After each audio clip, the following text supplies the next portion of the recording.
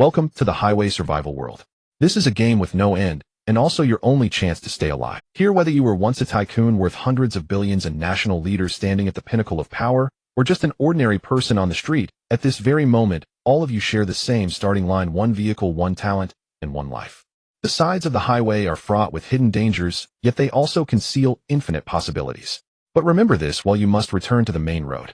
Do not lose yourself out there. The endlessly extending road beneath your feet is your only direction forward. Gather supplies, upgrade your vehicle, and fight with everything you have to survive on this bloodstained line of fire. When the icy mechanical synthetic voice exploded inside his mind, Gutu was lying on a lawn and snapped his eyes open.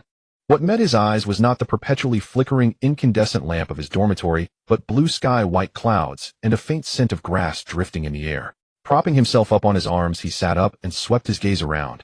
He was surrounded by empty grassland.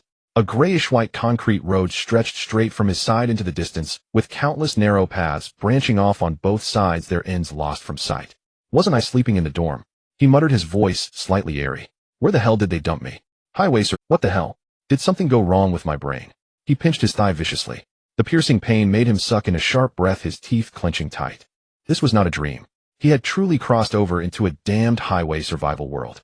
Gutu drew. As a modern university student, he had read no shortage of novels, but when it finally happened to him, a wave of helpless bewilderment surged up like a tide, clogging his chest with suffocating pressure. He glanced around, and his gaze suddenly froze. There in the grass not far away, half a figure was faintly exposed. His whole body went rigid. It was a person. No, that could no longer be called a person. The body was rotting, its limbs twisted at impossible angles like a zombie crawled out of a movie screen. If anything, it looked even more like a zombie than any zombie. Before he could even process this scene, a light screen popped out of thin air and hovered before his eyes. Survival guidelines. 1. Each person will initially receive a vehicle and a talent. Survive by making use of your vehicle and talent. 2. Within your vehicle, no other player can harm you. Without permission, no one may enter. 3. Your vehicle is your only shelter. Once it is completely destroyed, you can only take refuge in the vehicle of another survivor. 4. The highway at night is extremely dangerous. Zombies will appear along both sides of the road. You must either kill them or hide inside a shelter. The number of zombies refreshes every day, but if you do not kill them all on the first day, a new wave will be added on top of the remaining ones the next day. 5.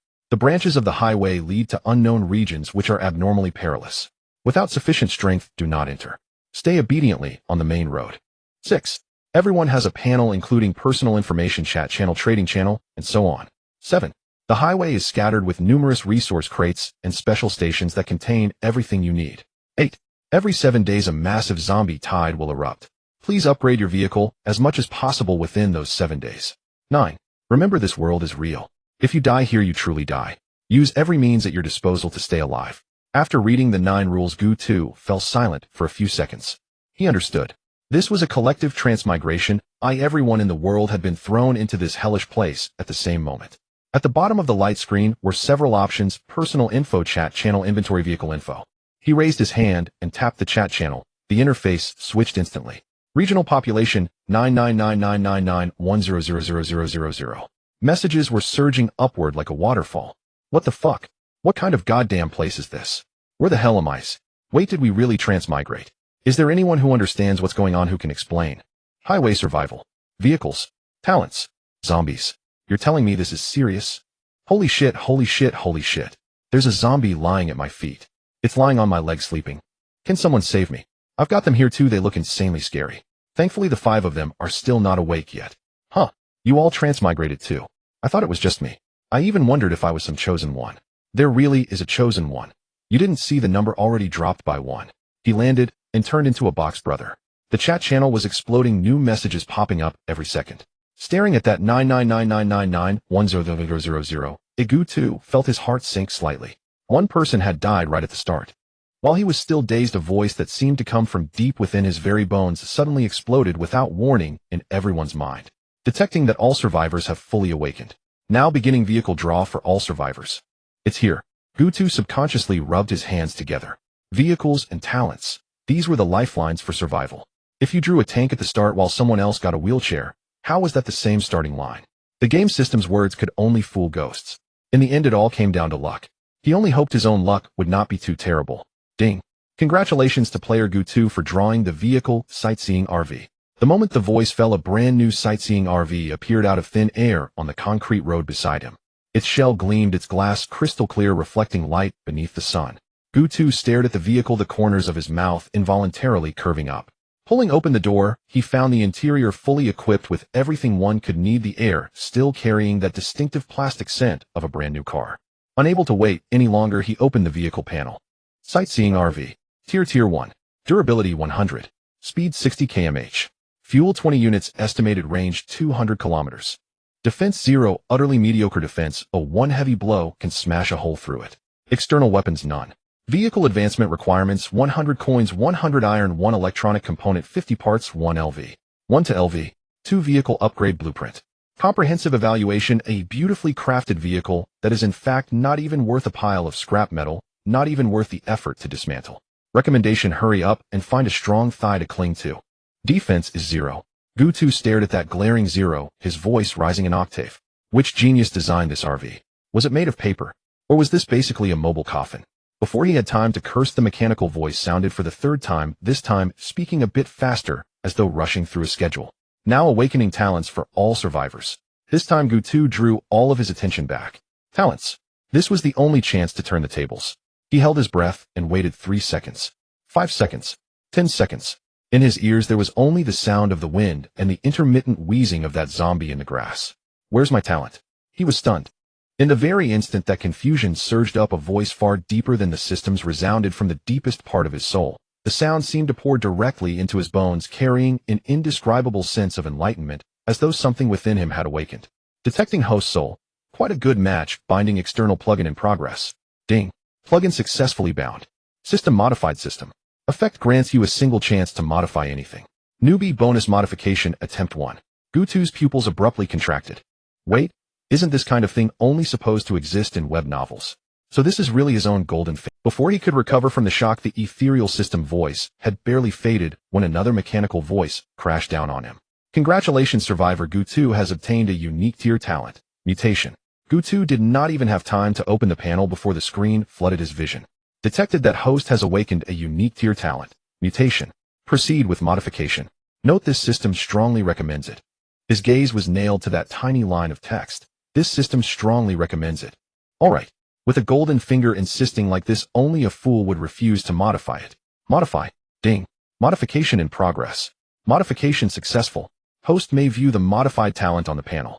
System energy depleted, initiating forced unbinding. Unbinding complete. Wishing the host a pleasant survival. Gutu's expression froze in an instant. What? Energy depleted. It used up everything after a single modification, and now it unbinds. And forcibly at that. His mind buzzed blankly. As a veteran web novel reader, he ransacked his memories, yet could not recall any system this ridiculous. The moment it finished binding, it immediately unbound, as if it were just fooling around. System. He tried calling out. No response. System, dear father. Still no movement. Well then, it really had run away. Gutu drew in a deep breath and opened the talent panel. So the golden finger was gone. So be it. At least he still had a unique tier talent, and it was even modified. Surely that would be enough, right? The panel unfolded slowly. Talent concept fusion. Grade. Function main item auxiliary item fused item. The main item retains its own properties while acquiring the conceptual properties of the auxiliary item. Restriction: each time the vehicle advances 1 tier you gain 1 chance to perform a custom concept fusion. With a blueprint you may perform specific fusions without consuming fusion attempts, but the blueprint will be consumed. Current vehicle tier 1. Custom concept fusion opportunity gained 1. Evaluation incomprehensible. All so-called children of destiny information emperors reborn transmigrators. Get lost. Your god of concepts has returned. Gutu finished reading and could not help blurting a curse. This was no mere talent. It was clearly an external plugin the modified system had welded onto him before running off. No wonder that thing ran off overnight with a guilty conscience. Energy depletion was an excuse. The truth was that it had created a monster and lost its nerve. He opened the chat channel. Inside it had already exploded into chaos. Damn. My vehicle is a tank. Defense is at 100. I just crushed several zombies. It felt incredible. All my luck is insane. I picked up a resource crate at the start and opened a gun. With real bullets. Seriously, is everyone's luck this good? My awakened vehicle is a wheelbarrow. Any big shots willing to spare some supplies. Grade talent. Divine strength. My power is multiplied tenfold. I feel like I can crush zombie skulls with my bare hands. This talent is insanely satisfying.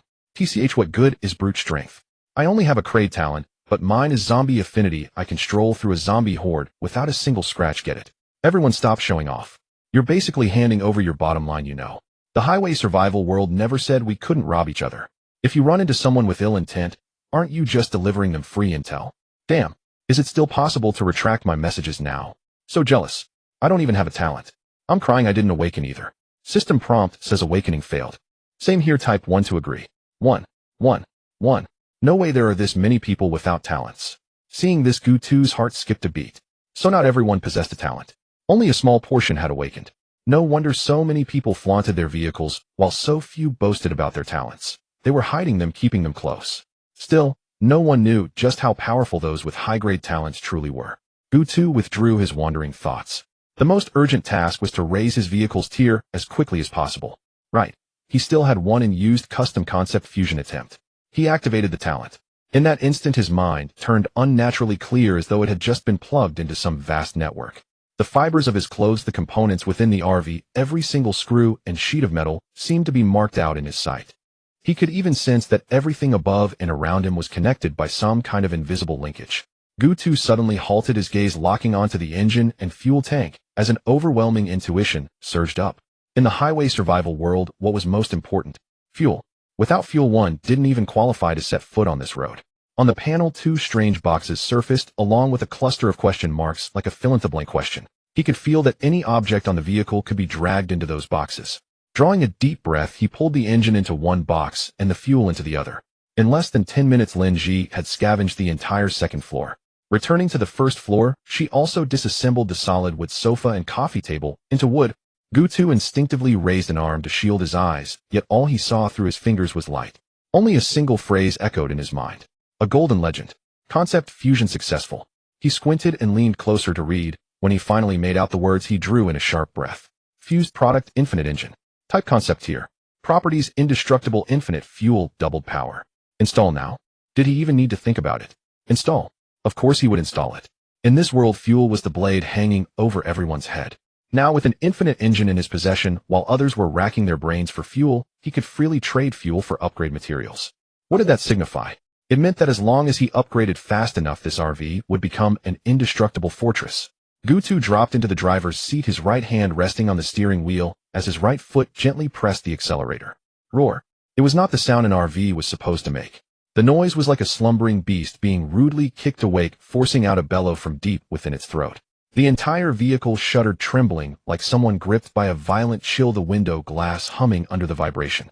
Several zombies by the roadside were startled by the noise. They turned in unison, jaws gaping, as they lunged toward the RV. Before they could reach it, the RV had already shot forward like a mad stray dog slipping its leash, kicking up clouds of dust, gray-yellow sand billowing like a wall that slammed full force into the zombies' faces. Left behind were only a few zombies with faces caked in grime, staring at one another, wide eyes locked in mutual confusion. The speed of the vehicle continued to soar. 60, 80, 100. The dashboard needle shot up as if it had taken drugs. In just a few seconds, this sightseeing RV, with almost zero defense, reached 100 miles per hour. It could actually go faster. But Gu2 always felt that this broken car's limit was here. If he pressed down any further, this RV with zero defense would probably fall apart. He casually swiped out a personal panel. Name Gu2, talent concept fusion. Vehicle sightseeing, RV tier 1, physique 12, referring to speed, agility, explosiveness, etc. The average physique of adult males is 11, mentality 12, referring to intelligence, energy, etc. The average mentality of adult males is 10. Meanwhile, the chat channel had already exploded into chaos. Oh my god, the sound of my vehicle starting has woken up all the zombies around. They're all charging at me. What should I do? They're just minor zombies. Let me show you how my tank with 100 defense can crush them. What the hell? My electric bike only has 10 battery. Only able to run 10 kilometers. You're much better than me. My tank consumes 1 fuel unit for every kilometer. Who can withstand that? Gu2 had no time to heed the wails in the channel. The rules of this broken world were simple. Upgrade the vehicle and survive. For many talentless individuals, just being alive was already quite good. But for those with extraordinary vehicles and talents, surviving was just the foundation. Living comfortably was the real skill. And I, Gu2, not only want to survive, but also live comfortably, to live like a vacation. In this road survival world, the first step is to gather resources. The RV ran for a minute and then pulled over. The first resource box. It looked quite ordinary from the outside, just a wooden box, but it was surrounded by a layer of white light. Gutu looked around and found no zombies. He quickly got out of the car and brought the box back inside. Gutu rubbed his hands together. The first box, I wonder what I can get. Gutu gently opened the resource box and 2 groups of white light floated up. Obtained self-heating hot pot 3, obtained Luoluo Ko handgun 1. Gutu's eyes widened. No way. This luck. The first box gives me a handgun. Or is everyone treated this way? Forget it, let's just see how this handgun feels. As a man who doesn't want to play with a real gun, it's just human nature. The moment he held the handgun, a short description popped up. Handgun Luoluo Ko magazine, 40-40 evaluation, a standard handgun. The damage isn't strong, but it's more than enough to take down a zombie. Hey, the system is quite considerate, it even fully loaded the bullets. The RV continued to move forward. After about 2 hours, the grass became denser and trees began to appear on the roadside. Another resource box. However, this time it was a bit different. The box was placed on the roadside grass, glowing green. It looked more advanced than the white box, but I don't know what I can get. As usual, he first checked for any dangers nearby. Sure enough, Gutu saw 2 zombies lying in the grass, barely noticeable unless one looked closely. Damn, this system is really sinister. If someone were a bit careless, they would have rushed over to open the box and been eaten by the zombies without a trace. Gutu slowly approached the grass, gripping the handgun, tightly mimicking the posture from movies, crouching as he moved closer, aiming. His heart raced, a bit scared, but mostly excited. Come on, let me use the 2 of you to test this gun and see what power it has. Bang! One shot hit right between the eyes. The zombie fell to the ground. The other one woke up, lunging at him. Gutu fired 3 shots. The first shot hit the zombie's left ear. The second shot pierced through its palm. The third shot barely hit its knee. Gutu's face turned green. The first 2 shots were wildly off, and only the third shot counted. Zombies weren't fast, they were just slightly quicker than ordinary people, comparable to national-level athletes. The one hit in the knee fell, and struggled to stand up and lunge forward. Gutu didn't take any risks and shot the zombie in the head again.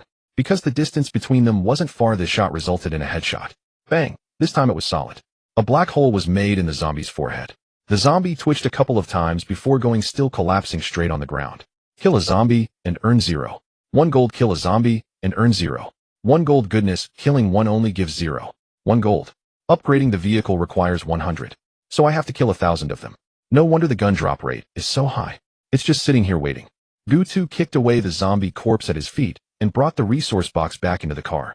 Opening the box. This time it yielded 2 whites and 1 green.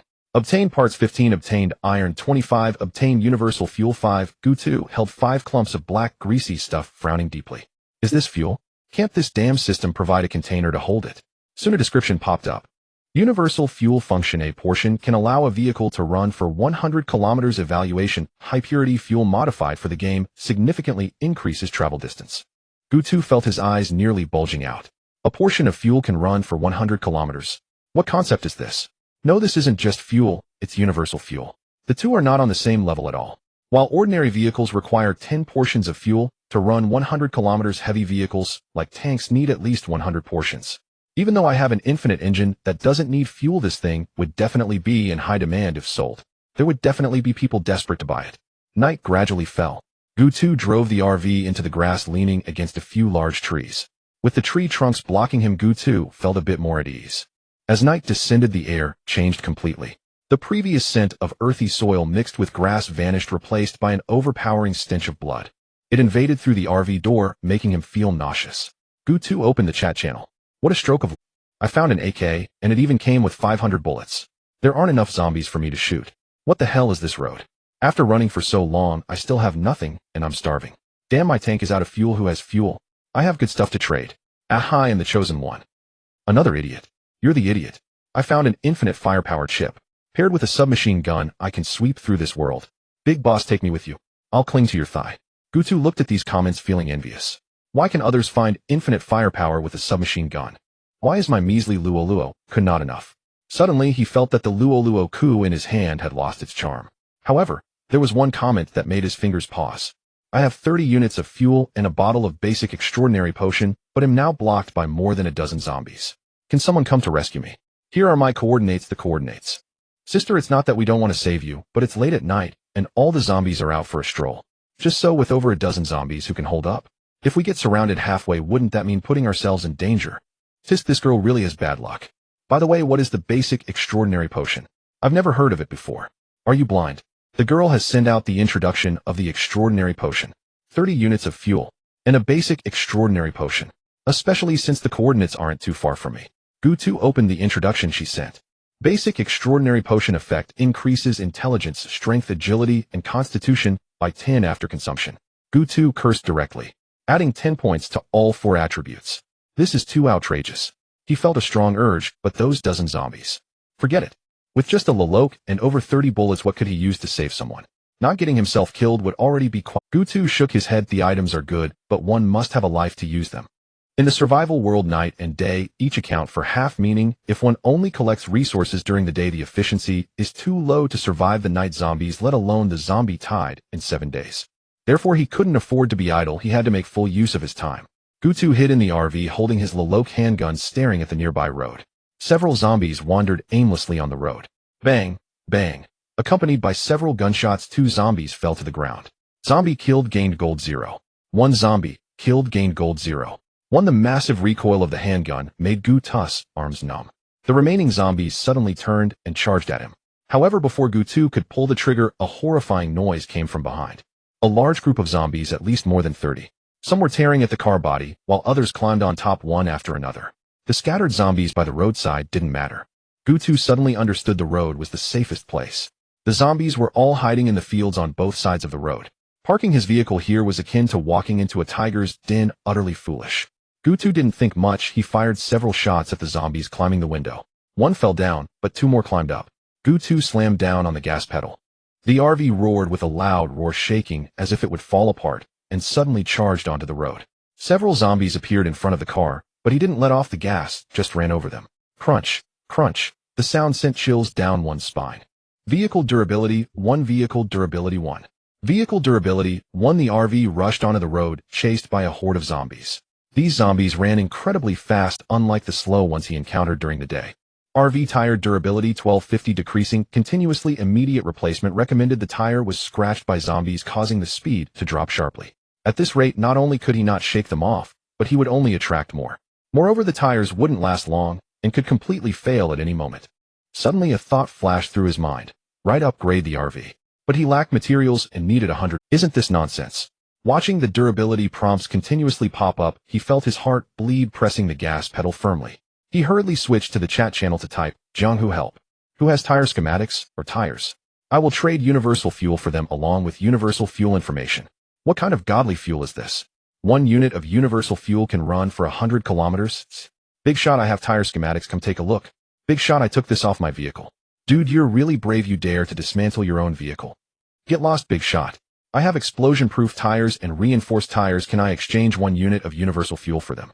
Gutu's eyes lit up. Oh, this is good. He originally just wanted to trade 1 unit of fuel for a schematic, but unexpectedly encountered a big spender.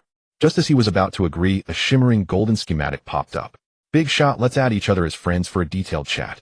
Schematic immunity tire type. Composition.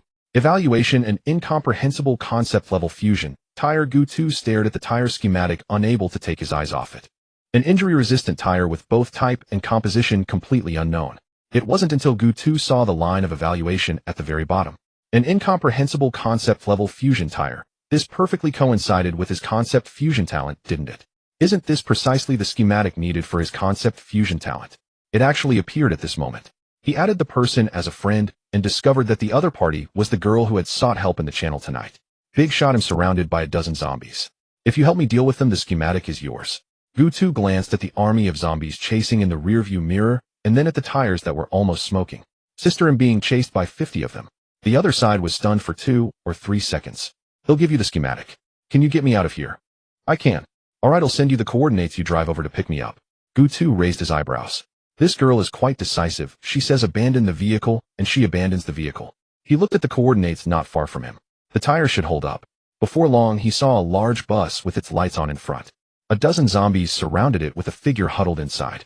Looking back in the rearview mirror, his RV was being chased by a dark mass of zombies, at least 100. Gutu felt a chill in his heart. He accelerated sharply, temporarily shaking off some distance. Meanwhile, the rear tire of the RV was completely ruined. Gutu quickly pulled her slender waist back while retreating 2 steps, and with his other hand, he slammed the door shut. The zombies that lunged forward, the girl swung a hammer to smash the bus window, closed her eyes, and leaped over here. The zombies surrounding the bus, realizing the target had run, turned and surged towards Gutu's car door. Gutu quickly pulled her slender waist back while retreating 2 steps, and with his other hand, he slammed the door shut. The zombies that lunged forward were just a beat too late and slammed into the door. The girl was so scared that she trembled all over and fainted in his arms, still tightly clutching the golden. Gutu pulled the schematic over, accidentally touching her smooth and delicate skin, causing him to quickly retract his outstretched hand. Schematic: immunity, tire type, concept, fusion, composition, tire, friction, injury resistant, tire, evaluation, an incomprehensible concept level, fusion, tire, would you like to fuse? Gutu was completely bewildered. Friction. Can this thing also be fused? Use the blueprint. Concept: fusion, blueprint detected, automatically extracting items. Fusion successful, automatically replaced with immune tires.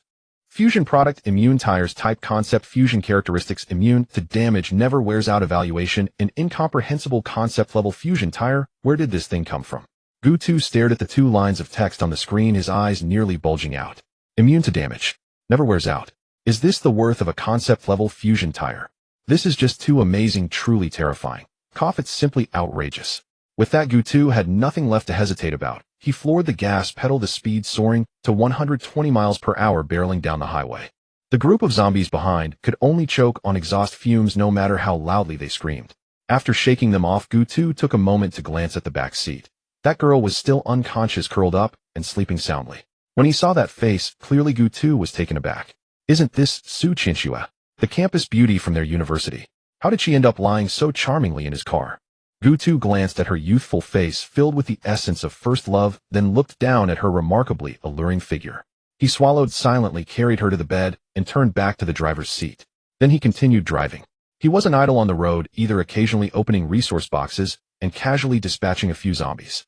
After a night of hustle, the haul was indeed impressive. 1 box of Kong Shifu instant noodles, 10 portions of deluxe breakfast, lunch, and dinner, 1 heavy machine gun, 1 super weight reduction chip, 300 iron, 3,000 universal bullets, 1 electronic component, 3 zombie virus serums, 20 gold coins. At dawn, the frequency of resource boxes appearing had noticeably decreased.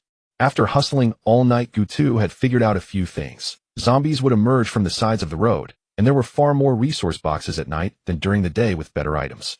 As for the zombies, the ones at night were much more aggressive than those during the day, stronger in every aspect, and the gold coins dropped were several times more than during the day. He leaned back in his chair and opened a deluxe breakfast. Congee steamed buns, fried dough sticks, spicy soup, 8 treasure porridge eggs, sandwiches, hot milk, laid out in a complete spread, a blend of Chinese and Western cuisine. The game system was quite meticulous. Su Chinchua slowly opened her eyes in the back seat, groggily propping herself up. What happened? I'm not dead.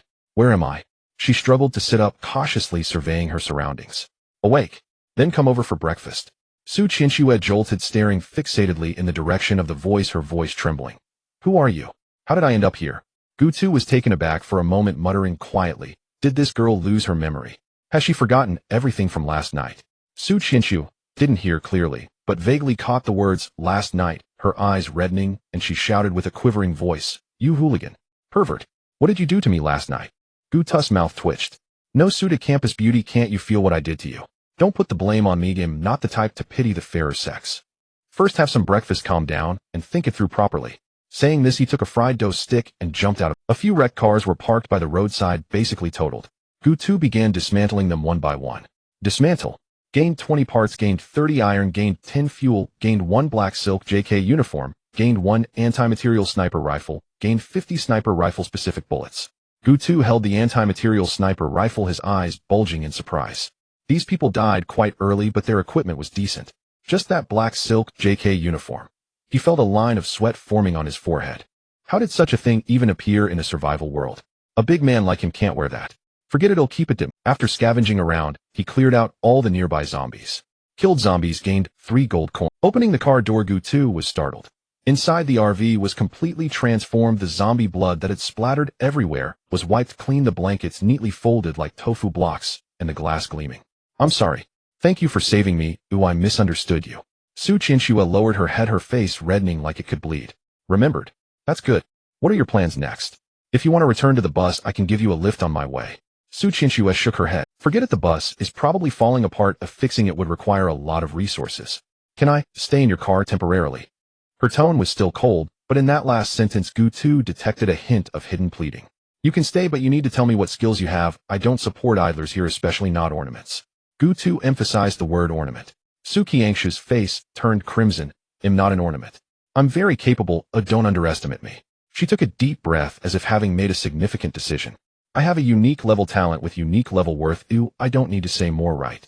Guta's eyes brightened. No wonder this girl had the concept fusion blueprint and a basic extraordinary potion. Turns out she had a unique level talent. If she had better luck in the early stages, she could definitely be a dominant force in the survival world. Unfortunately, her luck seemed to be lacking. Gutu became interested. Tell me in detail what talent. So can I stay? You can stay, but here you must listen to me. Whatever I tell you to do, you must do, understood? Impossible. You're daydreaming.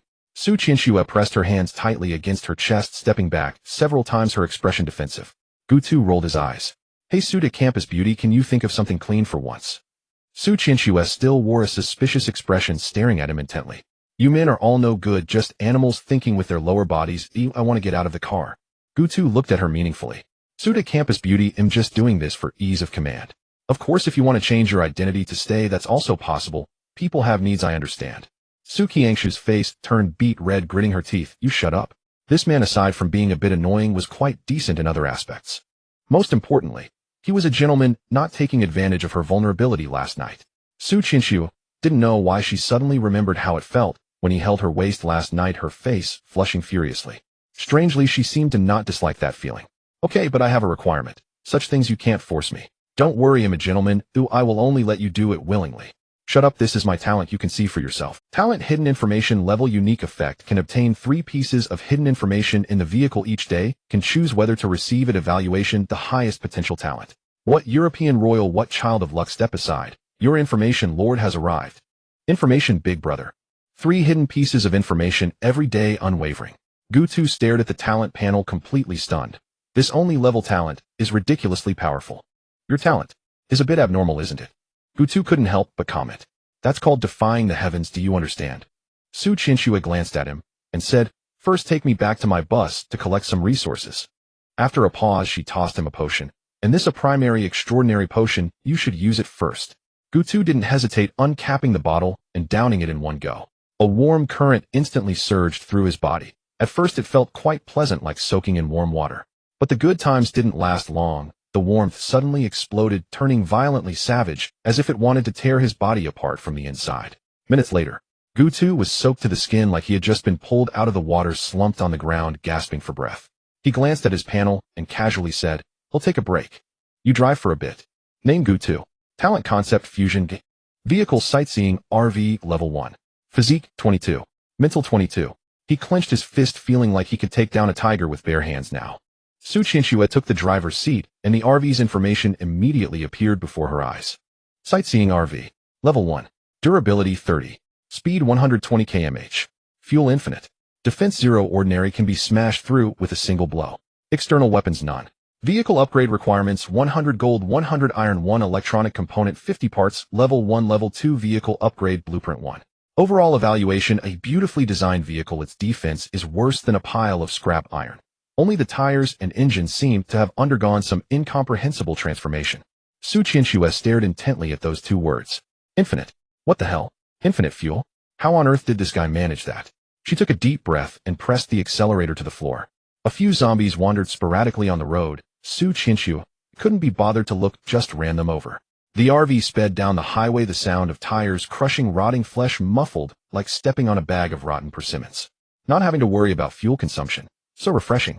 At that moment, a few small cars were coming from the opposite direction, moving slowly, clearly running low on fuel. Damn, finally shaken off those zombies. Bro, we're really out of gas over here, can you spare some? Get lost. I barely have enough for myself. Not. Look, what is that? Several people looked up at the same time.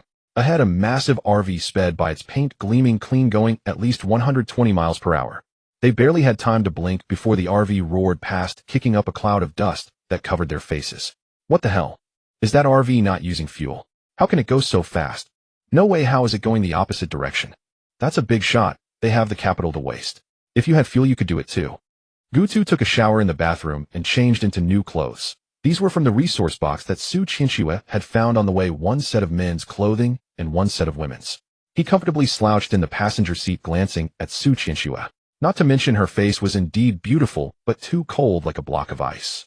But her figure, while it was truly impressive, simply stunning.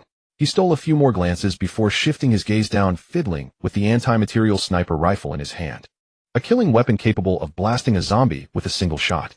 But Gutu didn't plan to use it frequently. Taking down zombies still relied on firepower suppression.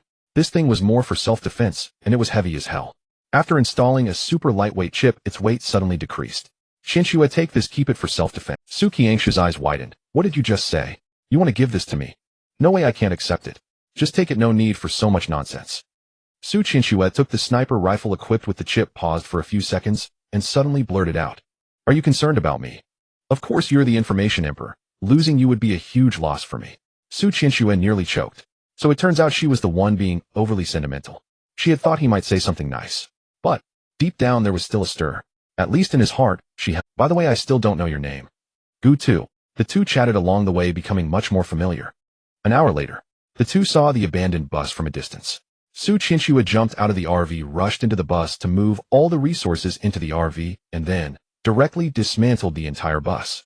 Gutu watched dumbfounded. Didn't they say that only the vehicle owner can dismantle it when they die? Su Shinshua clapped her hands. Oh, you mean this? You can unbind from the vehicle first, then it becomes an unmanned vehicle. But your talent and panel are still active. I dismantled an unmanned vehicle, not my own vehicle. Gutu was momentarily speechless. The loopholes in this game rule seem to be quite numerous.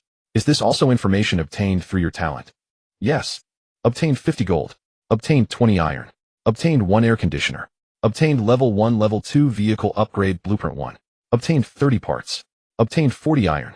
The vehicle upgrade blueprint has arrived along with 50. Gutu looked at Su Shinshua, realizing that his understanding of her talent was still too shallow.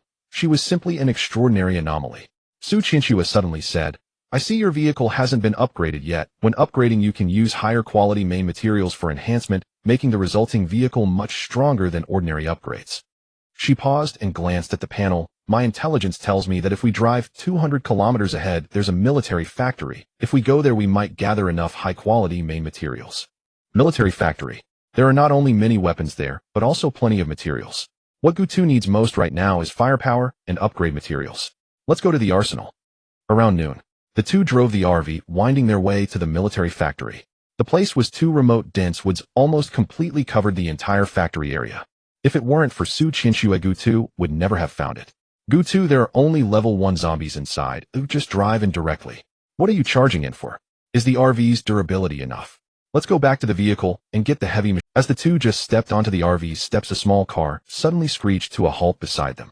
The bald man immediately spotted the sightseeing RV and the piles of materials and glimmering gold inside. A big shot. If he latched onto this leg, he could enjoy a life of luxury in the future. Looking back at his broken taxi, there's no comparison without contrast. The bald man immediately cowered, kneeling with a smile that looked worse than crying, saying, Boss, could you let this one put down the gun first?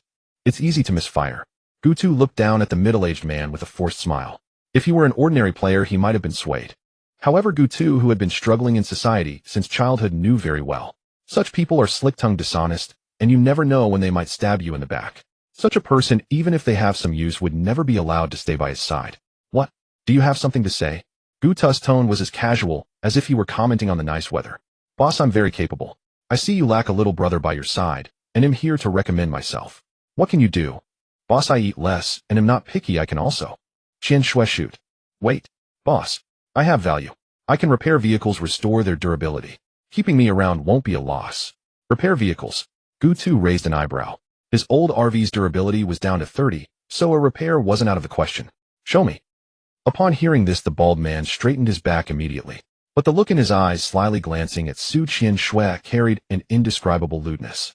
Su Shinhua's chest rose and fell with anger. Durability 0.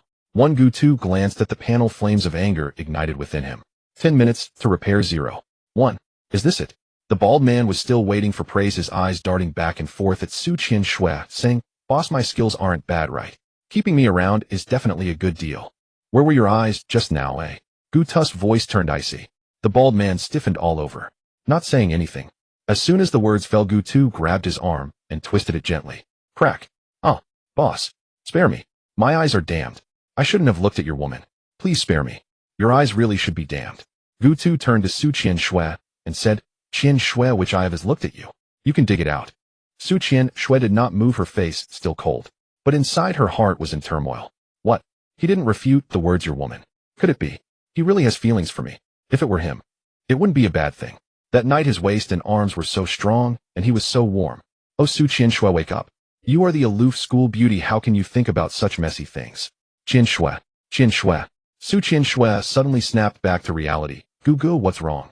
Gu Tu felt something was off with her today. She used to call him by name, but today she called him Gu. This guy, kill him, or keep him, it's up to you. Gu, I have an idea. Su Qian Shui cleared her throat. Throw him into the military factory, as bait. Perfect. Alright, let's do it that way. Su Qian Shui raised her hand and shot 5 times. The first 4 bullets hit his limbs, and the last shot directly severed the bald man's third leg. Before the screams had faded, the two had already set up a heavy machine gun.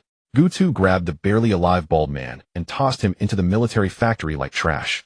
The zombies, drawn by the scent of blood, swarmed towards the still twitching body on the ground. The screams mixed with the sounds of tearing flesh echoed in the empty factory. Open fire. Bang, bang, bang, bang. The heavy machine gun's barrel spun wildly. Bullets poured out like water. The zombies didn't even have time to react before being turned into a bloody mess. Zombie killed Gold 0. 1 zombie killed Gold 0. 1. The notification sounds kept ringing in his ears. Guga, look over there. Su Qian Shui suddenly shouted. Gu Tu followed her finger and saw a zombie with a metal bucket on its head crawling out from behind the ruins. The system panel popped up with an introduction. Bucket zombie rank, first rank description, a top-tier first-rank zombie. The metal bucket on its head is exceptionally tough. The bucket zombie let out a muffled roar and charged forward on all 4s. Bang! Su Qian Shui raised her hand and shot once. The bucket zombie's head tilted, and it fell down immediately. Bucket zombie killed Gold 0. 5. Qian Shui, keep an eye on these bucket zombies. Will clean up the battlefield. An hour later, the zombies outside the military factory were completely cleared, and Gu Tu had accumulated a little over 100 gold coins. Qian Shui, first gather resources, upgrade the RV, then explore inside. The two split up, dismantling and picking up items. Gu, I'll transfer the items to you. Iron 800, steel 200 parts, 600 submachine gun, 3 universal bullets, 6,000 canned beef, 10 boxes compressed biscuits, 100 bags. Gu Tu took out the LV. 1 LV. 2 vehicle upgrade blueprint and slapped it onto the RV. Vehicle upgrade. Ding. Detected upgrade blueprint. Starting material verification. Gold 100 satisfied. Iron 100 satisfied. Electronic component 1 satisfied. Parts 50 satisfied. Detected that the survivor possesses high quality main material steel, automatically replacing upgrade materials. Upgrading quality enhanced. Would you like to consume the blueprint for the upgrade? Yes. Boom. A golden beam of light descended from the sky, enveloping the entire RV tightly. 4 golden hammers appeared out of nowhere, banging against the vehicle's body. The upgrade materials seemed to come alive, attaching themselves to the car shell and being hammered into the metal. Then a pair of enormous phantom hands reached over, pulling the RV, stretching it longer and pushing it wide. This was not an upgrade, it was clearly an evolution. The thin metal shell transformed into thick steel plates, and the windows were as thick as bulletproof shields. The front was even more exaggerated, steel plates stacked thickly with a row of sturdy steel spikes hammered out. That was no longer a front, it was a weapon. As the light faded, a brand new RV covered in the words violence lay quietly in place, like a steel giant wolf curled up and feigning sleep. No longer the defenseless sightseeing vehicle it once was. This was a living, breathing terror beast. Congratulations to survivor Gu Tu. RV upgraded to 2nd rank. Steel RV rank 2nd rank. Durability 100, speed 180 km/h, fuel infinite, defense 800. So terrifying. Is this really the defense a 2nd rank vehicle should have? External weapons, none. Vehicle advancement requirements. Gold 500, iron 500, electronic components 10 OE parts 300 LV. 2 LV. 3 vehicle upgrade blueprint 1 comprehensive evaluation. A terrifying 2nd rank vehicle. Its defense is 5 times that of ordinary 2nd ranks. The engine and tires seem to have undergone some incomprehensible qualitative change. Congratulations to the survivor Gu Tu for upgrading his vehicle to Tier 2, gaining 1 opportunity for custom concept fusion. After thinking for a long time, without any clue, he decided to put it aside for now. The opportunity won't run away, or he can deal with it another day. Wow, this RV is so huge. Su Qian Shui's eyes widened as she turned around inside the vehicle. 3 bedrooms and a living room, plus a kitchen and a separate bathroom. Gu Tu slapped the steering wheel, feeling the solid grip. Let's go, we'll drive forward.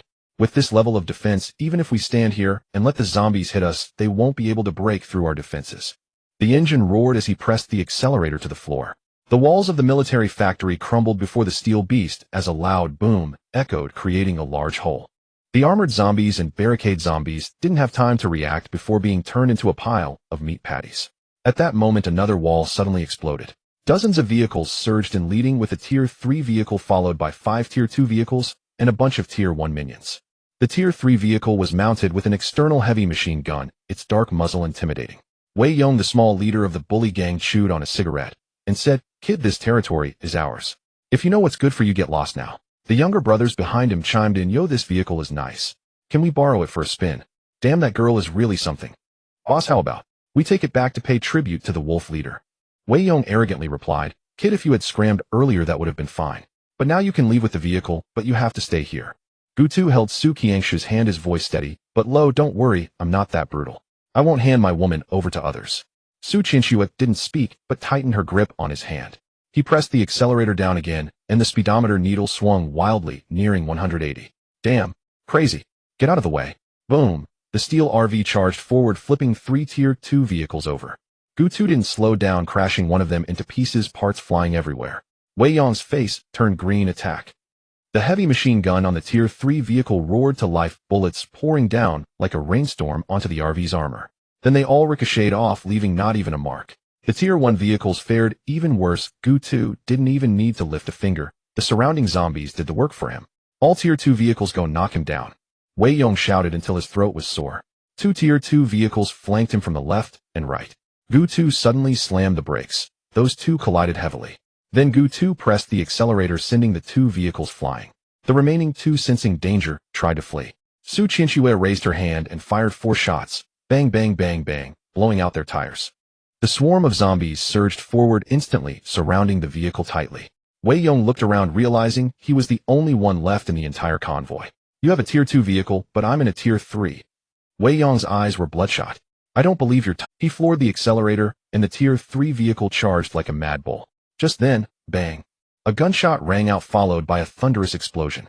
The pile of wooden boxes next to Wei Yong was not wooden boxes at all. They were all barrels of explosives. Su Qianxue shot one. No, boom. The entire military factory was blown up with debris everywhere. The RV was rocked by the shockwave, but fortunately its armor was thick enough to hold. As the smoke cleared, Su Qianxue quickly jumped out of the vehicle. After a while she ran back, clutching a piece of blueprint. Guga, the Tier 3 vehicle, exploded. Gutu took it and looked. Tier 2 to Tier 3 vehicle upgrade blueprint. It turned out that destroying vehicles could yield good things. He casually ruffled Su Qianxue's hair. Well done. He didn't notice the girl's face turning as red as a cooked shrimp, almost steaming. The RV continued forward, crashing through the last intact gate of the military factory. The iron gate flew out. Then Gutu heard an unusual sound, like something was panting or the sound of muscles tearing. The system panel popped up. Fleshy tumor zombie. Level Tier 2. Description: extremely resilient, gigantic in size, immensely powerful. Oh, do not underestimate it. Su Qianxue's face turned pale, tightly hugging Gutu's arm, nearly hanging on. Guga, this is Tier 2. Can we really fight it? Gutu felt his arm being wrapped by something warm and soft. It was very pliable. Whether we can fight it, we'll have to try and see. Qianxue, I'll go down to attract its attention. You find the chance to drive and crash into it, preferably pinning it against the wall. No, that's too dangerous. Her lips were trembling. Gutu smiled. Just rest assured, there's a beautiful lady waiting for me. I wouldn't dare to die. Su Qianxue's eyes turned a little red. Stop being cheeky, you better come back alive. Gutu grabbed the anti-material sniper rifle and a fully loaded submachine gun, jumping out of the vehicle. Da-da-da. The submachine gun bullets hit the fleshy tumor zombie, feeling like mere tickles with no response. The flesh is quite thick. Gutu sneered. Then let's try this. The anti-material sniper rifle fired, hitting the zombie right in the eye. Green blood gushed out. The fleshy tumor zombie roared, yet it didn't charge at Gutu. Instead, it lunged at the RV. Damn! Gutu fired several shots at its back head. The zombie grabbed a nearby iron rod and threw it away, then changed direction. Annoying little bug, I'll take care of you first. Now's my chance. Su Qianxue floored the accelerator, and the RV crashed forward like a steel beast. The steel spikes sunk deep into the fleshy tumor zombie's body, green blood spraying everywhere. Boom! The zombie was pinned hard against the wall, frantically slamming against the vehicle as its durability gradually decreased. Gutu fired every bullet from the anti-material sniper rifle at the fleshy tumor zombie, but to no avail. Su Qianxue, hiding inside the RV, shouted, Guga, there are weapons and explosives here. I can hold out for a while. You quickly look for anything useful. After finishing her sentence, Su Qianxue aimed the heavy machine gun at the fleshy tumor zombie. Bang, bang, bang. Countless bullets were rapidly fired at a rate of dozens per second. Gu-Tu's gaze scanned the array of firearms. They were all guns, and utterly useless. What he needed were heavy firepower weapons. His gaze paused at the warehouse of the military factory. Bang! The large iron door fell with a crash. Inside were many resources and a sniper rifle that glowed blue-purple. Acquired steel 300. Acquired iron 1,500. Acquired explosive barrels 20. Acquired anti-tank landmines 5. Acquired special chip, demolition chip. Acquired Thor's heavy sniper rifle 1. Acquired Thor's bullets 100. Gu-Tu held the heavy Thor's heavy sniper rifle, and his information appeared. Gu-Tu's eyes lit up. What a great item, truly a fantastic find. If only it had more bullets, it would be a explosive chip. Type special chip. Feature 100 chance to cause an explosion upon attack, triggering a splash effect. Evaluation an extremely special chip. With it, even a bird gun can be used like a cannon. As the chip was affixed, the entire gun seemed to come alive. An uncontrollable rage surged through it. If the original Thor sniper rifle was a chilling presence, now it was akin to a wrathful god. Gu-Tu couldn't stop touching the gun, a grin spreading across his face. He really wanted to take a shot right away. Bang! A flesh tumor zombie swung its fist and struck the RV, caving in the front with a large dent. The metal crumpled and painful to see. The barrel of the machine gun had long turned bright red like a heated rod, unable to fire a single round. Durability 1. Current vehicle durability at 5 and continuing to decline. Please repair immediately. Durability 1. Durability 1. Su Qianxue stared at the rapidly dwindling number on the panel, feeling too lazy to move her fingers, muttering softly, "We're done for. Done for, done for." Bang! A gunshot exploded in her ear, startling her. A bullet wrapped in lightning zipped past the car window, accurately striking the flesh tumor zombie on the head. Immediately, boom. The entire head exploded like a watermelon. Chunks of flesh and black blood splattered everywhere, and a burnt, rancid smell filled the air. But that thing, surprisingly, was still alive. The flesh tumor zombie grabbed a few nearby zombies and pressed them against its neck. In the shocked gaze of the two, those zombies seemed to melt away, merging and regrowing a hideous head. Gu-Tu shouted, "Step back." Su Qianxue jolted, slammed the accelerator, and the RV's tires screeched as it shot out far away. Gu-Tu stared at the flesh tumor zombie in the rearview mirror, a wicked smile slowly forming on his face. "Aren't you tough? Aren't you hard to kill? Come, let me show you the power of my Thor sniper rifle. Let's see how many shots you can take." The rain of bullets surrounded the entire flesh tumor zombie. The sound of explosions merged into one, and the flames lit up half the sky. Kill a Tier 2 zombie, earn 100 coins. Server-wide announcement. Congratulations to Survivor Gu-Tu for his first kill of a Tier 2 zombie, receiving the announcement reward Infinite Firepower Chip X1. A Tier 3 vehicle led the bully convoy. What's truly frightening isn't the truck itself, but the thing mounted on top. Not a machine gun, but a cannon. What? A burly man in the vehicle slammed the armrest. "Someone stole my first kill." His face was filled with rage, eyes blazing. "Tell the brothers to hurry up. We can't let the Tier 3 first kill slip away." This man was none other than Li Baixian, the leader of the bully convoy. Gu-Tu's eyes sparkled. 100 coins. 1 infinite firepower chip. This trip was a windfall. Thor sniper rifle. Install the infinite firepower chip. The previous Thor sniper rifle could clear a large area of zombies with one shot. Now, with the infinite firepower installed, it would be like a dimensional strike against the zombies. Kill a zombie and earn 0.1 coins. Gu-Tu cleared out all the zombies inside and outside the military factory. Su Qianxue was also busy smashing a lot of resources to restore the RV's durability. The surrounding armory was thoroughly looted by the two, taking all the guns and bullets they could grab. The sky darkened, the gray clouds hanging low. The two drove the RV away from the now-defunct military factory. On the vehicle, Gu-Tu handed Su Qianxue a vial of green zombie blood serum. Su Qianxue took it, frowning as she glanced at it, shaking the test tube with her fingers. Her expression was full of disdain, almost asking, can this really immunize against the zombie virus? She didn't say anything, but Gu-Tu could tell she was 100% unwilling. Gu-Tu opened the chat channel. It was already in complete chaos. Handgun resource exchange. First come, first served. 5 coins for 100 rounds of bullets. Hurry and buy. I have an infinite firepower chip, only 1,000 coins, no loss, no deception. Get lost. Who has that many coins? After flipping through, most were selling weapons and bullets, the prices surprisingly uniform. Gu-Tu called Su Qianxue over. Qianxue, try to sell all these weapons and bullets for coins, electronic components, and special items as quickly as possible. He actually wanted to exchange everything for coins and electronic components, as the materials to upgrade the vehicle to Tier 3 were all there except for coins and electronic components. But he kept thinking about the opportunity for conceptual fusion, feeling an itch in his heart. Activating his talent, he glanced at the items in his possession. The highest grade fusion was only purple. Su Qinxue acted quickly. In no time, she had the selling information posted. The prices were comparable to the market, or even slightly cheaper. Gutu didn't care about this small price difference. What mattered most now was to raise the RV's level. He didn't want to escape in a panic like last time. Who was this big shot? They posted dozens of weapons at once. Damn, you guys buy it, I won't. These capitalists only know how to profit from our hard-earned money. 1. So many people are boycotting. Fine, don't buy, I will. What the hell? What's happening? I just posted one sentence. How did everything get snatched up? Didn't you all say you wouldn't buy a? Idiot. Google, we sold over 300 coins and 4 electronic components in total. Su Qinxue counted. I also kept 4 heavy machine guns, 2 submachine guns, and 10,000 rounds of bullets. There are also a few special items and a special blueprint left. Gutu took the items, secretly amazed. Qinxue really knows how to handle things. She's a true helpmate. Capitalists do make money fast. He roughly estimated he already had over 400 coins, and if he could make a bit more from zombies tonight, he would be close to the coins needed for the vehicle upgrade. He was only short 6 electronic components, which shouldn't be too hard to get. Gutu opened the blueprint and special items that Su Qinxue handed over. Space ring. Capacity 10 cubic meters. Evaluation, a very good space ring, highly recommended. His eyes lit up. Is there such a thing in the survival world? That's incredibly convenient.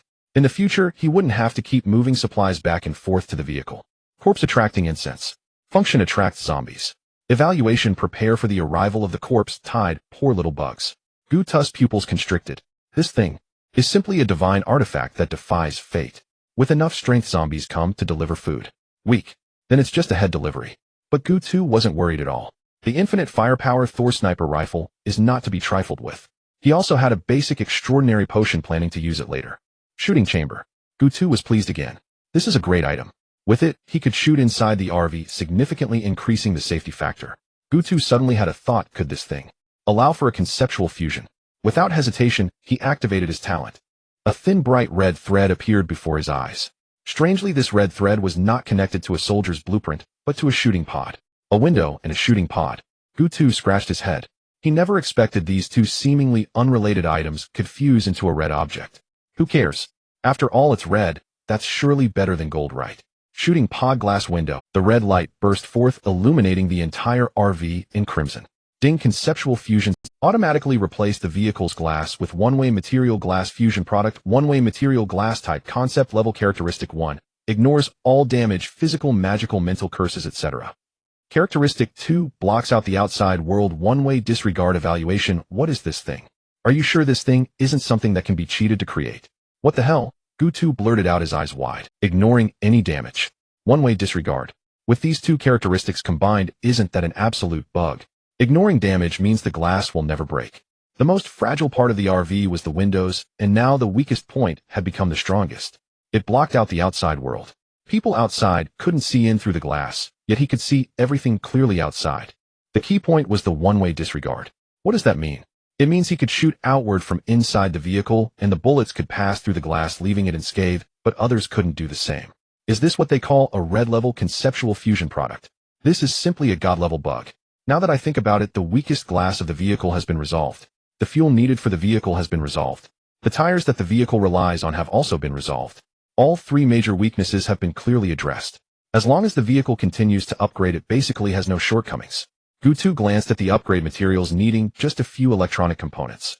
He estimated that in a while he would be able to upgrade to the 3rd tier, and at that time, he could also enjoy a free custom conceptual fusion again. He planned to save the next fusion opportunity for firepower suppression, since his vehicle no longer had any shortcomings and the firepower needed to keep up. His gaze swept over the Thunder God heavy sniper and the heavy machine gun. If these two could fuse, the visual would be too beautiful to imagine. He casually opened the chat channel. A day passed in the world of road survival, and over 7,000 people had already fallen silent in the chat channel. One day, over 7,000 people were gone. This death rate, TSK. And it's only the first day. The zombies will only become more ferocious, not to mention the wave of corpses in 7 days. Thinking about that countless army of zombies made his scalp tingle. Our Overlord team is recruiting. We have a Tier 4 vehicle and 10 Tier 3 vehicles. Follow us, and there will be meat to eat. Join our team, and we will provide the resources to upgrade a Tier 1 vehicle to a Tier 2 vehicle. A Tier 4 vehicle. My God. I'm still only a Tier 1 vehicle. The big shots have already reached Tier 4. Is this the gap between people? And they also provide vehicle upgrade resources. The Overlord team is simply too kind-hearted. I want to join the Overlord team. I want to become someone above others. Wow. The Overlord team is so powerful. Ladies, don't trust the Overlord team. They are just a bunch of bandits.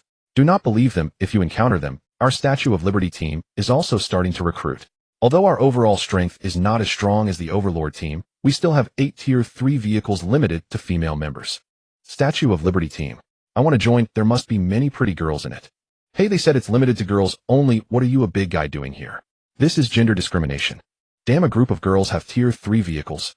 I'm a big guy, and I'm not even as good as a bunch of girls. Guta's heart sank. To be honest, he was quite shocked. So many people have already upgraded their vehicles to Tier 3. There's even one at Tier 4. Just a moment ago, he was happily thinking about reaching Tier 3 soon. But looking at it now, there are countless people stronger than him. However, upon further thought, he wasn't worried. His was a reinforced upgrade. Even a Tier 2 vehicle could clash head-on with a Tier 3. Once he reached Tier 3 and equipped external weapons, he would dare to challenge a Tier 4. But installing external weapons onto the vehicle was not that simple. The most troublesome part was that he needed at least 4 weapon-based chips. While chips were not hard to get, high-level chips were difficult, and the upper limit was quite high. For instance, if you installed an unlimited firepower chip, the attribute would remain no matter how the weapon upgraded. If not installed, he would have to obediently find ammunition. Gutu felt a bit of a headache. He currently only had the super weight reduction chip from Su Qiangshu's anti-material sniper rifle and the unlimited firepower chip, an explosive chip from the Thunder God heavy sniper, so he still needed one more chip. However, Gutu did not intend to follow the conventional path. Since he was going to use high-level chips, he would push the upper limit of external weapons to the max. He opened the trading channel. The items for sale were diverse, and he chuckled as he glanced through them. Someone was actually selling vehicles, and they were all bizarre things: wheelchairs, double-barreled shotguns, shopping carts, baby strollers. I'm dying of laughter. Is this considered a vehicle? You guys are so unlucky. What are these things? Fortunately, I'm lucky. I drew a truck. You all should be envious. Gutu continued to scroll down. Most were selling firearms and ammunition, and those selling chips were few and far between. It's understandable. Who would part with their chips? After flipping for quite a while, he found nothing suitable. Not that there were none, but the prices were ridiculously high. A super sharp chip for a cold weapon dared to ask for 800 gold coins, while the unlimited firepower chip was directly priced at 3,000. This is not selling chips, this is clearly showing off. Gutu suddenly remembered Su Qiangshu's talent. She was an information guru who might have some good news. Qinshue, can you use your talent today? Gugu, there's one use left. Should I use it now? Go ahead, it's just right to try out our luck tonight. Maybe there'll be some good news. Su Qinshue obediently opened the panel and glanced at it. Her eyes suddenly brightened. Gugu, you were right. A night merchant will appear tonight. As long as we have enough gold coins, we can buy materials, weapons, chips, and external weapons. Guta's eyes lit up, and he hugged Su Qinshue tightly, so hard that the little girl exclaimed, "Qinshue, you are truly my lucky star. This news is just too timely. As long as he has enough gold coins, he can upgrade his vehicle to Tier 3 today." Su Qiangshu's face visibly changed. First, a thin layer of pink emerged from her fair complexion, then the pink deepened, and finally, even the roots of her ears were stained with a rosy hue. Gutu stared at her blood-red face and couldn't help but ask, "Hey Qinshue, why is your face so red? You wouldn't happen to have a fever, would you?" No. Su Qinshue waved her hands, her voice becoming airy. I just feel a bit stuffy." Seeing her guilty expression, Gutu curled his lips, deliberately elongating his tone. "Qinshue, you wouldn't be thinking of something inappropriate, would you?" "I am not." Su Qinshue panicked, her voice rising. "Don't think nonsense." All right, if you say so then." Gutu waved his hand, no longer teasing her. "Get ready, it's getting dark. We should go hunt zombies and find the night merchant." Gugu. The air suddenly fell silent for 2 seconds. Su Qiangshu's toes curled tightly inside her shoes, her whole body restless like a cat with its fur bristled. She lowered her head, her voice small like a mosquito's buzz. "I'm hungry, can we eat first?" Gutu, feeling his own empty stomach, didn't refuse. "Fine, you decide what to have for dinner today. Buy whatever you need, don't hesitate to spend money." Su Qiangshu's eyes brightened, her head nodding like a chick pecking at rice. Yet the excitement in her eyes was hard. The night gradually deepened. Inside the RV, however, a rich aroma wafted, contrasting sharply with the dead silence of the apocalyptic world outside. On the simple little table a feast was laid out. Fish-flavored shredded pork, kung pao chicken, steamed base, a bowl of steaming braised pork, and even a bottle of red wine. Gutu looked around in disbelief. "This. Did you make it?" Su Qinshue raised her chin, her expression clearly saying, "You should praise me." "Of course." Her voice carried a sense of pride. "My cooking skills are pretty good, right? Hurry up and try it." Gutu picked up a piece of braised pork and popped it into his mouth. Rich, but not greasy, it melted in the mouth. Honestly, it was no worse than those 5-star hotels outside. Su Qinshue smiled, and poured him a glass of red wine, her movements quite graceful. As the wine entered his mouth, a strong and rich aroma spread. Gutu couldn't help but give her a thumbs up. How is it? What's the taste like? Su Qianxue leaned over, her eyes sparkling. It's amazing, Gutu said. Don't just watch, sit down and eat together so we have the energy to work later. Only then did Su Qianxue sit down, taking small bites of fish. The night fully descended. The aromas of wine and food mingled in the RV, and the plates on the table were cleaned up by the two of them. Su Qianxue's head began to nod downwards, about to hit the table.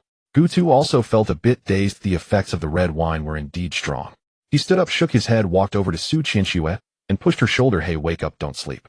Su Qianxue opened her eyes, her gaze hazy, and she stood up unsteadily, as if stepping on cotton. She gritted her teeth, her brows furrowing, her legs gave way, and she fell into Gutu's arms.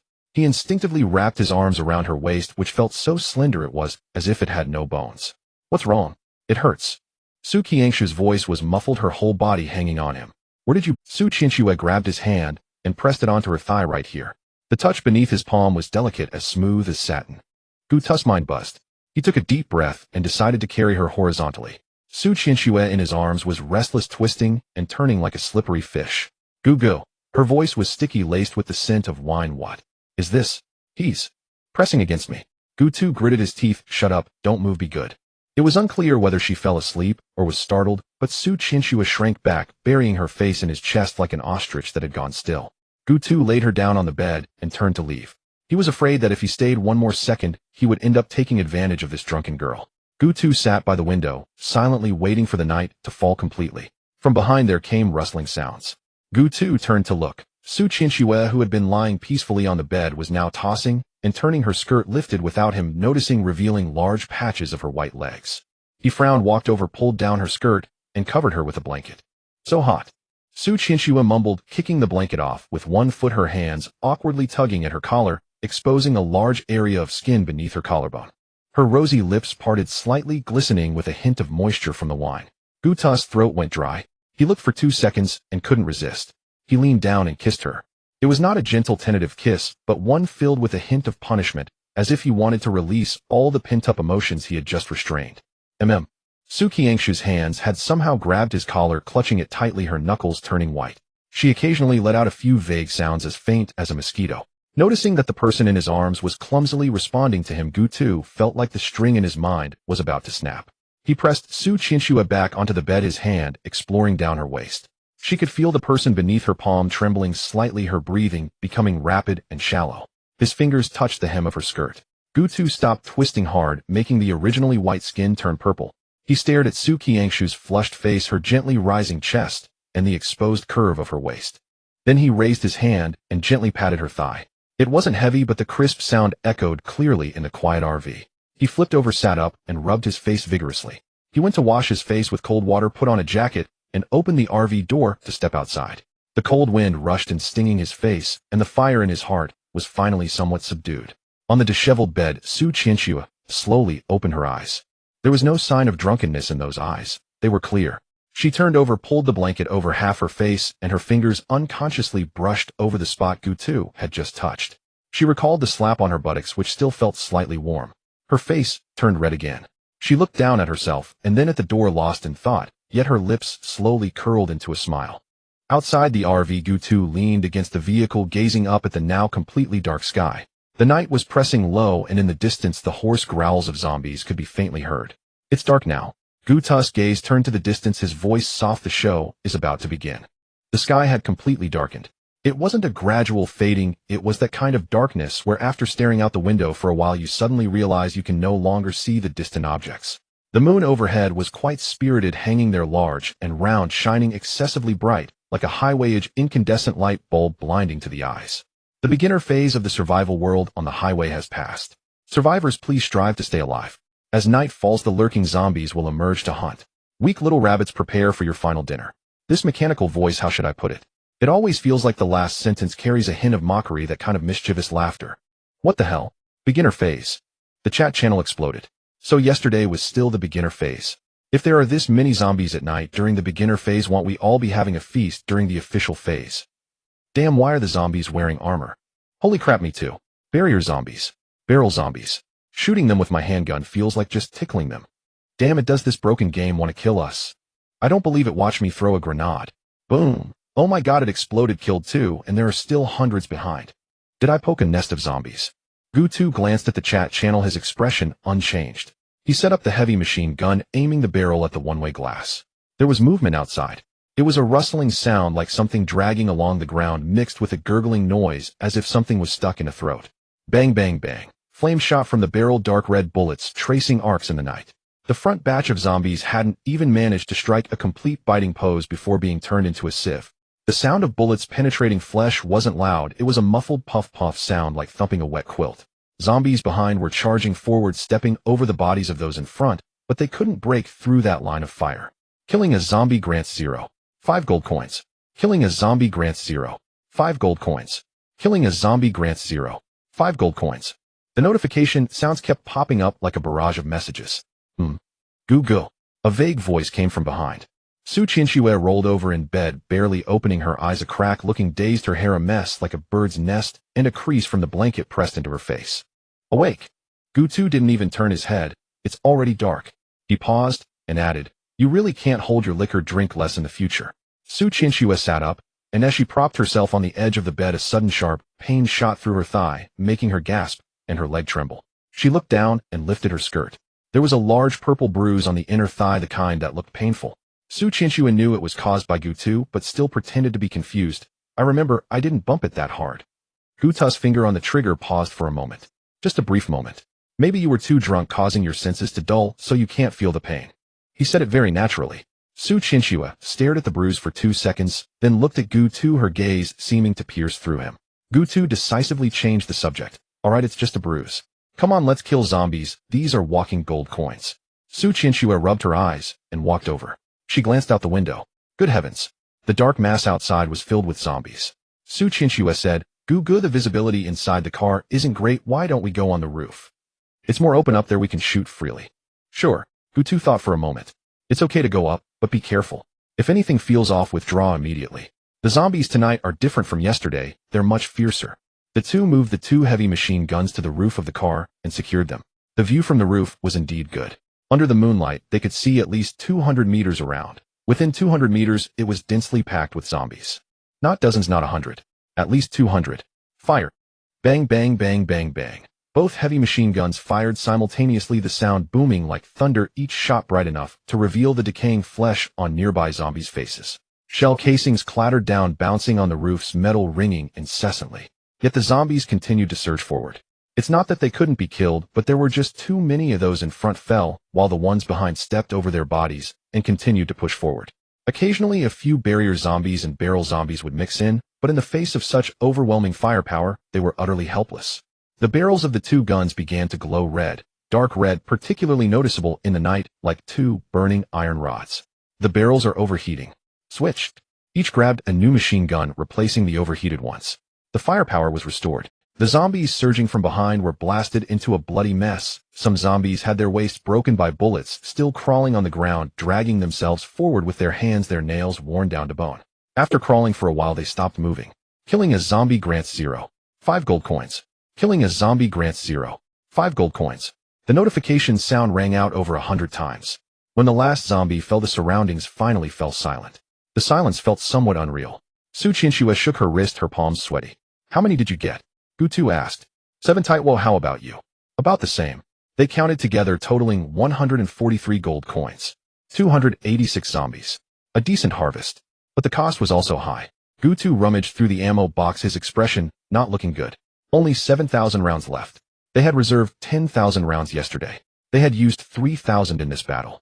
At this rate of consumption, they wouldn't last many days. Gu2 opened the chat channel, the white light from the screen reflecting on his face. The channel was already a chaotic mess. Damn, the zombies are wearing armor. The barrier zombies have that kind of metal, and rifles can't even penetrate them. Whether they have armor or not doesn't matter. What's crucial is the quantity. I only have 2 hands, and they have hundreds of mouths. Am I supposed to headbutt them? Everyone. I am Zhao Guodong. My vehicle is a tank. The coordinates have been sent out, please gather around. Holy crap, a tank, boss. Brother, you're 800 kilometers away from me. Even if my vehicle breaks down, I won't reach you. Friends nearby, please report your coordinates. Survival rates are higher in a group. Group? What the hell? My vehicle is surrounded, I can't even move. Is there a boss nearby? Please save me, I have resources, I have gold coins, they'll give them all. Me too. Coordinates sent, who will save me? I don't want to die. Gutu read through them one by one, his expression unchanged. Grouping. That is indeed a way to survive. But he knew all too well. In this world of survival on the road devoid of laws, rules, and police, everyone relied solely on instinct and morality to hold on.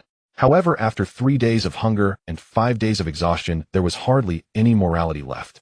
With the uneven distribution of benefits, small groups could collapse at any moment. At that time, the one stabbing you in the back might not be a zombie, but someone who shared the bread with you last night. They have talent, equipment, intelligence, and even a school beauty who can cook by their side. He understood that taking the lone wolf route suited him better than anyone. Yet humans are inherently social creatures. Occasionally showing one's face and asserting existence does no harm. He stroked his chin, thought for a moment, and typed a few lines in the chat box. Everyone, don't rush to shoot yet. Zombies primarily locate humans through sound and light. Turn off your vehicle lights and stay quiet. There's a high chance we can survive. If our firepower is sufficient, we can actively clear the monsters as well. The gold coins dropped by zombies at night are more than during the day, and the quality of supply boxes is better.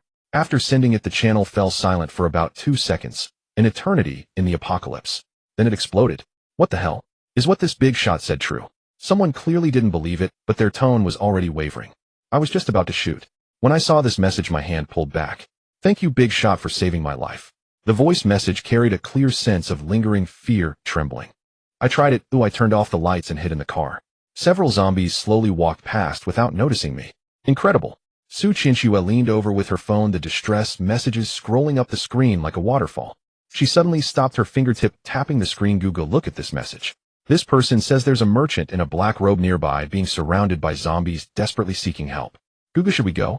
Gutu's eyes lit up. Of course, why not? He stood up, brushing the dust off his pants in a casual manner, but the corners of his mouth had already curled up. First, saving someone earns us a good reputation. Second, someone will help us gather monsters, saving us from searching everywhere. Third, getting the merchant's coordinates handed to us saves so much effort. Without waiting for Su Qiangshu's reply, he stomped on the gas. Boom! The massive RV charged down the road like an enraged iron beast. Under the moonlight, the dust raised by the vehicle had not yet settled when the dark mass of zombies behind began to stir. Initially, there were just a few, then dozens, and soon, hundreds. They stumbled along, occasionally erupting into chaos, trampling, colliding, and tearing at each other in a chaos. From a distance, it looked like a black river, surging into waves under the moonlight, tightly biting at the RV without letting go. Gutu glanced at the rearview mirror, a smirk forming on his lips, tinged with mischief. Stay close, don't fall behind. On the other side, a man crouched behind a wrecked pickup truck, trembling all over. It wasn't entirely due to the cold. His left arm had been bitten, the wound around it already turning black with the blood oozing out thickly, not flowing freely. It's not that it had stopped, but rather it was nearly drained. The pain made him break out in a cold sweat, his mind spinning, yet he clamped his mouth shut, daring not to make a sound. 5 meters away, 3 zombies were hunched over his companion's corpse, feasting. The sound of flesh being torn was wet and squelchy, like ripping a soaked rag. That companion had boasted yesterday, claiming he was a veteran, saying he could take down anything barehanded, even a tiger, let alone a zombie. Now his throat was slashed, his eyes wide open, but lifeless. The stench of blood wafted over so thick it made him nauseous. He wouldn't last long before becoming like that. His only hope now rested on that big shot who spoke in the channel earlier. But would they actually come? When would they arrive? He didn't know. The roar of the RV grew closer on the distant highway. Behind him, the horde of zombies was swelling larger. More than 100, 200, still increasing. Su Chinchua had already set up the machine gun, the wind blowing her hair wildly, and she used one hand to hold down her bangs, muttering something under her breath that Gutu couldn't catch. He glanced at the swirling black mass in the rearview mirror and smiled. Hold on tight. Boom. Gutu slammed the gas pedal to the floor. The RV let out a deafening roar as it shot forward. At the same time, several dark iron lumps were flung out of the window, landing in the horde of zombies behind. What were these iron lumps? They were anti-tank mines. Boom. The sound of the explosion rumbled like thunder, shaking the windows. The sky was lit up with countless sparks, countless severed limbs flying into the air, then crashing back down. Kill zombies to gain 0. 5 gold coins. Kill zombies to gain 0. 5 gold coins. Kill zombies to gain 0. 5 gold coins. The system notification pinged incessantly in his ears. Gutu listened, feeling immensely satisfied. Just like that, dozens of gold coins were credited. Chinchua, keep blowing them up. His voice rose a pitch. Don't let a single one escape. They're all walking gold coins. The explosions were deafening. The surrounding zombies were all startled, emerging from alleyways, ruins, and abandoned vehicles gathering in a dark mass. The noise was simply too great, audible even from dozens of miles away. It would be a miracle if it didn't attract zombies. Meanwhile, not far away, a small team was in a panic. Brothers, stop shooting. Get back to the vehicle quickly. There are more and more zombies. I charge out directly. Second-tier vehicles lead the way. First tier follow behind. Quick breakthrough. All right, hurry and retreat. Don't linger in battle. We've made enough profit this round, or we can worry about the future later. Boom, what the hell? What was that sound? Who the hell is this? Using bombs now. Stop discussing it. The zombies have all been drawn to that East Jing. Oh, run quickly. Run. The road is blocked. As the instigator, Gutu was still leisurely driving, completely unaware of how many troublesome guests his explosion had attracted. We're here. Not far ahead, several cars were haphazardly parked, their windows shattered and their bodies dented. Several zombies were slowly pacing nearby. There were likely no living people left in the cars. But in the adjacent empty space, a figure in a black robe was setting up a tent, carrying a bulging package on their back with a lamp hanging outside. That lamp shone eerily, casting a warm yellow light that illuminated the surroundings for hundreds of meters, creating a small safe zone in the midst of the dark ruins. A merchant in the night. Gutu slowed down, staring at the lamp for 2 seconds. Qianxue, secure the area. Bang, bang, bang. The RV stood there. 2 people got out of the car, one after the other. A pile of corpses lay scattered on the ground. Undoubtedly, they were all dead. Gutu glanced around and raised his hand to pat the slightly old small sedan beside him. Decomposing the sedan, obtaining 20 parts, 30 iron, and 1 electronic component. He did not pause and walked toward the nearby SUV. Su Qianxue followed him, holding a gun. Her steps were as light as if she were treading on cotton, her eyes always scanning the perimeter. Decomposing the SUV, obtaining 30 parts, 40 iron, and 1 electronic component. Decomposing the sedan, obtaining 20 parts, 30 iron, and 1 electronic component. After dismantling the 3 vehicles, Gutu dusted off his hands and walked up to the last van. Decompose. Ding. Decomposition failed. Gutu was taken aback. Oh. He raised his eyebrows, a slow smile creeping onto his lips. There are actually still people alive here. His tone was light, tinged with surprise and a hint of amusement. Su Qianxue stood 3 steps behind him, holding an anti-material sniper rifle, her gaze sweeping from left to right like a searchlight. If any zombies dared to show their heads in the distance, she would not even bother to greet them, directly sending them to the afterlife with a single shot. Gutu kicked open the side door of the van. The door, already rusted and weak, flew off with a single kick, crashing to the ground and kicking up a cloud of dust. Hey, is anyone there?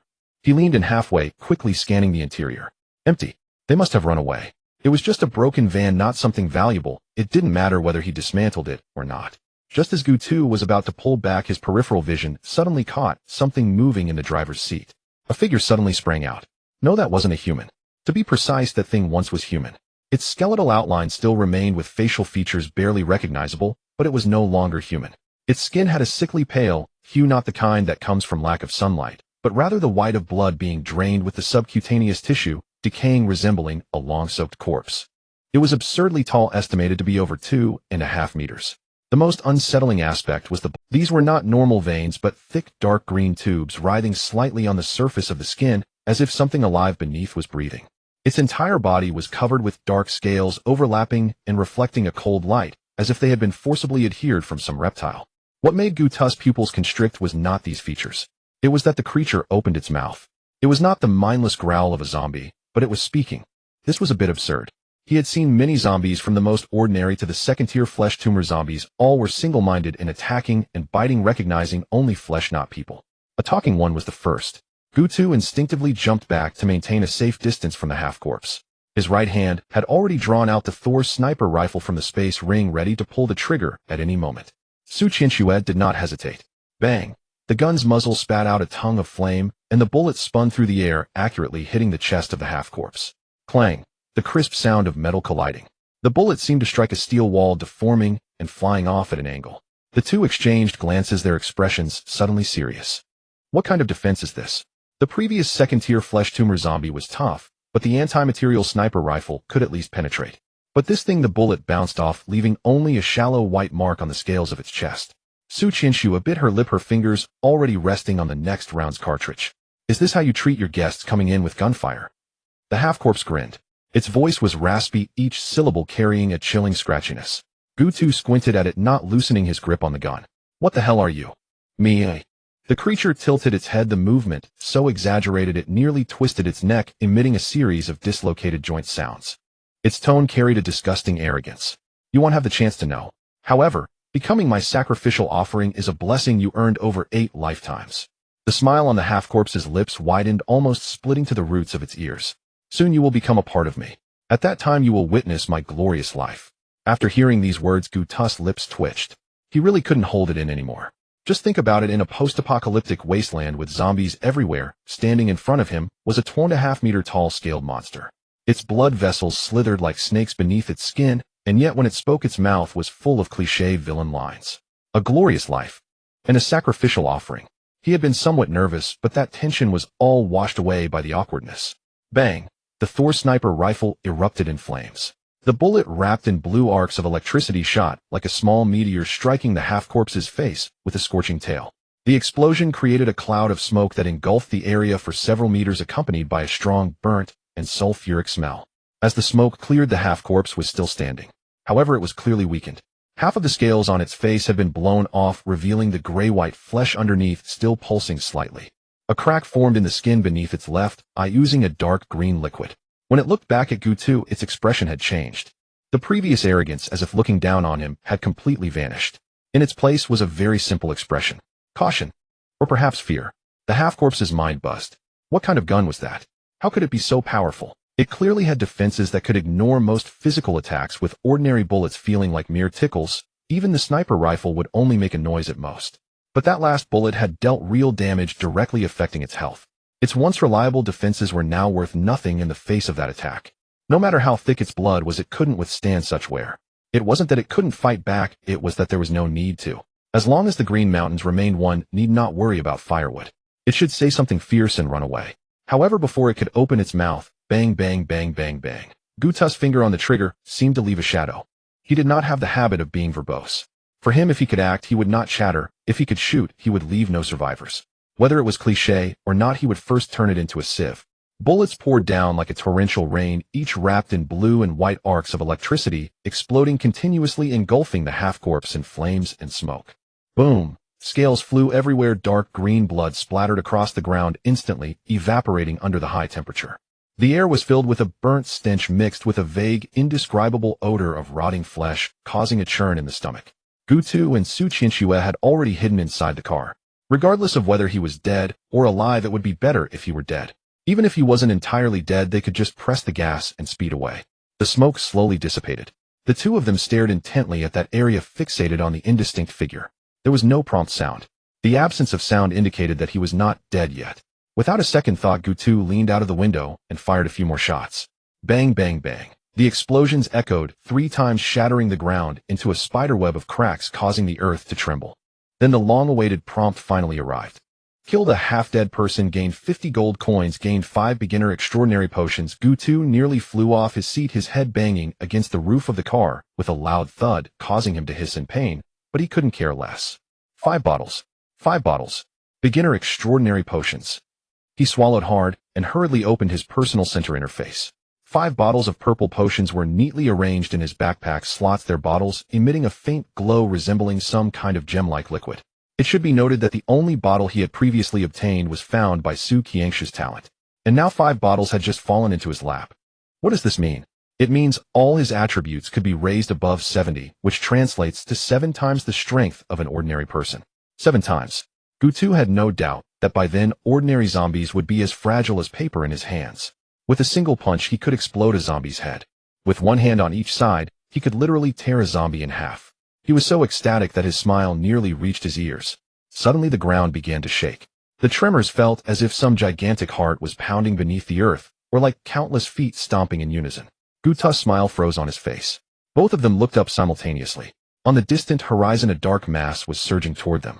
It wasn't ants, it was zombies. Thick and overwhelming. Coming from the east, west, south, and north all at once, like a pot of boiling black gruel spilling over. A quick glance revealed thousands of them at the base, mixed in with several notably larger barrier zombies and barrel zombies.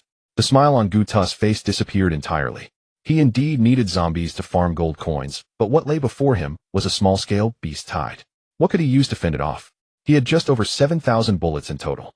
It may sound like a lot, but a heavy machine gun consumes over 1,000 rounds in a minute.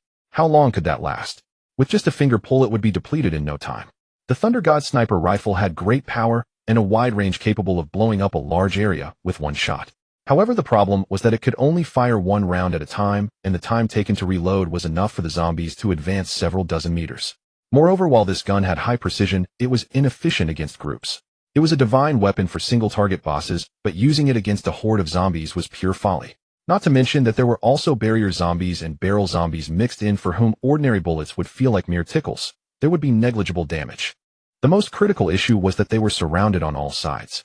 It wasn't just zombies coming from one direction, it was a 360-degree encirclement, like a giant net tightening around them with the two of them, as the fish caught in the middle. Want to break through? It was simply impossible. No matter which direction they charged, they would run heat-in into hundreds of zombies. Even if their RV had powerful engines, they couldn't escape. Goo goo. Su Qiangshu's voice suddenly came from beside him, tinged with urgency. Look over there. Gu Tu turned to follow her pointing direction. In that sea of black zombies in the distance, several beams of white light were flashing. Car headlights. It was headlights.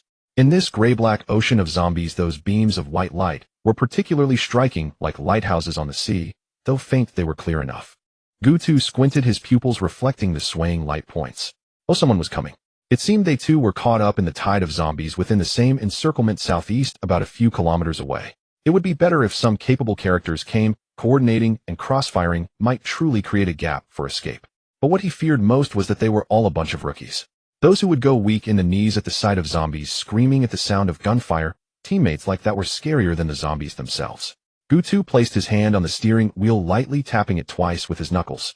Su Qianxue had already readied her gun again, the muzzle steadily aimed at the direction of the headlights. The 5 beams of light were getting closer. At the forefront was a Tier 3 tank, with its movable cannon barrel as proof. Ordinary vehicles did not come with external weapons, but tanks were equipped by nature. As long as the vehicle reached Tier 3, they could use it. This was far stronger than the heavy machine guns on ordinary vehicles.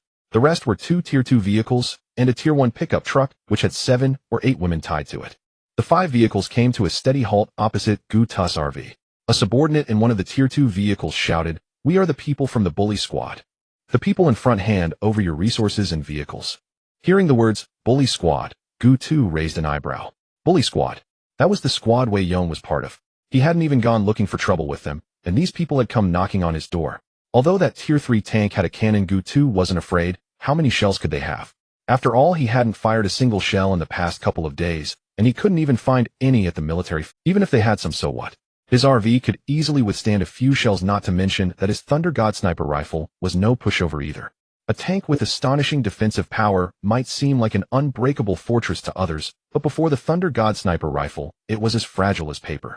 Moreover, in this situation, anyone who broke the truce would be a fool. They were all in the same boat, and there was no need for internal conflict.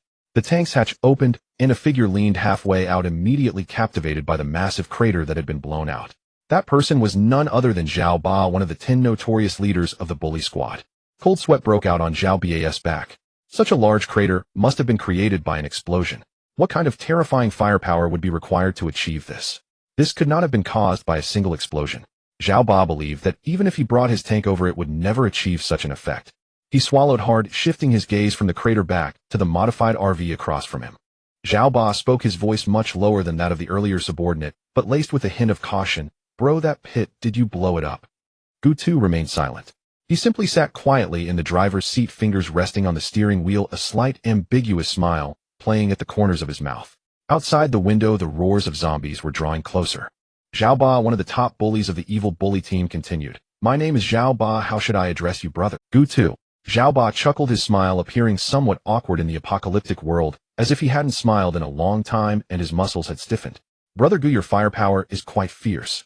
However, as you can see with the current situation outside, it seems your single vehicle won't hold up." Gu Tu remained silent, merely nodding towards the horde of zombies.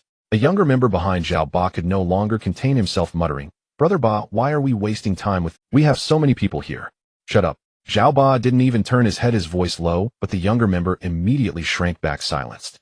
Zhao Ba looked back at Gu Tu, his smile fading, slightly replaced by a more serious demeanor. "Brother Gu, you know the current situation. Neither of us might make it out. I just wanted to ask, are you interested in collaborating?" "What kind of collaboration?" Gu Tu finally spoke, his tone lazy, but his eyes never leaving Zhao Ba. Crossfire to create a gap and charge out, Zhao Ba stated decisively. Also, I saw your RV. Although it's only second tier, its defensive capabilities are no weaker than that of a third-tier vehicle. I have a tank, although I don't have many shells, I can still clear a path. By coordinating our efforts, we can break out together, which is certainly better than fighting separately. Gutu didn't rush to answer, his gaze sliding from Zhao Ba to the few vehicles behind him, and finally resting on the women tied up in the pickup truck. The women were tattered, their faces covered in dust, and tears, their mouths gagged, their eyes vacant like those of the dead. Guta's expression grew colder. And there's this first-tier Jeep, which is not only slow, but also has poor defenses. It's just a burden to have around. Thus I hope your people won't hold us back. The younger member behind Zhao Ba couldn't help but step forward, saying, "Who the hell do you think you are? How dare you act tough in front of the evil bully team? I told you to shut up." Zhao Ba's shout was deafening, causing the younger member to flinch, swallowing. Gutu remained unfazed as he continued, "By the way, during this breakout, you all must follow my lead." Zhao Ba took a deep breath, his expression shifting multiple times, showing some displeasure. "Follow your lead." Zhao Ba narrowed his eyes tentatively, saying, "Brother Gu, isn't that a bit excessive?" "Excessive, eh?" Gutu chuckled lightly. "Then you can charge ahead. Oh, I won't stop you." The two locked eyes for a few seconds. The approaching horde of zombies drew nearer, the air thick with the stench of decay, tightening people's throats. Zhao Ba gritted his teeth, his jaw tightening. Finally he nodded. "Fine, but if you lead us to our doom, I'll be the first to take you down." "Don't worry, I'm quite keen on preserving my life," Gutu replied, leaning against the door with a nonchalant tone. Zhao Ba stared at him for a couple of seconds before turning back to the tank, then poking his head out to throw a walkie-talkie at Gutu. As the hatch closed, Gutu heard muffled curses coming from inside, but he couldn't be bothered. The dark mass in the distance pushed forward another 10 meters, resembling a collapsing wall. Gutu settled into his seat, closing his eyes, briefly listening to the sound of wind and gravel hitting the car window mingled with the hoarse screams of zombies. He opened his eyes and glanced at the rearview mirror. Zhao Ba's tank had started the engine, emitting a low rumble that made the ground tremble. The women tied up in the pickup truck were still struggling, one younger woman desperately twisting her body, the rope around her wrist dug into her flesh, blood seeping through her fingers. In a nearby clearing, the once bright area had vanished, and the black market dealer was nowhere to be seen. Gutu expressionlessly withdrew his gaze, letting out a sigh. "It seems we'll have to wait for another time," he said, reaching for the walkie-talkie. "Zhao Ba, can you hear me?" The walkie-talkie crackled twice, followed by Zhao Ba's voice, somewhat muffled. "I hear you, go ahead. Tell your people to line up in a single file, the tank leading the way, my RV following behind, other vehicles in order, and don't jam together like a bunch of idiots." Zhao Ba paused for a moment. "Are you sure? The tank will charge in front. Can you keep up? Just line up, stop with the nonsense." There was silence on the other end for 2 seconds, then Zhao Ba laughed, as if amused by the absurdity. "Fine, you're in charge."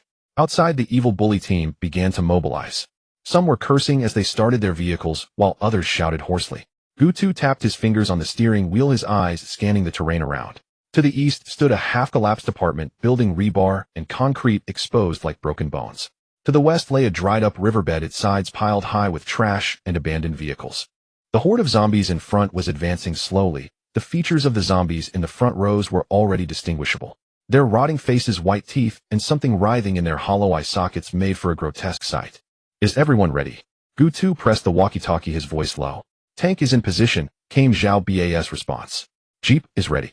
A strange voice replied, somewhat trembling. "Pickup is ready." Another voice sounded impatient.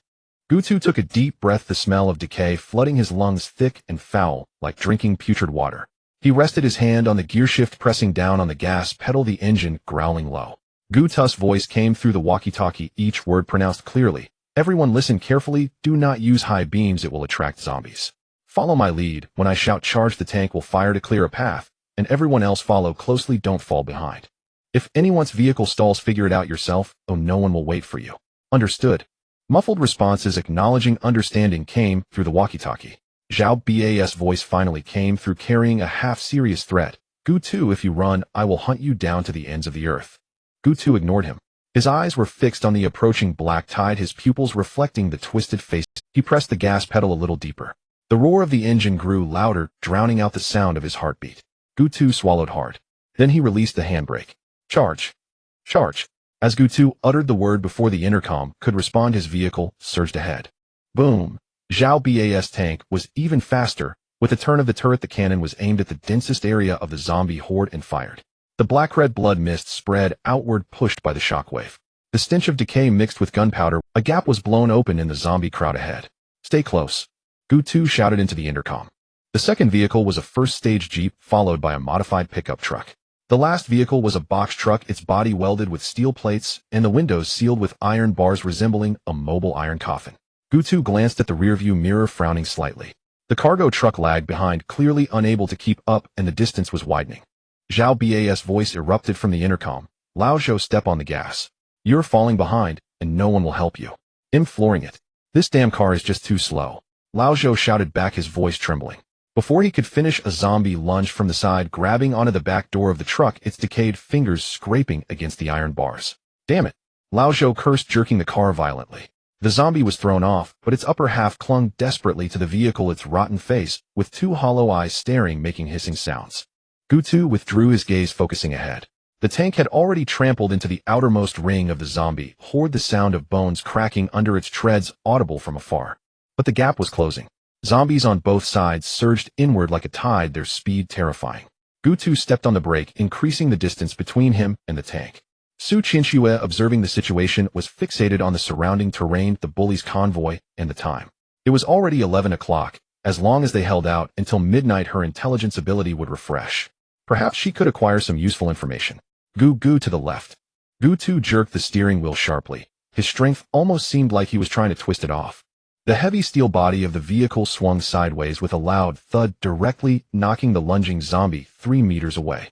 The wheels rolled over, crunching like they were grinding dry twigs. But the other vehicles were not so fortunate. Their tires were worn down to the point of nearly catching fire. If they ran a few more kilometers, they would surely break down. The Jeep was packed with 7 or 8 women, all pale, their lips trembling. Zombies lunged at the Jeep in droves, but the driver was skilled, darting left and right, barely avoiding cap. But the large truck behind was in dire straits. Countless zombies clung to the truck bed, their upper bodies hanging over the edge, dragging their legs on the ground like mops. The truck's speed visibly slowed, pulling further away from the main group. Zhao, go wait for me. My truck can't move anymore. The intercom crackled with a sobbing voice. Shut up, I told you, if you can't keep up, figure it out yourself, don't drag. Zhao Ba's voice was cold and hard like a stone being thrown. Zhao Ba, I swear. Before he could finish, a series of screams erupted from the intercom, followed by the horrifying sound of chewing, wet and sludgy. Everyone felt a jolt in their hearts. Some had already begun to tremble. Zhao Gu, it seems there's a lot of fuel in that truck. Who cares about the fuel? We need to get out of here, or we'll all end up as zombie food. The machine gun. 2 vehicles nearly covered in zombies broke through the horde, their bodies adorned with bits of flesh and severed limbs, a gruesome sight. The modified off-road vehicle clung tightly to the rear of Gu2's RV, almost parallel. In the cargo area behind the Jeep were 7 women struggling desperately, the ropes digging into their flesh, blood seeping out.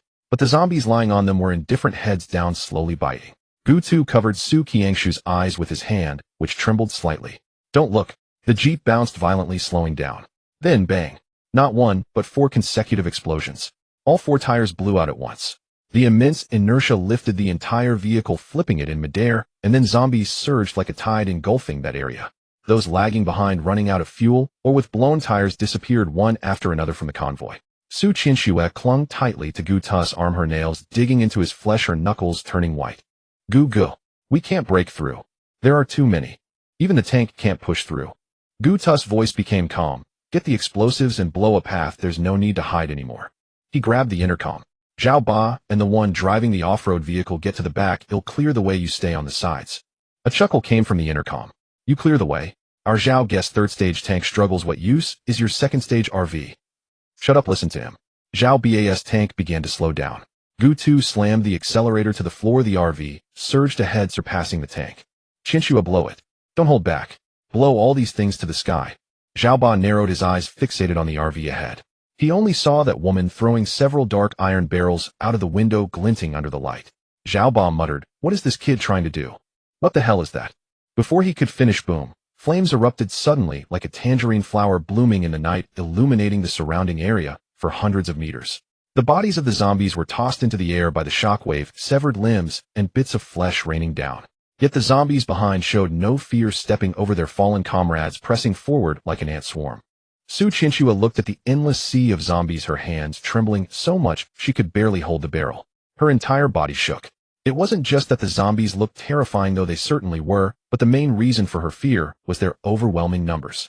So many it felt hopeless, so many it seemed endless, so many you thought, even if you blew them up for a lifetime, it would never be enough. What are you waiting for? Blow it, Gutu shouted. Zhao Ba's mind was buzzing. What the hell, he couldn't have seen wrong, could he? That dark object actually exploded. Before he could regain his senses, another explosion followed, then a third, a fourth. The explosions came one after another, ringing in his ears until they nearly went deaf. The heavy machine gun Zhao Ba held continued to fire, but he was already numb. Was this something a human could do? Where did that kid get so many barrels of explosives? With his 3-stage tank vehicle, he had only saved up 10 bombs at most. A glimmer of something crossed Zhao Ba's eyes, and his lips twitched slightly. No one knew what he was thinking. He reached out to open the chat channel. No, it was the friend channel. The explosion's flames had yet to dissipate when Gutu's RV rolled over the charred ground. Under the tires lay crushed meat and bone fragments, soft and mushy, making it feel like walking through muddy terrain, causing the vehicle to sway. Zombies on both sides were crazily pushing and squeezing towards the center. Gutu glanced at the rearview mirror. Zhao Ba's tank was right behind him, with heavy machine guns mounted on either side of the window, still firing away. The modified off-road vehicle followed closely on the left rear, and a heavy machine gun had also appeared atop its roof at some point. It was likely upgraded to Tier 3 just moments ago. The three vehicles formed a wedge shape, pushing forward relentlessly. Blast! Throw it to the left. Su Qinxue hurled the explosive barrel out the window. It flipped in the air and landed right in the densest cluster of zombies. Boom! Flames shot up 7 to 8 meters high. Even through the conceptual grade glass, the heat felt incredibly intense. The group of zombies on the left was blasted to pieces, creating a gaping hole. The RV suddenly swerved left, darting out through the gap and breaking free from the zombie encirclement. The tank and off-road vehicle followed closely like two vicious dogs. In the rearview mirror, Zhao Ba's tank was getting closer. The dark cannon was aimed directly at the back window of the RV. Gutu squinted and saw Zhao Ba leaning out of the tank, mouth moving, though it was unclear what he was saying. However, the expression was inscrutable. It was neither anger nor gratitude, but rather that of a hunter fixated on its prey, conveying a sense of "you can't escape." A chill ran through Gutu. A bad premonition surged in his heart. Zhao Ba retracted back into the turret, and the hatch closed. In the rearview mirror, the formation of the tank and the off-road vehicle began to shift. They were no longer tailing him, but were spreading left and right, closing in like two pincers. Gutu's pupils suddenly constricted. This is bad. This guy must have seen the explosive barrel and set his sights on his supplies. Gutu immediately slammed on the accelerator. The RV shot forward. Su Qiangshu's eyes suddenly lit up. Midnight struck. Her intelligence talent was refreshed. A message pierced into her mind like a nail. 300 meters ahead at the fork, there are 3 anti-tank mines buried on the right road. Coordinates have been marked. Mine status activated. Detonation method pressure trigger. She shuddered and opened her eyes wide. Gugu. Take the right side at the fork ahead. There are mines buried there. Gutu smirked, but there was no hint of a smile in his eyes.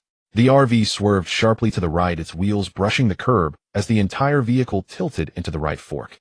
Gutu raised his hand to turn off the headlights. Zhao Ba's tank was at the front, its lights sweeping over, but it was too late. By the time he reacted, the RV had vanished into the darkness on the right. Chase! Zhao Ba shouted. The tank's treads screeched as it turned sharply to the right, crushing the curb and shattering the concrete, like a frenzied iron beast charging into the fork. The modified off-road vehicle followed closely behind. The driver's skills were impressive, deftly dodging and weaving over the bumpy terrain, staying right on the tank's tail.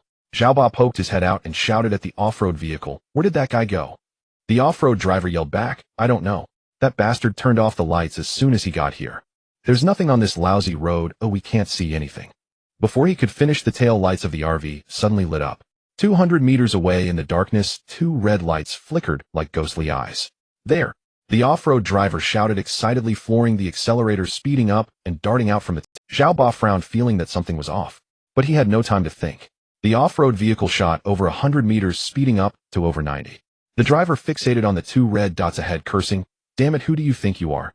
Dare to give me attitude? Just wait until I catch up to you, I'll skin you alive." Boom. A blinding white light erupted beneath. It was too bright enough to make it seem like someone had lit a small sun on the pavement. Zhao Ba watched the whole scene through the tank's observation window.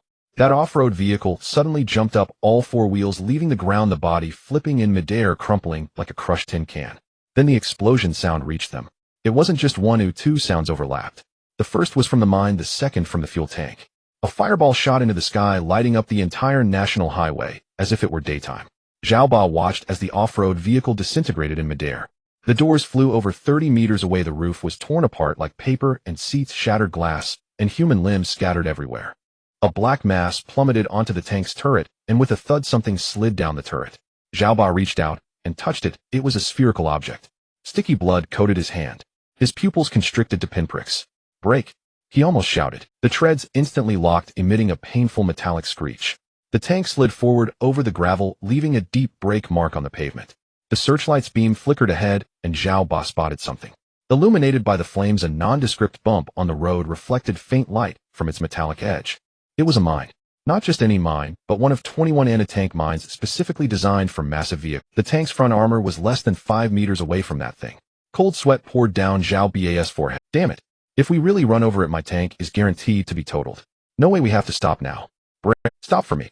Just less than a meter away from the anti-tank mine, the tank came to a halt, standing steadily in place. Zhao Ba lay on the tank's control panel, gasping for air like a fish thrown ashore. Zhao Ba remained silent for a long time. It wasn't until a Tier 3 armored vehicle arrived with dozens of Tier 2 vehicles that Zhao Ba snapped back to reality. A man in a suit stepped down from the Tier 3 armored vehicle. The bully convoy, the third bully, Chen. His vehicle was even more terrifying because it had 2 external weapons mounted on top. Oh, isn't this our 7th bully? What happened to you? Tisk tisk tisk, so pitiful. Zhao Bas, Chen, shut your mouth. Right now our priority is to capture that bastard. His RV definitely has a lot of supplies in it. And I didn't ask you to come here to laugh at me. He hasn't gotten far yet, so hurry up and chase. Chen puffed out a series of smoke rings. Don't worry, it's just a Tier 2 RV. Everyone follow me. Dozens of vehicles slowly started up. Outside the window, the night was thick like unbreakable ink. In the distance, the sound of wind could be faintly heard along with the RV bounced violently along the road. Su Qianxue was thrown up, her head hitting the overhead storage. She rubbed her head, wincing in pain, but still managed to ask, Gu, are we being followed? Gu glanced in the rearview mirror. Behind them, only a flickering flame remained in the pitch-black night, growing distant and smaller.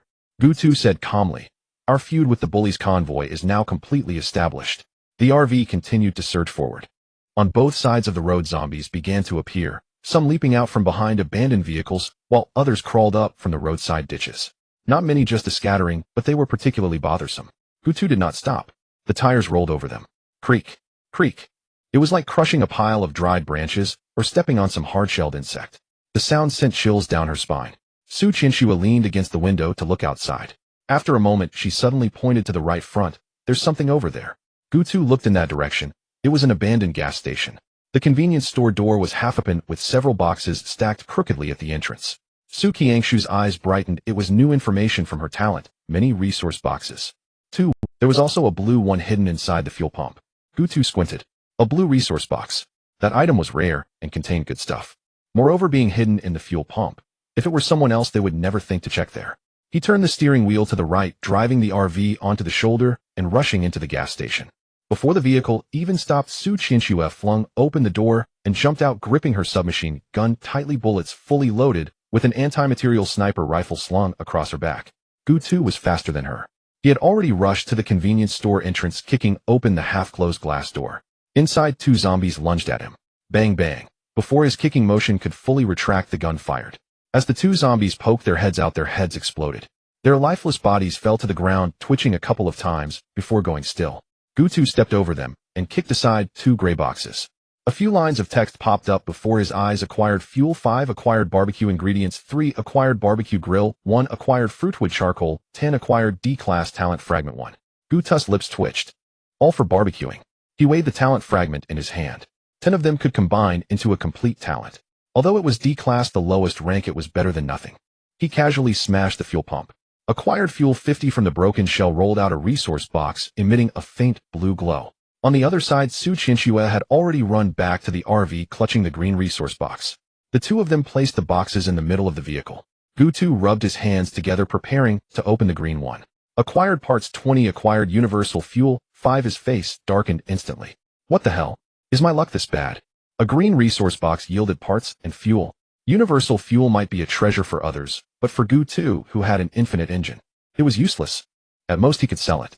He glanced at Su Qianxue, who was beaming with excitement beside him. Qianxue, you open this one. He pushed the blue resource box toward her. Su Qianxue blinked and reached out to open it. Acquired A-class talent fragment, 5 acquired thruster, 2 acquired detection radar, 1. Gu's eyes widened. A-class talent fragment, thruster, and the detection radar. The last one was the most crucial. If they had the detection radar today, they wouldn't have been surrounded by zombies at all. This device could detect all vehicles and zombies in the vicinity. He swallowed hard and carefully read the equipment description. Thruster-type external equipment for vehicles function installed at the rear of a vehicle consuming 90 of the engine's current fuel, significantly increasing speed. The extent of the increase depends on the engine's fuel energy evaluation, a tool for escape, and a devastating weapon. Holy crap. Gutu couldn't help but curse. This was simply tailor-made for him. What is an inf? It means he could maintain thrust indefinitely without worrying about the 90 fuel consumption. Even if surrounded by zombies in the future with this terrifying thrust speed, he could break through. He then looked at the second item. Radar detector type external equipment for vehicles function detects vehicles and zombies within a 5-kilometer radius. Red markers for zombies, green markers for survivor vehicles. Evaluation essential external equipment for vehicles worth any price. 5 kilometers. That distance was simply extraordinary. Gutu took a deep breath and glanced at Su Qinxue, who was smiling at him. Is this the luck of the information master? It's a pity that his vehicle had not yet reached the 3rd tier, so it couldn't be equipped. Let's go. The RV's engine roared as it rushed out of the gas station and back into the darkness. In the rearview mirror, zombies began to gather at the gas station, but they quickly faded from sight. Gutu held the steering wheel with one hand. In the passenger seat, Su Qinxue curled up in her seat, yawning several times.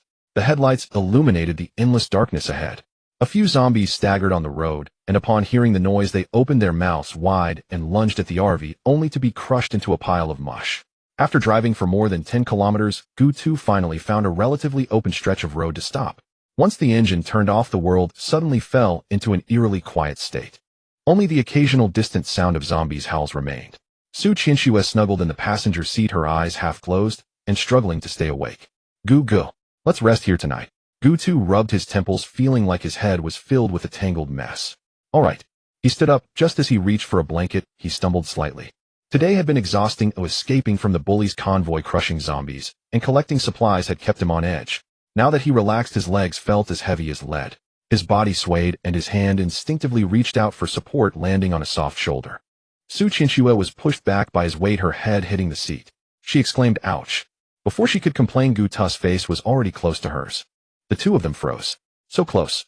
The only light in the RV was the faint blue glow from the dashboard, outlining their silhouettes in a hazy manner. "You're on top of me," Su Qinxue whispered. Gutu remained still. It wasn't that he didn't want to move, it was that he simply lacked the strength, and he admitted for a moment he didn't want to move. Su Qianxi's face felt extremely hot. She lowered her eyes, her eyelashes fluttering gently, and her fingers unconsciously tightened around Guta's sleeve. Could you please get off me?" Only then did Gutu push himself up against the seat back, but he didn't completely pull away. He knelt in front of her, the distance between their noses less than a fist's width. Su Qinxue bit her lip. She noticed that Guta's gaze was somewhat different, not as cold as usual, but with something more that she couldn't quite put her finger on. Then Gutu reached out, gently brushing aside the loose hair from her forehead. Su Qianxi's breath hitched for a moment. "You have dirt on your face," Gutu said softly, as if afraid of startling something. Su Qinxue didn't respond. She merely tightened her grip on his sleeve a little more.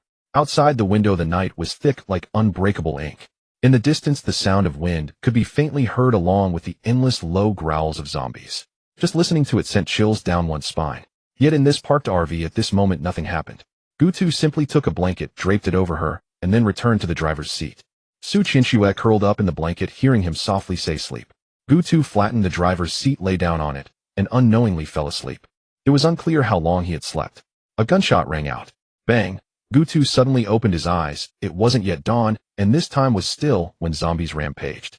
Su Qinxue, who had been curled up in the blanket, sat up abruptly and said lazily, "Gu, what happened?" "Someone nearby must be under attack by zombies." Su Qinxue tentatively asked, "Gu, should we go save them?" Still sleepy. Su Qinxue shook her head. "That gunshot startled me awake. The sleepiness was scared away long ago." "Then let's go. It's a good opportunity to collect some coins." Gutu opened the chat channel. The number of people in the chat was rapidly decreasing at a visible rate. 97000, 93000, 8800, and the speed continued to decline, even accelerating. "Help! Someone help me. Damn it, why are there so many zombies? My vehicle is blocked and can't move. Why are the car windows so fragile? They shattered with a single hit. Oh, we're done for. Zombies are coming in through the windows. I'm done for. Is that big boss playing explosives? Drawing all the zombies over there. Brothers, if you encounter a large number of zombies, don't get greedy, just drive away. I'm really fed up. Does this damn game really want us to have no way out? Damn, this sea of zombies is no less than a zombie tide. How terrifying will the gigantic zombie tide be 7 days later? Stop whining, let's quickly find someone strong to hold on to. Help, brothers. Who can save me? I'll give them a hot weapon chip long range and 50 coins. All my dude, stop begging for help. Everyone's looking out for themselves. Who has the time to risk themselves to save you? Exactly, brother, you'd better rely on yourself. Gutu quickly scanned through the chat channel. Various pleas for help were rapidly scrolling by, most of which were ineffective wails. His fingers slid through, filtering through until he saw the plea that offered a chip as a reward. Help, who can save me? I'll give them a hot weapon chip long range and 50 coins. All my belongings for help. Gutu clicked on the sender's location coordinates, which showed about 3 kilometers to the southeast. He scrolled down a few more entries and found 2 other valuable ones. One read, I'll offer a vehicle expansion card, someone come save me. Coordinates sent. I keep my word. The other was much simpler, a mysterious blueprint, save me. Gutu noted down the 3 coordinates and closed the chat channel. He said to Su Qianxue, there are 3 people in total, 1 for the chip, 1 for the vehicle expansion card, and 1 for the blueprint. Su Qianxue had already emerged from the blanket, casually tying her hair into a ponytail. Which one should we save first? By distance, the nearest one first. Gutu twisted the vehicle key and the engine roared to life, the RV's headlights illuminating the dark road ahead. He replied to the chip reward message, accepted, send real-time coordinates. The other party almost replied instantly, boss. I'm here. I sent you the coordinates. How long until you arrive? The zombies are increasing here. Gutu didn't reply anymore. He pressed the accelerator and the RV drove into the night. After about 5 minutes, the sound of gunfire became clearer in the distance, mixed with the sharp screams of zombies. Gutu glanced at the navigation. The first rescue point was just 600 meters ahead.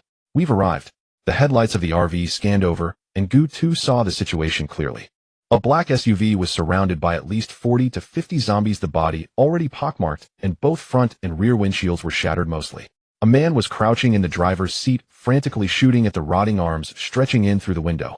Gutu didn't slow down. The RV directly crashed into the horde of zombies. Bang, bang, bang. The heavy vehicle sent 7 or 8 zombies flying. The sound of bones cracking echoed beneath the car.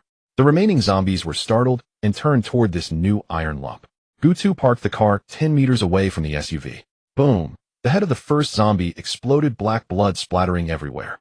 Su Qianxue's shooting was precise and efficient, each bullet shattering a zombie's skull. 3 rounds switch target, 3 rounds switch target again. The movements were clean and swift with no excess. The zombies fell like wheat being harvested. In less than 3 minutes, all 40 to 50 zombies lay on the ground. The man in the SUV stared blankly at all this, forgetting to lower the gun in his hand. Gutu approached the SUV and knocked on the door. Get out.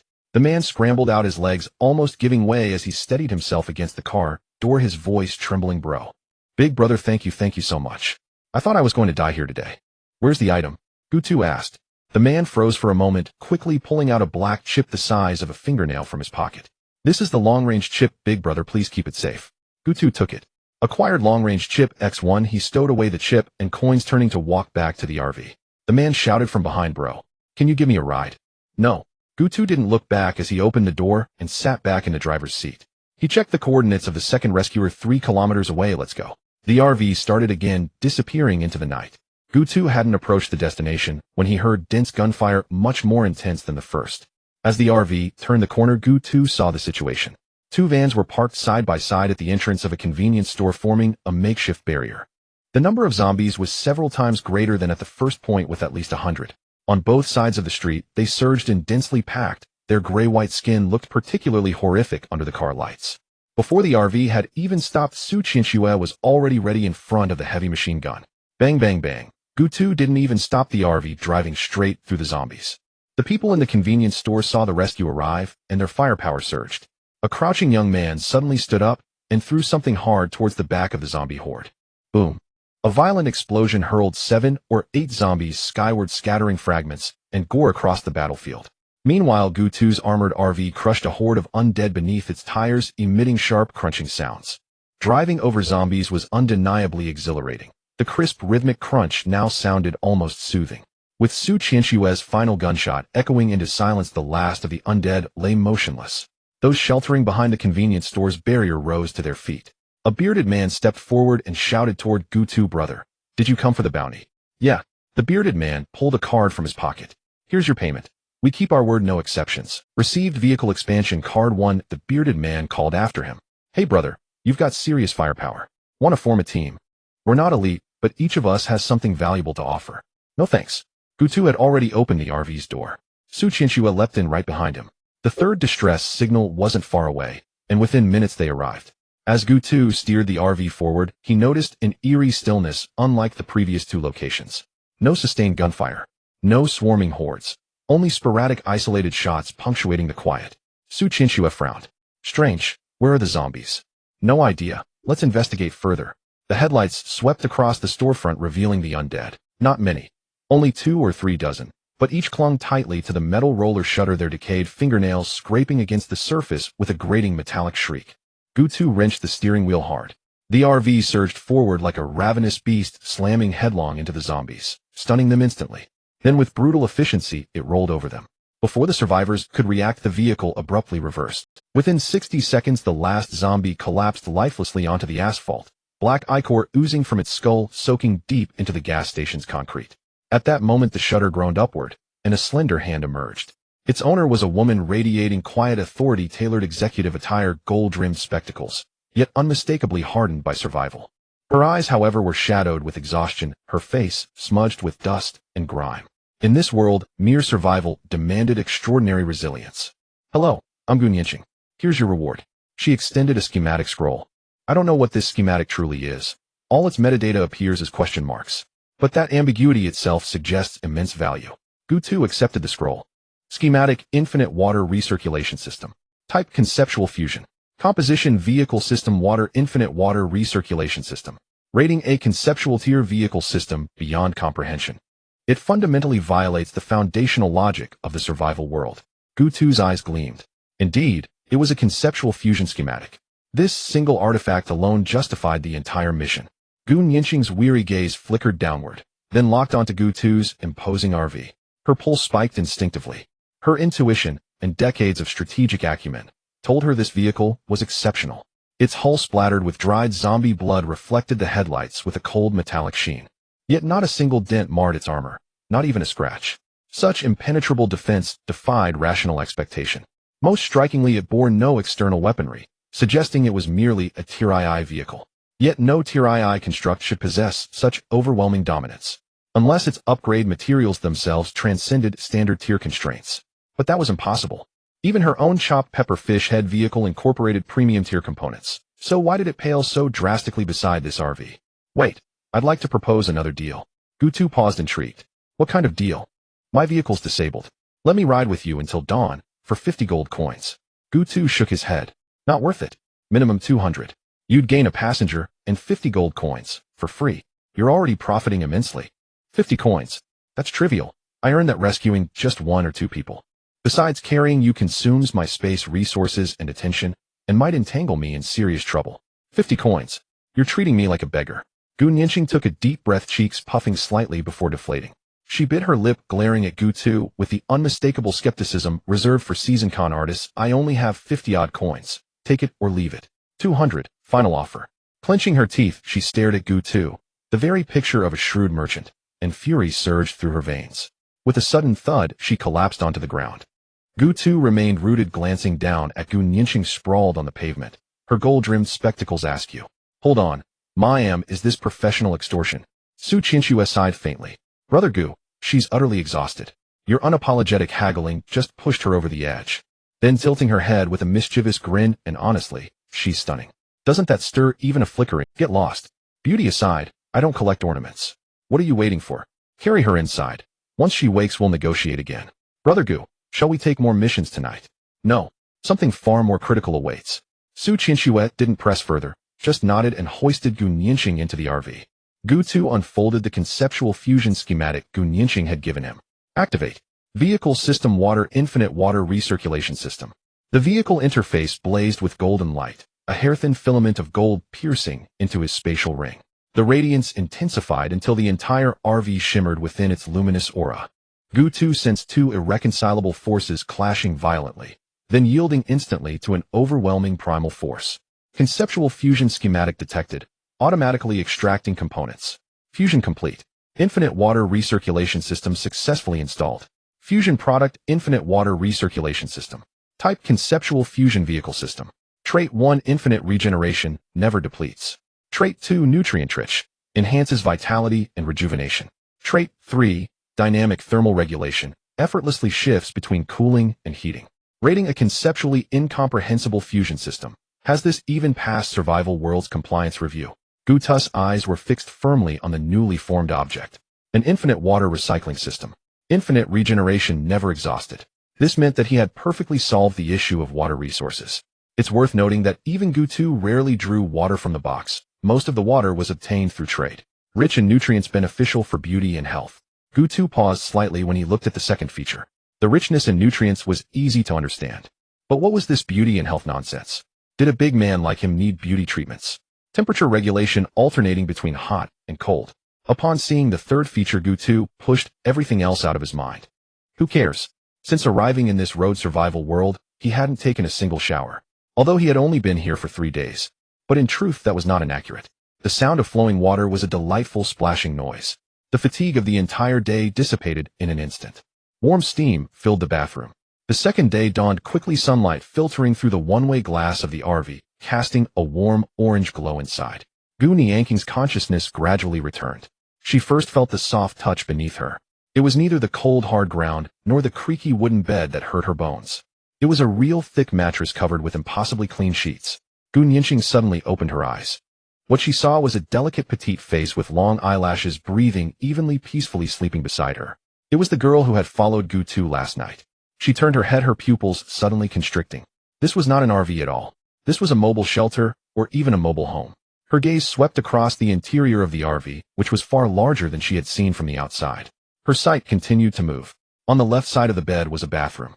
Looking ahead, there was a very simple kitchen. Although there were no distinct room separations, just one large open space, it overall resembled a 3-bedroom apartment.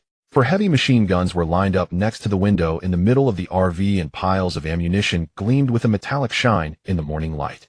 Behind the driver's seat by the window there was a dining table with a solid wood texture, and on the table lay half a bottle of unfinished red wine along with a sumptuous breakfast that included both Western and Chinese dishes. She recognized the wine label at a glance. Lafite. Not the chaotic blends of post-apocalyptic days, but genuine, authentic quality.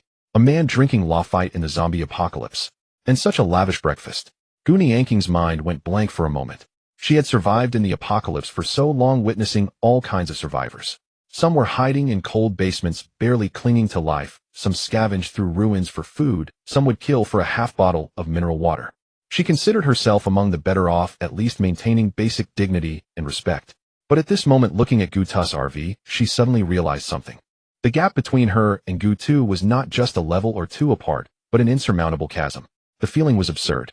It was like struggling in a quagmire for days, thinking oneself remarkable, only to suddenly see someone in a suit walk past holding a cup of hot coffee. Gu Nianqing slowly sat up, moving gently, so as not to wake Su Qianxue beside her. But the sensation of her glasses sliding down to the tip of her nose reminded her of last night's embarrassment. She recalled how she had fainted. Because she was angry. No, it wasn't just anger. It was 3 days of sleeplessness, 3 days of gnawing on compressed biscuits, and that man named Gutu utterly shattering her dignity with a quote of 200 gold coins. All the fatigue had accumulated to a critical point, compounded by the rage, causing her brain to simply shut down. Embarrassing. So embarrassing. Gu Nianqing took a deep breath, adjusted her glasses, and forced herself to calm down. She was Gu Nianqing, a woman who once presided over a trillion-dollar business empire before the apocalypse. What storms had she not weathered? It was just a matter of hitching a ride in an RV, just fainting once. It was nothing serious. Awake. A voice came from the driver's cabin at the end of the RV, deep and devoid of emotion. Gu Nianqing looked in the direction of the voice. Gutu was sitting in the driver's seat, one leg casually resting on the steering wheel. The morning light streamed through the windshield, outlining the contours of his profile. Her heart skipped a beat, but her face showed no extra expression. About last night, thank you. Gu Nianking's voice regained its cold, indifferent tone. Don't make me thank her. She carried you in. Ew, I just didn't throw you out, Gutu said, tilting his chin towards Su Qianxue. The corner of Gu Nianking's mouth twitched slightly. This person really had a terrible way of speaking. But this was not the time to fuss over that. She stood up from the edge of the bed and instinctively straightened her wrinkled president's uniform. After 3 days in the apocalypse, this outfit had long lost its original color, making her look gray, as if she had been dug out from a coal pile. Mr. Gu, regarding the transaction you mentioned last night, I accept. 200 gold coins are within my capability. Oh, I can pay. However, I currently only have about 50 gold coins in liquid assets. I will pay the remaining amount in other ways. Gu Nianqing stood straight, her chin slightly raised, and a resilient light rekindled in her tired eyes. You should take a shower first, Gu Tu suddenly interrupted her. Gu Nianqing's words got stuck midway, and she froze. Not because she was offended, but because she wasn't sure if she had heard wrong. What did you say? I said you should take a shower first. Gu Tu put down the blueprint, his nose wrinkling. I can smell that odor from 3 meters away. Though my RV isn't a 5-star hotel, at least it's clean. I don't want you to walk around and make everywhere smell. The RV fell silent for 3 full seconds. Su Qianxue had woken up at some point and was lying on. Her big eyes darted back and forth between Gu Tu and Gu Nianqing, suppressing laughter, looking like a cat that had just caught a fish. Gu Nianqing's expression underwent an incredibly complex evolution. First disbelief, then offended anger, followed by a deep sense of powerlessness, finally settling into a near-numb calm. She looked down and sniffed her sleeve. All right, there was indeed an odor. But shouldn't such things be tacitly? How could this person say it so boldly? Bath. Are you saying there's a place to bathe in this vehicle, and there's also water? Gu Nianqing repeated the 2 words, her eyes clearly expressing disbelief. What? Does it not look like it? Gu Tu said this without raising his head, leaning against the weapon rack with his arms crossed over his chest. He paused for a moment. Qianxue, stop eavesdropping over there, and take her to wash up first. Su Qianxue sprang up from the bed, sticking out her tongue, moving quite nimbly. In her slippers, she pitter-pattered across the floor, reaching out to grab Gu Nianqing's wrist. Come on, I'll take you. When the bathroom door opened, Gu Nianqing's whole body noticeably paused. It was indeed a bathroom. Though small, it had everything one would expect. A sink, a mirror, a shower head, and even a bar of soap stuck in the corner. But the most critical thing was water. In the apocalypse, what is water? It's life. Apart from fuel, this was the hardest currency. Drinking water had to be exchanged with one's life. Bathing water. Just saying it sounded like a joke. The vast majority of survivors hadn't touched a drop of bathing water since the day they crossed over. Every day opening and closing her eyes felt like walking on the edge of a cliff, so how could she care about this? Gu Nianqing instinctively took 2 steps inside, her hand resting on the door frame, her fingertips gently tracing the edge. The sound suddenly quieted down, as if afraid that a loud noise would shatter something. Are you sure? There's water. The kind that can be used for washing. Gu Tu spoke in a tone as flat, as if he were commenting on the nice weather. Of course, there's both hot and cold water. Hot water. There was actually hot water. Gu Nianqing's fingers trembled slightly. She recalled the first day after crossing over her dilapidated vehicle that was barely holding together. 3 days, a full 3 days, and only 2 bottles of water had been taken from the resource box. The words hot shower had long been crossed out in her dictionary, covered in dust. But this man in front of her was telling her that his RV had hot water, and she could wash as long as she wanted. Gu Nianqing turned around, her mouth opening slightly, as if she wanted to say something. Thank you, or self-deprecation.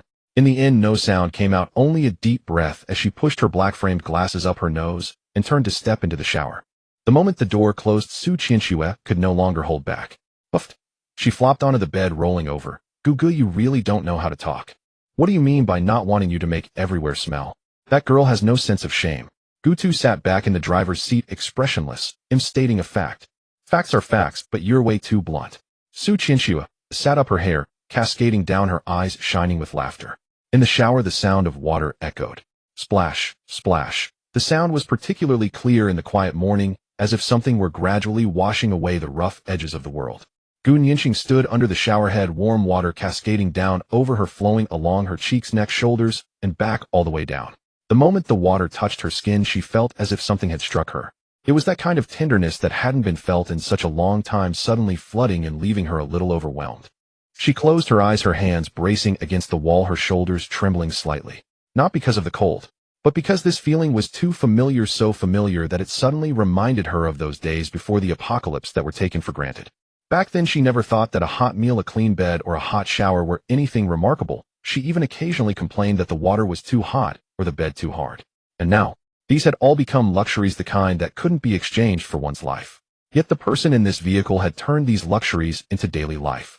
Gu Nianqing opened her eyes, looking down at the water flowing through her fingers, her mind flashing back to Gu Tu's cold, indifferent face that always seemed to owe him millions. 200 gold coins. She almost whispered these words, the corners of her mouth unconsciously curving up. This deal didn't seem like a loss.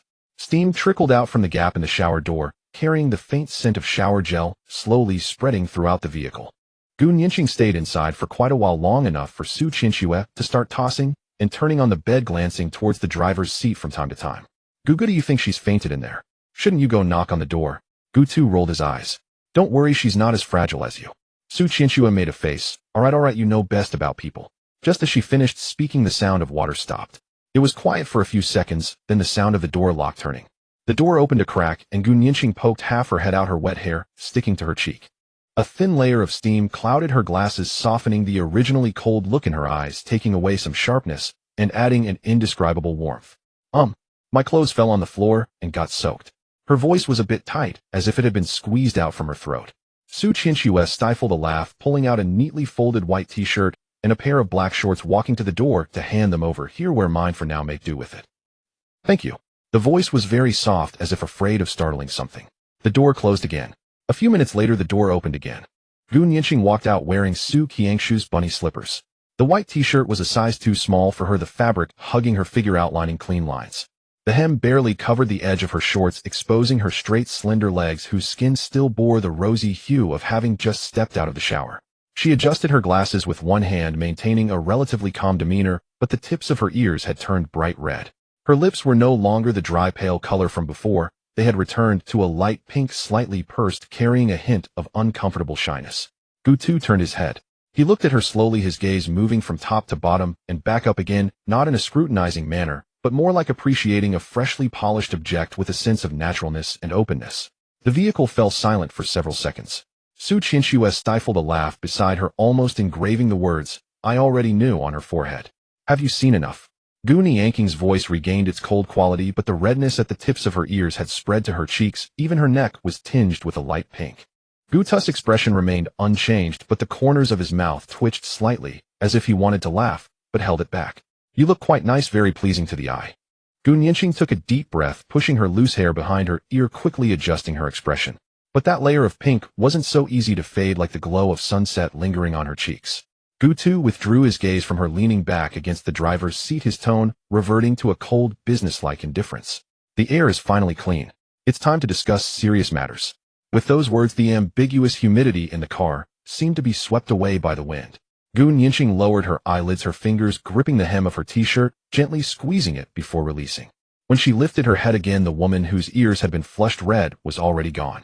The gaze behind the lenses of her glasses became clear and tranquil, once more carrying a sharpness refined by trials akin to the end of the world.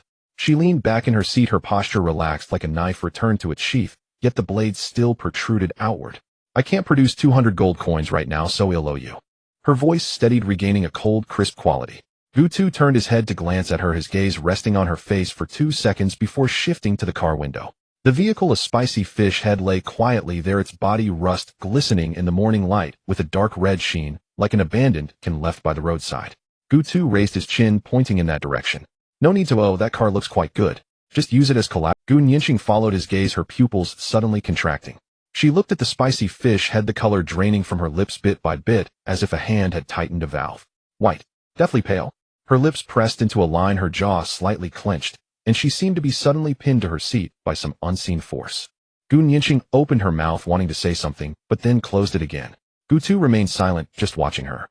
After the global crossover, the game system had already explained that only upon the host's death could vehicles be disassembled.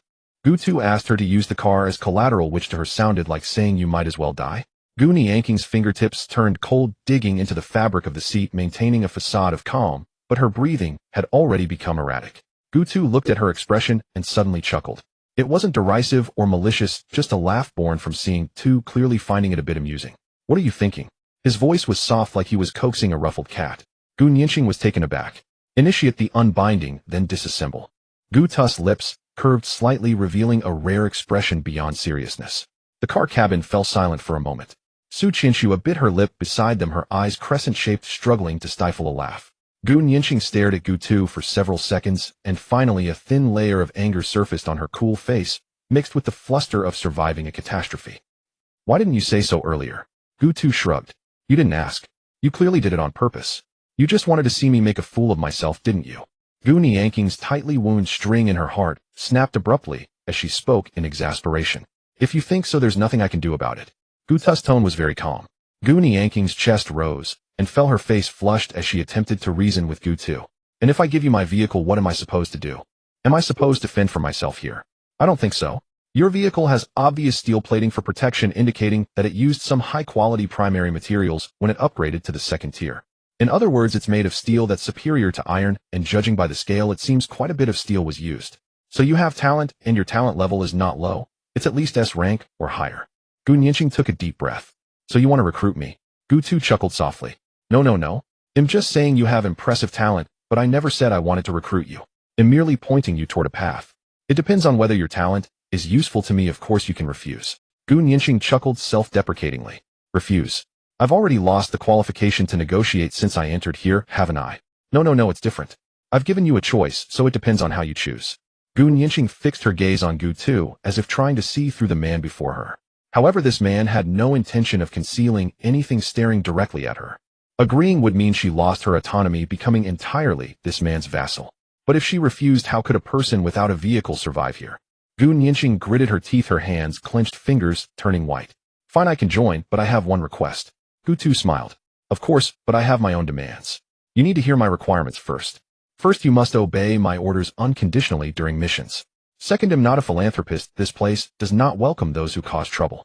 Third, since you've joined me, don't do anything that harms the collective interests. That's all. Gu Nianqing frowned, not because the demands were too harsh, but because they were so normal that they made her question the truthfulness of his words. Unable to help herself, Gu Nianqing asked. That's it. Gu Tu tilted his head, looking oddly at her. Yes. That's it. Then, as if recalling something, a mischievous smile crossed his face. Ogu, what are you thinking? It wouldn't be something unhealthy for the mind, would it? I'm not recruiting maids. He emphasized the words recruiting maids. Gu Nianqing's ears flushed bright red, the color spreading from her ears down to her neck, even the edge of her oversized t-shirt collar tinged with a layer of pink. Her lips moved a couple of times trying to retort, but found herself speechless. You. Gu Nianqing clenched her teeth, her chest rising and falling several times before managing to suppress her indignation. She turned her head away from Gu Tu, her gaze fixed on the spicy fish head outside the car window, her ears still burning as if they could bleed. Su Qinxue finally couldn't hold it in and let out a laugh, quickly covering her mouth. The cabin fell silent for a few seconds. Gu Nianqing took a deep breath and turned her face, her cool expression still carrying a hint of lingering blush, but her gaze managed to maintain some semblance of dignity. She looked at Gu Tu, her lips pressed together, as if engaged in some intense mental preparation. Now it's my turn to make a request. Her voice lowered, losing the earlier sharp coldness, replaced by a hint of awkwardness. Gu Tu raised an eyebrow, remaining silent, waiting for her to continue. Gu Nianqing's fingers gripped the hem of her t-shirt once more, that small gesture seeming like an unshakable habit. Her gaze drifted to the side, fixating on a non-existent point outside the car window, her voice lowered to almost a whisper, nearly drowned out by the engine's soft hum. It's that kind of thing. What kind of thing? Gu Tu tilted his head, looking innocent. Gu Nianqing's face turned visibly red, as if it was about to catch fire. She shot Gu Tu a fierce glare, her eyes filled with embarrassment, anger, and a hint of helpless fluster. Bastard. This guy pretends to be clueless while knowing exactly what he means, yet still puts on an act here. Gu Nianqing was so angry that her fingertips trembled. Can't you show a little understanding for me? Must I say such things out loud? You clearly know what I'm talking about. It's that matter. It can't be forced. Her voice rose momentarily, then seemed to be choked, suddenly suppressed, the last few words squeezed out from between her teeth, as light as a mosquito's wings. After saying this, Gu Nianqing felt as if she had been drained of energy. Her shoulders hunched, yet her chin stubbornly lifted, her red eyes fixed on Gu Tu. That gaze was neither defiant nor pleading, but simply crashed straight ahead. The car cabin suddenly fell silent. The air conditioning vent buzzed, and in the distance a car horn honked dully. Gu Tu squinted at her for 2 seconds. Then he smiled. The smile was ambiguous. It was neither mocking nor comforting, just a slight curve at the corners of his mouth, a bit mischievous, like a cat stepping on its tail. He slowly leaned back in his seat, his hand resting on the steering, while tilting his head to examine Gu Nianqing. His gaze leisurely scanned her from top to bottom, like choosing cabbage at a market. Then he casually spoke up. What kind of matter is it that Director Gu mentioned? He tilted his head. Could you be a little clearer? I'm not very quick-witted and can't understand hints. His tone was lazy, the last syllable rising. Gu Nianqing's breath caught. You. What about me? Gu Tu put on an innocent look, his eyes shining like a fox's. I truly didn't understand. Director Gu, please clarify what kind of thing can't be forced. Eating, sleeping, or... He deliberately elongated the last word, his gaze lazily sweeping over Gu Nianqing's face, finally landing on that extremely terrifying fruit, his voice softening by half. Other matters. Gu Nianqing's brain completely crashed. Her face went from red to even redder, then to a purplish red, as if she were being roasted over a charcoal fire. Even the tips of her ears felt hot. Other matters. Gu Nianqing's brain completely crashed. Her face went from red to even redder, then to a purplish red, as if she were being roasted over a charcoal fire. Even the tips of her ears felt hot. She was laughing so hard she was on the verge of internal injury. "Gu to you." Gu Nianqing finally found, but it was not the usual clear, restrained tone with a sharp edge, but a voice that was cracking, filled with moisture, almost on the verge of tears. She suddenly raised her hand to cover her face, curling up into her seat, like an ostrich burying its head in the sand. "I'm not talking to you anymore." Her voice muffled in her palms, sounding dull, aggrieved, embarrassed, and an indescribable soft. Gu Tu looked at her like this, unable to suppress the smile at the corners of his mouth, curving into a crescent. He laughed out loud. The sound was not loud, but exceptionally clear in the quiet cabin, as if deliberately letting Gu Nianqing hear. All right, I won't tease you anymore." He laughed and shook his head. "I agree to that condition. Is that all right?" His voice still carried a playful tone. Gu Nianqing peeked out from between her fingers. Her eyes were red and glistening. She shot Gu Tu a glare and quickly closed them again. "You said it." "I said it." Gu Tu put away his nonchalant demeanor, his tone becoming serious. Gu Nianqing slowly lowered her hand. The redness on her face hadn't completely faded, but her breathing had steadied a lot. After a while she finally, on her face the embarrassment had faded, significantly replaced by a calmness born from being forced to confront the inevitable. She pushed up her glasses on her nose. Her gaze behind the lenses refocused, landing on Gu Tu. "All right." She took a deep breath. "Then I'll show you my talent." A semi-transparent panel suddenly floated into existence between her and Gu Tu. Light golden text flowed slowly in the air. The moment Gu Tu's gaze landed on it, his pupils suddenly constricted. Talent: infinite synthesis level, unique function, can synthesize 10 low tier items into 1 high tier item. E.g. 10 iron 1 steel. Limitation: can only synthesize 1 type of item per day, no limit. Evaluation: a miraculous transformation that turns decay into magic. Focusing on the same material daily allows for limitless breakthroughs of resource limits, considered the core talent of resource development. The cabin fell silent. Not the previous ambiguous and awkward silence, but a brief, vacuum-like stillness, as if something had been struck hard. Gu Tu's gaze was fixed on the panel, unmoving. The light, golden characters reflected in his pupils. His breath momentarily halted, then he slowly exhaled. Unique level. His voice was soft, as if confirming something, or perhaps digesting it. Gu Nianqing watched his expression, her lips unconsciously curving slightly. Then she quickly straightened them as if she had done something shameful. Gu Tu slowly turned his head. He looked at Gu Nianqing, his gaze different from anything she had seen before. There was no scrutiny, no wariness, none of that uncomfortable penetrating gaze. Instead, it was a naked, unreserved, and astonished look, like a miner who had just struck a gold vein. 10 iron to synthesize 1 steel. Gu Nianqing nodded. No energy consumption required. She nodded again. Gu Tu fell silent. He leaned back against the driver's seat, closed his eyes, and tapped his index finger rhythmically on the steering wheel. Tap, tap, tap. The sound was dull, rhythmic, like a second hand ticking away. Infinite synthesis. Unique level talent. What a vase this was. This was clearly a humanoid resource integration library, a breathing money printing. He quickly calculated in his mind. 10 units of iron synthesized into 1 unit of steel. 100 units of steel could synthesize 10 units of even higher quality metal. Following this logic, he wouldn't need to search for high quality metals at all. Just using the lowest quality iron could yield the highest quality metals. What could an ordinary synthesizer achieve in a day? Exhausted, they could barely synthesize 2 or 3 sets. But she, as long as the materials were sufficient, there was no limit. In 1 day, she could synthesize the amount others would take a month to produce. This was no ordinary resource type talent. This was a qualitative change. It also meant, when upgrading his vehicle, he could recklessly stack it with high-grade materials. He turned his head, looking at Gu Nianqing. Something was surging in his eyes. It was hard to tell if it was excitement or relief, or perhaps both. "Do you know what your talent means?"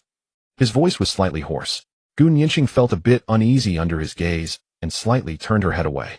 Su Qianxue could no longer hold back.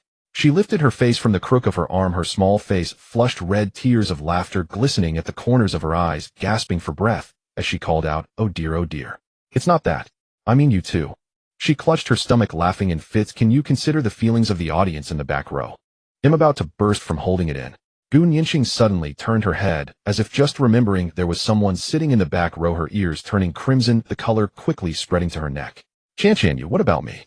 Su Qianxue wiped her tears, laughing so hard she hiccuped. "I told you, Nianqing, you insisted on dragging me here. Is it to make me the third wheel?" "No." Gu Nianqing grew anxious. "I brought you here because..." "Because what?" Su Qianxue tilted her head, a sly look on her face. "Because you're afraid someone might not be able to resist doing something to you, so." Gu Tu leaned back in the driver's seat, a smile curling at the corners of his mouth, remaining silent. Gu Nianqing opened her mouth, realizing that whatever she said would be awkward. She thought to herself, it can't be true. That earlier phrase, "you can't force it," still lingered in the air. It can't be true. That would mean admitting there was something going on between her and Gu Tu. She took a deep breath, deciding to strategically change the topic.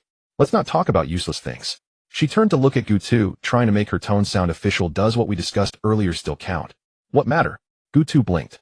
Gu Nianqing's eyes instantly became dangerous. You promised me earlier. Oh, that. Gu Tu elongated his tone, and just before Gu Nianqing was about to explode, he finally nodded. It counts. Not forcing you, all right. He paused, then added lightly, wait until you're willing. The last 4 words were said slowly, like a feather landing on her heart. Gu Nianqing's heart, which had just calmed down, began to race uncontrollably again. She bit her lip, pretending not to hear, and turned her face toward the car window. The reflection in the car window showed her face, red. The glasses glinted in the light, obscuring her expression, but the small arc at the corners of her mouth could not be hidden. Su Qianxue watched from the back seat, rolling her eyes silently.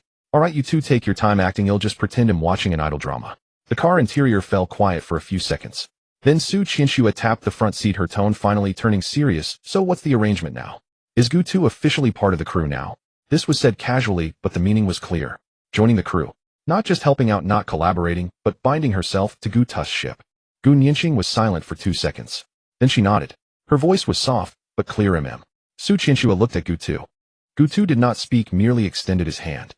It was not a gesture for a handshake, but rather an open palm, fingers slightly curled, as if he was about to catch something. Gu Nianqing looked at that hand. The knuckles were well-defined, the fingertips slightly calloused, and the palm's lines were somewhat blurred by the passage of time. She paused, then placed her hand on top. The moment her fingertips touched his palm, Gu Tu's hand closed around hers. It was not a handshake, but a gentle embrace, enveloping her hand with an indescribable sense of preciousness. Welcome. Just those 2 words. But Gu Nianqing felt a warmth in her eyes. She quickly withdrew her hand, adjusted her glasses, and her voice regained that cold quality. All right, let's get to work. Gu Tu pointed to the dilapidated vehicle parked not far away. It was called a car, but it looked more like a heap of black iron barely pieced together. First, let's deal with your diced chili fish head. Hey, can you not call it that? Gu Nianqing set her tone a bit. Su Qianxue laughed from the back seat. I think it's quite fitting. Look at that car light, doesn't it look like a fish's eye? Everyone shut up and get to business. Gu Tu said impatiently. The 3 of them got out of the car. Gu Nianqing silently chanted unbind in her heart. Ding, detecting that the host is in the process of unbinding. Would you like to unbind directly? Unbind, decompose, acquired iron 300, acquired parts 150, acquired steel 50. Gu Nianqing transferred all resources to Gu Tu, who waved his hand, collecting everything into his spatial ring. Gu Nianqing's eyes widened. Where did all the things I gave you go? Gu Tu shook the spatial ring on his hand. They're all right here. Gu Nianqing glanced at the spatial ring in Gu Tu's hand, feeling as if this dogman was showing off. The 3 of them then got into the car. Gu Tu opened the vehicle panel. Steel RV, level 2, durability 100, speed 180 km/h, fuel unlimited, defense 800, terrifying. Is this really the defense of a level 2 vehicle? External weapons, none. Vehicle advancement requirements, gold 500, iron 500, electronic components 10 OE parts 300 LV, 2 LV. 3 vehicle upgrade blueprint, 1 comprehensive evaluation, a terrifying level 2 vehicle with 5 times the defense of an ordinary level 2. The engine and tires seem to have undergone some incomprehensible qualitative change. According to regular upgrades, she was currently short of gold and an electronic component. However, ever since Gu Tu experienced the sweetness of enhanced upgrades, he completely looked down on this ordinary god-level upgrade. Since upgrades could use higher quality main materials, could she also use materials beyond steel for upgrade? Once this thought surfaced, Gu Tu felt he couldn't even dare to think about it. If that were the case, the defense of his vehicle would be terrifying. Gu Tu took out all the iron and steel. Nianqing, try your talent and combine them into a material of higher quality than steel. Just watch closely. He'll show you what a top-tier talent looks like. Gu Nianqing looked at the pile of steel, raised her hand, and hovered her palm over the steel. Ding, detecting 500 steel. Would you like to synthesize? Synthesize. A faint ripple spread through the air, as if something invisible was rippling from her fingertips. The stacked steel blocks began to tremble slightly, emitting a faint humming sound, as if being kneaded, compressed, and rearranged by an invisible hand. Finally, they were shaped into squares. After a while, the light dissipated. 50 pieces of armor steel, radiating dazzling light, quietly lay on top of the RV. Then the information panel for the armor steel appeared. Armor steel description: a relatively hard steel, 3 times the hardness of ordinary steel. Evaluation: the main material for upgrading vehicles from level 4 to level 5. After reviewing the information on armored steel, Gu2 had already made up his mind. He intended to use armored steel as the primary material for the third-tier upgrade of the vehicle. Gu Nianqing smiled and said, with these 50 units of armored steel, the vehicle's defensive power will surely be formidable once it reaches the third tier. Gu2 shook his head and chuckled. Nianqing, your path is too narrow. I plan to use all the armored steel for the upgrade. Gu Nianqing did not refute, but frowned and said, that's 500 units of armored steel. How can it be so easily obtained? She didn't explain why, but she understood in her heart that when Gu2 said, isn't there yours as well? She felt not pressure, but a sense of inclusion in the plan. Longing to the She didn't explain why, but she understood in her heart that when Gu2 said, isn't there yours as well? She felt not pressure, but a sense of inclusion in the plan. Gu2 had never regarded her as an outsider, nor had he ever considered her as a subordinate.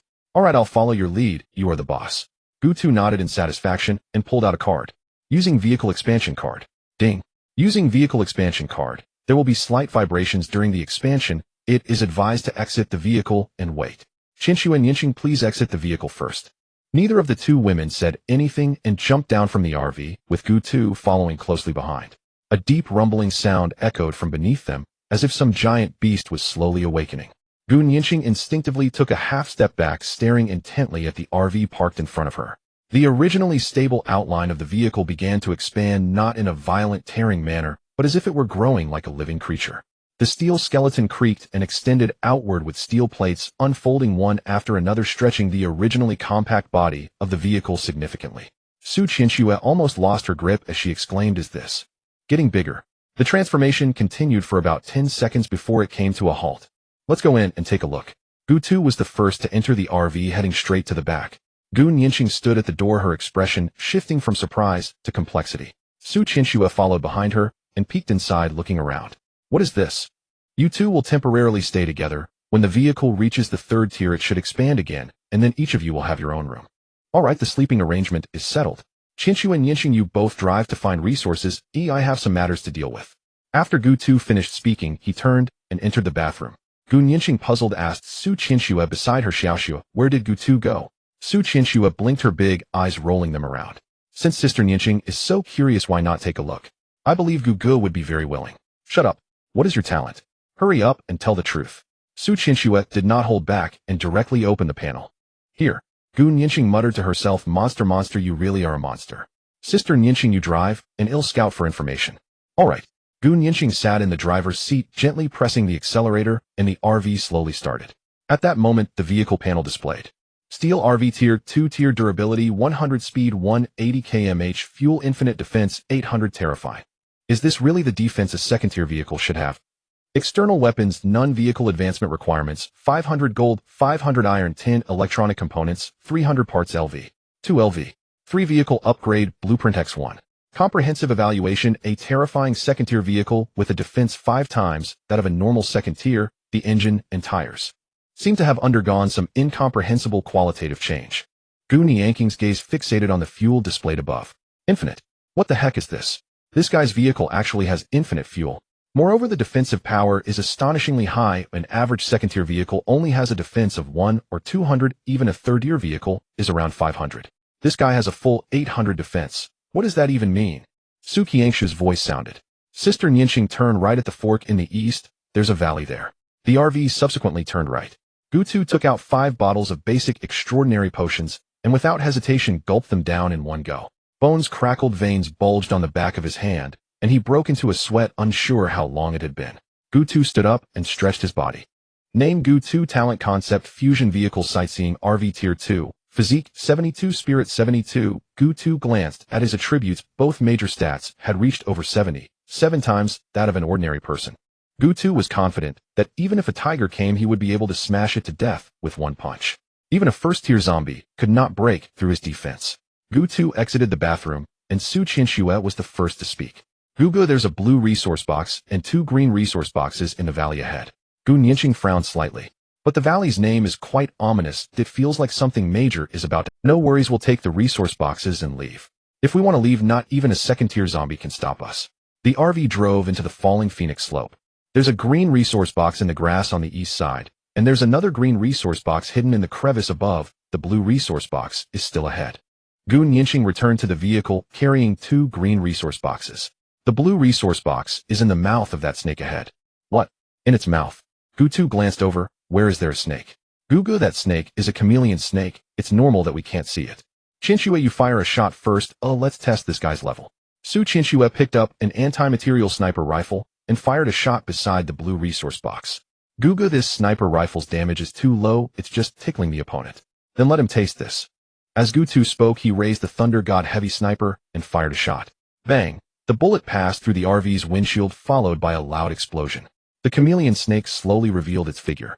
The system randomly displayed the chameleon snake's panel information. Chameleon snake elite monster level tier 2 health 3200, 3200 attack power, 380 defense power, 250 skills. Color change. Camouflage passive merges with the environment, making it extremely difficult to detect with the naked eye. Venom spray. Active sprays corrosive venom, causing damage over time upon hit. Strangle and constrict. Active wraps around the target, dealing 100 damage per second. A second tier elite monster. This attribute panel seems a bit trashy, right? It probably can't even break through the RV's defense. Gu Nianqing muttered. Crimson damage floated above the chameleon snake's head. This shot directly stunned the chameleon snake, causing its head to sway unsteadily. It quickly regained its composure.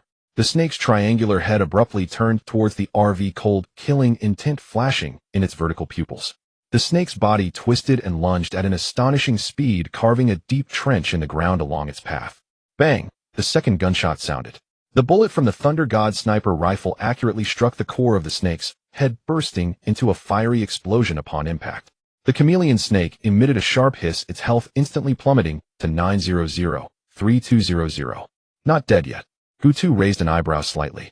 The chameleon snake was utterly enraged, opening its massive maw as a jet of dark green venom sprayed out, like a high-pressure water gun aimed directly at the RV's windshield. Hold on tight.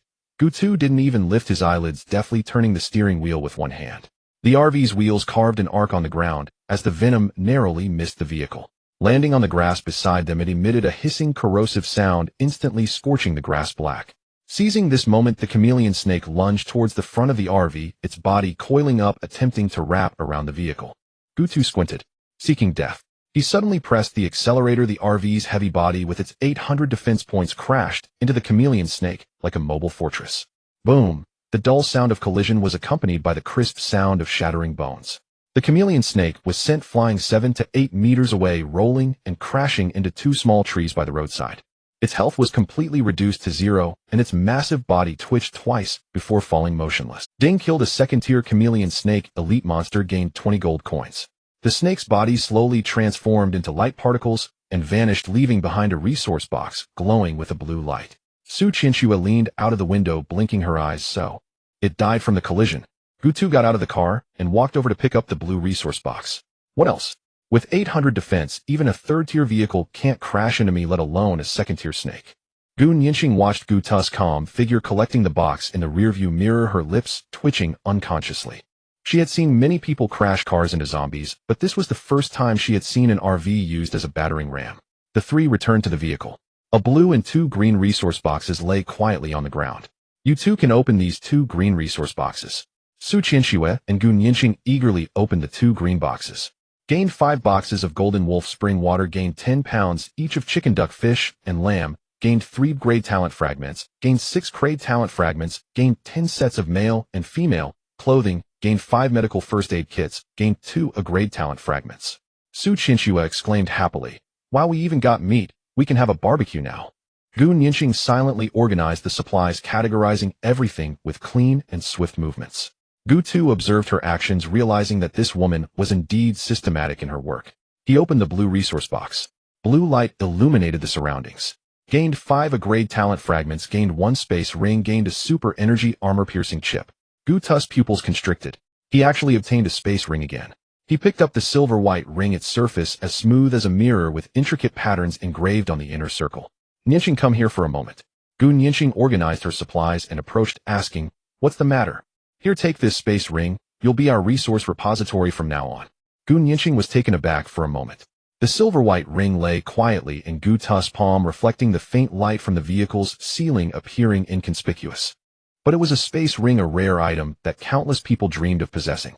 For me, eh? Her voice carried a hint of uncertainty, her gaze flitting over Gu2's face twice, as if confirming whether she had misheard. Gu2 had a naturally assured expression. You are organized in your work, so it's most suitable for you to manage the supplies. Su Qianxue chimed in from the side. Nianqing, you should take it. I'm just here to provide information. Oh, I have little combat power, so it wouldn't be much use to me. Gu Nianqing remained silent. She slowly stretched out her hand, taking the ring from Gu Tu's palm. The silver-white ring felt slightly cool to the touch, and the patterns on the inner circle pressed against her fingertip, giving an indescribable sense of reality. She lowered her eyelashes, her fingertips unconsciously rubbing the ring's surface, while a wave of indescribable emotions surged within her. This was a space ring. Placed outside, countless people would be willing to risk their lives for it. Yet he handed it to her so casually. Not because she was strong in combat, nor because she had any special value, but simply because she was organized in her work. A perfectly ordinary reason. Gu Nianqing suddenly recalled the events that had transpired along the way. Killing monsters, opening boxes, dividing supplies. Gu Tu had never said anything unnecessary, as if she had always been a part of the team, not a temporary burden. Yet they had known each other for only a short time. She slipped the ring onto her left ring finger, the size, fitting perfectly, as if it had been custom-made. Aren't you afraid I'll run off with it? She suddenly looked up, her tone half serious, a slight smile at the corner of her mouth. Gu Tu looked into her eyes and said earnestly, I believe you won't run off with the loot. Gu Nianqing's ears turned slightly red. His words sounded more like a promise. Don't think too much. Combine all the iron and steel into armor steel. Later let Qianxue go to the trading channel to sell water in exchange for some iron or advanced chips. After finishing, Gu Tu's gaze fixed on the A-grade talent fragments. 10 A-grade talent fragments could randomly synthesize 1 A-grade talent. Gu Tu had opened 2 blue resource boxes, so he already had enough 10 A-grade fragments. Synthesize. Ding, detected 10 A-grade talent fragments. Synthesizing talent. Ding, congratulations to player Gu Tu for acquiring the second talent. Telekinesis talent. Telekinesis, grade A function, consumes mental power to sense any object within 100 meters, allows the user to move objects with thought, create barriers, or launch impacts. Evaluation. As long as mental power is not exhausted, you are a human-shaped mobile artillery, but remember, overloading will cause severe headaches, or even fainting. Use it wisely. Gu Tu held his breath. Although this talent was only a grade, its capabilities were by no means weak. He speculated that the rating of this talent was likely low due to the high demands on mental power. One must understand that the extraordinary potion is the only way to enhance the mind, and given the rarity of obtaining extraordinary potions, this led to the talent's rating being lowered. Telekinesis activated. He could vaguely perceive the blurred outlines of objects within 100 meters around him. The steel framework of the RV and all its parts. He could even clearly see the shape of every grain of sand on the ground. Is this telekinesis? Within a radius of 100 meters, nothing could hide. Even the movement of a worm 2 meters underground was discernible. This was a perception entirely different from sight. It was more like using consciousness to touch and feel the entire world. Brother, what's wrong? Su Qianxue noticed Gu Tu standing motionless in front of the resource box and curiously leaned over. Gu Tu opened his eyes, a slight smile playing at the corners of his mouth. It's nothing, I synthesized a new talent. What talent? Su Qianxue's eyes brightened, and Gu Nianqing also turned her gaze toward him. Telekinesis, a grade. Gu Tu raised his hand gently towards an empty box on the ground. The box seemed to be lifted by an invisible hand, hovering in midair and slowly rotating. Gu Nianqing looked at the floating box, a glint of wonder flashing in her eyes. Su Qianxue clapped her hands in delight. Brother Gu, you won't even need to lift things anymore, how convenient. Gu Tu retracted his telekinesis and the box landed steadily. He remained in place, his gaze fixed on the anti-material sniper rifle on Su Qianxue's back, when suddenly a thought flashed through his mind. External weapons require at least 4 chips to be installed, but his chips were already installed in other weapons. It would be great if he could remove the chips. What's wrong, Brother Gu? Su Qianxue asked, tilting her head as she noticed Gu Tu suddenly silent. Gu Tu said, I want to see if I can use telekinesis to extract the chips from the weapon intact. That's probably unrealistic. Gu Nianqing frowned slightly. Gu Tu laid the gun flat on the control panel of the RV. That's why I want to try it. If it actually works, it will save a lot of trouble. He closed his eyes. His telekinesis surged forth like a tide, silently infiltrating the interior of the Thunder God Heavy Sniper. The internal structure of the firearm became vividly clear in his perception. The rifling of the barrel, the spring of the firing pin, the gear assembly of the hammer. Every component appeared as if it were being X-rayed. Soon he found the 2 high-grade chips. Gu Tu's telekinesis navigated through the complex barriers, seeping into the crevices like water. Click! A faint crisp sound echoed as 1 infinite firepower chip fell out. It worked. A thin layer of sweat formed on Gu Tu's forehead, his voice tinged with fatigue, but the curve of his lips could not hide his pride. The entire process was executed without a sound. The intricate telekinetic operation consumed mental energy far more quickly than lifting heavy objects. Su Chinchua covered her mouth, her eyes wide open. Gu Nianking's pupils constricted slightly, and she instinctively held her breath. Gu Tu continued to use telekinesis to extract the special chips, explosive chip and the super lightweight chip from the anti-material sniper. Infinite firepower, infinite durability, super lightweight, super strong silencing, ultra long range, super armor piercing, infinite cooling. Gu Tu had already gathered 5 of the 7 basic chips, leaving only the super strong silencing and infinite cooling unacquired. Although infinite cooling and super strong silencing might not sound impressive, their actual effects were far from net. Heavy machine guns would heat up after firing for a while. With the infinite cooling chip installed, this issue would be resolved, and if paired with the infinite firepower chip, it would mean having endless endurance. Though super strong silencing might seem like the least useful high-grade chip, its actual impact should not be. For instance, firing a gun would attract many zombies. If equipped with super strong silencing, the sound of the gun would be greatly diminished, significantly reducing the number of attracted zombies. Gu Tu wasted no time and directly installed all the high-grade chips onto the heavy machine gun, leaving only 1 explosive chip. What a joke. If he already had an explosive chip, there was no need for the so-called cannon. Just imagine having a fully equipped heavy machine gun with explosion attributes mounted on top of a vehicle. It's 1,000 times more powerful than a cannon. Death God, Gatling magazine, infinite durability, infinite range, 2,000 meters, upgrade chips, infinite firepower, infinite durability, ultra long range, super lightweight, super armor piercing. Evaluation: humanity's insane pursuit of firepower has birthed this battlefield's Death God equipped with 5 high-grade chips. The barrel's rotation is driven by a motor achieving a firing rate of over 5,000 rounds per minute. When the 6 barrels start spinning, all carbon-based life forms will be turned to ashes. Su Chinchua was the first to approach. Her mouth opened wide, even a shark would be scared. Is this still a heavy machine gun? The attributes of the Death God Gatling were simply outrageous. Infinite magazine, infinite durability, extremely lightweight, range comparable to a sniper rifle, and most importantly, it also had armor-piercing effects. With a firing rate exceeding 5,000 rounds per minute, 6 gun barrels spinning a torrent of steel would pour forth each bullet accompanied by armor-piercing effects. What does this mean? It means that the weapon now fires not ordinary bullets, but a continuous stream of armor-piercing rounds. Gu Nianqing also walked over, looking down at the entirely black Gatling. The 6 barrels of the Death God Gatling had faint dark red patterns swirling at their bases, as if some energy was surging within the gun. Her voice trembled slightly. Infinite magazine, infinite durability, a range of 2,000 meters, and it even has armor-piercing effects. This was no ordinary heavy machine gun, but rather a heavy machine gun that had undergone a qualitative change. If an explosive chip were added, it would completely transcend the category of a heavy machine gun. This was a moving artillery platform, a portable firepower coverage system. The reason Gu Tu wasn't installing the explosive chip now was that once it was installed, it would become a super artillery. Such a commotion would definitely attract a massive horde of zombies, far more terrifying than before. Moreover, the barrel would easily overheat, making infinite endurance impossible.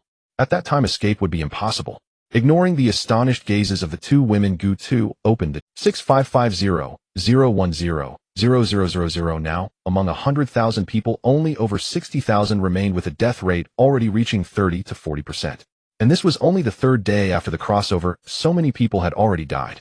With 4 days left and a wave of corpses approaching, Gu Tu estimated that the surviving population might not even reach 10%. Selling chips, various chips available, 100 gold each. If you want, lose out buying them. Acquiring large amounts of food and water, private message for prices. Brother, I have 2 packs of compressed biscuits. I haven't had water for 3 days and am dying of thirst.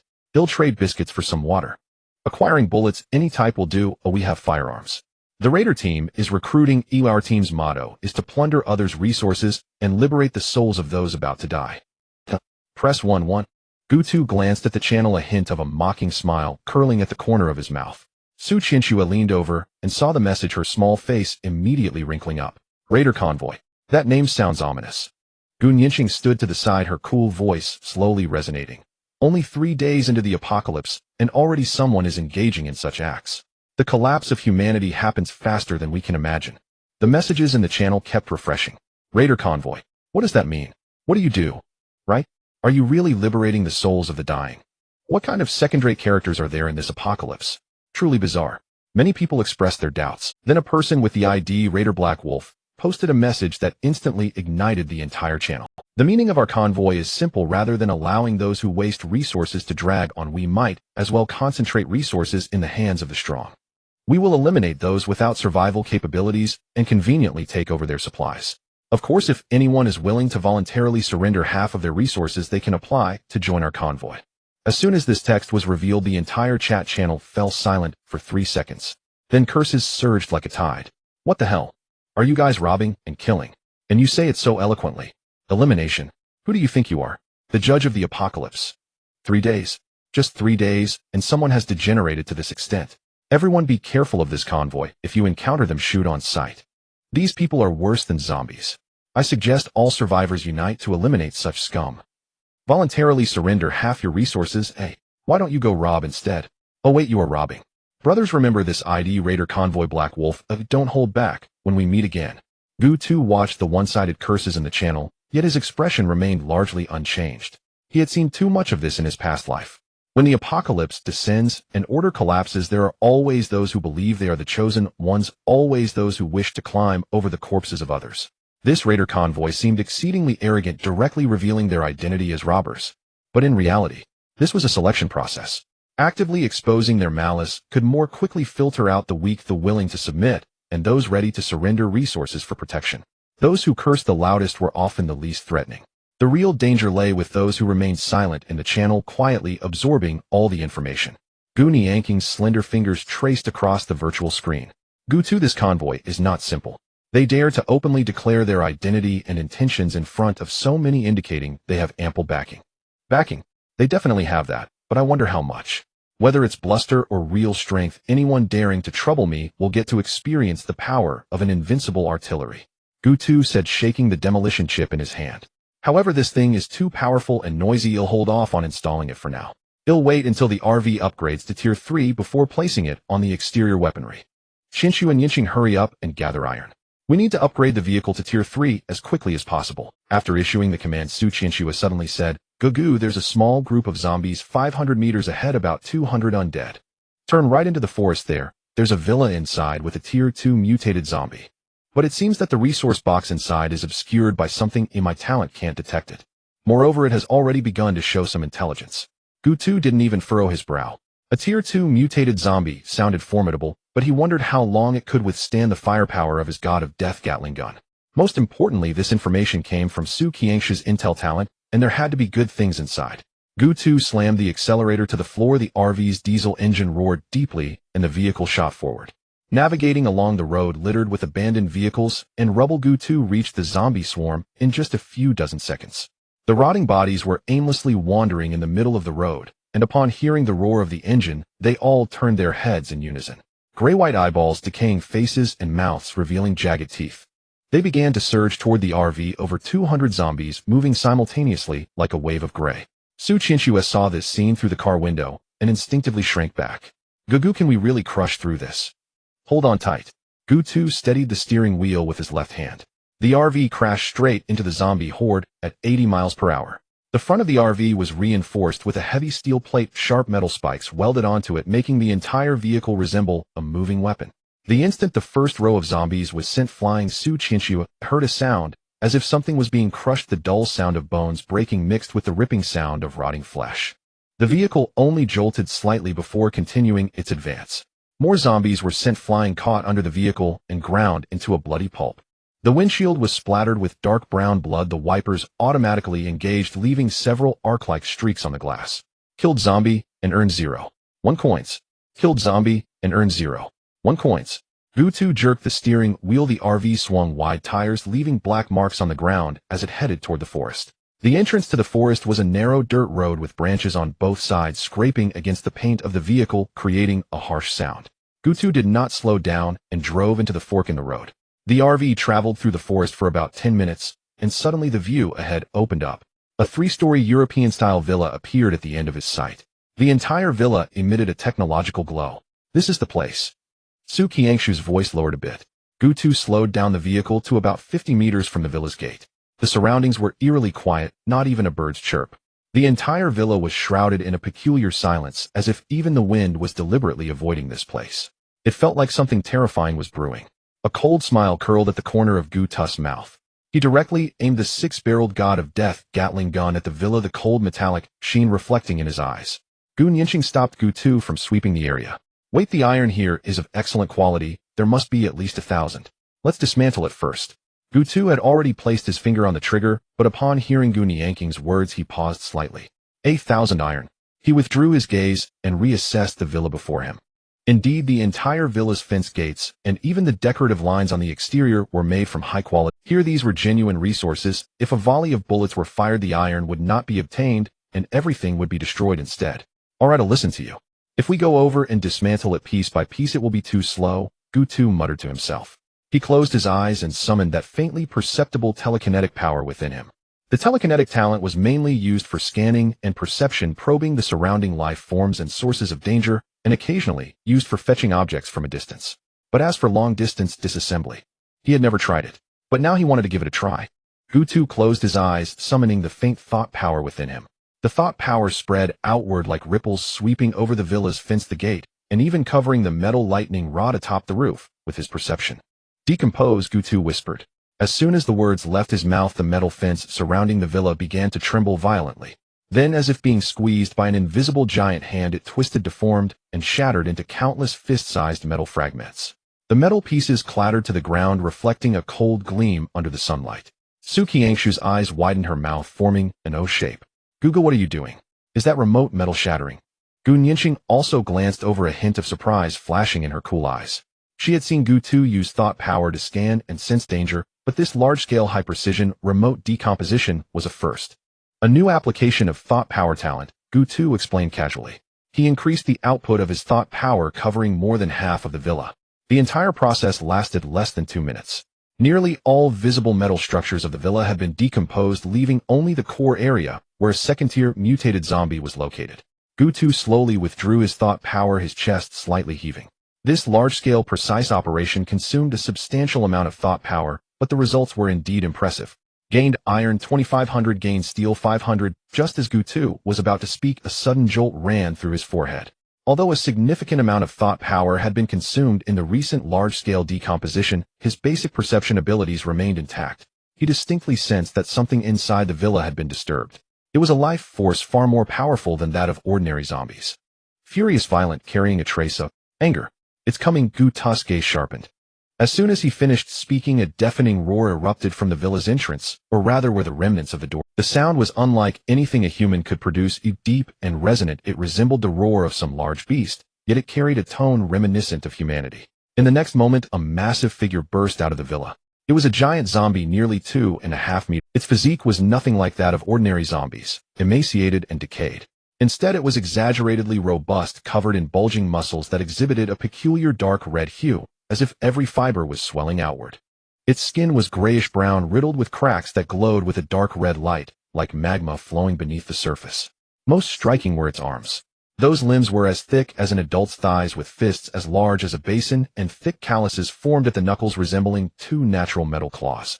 Though its face had begun to rot, the outline of its features from before death could still be discerned. Its eyes glowed a dark yellow with vertical pupils that emitted a light entirely different from that of ordinary zombies. That was the light of intelligence. Second-tier mutated zombie. At the same time, the panel information for the second-tier mutated zombie appeared. Muscular behemoth, level second-tier, mutated health 5800500, attack power 500, defense power 380, skills 1. Mighty slam, active channels power through both arms to strike forward, causing area damage with a chance to knock back the target. 2. Fury regeneration, passive triggers when health falls below 30, restoring 1 of maximum health per second for 10 seconds, cooldown time 24 hours. 3. Furious roar, active, releases a deafening roar that briefly stuns surrounding enemies and increases its own attack speed by 10. Evaluation, a mutated zombie of immense strength. It has begun to exhibit intelligence, though its cognitive abilities remain somewhat lacking. The muscular behemoth zombie stood at the villa's entrance, its dark yellow vertical pupils scanning the pile of metal debris in the yard, ultimately settling on a camper van 50 meters away. It opened its mouth and let out a low growl. Did that growl carry a hint of anger? Su Qianxue exclaimed in surprise. Gu, it's angry. Does it know we destroyed its home? Gu Nianqing's voice remained cool, but her tone held a hint of seriousness. It can sense its territory being violated and can express anger. This is no longer just a zombie. It has developed consciousness and intelligence. Gu2 said, nothing, merely sitting in the driver's seat, facing off against the 2.5-meter-high monster. The muscular behemoth zombie tilted its head, its dark yellow vertical pupils fixating on Gu2, seemingly assessing the human who dared to intrude into its territory. Then it moved. Without any warning, that massive body charged toward Gu2 with a speed entirely inconsistent with its size. Each step it took on the ground produced a dull thud, with deep footprints left in the dirt and the grass torn apart. In just under 2 seconds, it covered a distance of over 10 meters. A gigantic fist accompanied by a gust of wind smashed toward the camper van. Gu2 once again activated his thought power. This time it was no longer a precise operation of metal decomposition, but rather the simplest and most brutal method: thought power impact. An invisible force burst forth from Gu2's forehead, striking the muscular behemoth zombie's chest like an invisible heavy hammer. Bang! The air produced a muffled sound. The behemoth zombie's forward momentum abruptly halted, as if it had collided with something, its balance wavering as it stumbled back 2 steps. Did it work? Su Chinchua nervously peered out from the car. It did not. The muscular behemoth zombie steadied itself after retreating only 3 or 4 steps. It looked down at its chest, where a shallow dent had formed, with cracks appearing in the calloused layer of skin due to the thought power impact, but that was all. It lifted its head, a hint of confusion flashing in its dark yellow vertical pupils, soon replaced by a more intense ferocity. It charged forward again. Gu2 furrowed his brow, unleashing 3 consecutive thought power impacts. The first hit its left shoulder, slowing its charge. The second struck its knee, causing it to kneel on one leg. The third aimed for its head, attempting to directly shatter its brain. Although it had some effect, it was limited and did not inflict significant damage. Thought power impacts could indeed interfere with it, causing it to lose balance and interrupt its attack rhythm. The physical strength of this second-tier mutated zombie far surpassed that of ordinary zombies. Striking it with thought power felt like punching a solid wall. Its defense is too high, Gu2 calmly assessed. His thought power talent was still at a low level. It was sufficient against ordinary zombies, but against second-tier mutated zombies, it could only serve a restraining purpose. In the instant the powerful male zombie lunged for the 3rd time, Gu2's telekinesis targeted the mutated zombie's eyes. The cold metal of the gun glimmered with a deadly sheen under the sunlight. 6 gun barrels, slightly drooping, aimed at the zombie that had just missed its strike. The powerful male zombie sensed the lethal threat. Its dark yellow vertical pupils suddenly contracted instinctively, trying to evade. But it was too late. Gu2's telekinetic attack had already struck its eyes. The 6 gun barrels began to spin wildly, tongues of flame erupting from the muzzles, bullets pouring out like a torrential rain, forming a metallic storm. Tat tat tat tat tat tat. The deafening gunfire echoed throughout the forest, shattering the glass windows of the villa amidst the sonic boom. The soil on the ground was blown into the air by the shockwaves of the bullets. The powerful male zombie let out a shrill scream, attempting to shield its head with its arms. However, those 2 stout arms seemed like paper in the face of the metal storm from the Grim Reaper Gatling. Bullets penetrated its arms, pierced through its shoulders, and traversed every inch of its body. First round, second round, third round, fourth round. In just 3 seconds, over 200 bullets rained down upon this second-tier mutated zombie. The powerful male zombie's body was riddled with holes, its dark red muscle tissue continuously disintegrating under the impact of the bullets, revealing the grayish-white bones underneath. Those bones were covered in cracks, and under the relentless barrage they finally shattered completely. Its massive body collapsed to the ground, raising a cloud of dust. Killed a second-tier mutated zombie, earned 50 gold coins, obtained a fragment of a hidden treasure map. 1. Killed a zombie, earned 0 gold coins. 1 0. 1 0. 1. The system's prompt echoed continuously in his mind. Gu2 released the trigger. The 6 barrels of the Grim Reaper Gatling were still slowly spinning, smoke wafting from the gun mouths. The surroundings fell silent. Su Chinchua poked her head out of the car window and gasped at the enormous corpse that had been turned into a sieve. My goodness. This is too violent. Gun Yinxing pushed open the RV door and stepped down, her cold gaze sweeping over the corpse on the ground, finally landing on Gu2. Telekinesis for control, Gatling for output. This combination is quite good. Gu2 retrieved the Grim Reaper Gatling back into his spatial button, crouching down to take the treasure map from the corpse. The treasure map was merely a fragment. 3 more fragments were needed to find the treasure. Though it was just a fragment, Gu2 knew that the items on this treasure map were certainly not simple. He enveloped the core area of the villa with his telekinesis, his thoughts penetrating through the thick steel plates on the ground directly into the basement beneath. Goodness, there's actually a basement here. Without the telekinetic control ability, he might never have discovered it. Telekinesis directly entered the basement. The steel plates inside were evidently thicker than those outside. At a glance, wasn't this exactly the armored steel that Gutu needed to upgrade his vehicle to the 3rd tier? Decompose, the heavy armored steel plates suddenly shrank along with the steel plates. Obtained 500 iron, obtained 100 armored steel. Gutu was quite shocked. He had never expected that this small basement would contain a full 100 units of armored steel. That was 100 units of armored steel, which translated to 100 units of iron or 100 units of steel. Gutu transferred all resources to Gu Nianqing. Nianqing, stay in the car and convert all the metal into armored steel. Qianxue, let's go out together to look for resource boxes. Su Qianxue jumped down from the car, stretching her wrists. After several days since the crossing, she appeared much more capable, and her gaze was no longer timid as it had been at first. Can your information ability provide locations? Su Qianxue shook her head. This place seems to be obscured by something. Even my ability is confused. Gutu closed his eyes. The telekinetic control ability fully unfolded at this moment, and invisible, mental waves spread outwards from him. Within a radius of 300 meters, the outlines of all objects gradually became clearer in his mind. The structure of the trees, the rocks underground, the scattered zombie corpses, the metallic scraps in the ruins of the villa. This feeling was marvelous, like a god's perspective, or as if he were scanning the entire area with X-rays. As his telekinesis swept over the ruins of the villa's main building, Gutu's brow slightly furrowed. Beneath the collapsed load-bearing wall of the main building, there was a metal box trapped under the rubble, its surface emanating a faint blue glow. And at the bottom of the fountain pool in the villa's garden, another box, also glowing blue, lay quietly in the silt, this one with a more elongated shape. There are two, one is trapped under the rubble over there, and there's another at the bottom of the fountain pool. I'll go grab it. Without saying a word, Su Qianxue rushed over. Gutu's telekinesis kept locking onto the positions of the two resource boxes. While observing the movements around, he guided Su Qianxue to precisely locate the targets. Qianxue, 30 centimeters to the left of the fountain pool, dig down about half a meter. Hearing Gutu's voice in her mind, Su Qianxue was momentarily stunned. This was one of the abilities that came with the telekinetic control talent. Mental transmission. She didn't have time to think more and crouched down to start clearing the silt and fallen leaves at the bottom of the fountain pool. Her hands plunged into the mud, and soon she touched a cold metallic surface. With a strong pull, a long metal box was pulled out from the mud. The box was entirely silver blue with a faint sheen flowing on its surface. Su Qianxue hugged the box, turned around, and ran towards Gutu, handing the box over before heading back to the ruins of the main building. The second box is in the main building ruins beneath the chunks of the load-bearing wall with about 300 pounds of rubble on top. Gutu's voice echoed in her mind once more. Su Qianxue arrived at the ruins, looking at the pile of rubble with a frown. I'll control the stones, you grab the box, Gutu's voice came. In the next moment, Su Qianxue felt an invisible force enveloping the pile of rubble. Stone after stone began to levitate, as if an invisible hand was gently lifting them and neatly stacking them to the side. After the rubble was cleared, a similarly glowing blue box was revealed. This box was larger than the equipment box cubicle, with sides about half a meter long and a more intricate surface design. Su Qianxue quickly picked up the box and returned to Gutu's side. The two boxes were placed side by side on the ground, their blue glows shimmering together. Gutu crouched down and first opened the ordinary blue resource box. Obtained the Bible, Tao Te Ching.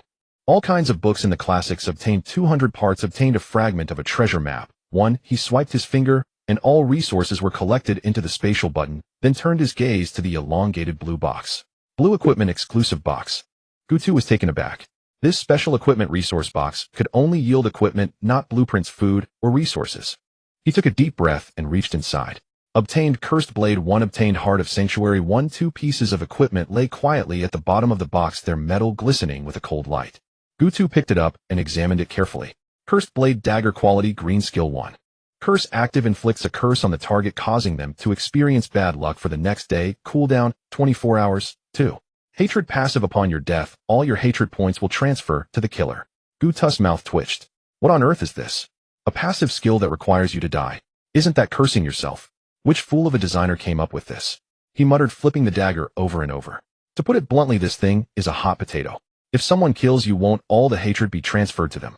Then wouldn't the killer instantly become the target for everyone?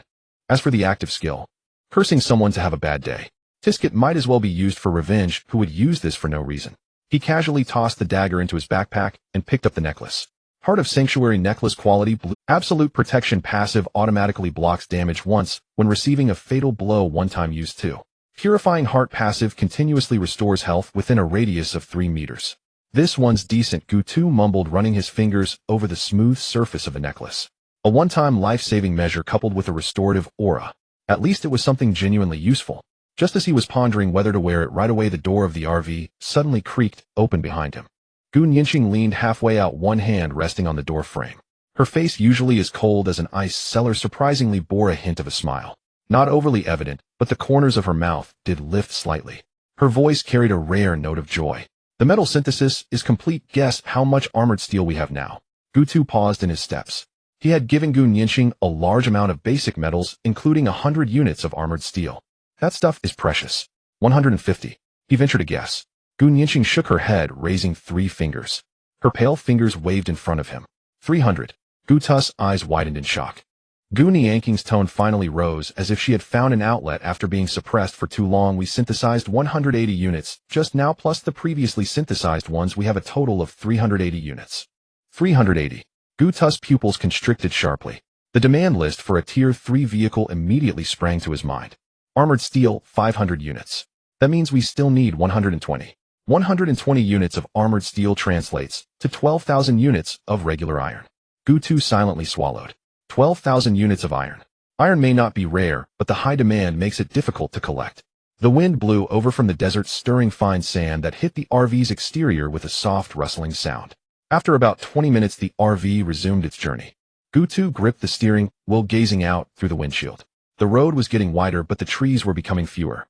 First there were sparse bushes, and then there were none. Then, just after turning a sharp bend, the forest vanished. In its place was an endless expanse of desert. Golden sand dunes extended in layers into the distance, and as the wind blew, fine sand flowed down the ridges like water. The sky was a bright blue without a cloud in sight. The weather has changed, Gu Nianqing said faintly from the passenger seat. Gu2 did not respond, merely rolled up the window. The sand beat against the glass with a pattering sound, as if someone were sanding it with fine sandpaper. Cacti began to appear on both sides of the road. At first there were just a few short ones, then they grew taller and taller. Some giant cacti towered several meters above the RV, their outstretched branches resembling open arms. The RV looked like a small toy next to them. Gu2 found a relatively sheltered spot to park the RV next to a massive cactus. Let's take a break, he said, turning off the engine and casually opening the chat channel. A flurry of messages immediately flooded the screen. The top right corner of the chat channel displayed the current number of survivors, 6100-010-00000. Gu2 frowned. A group of people had died during the day, over 4,000, just like that. He didn't know how many would fall tonight. He scrolled down several pages. Damn, there are too few resources on the main road. My vehicle is only Tier 2 and I haven't even managed to... Are you stupid? The side roads I take have 10 times more supplies than your pathetic main road. There's danger, sure, but in front of my heavy machine gun, that's nothing, just a few shots, and it's done. The Raider convoy is recruiting. Our convoy currently has 2 Tier 4 vehicles and dozens of Tier 3 vehicles. Join us, and you'll have a prosperous life with plenty of good food and drink. What the hell? Tier 4. Are you even human?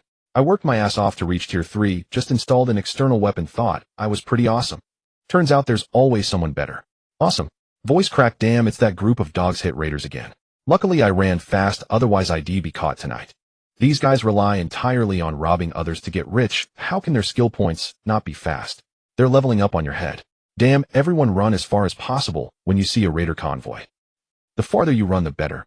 Gu2 expressionlessly finished reading and switched to the trading channel. Prices had dropped significantly compared to the previous days, but overall prices were still high. Just as Gu2 exited, a new message popped up in the trading channel. Selling vegetables, selling vegetables. Don't miss out. Fresh vegetables and fruits. Sunshine apples for gold coins. No cheating. This vegetable increases attributes. You won't regret it. It's truly worth it. Is this person an idiot? Everyone else is busy fighting zombies and buying weapons, and you are here selling vegetables. The guy above is right. Are you out of your mind, brother? You're the one who's out of your mind. This is extraordinary produce, the kind that increases attributes. Do you understand anything? Attributes mean nothing. Can they compare to guns and bullets? With that gold coin you might as well buy some ammo. That's much better. Gu2 was initially just browsing, but a message about selling vegetables suddenly made his finger pause. Selling vegetables. In a place filled with zombies, and where everyone is on edge, there are actually people selling vegetables. Seriously. He glanced at the other's ID. Selling vegetables. Lowly King. Gu2 couldn't help but click his tongue. This name is quite interesting. Others' IDs were mostly their real names. This one, however, was clearly modified. Likely they had obtained some kind of name change card. He opened a private chat and typed a line. Are you there? What's up with those vegetables of yours? The message was barely sent when the other party almost instantly replied. Selling vegetables, lowly king, big shot, take a look. What I'm selling is really great stuff. Selling vegetables, lowly king. You definitely won't lose out if you buy it. Gu2 hadn't reacted yet when the other party sent over the introduction panel. Sunshine apple quality, extraordinary fruit effect, eating it can increase 0.1 in constitution with a daily growth limit of 5 times. Evaluation nurtured by abundant rain and sunlight, it has a crisp and sweet taste. Gu2 raised his eyebrows. 0.1 in constitution. Although it's not much, eating 5 a day means 0.5, and in 10 days that's 5 points in constitution. If consumed long-term, the benefits are quite considerable. Before he could reply, the other side sent several more messages. Selling vegetables, lowly king, big shot, take a look. It's really cheap. 1 gold coin for 1 vegetable. If that's not feasible, I can do 2 for you. Selling vegetables, lowly king. I have more great stuff coming up. Look down further. Following that, a large number of fruit and vegetable illustrations popped up. Things like fiery chili, ice cucumber, mental power seeds. Gu2 was momentarily stunned. These items have various effects. Some increase constitution, some enhance spirit, and one even temporarily boosts reaction speed. Gu2 couldn't help but type. Gu2, wait. Where did you pick so many bizarre vegetables? After 2 seconds, the other party replied. Selling vegetables, lowly king, big shot, don't worry about it. It's definitely worth buying. Selling vegetables, lowly king, big shot, think about it. I don't have much stock left. If you wait too long, others will snatch it up. Gu2's mouth curved slightly. This little girl spoke like a rapid-fire cannon, exuding a market vendor's vibe. He thought for a moment and scrolled through the attributes of those vegetables, feeling that they were indeed useful. Items that enhance hard power are essential for the long term. If he didn't buy now, the price would rise later and he would lose out. Gu2, alright, how much? Selling vegetables, lowly king, 1 gold coin each. If you buy more, I can give you a discount. Gu2, 1 gold coin each is too expensive. How about 2 gold coins for 3? The other party fell silent for 3 seconds. Selling vegetables, lowly king. Big shot, your bargaining is too ruthless. This is extraordinary fruit. It's extraordinary. Gu2, 3 gold coins for 5. If you don't sell, I'll find someone else. Selling vegetables, lowly king. No, no, no, no, no. Selling vegetables, lowly king. 5 gold coins for 10. I can't go any lower. If I go any lower, it'll be in huge loss. Gu2 almost laughed out loud.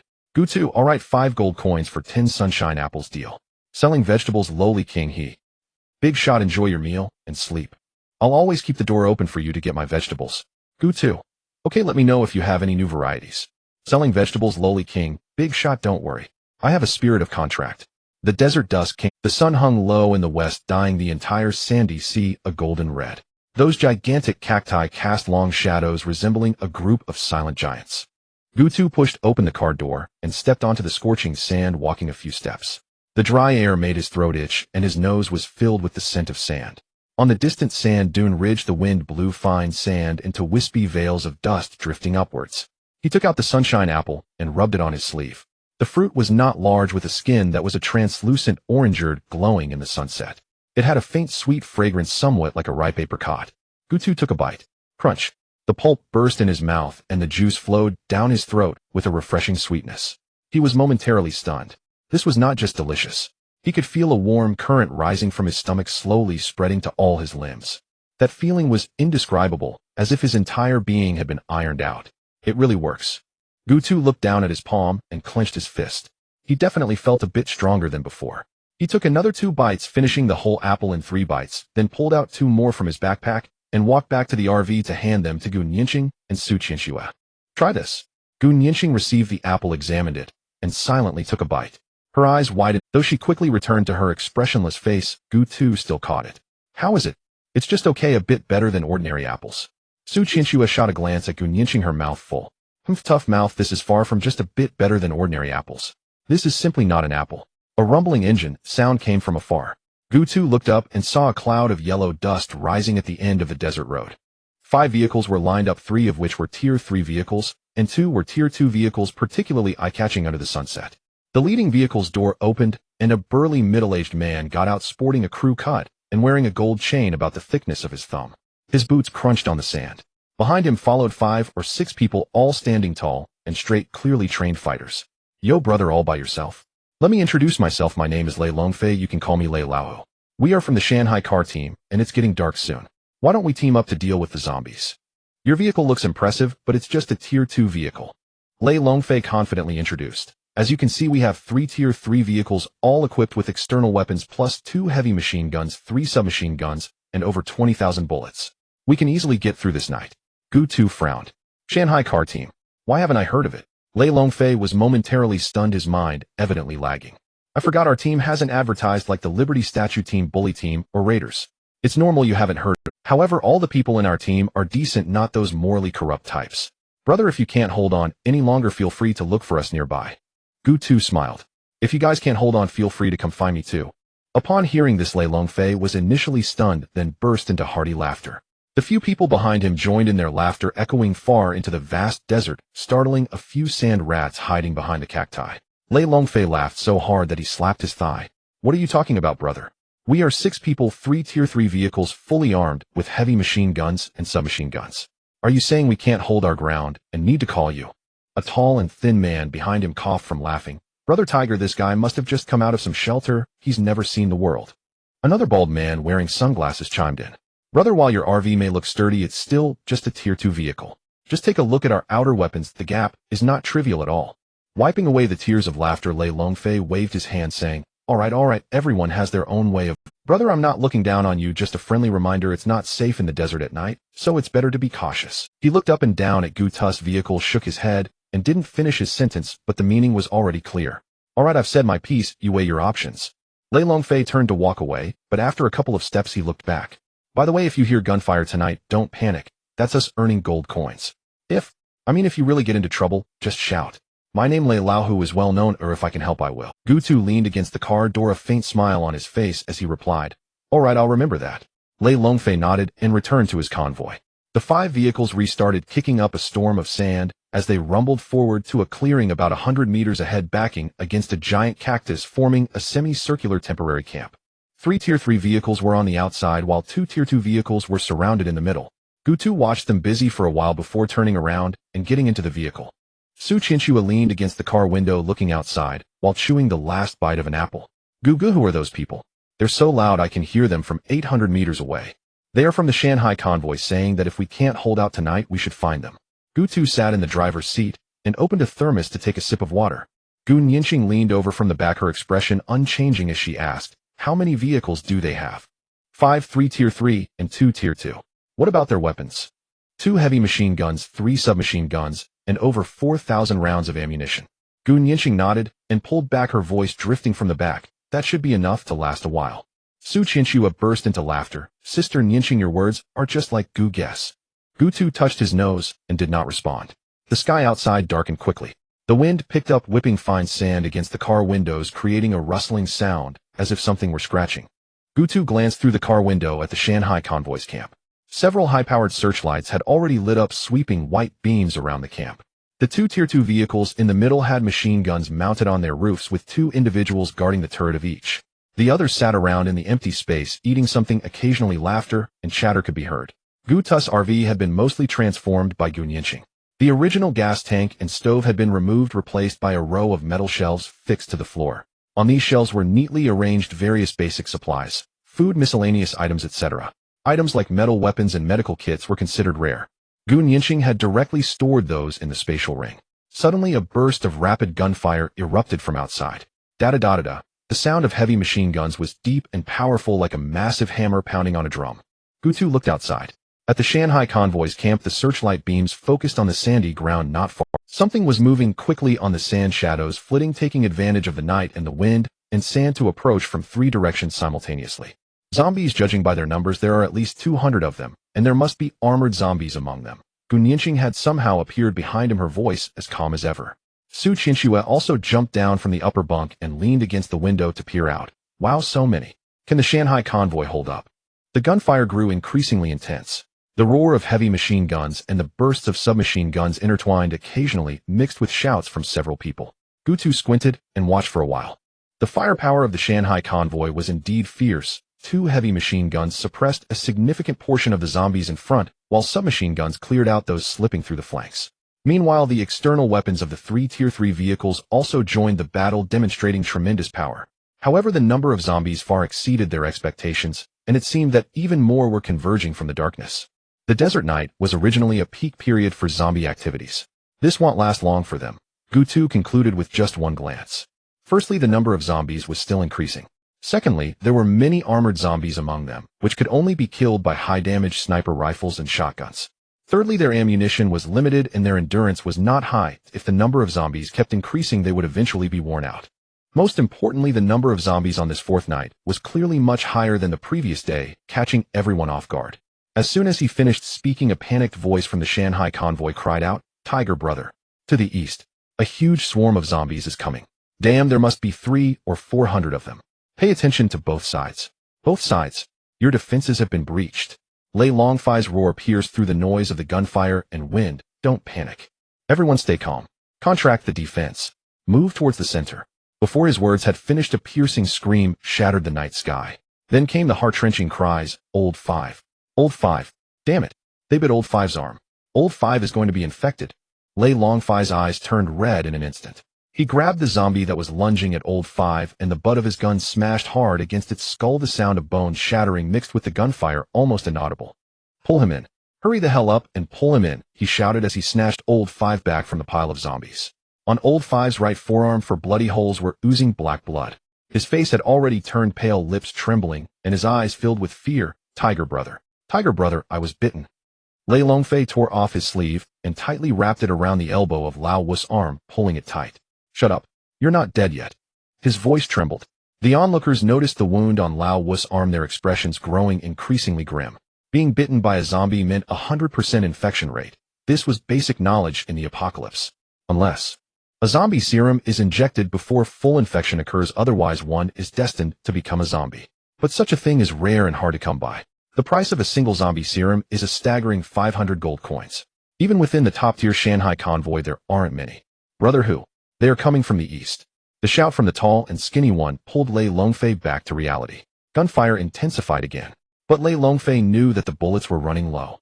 Among all the external weapons, only his own had an infinite firepower chip installed. But relying solely on his own firepower was insufficient to suppress this horde of zombies. The dark mass of zombies continued to surge forth from the shadows. Gritting his teeth, Lei Longfei turned and rushed to his third-tier vehicle, flinging open the trunk. Inside lay a single-man rocket launcher. This was his treasure, equipped with 3 rocket shells. Originally saved for emergencies, but now it was an emergency. He hoisted the rocket launcher onto his shoulder and shouted to the bald man beside him, "Cover me." Without a second thought, the bald man raised his submachine gun and unleashed a barrage at the horde of zombies to the east, tearing through them and creating a gap. Kneeling on one knee, Lei Longfei aimed the crosshairs of the scope at the densest area of the zombies. He pulled the trigger. Boom. The rocket, trailing a long tail of flames, crashed into the horde. In that instant, the entire desert was illuminated, bathed in a dark red hue. The flames reflected on Lei Longfei's face, causing his eyes to squint from the brightness, yet the corners of his mouth turned up slightly. That shot obliterated at least 100 zombies. The explosion created a massive fan-shaped clearing, revealing a temporary gap in the zombie horde. The zombies behind were toppled by the shockwave, momentarily unable to fill the gap. The gunfire ceased. Members of the Shanghai convoy gasped heavily, staring at the still burning area, their relief at surviving the ordeal yet to sink in. What is that?" The tall and skinny man's voice sounded as if someone had grabbed him by the throat. Following his gaze, Lei Longfei's pupils suddenly contracted. In the midst of the burning flames, something was moving. This entity emerged from the fire, still draped in burning flesh, yet its gait was calm and unhurried, devoid of the stiffness and frenzy typical of ordinary zombies. It was tall, estimated to be over 2.5 meters. On its head rested a magnificent golden crown. This was not a mere imitation, but a genuine ancient Egyptian pharaoh's crown. Its body was wrapped in layers of linen, some parts already rotting and falling away, revealing the dried, blackened skin beneath. In its hand it held a scepter, the top adorned with a green glowing skull that flickered with eerie, ghostly flame. The 2 dark eye sockets held nothing, yet one could sense that something was staring intently at them. It was not the savage gaze of an ordinary zombie, but rather a cold, inscrutable observation. Pharaoh Zombie, Level Tier 2, Top-Level Variant, Health 6, 4006, 000 Defense, 1000 Attack, 0 Skills 1. Resurrection of the Dead, active. Revives reassembles nearby zombie remains. 2. Pharaoh's Wrath passive. When the Pharaoh Zombie becomes enraged, all zombies revived reassembled by the Pharaoh double their attributes. Evaluation: a top-tier zombie among Tier 2, with terrifying defense, and it is about to advance to Tier 3. If you encounter it without absolute firepower coverage, best to run. A cold sweat instantly drenched Lei Longfei's back. He had seen a Tier 2 zombie before. Just yesterday, he witnessed a Tier 2 zombie slaughter a small convoy, resulting in the deaths of over 10 fully armed survivors. The oppressive aura emanating from this pharaoh zombie was several levels stronger than that of the previous Tier 2 zombie. The bald man's lips trembled. Brother who? This thing's defense is too powerful.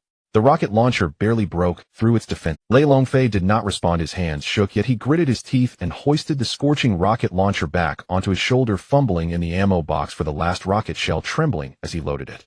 The pharaoh zombie stood still amidst the flames, its hollow eye sockets sweeping across the entire camp. It raised its scepter. The green skull glimmered. In the next moment, the remains of the zombies blasted apart, and charred by the rocket began to writhe. Chunks of flesh and bone appeared to come to life, reassembling and crawling out from the sand, transforming into grotesque creatures that were unrecognizable, yet still moving. This is cheating. The tall and skinny man's voice had changed pitch. Lei Longfei pulled the trigger again. The second rocket flew towards the pharaoh zombie, trailing flames. The pharaoh zombie did not dodge.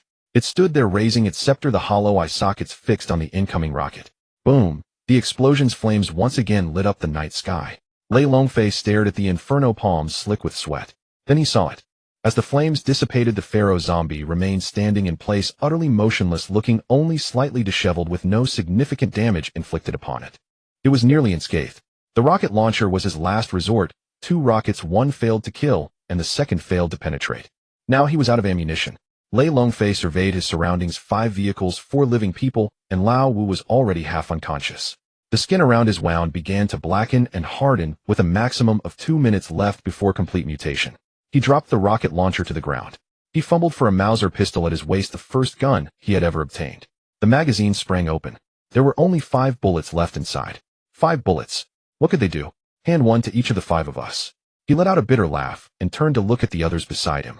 The bald man's sunglasses had fallen off at some point, revealing bloodshot eyes. The tall and skinny one clutched his submachine gun, his finger resting on the trigger, yet he did not fire. Because there were no more bullets. The other 2 leaned against a vehicle's door, their faces pale, lips trembling, and unable to speak. Lei Longfei's voice was hoarse. Brothers, I'm sorry. I was too arrogant, and I put you in danger. The bald man shook his head, saying nothing, only turning the submachine gun upside down and gripping the barrel. The stock can also be used as a club. In the distance, the RV quietly parked in the darkness. Gutu turned and walked toward the car, door lightly tapping twice on the car window. A second-tier mutated zombie. Pharaoh zombie. Attack power is 0. Defense power is 1000. What kind of nonsense is this? It seems that even firearms can't break through its defense. Is this mutated zombie too specialized in its weaknesses? Gutu silently ridiculed. Nianxin, you drive, remember to drive steadily. The roar of the engine began to rumble. The RV's headlights suddenly illuminated 2 bright beams cutting through the darkness, shining directly towards the campsite of the Shanghai convoy. Outside, the blinding light illuminated the surroundings, and Lei Longfei turned his head in shock, seeing the RV slowly approaching. His pupils constricted sharply. On the roof of the RV, a figure was standing, setting up a Gatling gun. The most shocking part was the 4 dazzling lights flashing on the Gatling. Those were 4 high-level chips. It was a heavy machine gun equipped with 4 high-level chips. The dark barrel slowly lifted, aiming at the tide of corpses surging in the darkness. Gutu's voice came from the roof of the RV, not loud, but every word was crystal clear. Everyone, do you need assistance? The moment the words fell, the barrel of the Gatling began to spin. It wasn't a slow warm-up rotation, but a frenzied spin that reached maximum speed in an instant. The 4 high-level chips lit up simultaneously, the lights swirling on the gun body like a beast from mythology, awakening and opening its eyes. Gutu's finger pulled the trigger. At that moment, the sound vanished. It wasn't silence, but all sounds were swallowed by that torrent of steel. The 6 barrels did not spew bullets, but a waterfall. Crimson flames erupted at the muzzle. The front row of the zombie horde was swept away, as if by an invisible giant hand. Bullets pierced their skulls, shredding their bodies. This was not a battle, it was industrial-level slaughter. The tall, thin figure opened his mouth, his jaw nearly dropping to the ground. He held the empty submachine gun, his whole body seemingly nailed to the spot. The bald man's glasses had long flown away, his bloodshot eyes wide open like copper bells. His fingers involuntarily loosened, and the submachine gun fell to the ground with a clatter. Lei Longfei's pupils reflected the sea of flames, the muscles at the corners of his mouth twitching. Before him stood a person, an armored RV, and a Gatling gun equipped with 4 chips. This was not just firepower coverage, it was a dimensional strike. The dark tide of corpses was sliced through as if a red-hot knife had cut into butter. From the point of contact, a path of blood and fire was forcibly plowed through. The zombies didn't even have time to let out a roar before being completely torn apart by the firepower. The zombies behind trampled over the remnants of the ones in front and turned into remnants themselves. The pharaoh zombie moved slightly. It finally withdrew its domineering posture. The scepter in its hand slammed down onto the ground, and the green-tinted skull glowed fiercely. The remains of the zombies shredded by the Gatling began to writhe again. Flesh and bone reassembled and stitched together in a manner that defied the laws of physics crawling out from the sandy ground. The dead were revived. But Gutus' eyes didn't even blink. The muzzle of the Gatling slightly adjusted its angle, and that torrent of light swept across. The just-standing zombie remains hadn't even taken a step before being torn apart again. For the first time, something resembling emotion appeared in the pharaoh zombie's eye sockets. It was not fear but anger. Pharaoh's fury, passive skill triggered.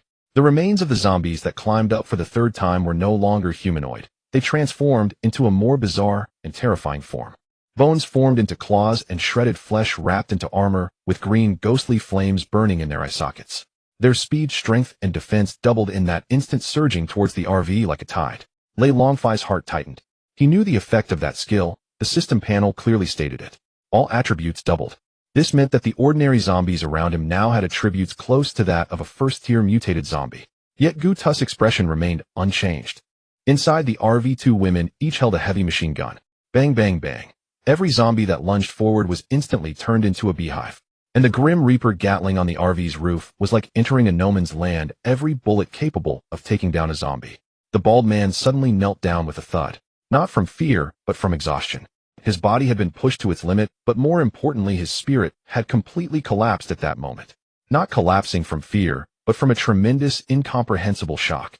The pharaoh zombie moved. It took steps walking toward the RV. Its pace was slow, but each step carried an undeniable pressure.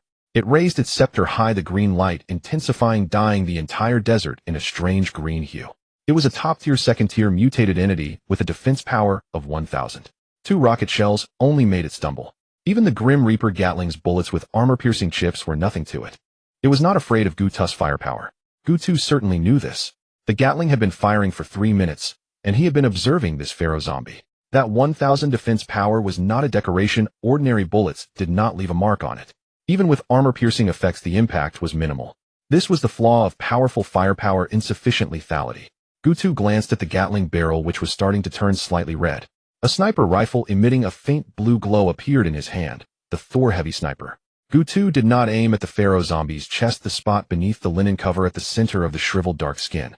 At the same time, his telekinesis talent activated, allowing Gutu to directly control the Grim Reaper Gatling. His index finger rested on the trigger of the Thor heavy sniper, but did not pull it immediately. Instead, he took a deep breath, then slowly exhaled. At the moment the exhale was complete, the trigger was pulled. Boom! The sound was not like a gunshot, but like a cannon. The tremendous gunfire erupted in the desert sky like a thunderclap descending from the heavens. The muzzle brake ejected 2 massive waves of air to the sides. The bullet exited the chamber at an incredibly terrifying speed, tearing apart a visible conical shock wave in the air. The pharaoh zombie saw that bullet, but it did not dodge. It was absolutely confident in shredding the swarm of ants before it. The moment the bullet hit the pharaoh zombie's chest, that wall of 1,000 defense power was shredded like paper. Without any sense of obstruction, the bullet unavoidably struck its body. The pharaoh zombie's movements froze. Its hand holding the scepter remained suspended in midair, the green skull's light flashing wildly like some sort of alarm. A fine crack began to spread from its chest, extending like a spiderweb throughout its body. The cracks multiplied and grew denser, ultimately shattering with a loud bang. The pharaoh zombie looked down at its body, realizing that its armor had been breached. This was undoubtedly the most humiliating moment in zombie history. However, the pharaoh zombie had yet to react. Boom! The tremendous impact directly crippled the pharaoh zombie's body. Immediately afterward, a third bullet followed in quick succession. The pharaoh zombie's chest was pierced, leaving a pitch-black void, and soon after cracks spread across its body. The pharaoh zombie looked down at the black gun hole, a gesture imbued with an odd confusion that seemed uncharacteristic of a zombie. Then it shattered. It didn't explode or collapse, but rather disintegrated, falling to pieces. The staff clattered to the sandy ground, and the green, glistening skull rolled over twice. The light was completely extinguished, transforming into an ordinary withered skull. Killing the second-tier mutated zombie, pharaoh zombie earned 50 gold coins, and the equipment pharaoh's coffin green. The sound of thunder echoed in Lei Longfei's ears as the 3 thunderous gunshots seemed like firecrackers going off in his head. He opened his mouth, but could not hear his own voice. The entire world seemed to be muted with only the shadows left behind after the green light extinguished flickering in his vision. The Pharaoh zombie shattered. The second-tier mutated zombie that had led the horde was reduced to fragments like glass smashed by a hammer, unable to be pieced back together. His knees trembled not from fear, but from a primal shudder rising from deep within his bones. The Gatling gun with 4 chips was already outrageous, but that sniper rifle. It was a sniper rifle capable of shattering 1,000 points of defense with a single shot. On the roof of the RV, Gu2 glanced down at the system panel. Pharaoh's Coffin Quality Green Skill 1. Coffin of Sealing active summons a Pharaoh Stone Coffin to seal a designated target. The target cannot move, attack, or use skills during the sealing period lasting 5 seconds. Cooldown 24 hours. Evaluation: the game system recommends using it more as a defensive shield than to seal targets. Gutu's lips curled slightly. He knew too well what 5 seconds of hard control meant in the ever-changing battlefield. Moreover, this was a sealing, not a stun or immobilization. It was a comprehensive suppression of unable to move, unable to attack, unable to use skills. Dealing with high-tier zombies, this was a life-saving trump card. Additionally, the evaluation indicated it was better used as a defensive shield, suggesting it had strong defensive capabilities. He casually stored the item in his backpack and looked down at the surroundings of the RV. The horde was still present. The Pharaoh zombie was dead, and the mutated remains, repeatedly torn apart and reassembled, stood stiffly, like marionettes with severed strings, before collapsing completely. Nianqing drive forward crushed them. Inside the RV, Nianqing remained silent. Her hands firmly gripped the steering wheel as she pressed the accelerator to the floor. The modified RV let out a low roar like an enraged steel beast as it lunged forward to crush the remnants of the horde. Meanwhile, Gu2 stood on the roof, controlling the death god Gatling to continue firing. The gun barrel had slightly turned red, but with the support of 4 advanced chips, it still unleashed firepower at a shocking rate. Meanwhile, Gu2 stood on the roof, controlling the death god Gatling to continue firing. The gun barrel had slightly turned red, but with the support of 4 advanced chips, it still unleashed firepower at a shocking. The RV rolled over the sandy ground, crushing zombies beneath its tires. The tires emitted the sound of cracking bones, a crunching noise mixed with the tearing sound of zombie limbs being pulled under the vehicle. Gu2 stood on the roof. The rapid spinning of the death god Gatling had become routine, smoke billowing from the heat vent distorting the air around. There weren't many zombies left.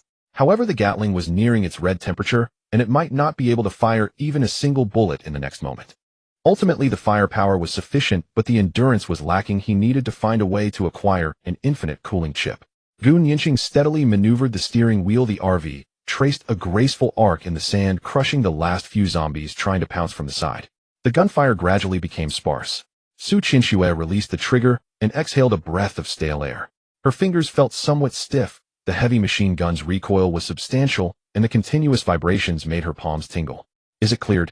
Her voice held a hint of uncertainty. Gu2 retracted the Gatling and jumped down from the roof, kicking up a cloud of dust as he landed.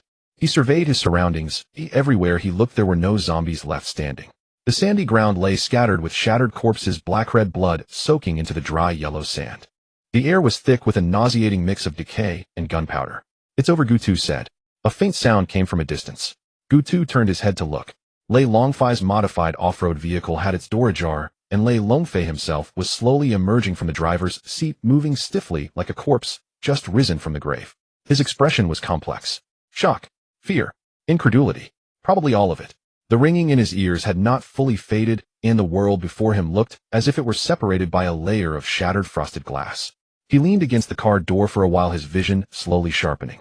He saw Gu2 walking towards him. The man had a casual gait as if he had just strolled out of a supermarket, his pace neither hurried nor slow. Lei Longfei's eyelid twitched. It was this man who had fired 3 shots from hundreds of meters away. 3 shots that had killed a second-tier mutated zombie. Brother, if you can't hold on, you can come find us nearby, Gu2 said with a smile in his eyes. Lei Longfei opened his mouth, but his throat felt as if it had been sanded down, unable to produce any sound. He recalled an hour ago when he had taken the initiative to offer protection, saying, "Brother, if you can't hold on, you can come find us nearby." Gu2 had unhesitatingly refused, and the expression on his face at that time was subtle, almost imperceptible. It was neither forbearance nor anger nor even disdain. And now this very sentence was being unreservedly handed back to him. Lei Longfei's face began to flush. The warmth wasn't external, but rose from his and now this very sentence was being unreservedly handed back to him. Lei Longfei's face began to flush. The warmth wasn't external, but rose from his chest, burning through his throat and cheeks reaching his ears. He instinctively wanted to look away, but Gu2 was already in front of him. Old Five lay half reclined in the back seat, his face ashen, like burnt paper, his lips darkening to a shade of purple, emitting raspy breaths. A short wound marred his right forearm, its edges beginning to rot. Dark red blood veins crawled up from the wound like earthworms, having already traversed his shoulder and now climbing toward his heart in the chest. It was a slow, irreversible withering. Old Five's right pupil had begun to dilate, while his left eye struggled to maintain a flicker of clarity. He saw Gutus face, his lips trembling slightly, as if he wanted to say something, but only indistinct sounds escaped his mouth. Lei Longfei suddenly turned his head, sharply staring at Gutu. His voice was tense, filled with a sense of urgency. He was unaware of Do you have a zombie serum? Gutu did not answer immediately. He turned to glance at Old Five in the car, his gaze lingering on the wound for less than a second before he redirected his attention back to Lei Longfei. Yes. The word was concise and decisive. Lei Longfei's breath caught for a moment. Name your price. What do you want? Resources, gold, or weapons? I want iron, a large amount of iron, as much as you can spare. Lei Longfei was taken aback. He stared at Gutus' face, searching for even a hint of jest in that expressionless visage. There was none. Gutus' expression was far too serious to be joking. At that moment, Lei Longfei's mind completely stalled. Iron. Scrap iron. He thought Gutu would ask for oil, bullets, or those truly scarce resources in this world. He wouldn't have been as surprised even if Gutu had directly asked for his modified off-road vehicle. What use is iron? In this zombie-infested world of survival on the road, iron is one of the least valuable commodities. A common white resource box could yield dozens of iron pieces. His vehicle had already been upgraded to the 3rd tier. What was required for vehicle upgrades was steel. So ever since he reached the 3rd tier, he had not paid any attention to iron. He thought that iron was utterly useless, merely taking up space, and had even discarded all of his iron. In this world of survival on the road, oil is more important than iron, food is more important than iron, medicine is more important than iron, and bullets are more important than iron. Everything is more important than iron. But now, Lei Longfei swallowed hard. I don't have any iron. The words left his mouth with a dryness that was indescribable, as if he had swallowed a handful of sand. He did not finish his sentence. Not because he didn't want to, but because he suddenly felt that what he was about to say would sound utterly ridiculous. What is iron? The most basic metal in this road survival world. One could easily find plenty of iron by opening a few resources. Yet now the person standing in front of him, the man who could shatter 1,000 points of defense with a single shot, the one who could casually produce a zombie serum, was asking for iron. A large amount of iron. Lei Longfei suddenly felt a bit dazed. But he wasn't foolish. Someone capable of wielding such terrifying firepower in this survival world was certainly no ordinary individual. Gutu wanting iron must have a reason. Moreover, this reason was undoubtedly far more significant than he imagined, significant enough to prompt a hunter with such overwhelming strength to willingly engage in trade. And he himself had not a single piece of iron. At that moment, Old Five stirred. His teammates were quickly losing control over him. Old Five's body suddenly convulsed, veins bulging on his ashen face, and a sound escaped his throat that was far from human, a low growl.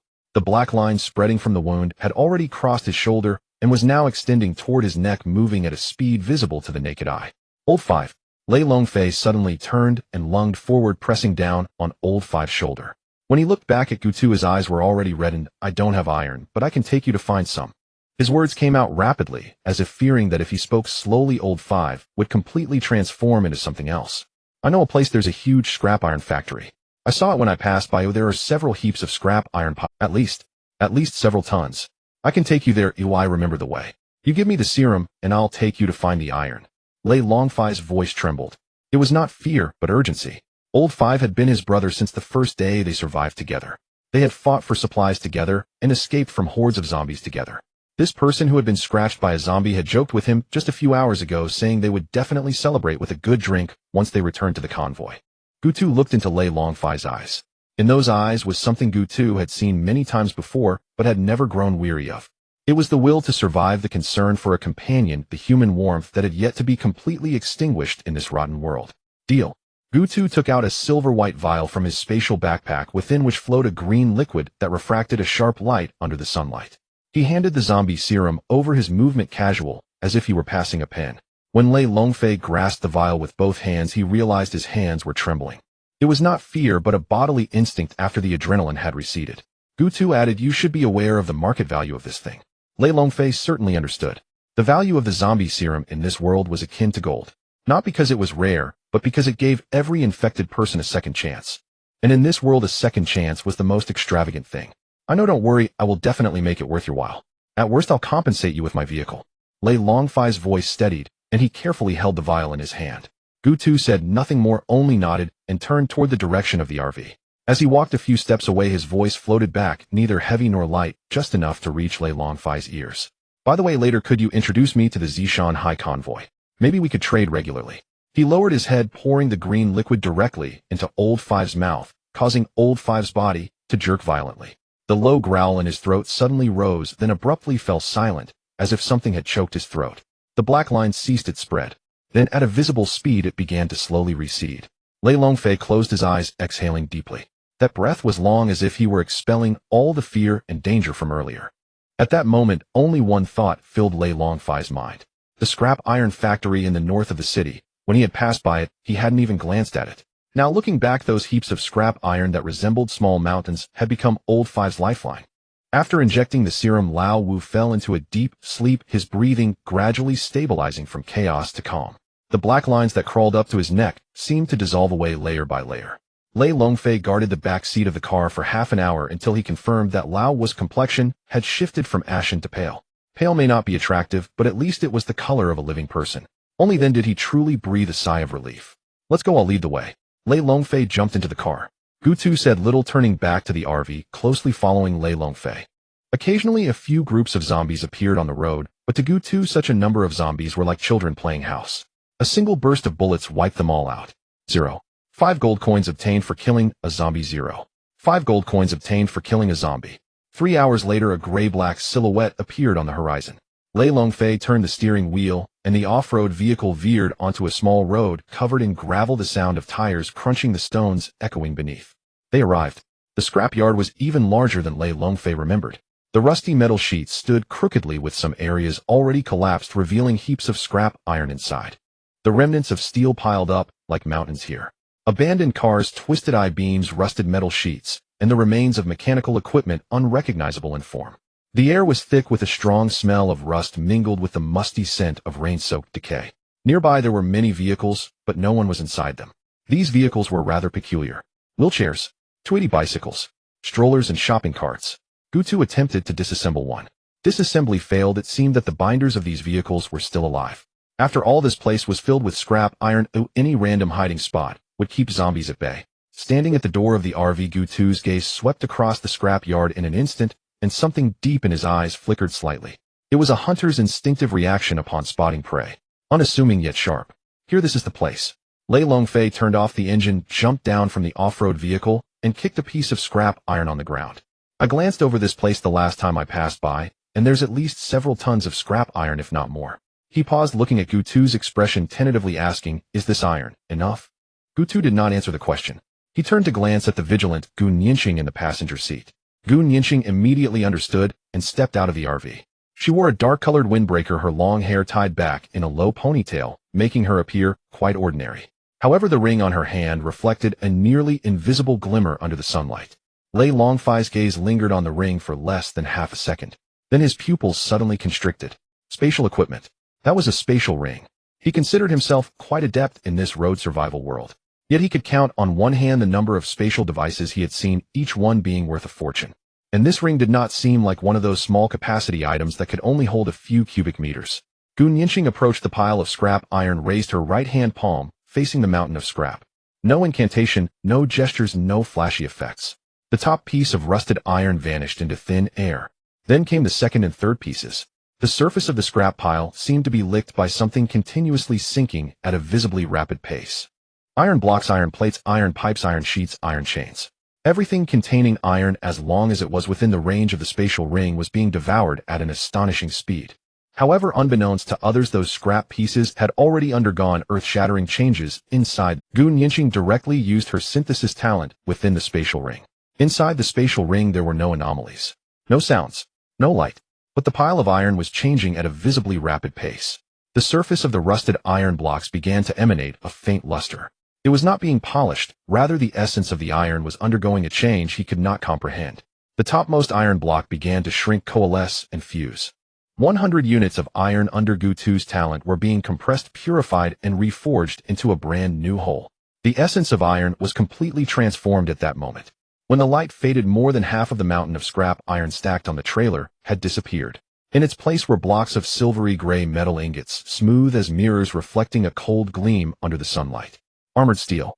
Lei Longfei watched as the mountain of iron in the scrap yard visibly shrank. His mouth opened slightly, then closed and opened again like a robot rebooting. He was no stranger to the world, but he had never seen spatial equipment at this level, nor such efficient resource-gathering capabilities in his entire life. What the hell? Lei Longfei swallowed the latter half of his sentence, suddenly realizing he probably shouldn't. Gu Tu, on the other hand, showed little reaction, merely standing quietly to the side. His gaze occasionally shifted from the scrap pile to the surrounding environment, maintaining a seemingly relaxed, yet ready for-battle posture. In less than 20 minutes, all the iron materials in the entire scrapyard were swept away. The once towering piles of steel remnants had completely vanished, leaving only small heaps of rust and trash on the barren concrete floor. Gu Nianqing retracted her hand and glanced down at the spatial ring on her finger, her brows slightly furrowed. Gu Tu, the iron has been synthesized, but we still need 20 armored steel. Her tone was calm, but beneath that calmness lay a barely perceptible hint of regret. Gu Tu nodded and reassured her, we still need 20 armored steel, it will be easy to gather enough later. At that moment, Lei Longfei's mind completely crashed. His mouth opened, eyes wide as saucers, his expression caught between shock and confusion, like a primary school student suddenly thrown into a doctoral defense. What are they talking about?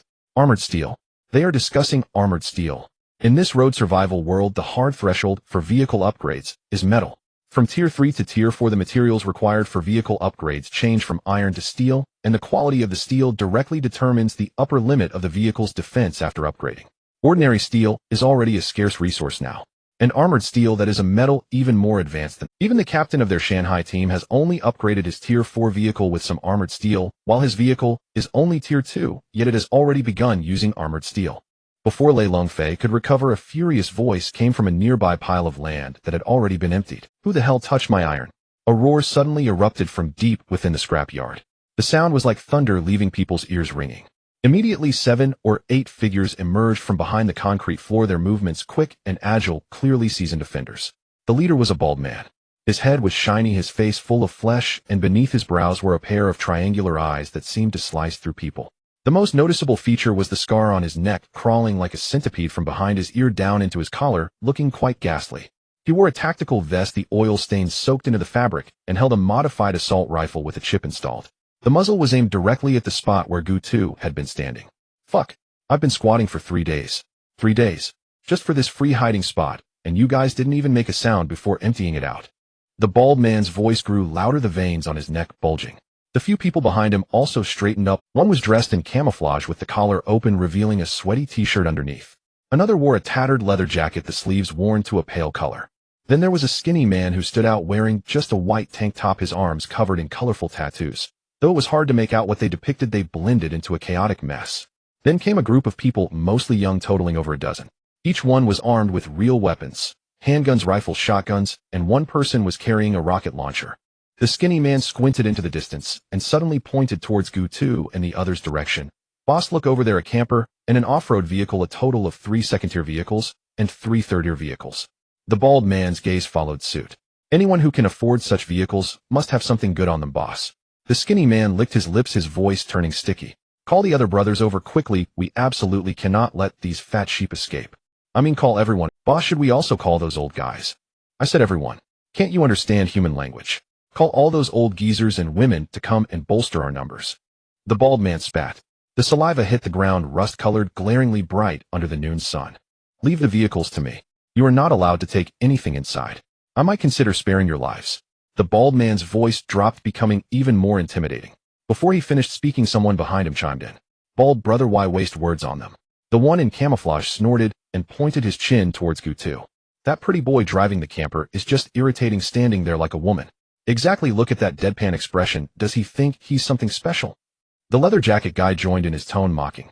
The man with the goatee laughed unpleasantly, his laughter sounding like nails scraping against a blackboard. The girl next to him isn't bad, delicate and tender. It's rare to see in this world. Bald brother, how about? His eyes glued to Gu Nianqing, he surveyed her up and down. He didn't finish his sentence. Gu Nianqing's gaze swept over. It was not cold. In fact, it could be described as very calm. But the goatee man's words became stuck in his throat, unable to come out. He opened his mouth, a muffled sound escaping his throat, then involuntarily took a half step back. All right, everyone shut up. The bald man raised a hand, and took 2 steps forward, the gun still trained on Gu2. He'll say this one last time. Leave the vehicles and supplies, and you can go. Don't force me to take action. In this world, killing one more or one less makes no difference. He waited for a reply. However, click. A very faint sound. It was the sound of a car door closing. The bald man abruptly looked up. The camper's door had shut. The off-road vehicle's door was also closed. Other vehicles were shut as well. The few people who had been standing in the open space of the scrapyard had vanished as if by magic. Completely clean, as if they had never appeared. The bald man was stunned for a moment. The flesh on his face began to twitch. Fuck. You think you can ignore me? Brothers, tear this junk car apart. He kicked over a pipe beside his foot. The pipe bounced several times on the ground, the clanging sound echoing in the empty scrapyard. We should have done. The skinny man was the first to rush up, swinging the butt of his gun to smash against the camper's window. Bang. The window didn't budge. The skinny man's wrist throbbed painfully. He grimaced and shook his hand, cursing. Damn it, is this glass made of iron? Are you stupid? Use the gun to shoot. The bald man yelled from behind, making the skinny man jump hurriedly, raising his handgun to aim at the windshield. Bang. The bullet struck the glass, leaving only a white dot. It sounded like a stone hitting a steel plate. The white dot was so shallow it was hard to see unless you got close. Skinny man. Bald man. The air was silent for 2 seconds. The atmosphere suddenly turned to bald. Bald brother, this glass can't be broken. The skinny man's voice changed pitch, swallowing hard. The flesh on the bald man's face twitched again.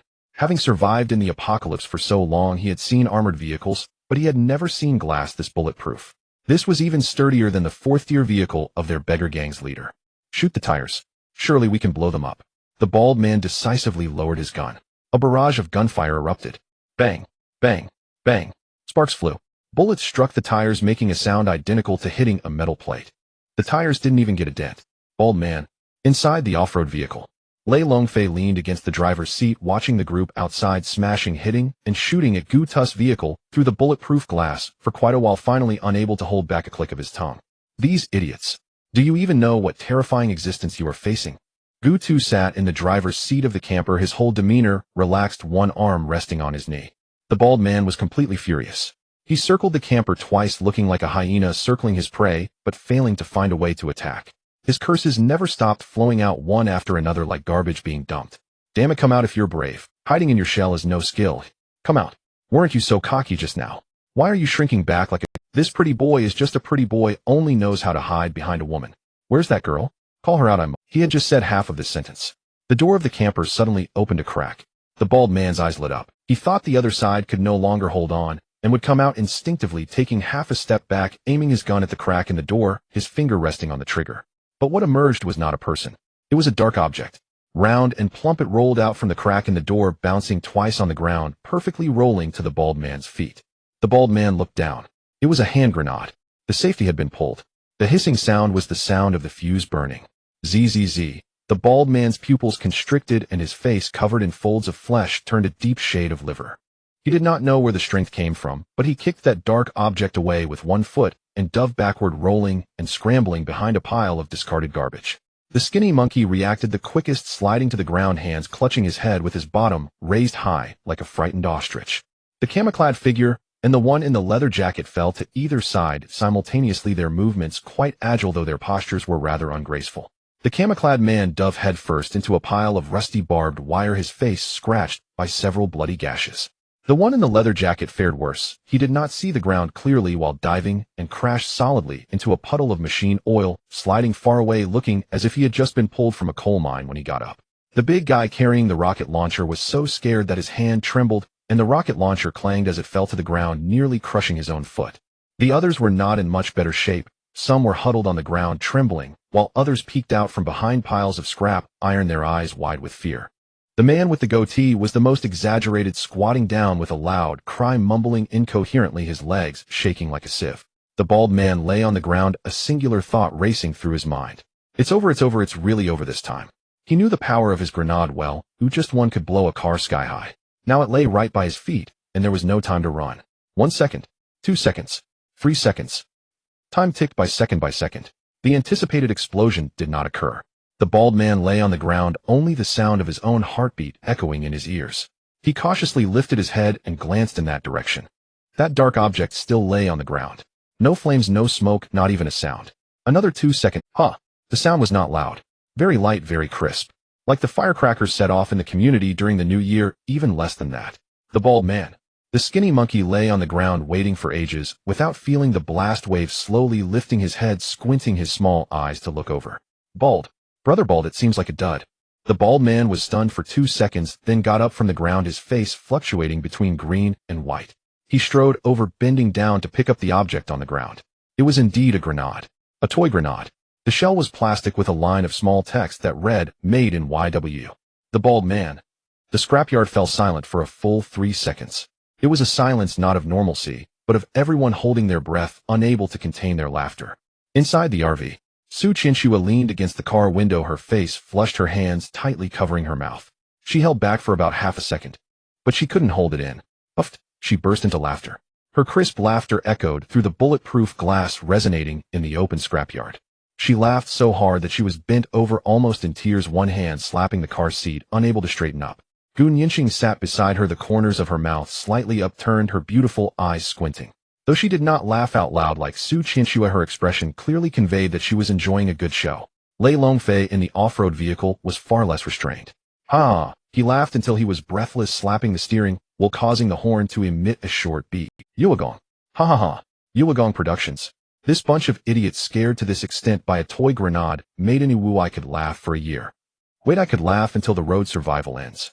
The old fifth, just waking up in the back seat of the off-road vehicle, twitched at the corner of his mouth, trying to hold it in, but ultimately burst into laughter. The other brothers did not laugh out loud, but their shoulders were clearly shaking as they suppressed their laughter. The bald man stood there clutching the Iwu toy grenade, his expression changing like a revolving lantern. From fear to astonishment, from astonishment to disbelief, from disbelief to anger, and from anger to fury. Damn, you, mother. The 3 words grew louder with each utterance, the last word breaking as he shouted. The veins in his neck bulged, and the centipede scar on his neck turned purple, looking as if it might leap out. Do you dare to mess with me? The bald man's eyes turned red, not exaggerating, but truly red. The capillaries in his eyeballs burst, turning the whites of his eyes pink. He slammed the toy grenade onto the ground, the sound of the plastic shell cracking barely audible. Destroy this. This time he did not need to give orders. The skinny monkey was the first to charge forward, gun drawn, unloading a volley into the car window. Rat-a-tat-tat. The bullets exploded into sparks on the bulletproof glass, leaving only a row of white spots. The camouflaged man went insane, pressing his rifle against the car door, emptying a magazine, yet not even leaving a dent on the door.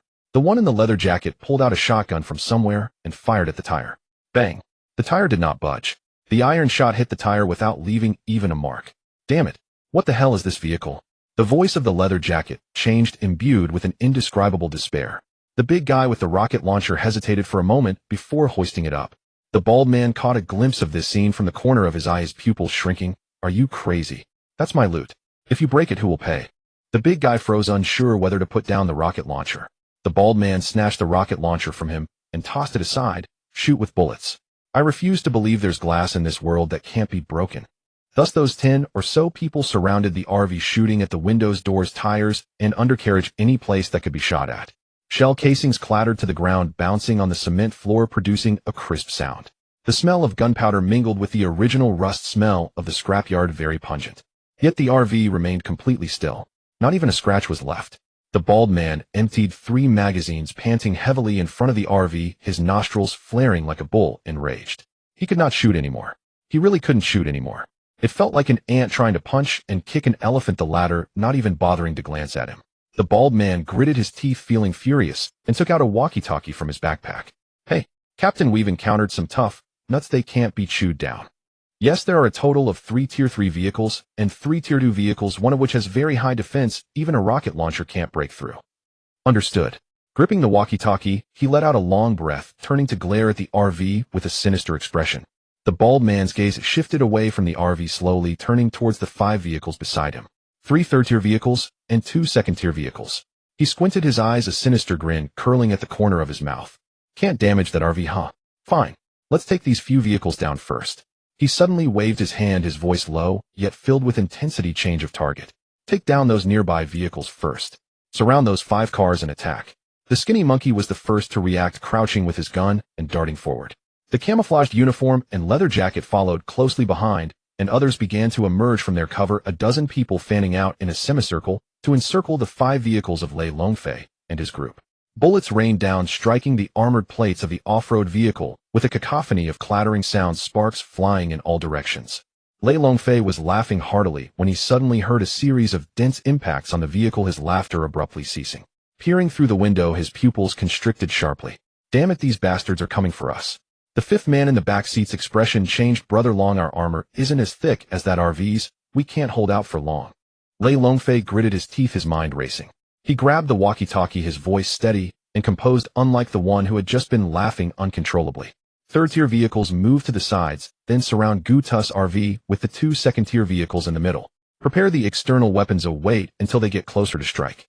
The walkie-talkie crackled with crisp responses of received. The third-tier vehicles, larger and more heavily armored, positioned themselves on either side of the two second-tier ones.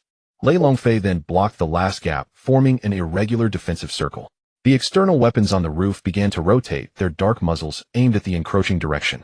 The bald man's group rushed halfway, suddenly realizing the target had changed formation. The skinny monkey was the first to stop, squinting his small eyes ahead and shouting back to the bald man, "Brother Bald, they've surrounded the cars. The second-tier vehicle inside is blocking us. We can't hit them." The bald man hurried over, and upon seeing the formation, his expression darkened. But he quickly sneered, "So what if they surround us? With just a few broken guns, what can they do to me? Everyone charge, get closer, and attack. They're outnumbered. Oh, we can wear them down." A dozen people steeled themselves and charged forward. Lei Longfei, sitting in the driver's seat, watched as the figures drew closer, a slow smile spreading across his face. He extended his hand and raised his middle finger towards the window. That finger was thick and strong, pointing straight at the bald man, particularly conspicuous in the afternoon sun. "Come on, bastards. If you have the guts, come over." The bald man saw that middle finger, the flesh on his face twitching 3 times, and that centipede scar reddened further. "Shoot, damn it. Shoot." His subordinates raised their guns, unleashing another round of fire towards the 5 vehicles. Bullets struck the thick armored plates of the pickup, leaving only shallow dents, nothing more. The defensive power of the third-tier vehicles was already strong. Ordinary bullets could no longer inflict damage. The external weapons on the roof began to counterattack, a machine gun spitting fire bullets sweeping across the ground, causing fragments of concrete to scatter. The bald man's group quickly ducked behind cover in fear, but soon they discovered a problem. The shooting angle of the external weapons was limited. The machine guns and rotary cannons mounted on the roof lacked sufficient elevation. As long as they pressed close to the ground, hiding behind the abandoned machinery, the bullets flew overhead, unable to hit anyone. The skinny monkey was the first to notice this pattern, crouching behind a steel plate as he approached the vehicles, poking his head out to shout to the bald man, "Brother Bald, getting close to them. This is a shooting blind spot. Their guns can't hit us. The angle isn't enough." The bald man's eyes lit up, immediately invigorated. "Listen up. Creep forward close to the cover. Their external weapons can't hit the ground." Instantly, the group surged forward as if pumped with adrenaline, using the chaotic cover of the scrap yard to inch ahead. Some hid behind a pile of old steel pipes, some crouched under a wrecked truck, and some simply pressed against a low wall to move forward. Lei Longfei's smile gradually froze. He saw those people skillfully weaving between covers while the gunners on the roof adjusted their angles, for a long time failing to hit a single target. Lei Longfei slammed his palm on the steering wheel. "Damn. Are these bastards mice? Always burrowing into dead angles." The fifth man leaned out the window to look outside, his expression not looking too good. "Brother Long, they're blocking our shooting angle. The external weapons are mounted too high. The area near the ground is full of blind spots." Lei Longfei gritted his teeth, then a mischievous smile crossed his face as he shouted into the walkie-talkie, "Everyone cease fire." Lei Longfei fished a grenade out from under his seat. The olive green casing was heavy, the safety pin glimmering in the sunlight. He rolled down the window, extending his hand out and shaking it towards the bald man's group. "Bastards, taste this." As soon as he finished, he pulled the pin and threw the grenade out. The olive green arc flew through the air, landing among the cover, bouncing twice on the ground before rolling away. The bald man was hiding behind a pile of scrap metal when he saw the grenade roll over, his pupils narrowing.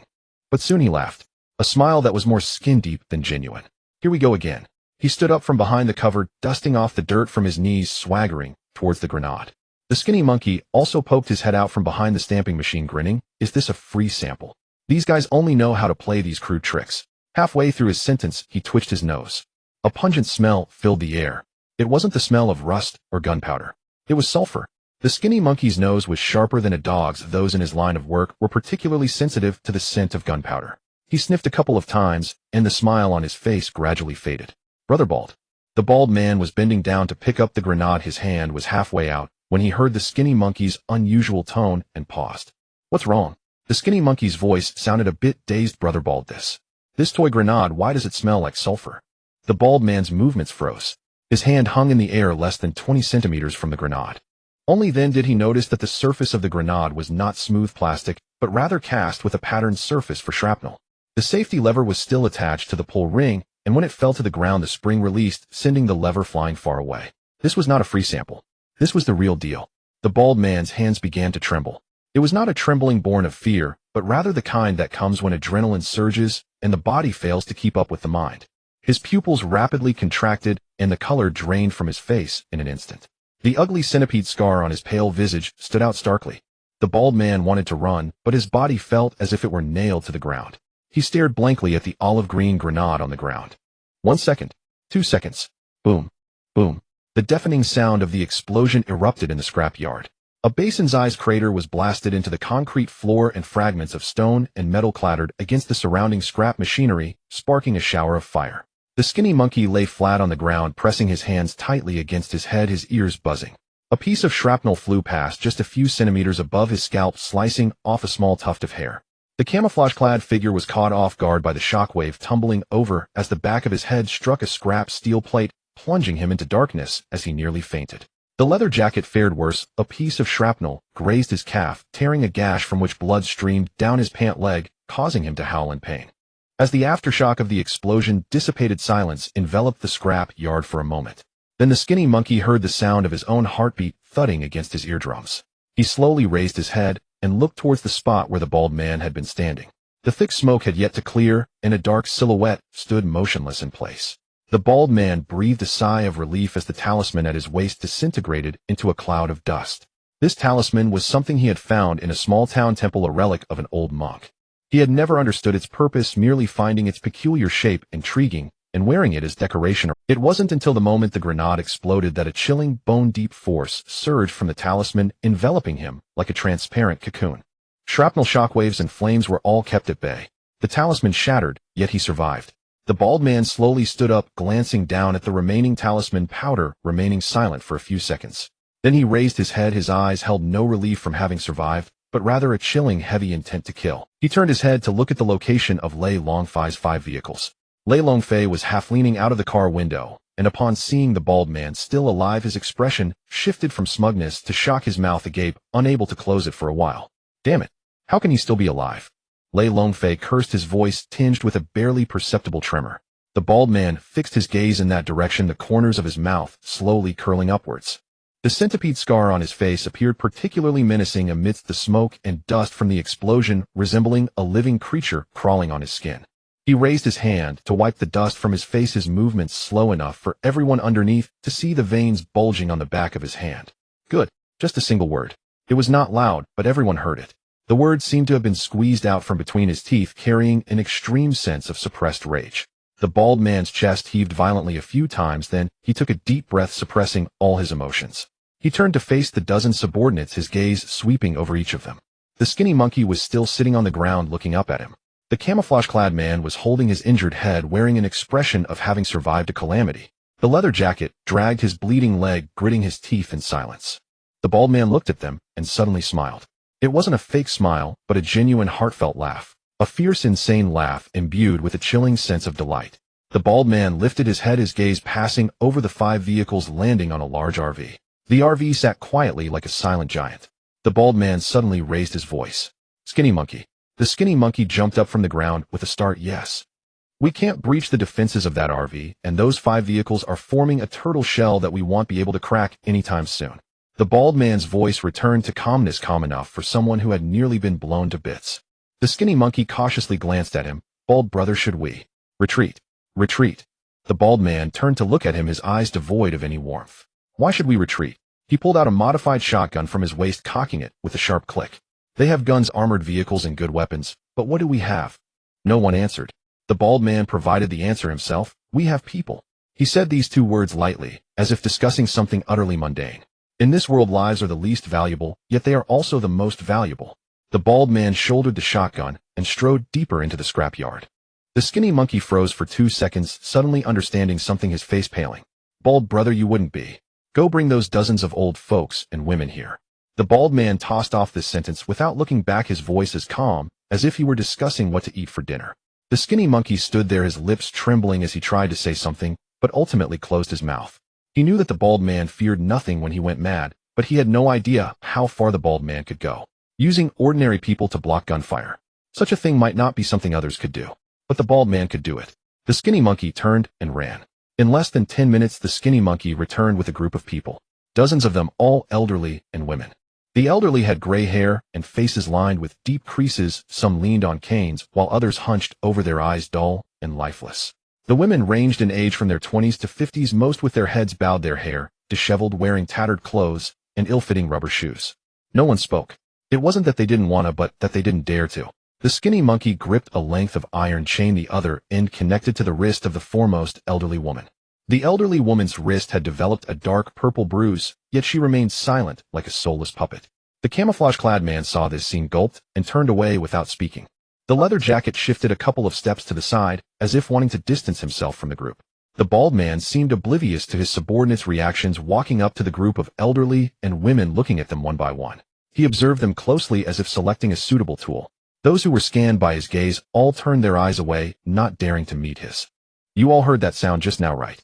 Someone wanted to kill me but failed, and now they want to run away. The bald man's voice was not loud, yet it carried far in the empty scrapyard.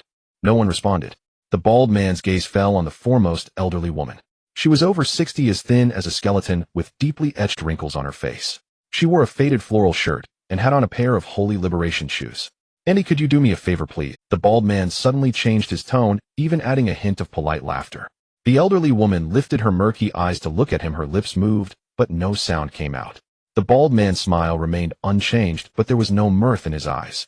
He reached out and patted the elderly woman's shoulder, applying just the right amount of pressure, as if soothing a disobedient child. "Don't be afraid, just stand by the roadside for a while." He turned his head and looked at the thin monkey, asking, "There is only one road out of the scrapyard, right?" "That's right," the thin monkey nodded. "Both sides are ruins and collapsed houses. Vehicles can't pass. Only the road in the middle is passable." The bald man tilted his head, a slow grin spreading across his face.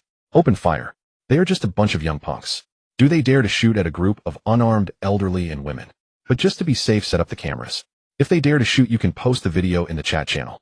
The camouflage-clad man opened his mouth, but said nothing. The thin monkey had already started pushing the group of elderly and women into the road. The chains clanked as the elderly stumbled forward. He turned his head, a glint of killing intent flashing in his eyes as he chuckled softly. In this world, what is most abundant is human life. He had seen all the commotion in the scrapyard. From the bald man blocking the grenade with his talisman to the thin monkey dragging the elderly and women onto the road, every frame was etched in his mind, as clearly as if carved in stone. Su Qianxua looked through the one-way material glass, feeling extremely uneasy as she said, "Brother Gu, what do they want to do?" Gu Tu replied calmly, "They are using the elderly and women to block the road, setting up cameras to record betting that we want dare to shoot." He turned to look at Gu Nianxing behind him. Gu Nianxing was facing the one-way material glass where a camera was set up by the bald man's underlings. The high-definition lens focused on the trembling elderly, while the thin monkey directed their positions. They were to stand side by side in the middle of the road, effectively blocking the main road leading out of the scrapyard. Her eyelashes fluttered slightly. Gu Nianxing's voice was low, but her words came out faster than usual. "If we shoot, the video will be posted on the trading channel, and everyone will see the scene of a group of armed men slaughtering civilians. At that time, no one will ask about the reasons or care whether these people were coerced." She turned to look at Gu Tu, her eyes reflecting a rare emotion. Not fear, but urgency, even tinged with a hint of anger. "They are not using hostages to block bullets. They are digging a pit for us in public opinion. As long as we shoot, even if we hit those coercers, if a stray bullet injures an elderly person, we will become public enemies in the entire trading channel." Gu Tu nodded in agreement. "Exactly." Gu Nianxing bit her lip. "You thought of this long ago." Gu Tu did not answer, turning back to look out the window. Outside the scrap yard, the group of elderly and women had already been pushed to the center of the road. The elderly woman at the front suddenly buckled at the knees, collapsing to the ground, while the thin monkey impatiently tugged at the chain. The elderly woman was dragged a couple of steps, her knees scraping against the concrete and leaving 2 trails of blood. She did not cry out in pain, nor did she even groan. Gu Tu sat down at the workstation and opened the trading channel interface. "Nianxing, how much armored steel do we currently have?" "Wait a moment," Gu Nianxing replied. "Including the synthesis here, we have a total of 481 units of armored steel. In this world, metal is the most basic resource and also the most crucial strategic material. The primary material for upgrading vehicles is metal. 481 units of armored steel equate to 4,810 units of iron, enough for a convoy to upgrade all vehicles to the standard 4th level. Gutu opened the trading channel and searched the keyword silencer cooling. The page refreshed. Super silencer advanced chip seller Black Shark, price 800 units of iron. Unlimited cooling device advanced chip seller Wilderness Hunter, price 1,200 units of iron. Gutu narrowed his eyes slightly at the two quotes. 800 plus 1,200 equals exactly 2,000. It's not that he couldn't afford it, but it's not a matter of price. He clicked on Black Shark seller information and found that the other party had only listed 3 items in the past 4 days, with the evaluation section stating 4 words: good reputation. Wilderness Hunter's information was even simpler, with no evaluation records, just a lonely ID. Gutu frowned and closed the trading page. Can't buy it. Gu Nianqing asked. It can be bought, but it's not worth it. Both sellers are unfamiliar faces and the prices are very high, typical of price gouging. Gutu leaned back in his chair, his gaze falling on the fluorescent lights on the ceiling. He straightened up again, opening the friend page for Lei Longfei. Help me introduce the captain of the Shanghai team. I'll owe you a favor. After hitting send, Lei Longfei's reply popped up in less than 10 seconds. What for? Buying something. Okay, wait a moment. He'll tell the captain. After a few seconds of silence, Lei Longfei sent over an ID. This is the captain's ID, Shanghai. Remember to annotate when sending the request, but don't mention that I referred you. Gutu directly added the other party as a friend. I need unlimited cooling and super silencer chips. Quote me a price. This time the reply didn't come as quickly. Gutu waited a full 40 seconds before the screen lit up. Shanghai, how did you know I have these 2 items? Gutu did not answer that question. 20 units of armored steel for your 2 chips. The other side fell silent. Su Qianxue asked in confusion, Brother Gu, will he agree? He will, Gutu said. At this stage, almost everyone cannot acquire higher grade armored steel, and many should know about enhancement upgrades. As the leader of a team, his vehicle level should be 4th and exterior weapons should have been installed long ago. Moreover, unlimited cooling and super silencer chips cannot be directly installed on exterior weapons, so they are not that crucial for him. Besides, he is a merchant and knows that higher grade armored steel has a better cost-performance ratio, and upgraded vehicles have stronger defenses. As soon as he finished speaking, the screen lit up. Shanghai deal. Gutu smiled slightly. All right. He typed those 2 words, and then turned to look at Qianxue. Hurry and buy some iron and deliver it to Nianqing. Well, directly upgrade the vehicles later. Gutu looked at the 2 advanced chips obtained through the transaction along with the explosive chip that had already been removed and directly installed them onto the Death God Gatling. The current Death God Gatling was fully armed with no flaws whatsoever. Gutu suddenly thought of the exterior vehicles of Lei Longfei and the others, which had a low angle of attack, creating shooting blind spots. Perhaps his Death God Gatling would also have such a fatal flaw once it became an exterior weapon. Gatling gun. Magazine infinite. Durability infinite. Range 2,000 meters. Modification chips: unlimited firepower, unlimited durability, ultra long range, super lightweight, super armor piercing, super silencer, infinite cooling. Comment: humanity's insane pursuit of firepower has birthed this Reaper of the battlefield equipped with 7 advanced chips. The barrel rotor is motor-driven, achieving a maximum firing rate of over 5,000 rounds per minute. When the 6 barrels begin to spin, all carbon-based life will be reduced to ash. Gutu looked at the Gatling's panel with satisfaction. Gu Nianqing approached, handing over all the armored steel and gold parts needed for vehicle upgrades to Gutu. Gutu took out the level 2 to level 3 vehicle upgrade blueprints and affixed them to the steering wheel. Upgrade vehicle. Ding. Upgrade blueprint detected. Starting material check. Gold 500 satisfied. Iron 500 satisfied. Electronic components 10 satisfied. Parts 300 satisfied. Detected that the survivor possesses high-quality primary material armored steel, automatically replacing upgrade materials, enhancing upgrade quality. Would you like to consume the blueprint for the upgrade? Yes. As Gu Tu's voice fell, the level 2 to level 3 vehicle upgrade blueprint suddenly emitted a dazzling white light. In an instant, it transformed into countless fine points of light, like fireflies merging into the steering wheel. The entire vehicle trembled violently, followed by a deep rumble, as if some slumbering steel beast was awakening. Ding! Congratulations, survivor. Gu Tu's vehicle has been super enhanced to tier 3. Vehicle upgrade template fully unlocked, gaining external weapon slots 3. Detected highest level Gatling. Would you like to install it as an external weapon? Install. The moment the words fell, the roof and side armor plates of the vehicle simultaneously flipped in different directions, revealing a standardized weapon base. The Gatling has been installed in the main weapon slot on the roof. Remaining external weapon slots 23. The roof emitted a dull mechanical grinding sound as the Gatling slowly rose from the center of the roof, the barrel rotor slightly rotating, automatically calibrating its horizontal and vertical angles. The enhancement from the super lightweight chip meant that this heavy firepower weapon would hardly affect the vehicle's center of gravity, while the infinite cooling chip created an invisible constant temperature field inside the barrel. This meant that even at the highest firing rate, the barrel would not glow red, overheat, or cease fire. It also meant that the initial performance of the external weapon had already reached its limit. Gu-2 then installed the radar detector and fuel propulsion system on top. Armed RV. Tier 3. Durability 100. Speed 300 km/h. Fuel infinite. Defense 4000. So terrifying. Is this really the defense power of a Tier 3 vehicle? External weapon, Gatling, empty slots 2. Vehicle advancement requirements, gold 5000, steel 500, low-level core, component 1 parts 1000 LV. 3 LV. 4 vehicle upgrade, blueprint 1. Comprehensive evaluation, a terrifying Tier 3 vehicle with defense power 10 times that of an ordinary Tier 3. Even a Tier 5 vehicle would struggle to match it. The engine and tires seem to have undergone some incomprehensible qualitative change. The entire RV grew several times larger. Though it still had only one level, it could completely be described as a large 3-bedroom, 1 living room apartment. Moreover, the external weapon slots had 3 empty spaces, meaning he could have 3 external weapons. It should be noted that ordinary Tier 3 vehicles only have 1 external weapon slot. The moment the RV upgrade was completed, the entire road outside the scrap metal factory fell silent for a moment. It was not a deliberate silence, but a deathly stillness pressed out by an immense presence. The RV, originally only the size of an ordinary bus, had now expanded into a massive steel monster. The entire RV was covered in armored steel. In the sunset, it reflected a cold, hard sheen that did not belong to this world. At the center of the roof, the 6 barrels of the Gatling slowly rotated half a turn like some deep-sea creature, lazily stretching its tentacles before coming to a stop facing straight ahead. The 6 dark gun muzzles were aimed directly at the trembling group of hostages in the middle of the road. The bald man was the first to sense that something was wrong.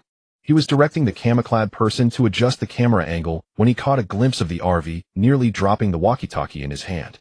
This is a Tier 3 vehicle. His voice caught in his throat as though someone had gripped his neck. The camouflaged individual followed his gaze, the color draining from his face at a visible rate. Just 10 seconds ago, it had still been an ordinary Tier 2 RV. Now before him stood a Tier 3 vehicle. The thickness of the armor plates on the vehicle's body was visibly over several centimeters. It was not some spliced thin steel, but a single-piece cold-rolled armored steel.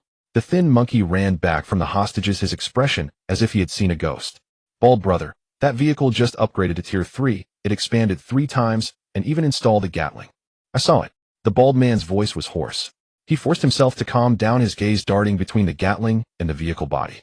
The caliber of the 6 barrels was at least 12.7 millimeters, and this caliber rotary weapon typically had a firing rate exceeding 3,000 rounds per minute. But what truly terrified him was not the Gatling itself, but the vehicle.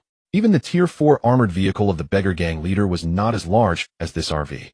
It must be noted that this was a Tier 4 vehicle, not something that a Tier 3 vehicle could compare to. This implied that all the resources, blueprints, and materials in the opponent's hands were all super-spec. The bald man gritted his teeth and whispered to the camouflaged person, "Don't stop the camera, point the lens at that vehicle." The camouflaged individual shakily adjusted the gimbal, the image of the steel RV stretching a long shadow in the sunset. The hostages in the middle of the road also saw it.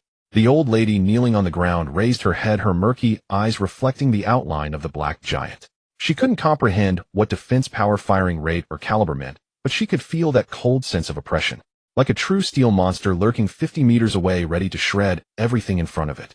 The thin monkey's group of subordinates had already begun to retreat.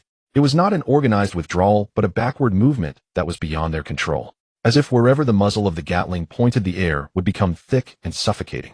The bald man took a deep breath and shouted towards the RV, those inside the vehicle, "I don't care who you are, look at these people in the middle of the road. If you dare to open fire." Before he could finish, the window on the side of the driver's seat of the RV slid down. To be precise, it wasn't just sliding down, the entire armored glass silently slid to one side. Guta's half-face appeared behind the window, expressionless, his gaze calm, as if he were looking at a group of corpses. "You just said we wouldn't dare to shoot, right?" The bald man's pupils suddenly contracted. It was because the voice carried no emotional fluctuations, no anger, no tension, not even mockery. A normal person facing a hostage threat would either be angry, compromise, or attempt to negotiate. But this voice did nothing but state a fact. This calmness was more terrifying than any threat. The bald man instinctively took a half step back, only to realize that this motion exposed his fear, forcing himself to stand still. The bald man's voice rose by 8 degrees, trying to compensate for his confidence with volume. "Stop bluffing. I tell you, the entire trading channel is watching. If you even fire a single bullet now, tomorrow you'll be the enemy of the entire wasteland. Gutu did not respond. The car windows slowly closed, and that half-face vanished behind the dark armored glass. The bald man froze for a second, then realized something was wrong. The RV had moved. It wasn't charging forward or reversing, rather the dazzling Gatling gun on the roof began to rotate, its 6 barrels starting a continuous slow spin. The whirring sound of the rotating barrels was like a deathly prelude in the silence. Bald brother, do they really dare to shoot? The voice in camouflage became sharp and high-pitched. The bald man gritted his teeth, the veins on his forehead bulging. He was betting that the other side wouldn't dare to risk it all, betting that those camera lenses would serve as their talisman. He bet that although lives meant nothing in this world, no one wanted to become the target of everyone's ire. Yet his instincts were sounding alarms wildly. The calmness of the people in that car felt off. That voice was too calm. Everything was wrong. Just at that moment of stalemate, the distant roar of engines reached their ears. It wasn't just one car, it was a convoy of at least dozens of vehicles grinding over the rubble from the scrapyard on the other side, trailing a long cloud of dust as they approached. The bald man's expression changed from terror to ecstasy.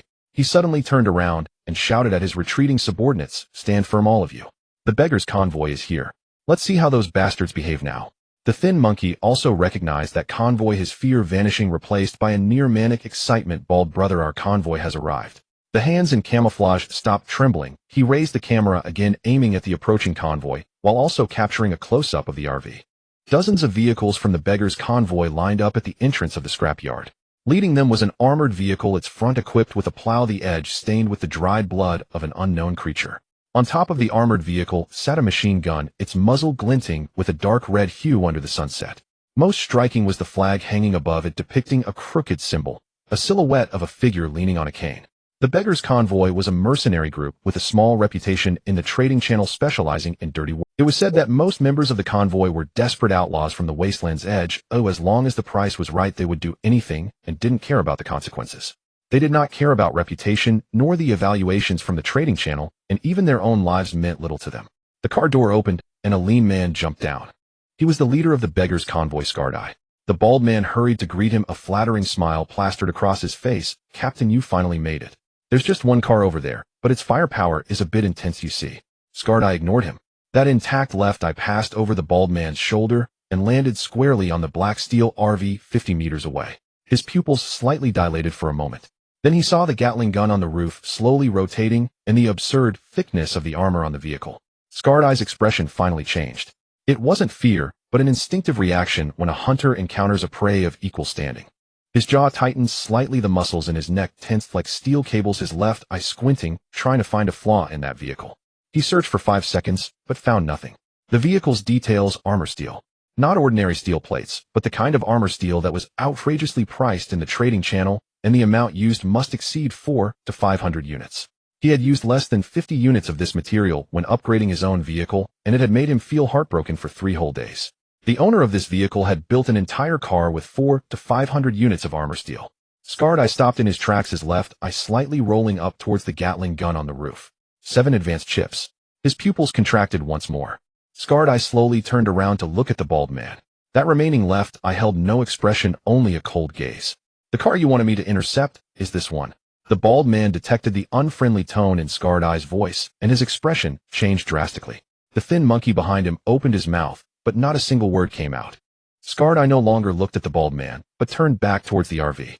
He stared at the slowly rotating Gatling gun, at the absurdly thick composite armor, at that true iron fortress. Then Skardai smiled. It wasn't the bald man's bluster, nor the thin monkey's mania, but a genuine smile that only a hunter would show when encountering true prey. "Interesting." Skardai licked his lips, a dangerous glint igniting in his left eye. He turned around and gestured to the convoy behind him. Dozens of Tier 3 vehicles simultaneously emitted low growls. The weapons on their roofs began to warm up, filling the air with a searing metallic scent. The bald man seemed to have seized a lifeline, the terror on his face replaced once again by ecstasy. "Captain, that kid must have a lot of good stuff on him. Take it easy, don't give everything away." "Shut up, turn off the camera." Skardai didn't even look back. His gaze remained locked on that RV, the smile on his lips growing wider. Skardai murmured to himself, his voice low enough for only he to hear, "Let me see how long this car can hold out." Outside the scrap yard, the last sliver of light from the setting sun sank below the horizon, swallowed by darkness. Dozens of searchlights lit up simultaneously, coming from the members of the beggars' convoy. Gu sat in the driver's seat, his fingers lightly resting on the steering wheel, the corners of his mouth moving slightly. It wasn't a smile, but a silent response to the absurd laws of this world that even he himself did not notice. The dazzling Gatling gun on the roof suddenly increased in speed, the whirring of the 6 barrels turning into a piercing scream that tore through the air. In the beams of the searchlights, those 6 dark gun muzzles began to rotate rhythmically, as if preparing to unleash firepower. The warning on the dazzling Gatling gun: all carbon-based life forms will be turned to ash. This phrase was not just decorative writing on the panel. It was a warning. Inside the RV, Gu leaned against the driver's seat, listening to the system's notification tone. The vehicle has reached level 3, granting a chance for custom concept fusion. A dense web of connecting wires was woven throughout the RV, with most being blue threads and only a few purple ones. Gu peered through the web, his gaze falling upon the brilliant Gatling gun atop the vehicle, where 2 crimson threads slowly extended. This meant he had 2 options for fusion. The crimson threads extended towards the Thunder God Heavy Sniper Rifle and the Anti-Material Sniper Rifle. What a joke. The Thunder God Heavy Sniper could take down a second-tier mutated zombie with just 3 shots. He was reluctant to fuse it. Regardless of whether he used the Anti-Material Sniper or the Thunder God Sniper, both were red concept fusions, and their power was undoubtedly similar. Brilliant Gatling Anti-Material Heavy Sniper. Fusion. As Gu spoke, a dazzling red light burst forth within the RV. Ding, concept fusion successful. Congratulations, you have obtained the Brilliant Close Defense Cannon. Fusion product: Brilliant Close Defense Cannon. Type: external weapon. Feature 1, ultra high true damage, extreme firing rate. Feature 2, retractable and concealed. Evaluation: over 10,000 rounds per minute. This is the pinnacle of hot weapon firing rates, and all defenses are rendered meaningless before it. Gu was stunned. It wasn't the kind of stunned reaction one has when feeling threatened, but rather a blankness following a complete overhaul of his understanding. Over 10,000 rounds. He had already found the firing rate of the brilliant Gatling to be exaggerated, firing thousands of rounds per minute, capable of shredding a level 3 vehicle into pieces within seconds. But now this thing called the Closed Defense Cannon had directly doubled that number. Moreover, its features stated ultra-high true damage, extreme firing rate. True damage. Gu understood better than anyone what true damage meant. It meant that defense, it meant that armor thickness, shield level, and damage reduction rate. All the factors that enabled survival in the wasteland were entirely nullified before this weapon. Gu's fingers trembled slightly, not from fear, but from an emotion he couldn't even articulate. In a world where one had to risk their life just to obtain a sip of clean water, he held something that rendered all defenses moot. A dull sound of mechanical restructuring came from the roof of the vehicle. Gu looked up, peering through the armored steel plate at the roof. The 6-barreled Gatling gun had vanished. In its place was a turret he had never seen before, with a lower and flatter design and more tightly spaced barrels. 11 barrels were compactly arranged, resembling some metallic monster crawling out of hell. The turret's surface boasted no unnecessary decorations, only a cold matte black coating that reflected not a glimmer of light under the spotlight. It seemed to swallow even light. In the passenger seat, Gu Yinxing half raised herself, her long hair cascading from her shoulder. Her usually indifferent eyes were now fixed on the turret atop the vehicle, her pupils slightly trembling. Is this the closed defense cannon? Her voice carried an unusual hint of uncertainty as Gu turned to look at her. Gu Yinxing ignored his gaze, her full attention captured by the turret. She opened her mouth as if confirming she wasn't mistaken. How do you have something like this? Her speech was significantly faster than usual. The closed defense cannon fires over 10,000 rounds per minute, specifically designed to intercept supersonic anti-ship missiles. She suddenly paused, for she saw Gu's expression. The man did not answer her question. Instead, a slight smile flickered at the corner of his mouth, not of pride, but of a surreal feeling of, you see, I didn't expect this either. On the other side of the scrap yard, the one-eyed man gazed at the ball of red light, and as the light dissipated, his eyes widened in shock. On that face, which had endured countless life-and-death battles, a near-dazed expression appeared for the first time. His intact left eye stared unblinkingly at the newly emerged object on top of the RV, its pupil contracting to the utmost, as if witnessing something that should not exist in this world. This? His voice caught in his throat, as if someone had gripped his neck. Is that a close defense cannon? His voice suddenly rose by at least 3 octaves, sharp enough that even he barely recognized it as his own. He abruptly turned around, his face once adorned with a hunter's smile, now utterly twisted. Close defense cannon. Did you see that? That's a close defense cannon. The one-eyed man shouted at those behind him, the veins on his arms bulging. Which family's level 3 vehicle can mount a close defense cannon? Tell me. Who's a? No one answered. The members of the beggar convoy stood frozen, their expressions shifting from arrogance to confusion then from confusion to fear.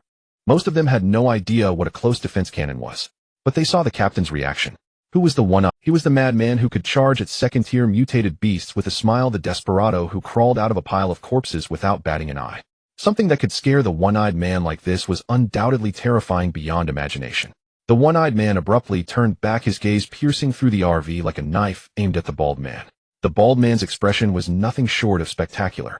He had been reveling in the joy of the beggar convoy has arrived, the other side is doomed, even beginning to calculate how much good stuff he could loot from that RV. But when he saw the one-eyed man's expression and heard the furious shout, his face felt as if it had been slapped into the color drained from the bald man's face, leaving only a near-transparent pallor. His voice Captain, what do you mean by close defense cannon? Isn't that just a Gatling gun? At most it's... You better look closely at what that thing is. The one-eyed man stepped in front of the bald man, the fury in his left eye nearly burning through the bald man. He grabbed the bald man's collar, lifting him off the ground. You sent me to intercept a vehicle that mounts a close defense cannon. Do you know what a close defense cannon is? That's a relic from the old era. Over 10,000 rounds per minute. With my dozens of vehicles, how many seconds can it fire at us? The bald man's lips quivered. Captain, it was originally a Gatling. It just leveled up. Before the bald man could finish, the one-eyed man flung him aside, and everyone gasped. Then he did something that no one expected. He turned around facing the RV, and the expression on his face, which had seemed to devour a person, transformed, like magic, into a nearly obsequious smile. On that face, anger, fear, flattery, and helplessness swirled together, like colors on a palette, finally merging into an extremely awkward smile. The scar-dyed man stepped forward, moving towards the RV. No, not just walking, it was a posture that fell somewhere between a jog and a fast walk, his waist slightly bent with his hands naturally hanging at his sides, with his palms facing outward. This was a complete gesture of surrender. He stood about 10 meters in front of the RV. Boss, you see, this is a misunderstanding, purely a misunderstanding. He swallowed hard, his voice carrying a softness he had never shown before anyone. He smiled even more brightly, but his left eye was filled with caution. I have been surviving in the wasteland for so many years, and I never provoke anyone I shouldn't provoke. Today's incident was purely caused by that bald guy's reckless actions. It has nothing to do with me or my brothers. He paused, observing the response of the RV. There was no reaction. The 11 barrels of the close defense cannon showed no signs of movement, silently pointing forward. But this silence was more terrifying than any threat. Beads of sweat emerged on Scarred Eye's forehead. Boss, how about this? I'll take care of that bald guy's crew for you, cleanly ensuring no traces are left. His voice softened even further. Today's events can be considered as never having happened. I owe you a favor, and in the wasteland, whenever you need my help, just say the word, and I will go through fire and water without a second thought. He waited, waiting for someone in the vehicle to speak. The wind outside the scrap yard stirred up, dust sweeping between the RV and Scarred Eye, producing a faint whimpering sound. 30 seconds passed. A minute passed. Just as Scarred Eye's smile was about to falter, a crack appeared in the window of the RV. No gun barrel protruded, no threatening words were uttered, not even any unnecessary movements. Guta's face was shrouded in the shadow of the car window, and only a light, airy sentence escaped. I don't need you to go through fire and water, just get me some iron. The voice was not loud, but in the deathly silence of the scrap yard, every word was like a nail driven into the eardrums of everyone present. Scarred Eye was stunned. He had prepared so much. Words of pleading, words of flattery, promises, and even a willingness to kneel if necessary. Yet the response from the other side was simply a request for iron. Not get lost, not die, not pay with your life. Scarred Eye blinked, bending his waist a little more, the smile on his face shifting from a stiff flattery to something almost grateful. Iron. Yes. We have it, he nearly shouted, his tone rising not like a desperate man in the wasteland, but like a vendor eager to shout in a market. He abruptly turned around, his good left eye scanning the group of team members still dumbfounded behind him. What the hell are you standing around for? Unload the iron. Every piece from all the vehicles, not a single one left behind. Bring it all to me. Nobody moved. The members of the beggar convoy hadn't yet recovered from the shock of their captain suddenly changing faces, each one frozen in place, as if paralyzed. Scarred Eye's smile vanished in an instant, replaced by his naturally fierce face. He'll count to 3. His voice was not loud, but that deep, guttural growl was more lethal than any roar. 1. The convoy members moved. As if electrified, everyone rushed towards their vehicles, simultaneously flinging open the doors and hauling out every scrap of iron they could find, piling it chaotically into a small mountain. Under Scarred Eye's knife-like gaze, they dared not hold back. Seeing everyone obediently surrender their iron, Scarred Eye let out a sigh of relief, then waved his hand to a pile of iron had already spread across the ground. The RV door finally opened. The first to step down was Gu Nianxing, her leather boots making contact with the sandy ground of the scrap yard, neither hurried nor slow. Wearing her sunglasses, her face bore no expression as she walked straight to the pile of scrap iron. Scarred Eye wore a smiling face, rubbing his hands, just about to say a few polite words like, "See, everything is here," when the words got stuck in his throat. Because Gu Nianxing merely raised her hand. The pile of scrap iron seemed to be swallowed by an invisible mouth, disappearing completely in less than 2 seconds, leaving not even a scrap of iron dust behind. Scarred Eye's smile was completely frozen on his face. His good left eye widened in shock, the gaze bouncing back and forth between Gu Nianxing's hand and the empty ground. What was going on? Could it be that she had a space ring too? But this massive pile of iron was at least 5 cubic. To know that his own space ring only had a capacity of 1 cubic meter. How much space did this woman to know that she was merely one of the boss women, yet she possessed something more advanced than he, the leader of a convoy. How terrifying must the boss' financial resources be? The convoy behind him fell into complete silence, with some even taking steps back.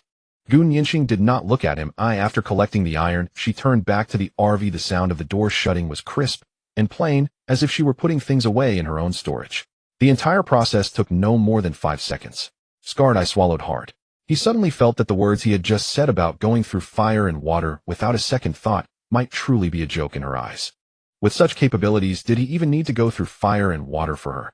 As he was lost in thought, the window of the RV descended once more. Gu Tusk's gaze emerged from the shadows, neither fierce nor cold, and could even be described as plain. But when Scarred Eye was swept by that gaze, the hairs on the back of his neck stood on end. Scarred Eye. Gu too called his name. Scarred Eye instinctively straightened his back, then felt that merely straightening his back was not respectful enough, so he bent slightly again, ultimately settling into an awkward posture that was half straight and half bent. I'm here, boss, you say. Let's just forget about today's incident." Those 6 words were light and airy, like the dust blown away by the wind over the scrapyard. However, Scarred Eye felt as if a mountain that had been pressing down on his shoulders was suddenly lifted, and he nearly melted away. He quickly nodded his head, bobbing like a chick pecking for grain. Forgotten. Thank you, boss, for your magnanimity." However, Scarred Eye's movements halted. Gu Tusk's tone showed no change, still that slow cadence. "I have a great need for iron." Scarred Eye blinked, a glint of light flashing in his good left eye. "Add me as a friend, help me collect some iron, and I'll protect you in the future." The Scarred Eye was the captain of a proper convoy, and had never added a single iron dealer before, let alone a friend who had almost turned himself into a sieve with close-range artillery just a moment ago. This was simply outrageous. He was dazed for no more than 2 seconds, and then a smile more sincere than any he had shown before blossomed on his scarred face. It wasn't flattery or trying to please, it was the kind of ecstatic joy that arises when one has stumbled upon an incredible bargain. Add. Boss, rest assured, any iron I can find in the future will be delivered to you first." He patted his chest as he spoke, the gentleness in his voice completely vanishing, replaced by a kind of almost reverent seriousness. The car window slowly rolled up, and the Scarred Eye watched as the dark glass covered everything inside the vehicle once again. Then the massive RV let out a deep, resonant roar. The engine roared to life. The Scarred Eye instinctively stepped back 2 paces, and the members of the convoy behind him scattered like frightened sheep, clearing a wide path for the RV. The RV began to move.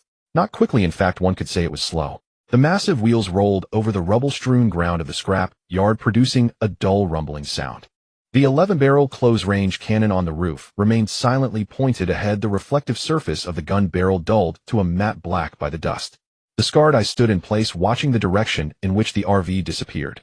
Several vehicles lined up in a loose column, kicking up a faint trail of dust on the wasteland outside the scrap yard. After the dust settled, the outline of the RV had transformed into a small black dot on the horizon. The Scarred Eye remained standing.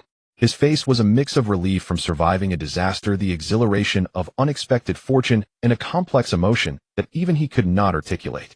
"Boss, are we just going to let them go?" A subordinate behind him ventured cautiously.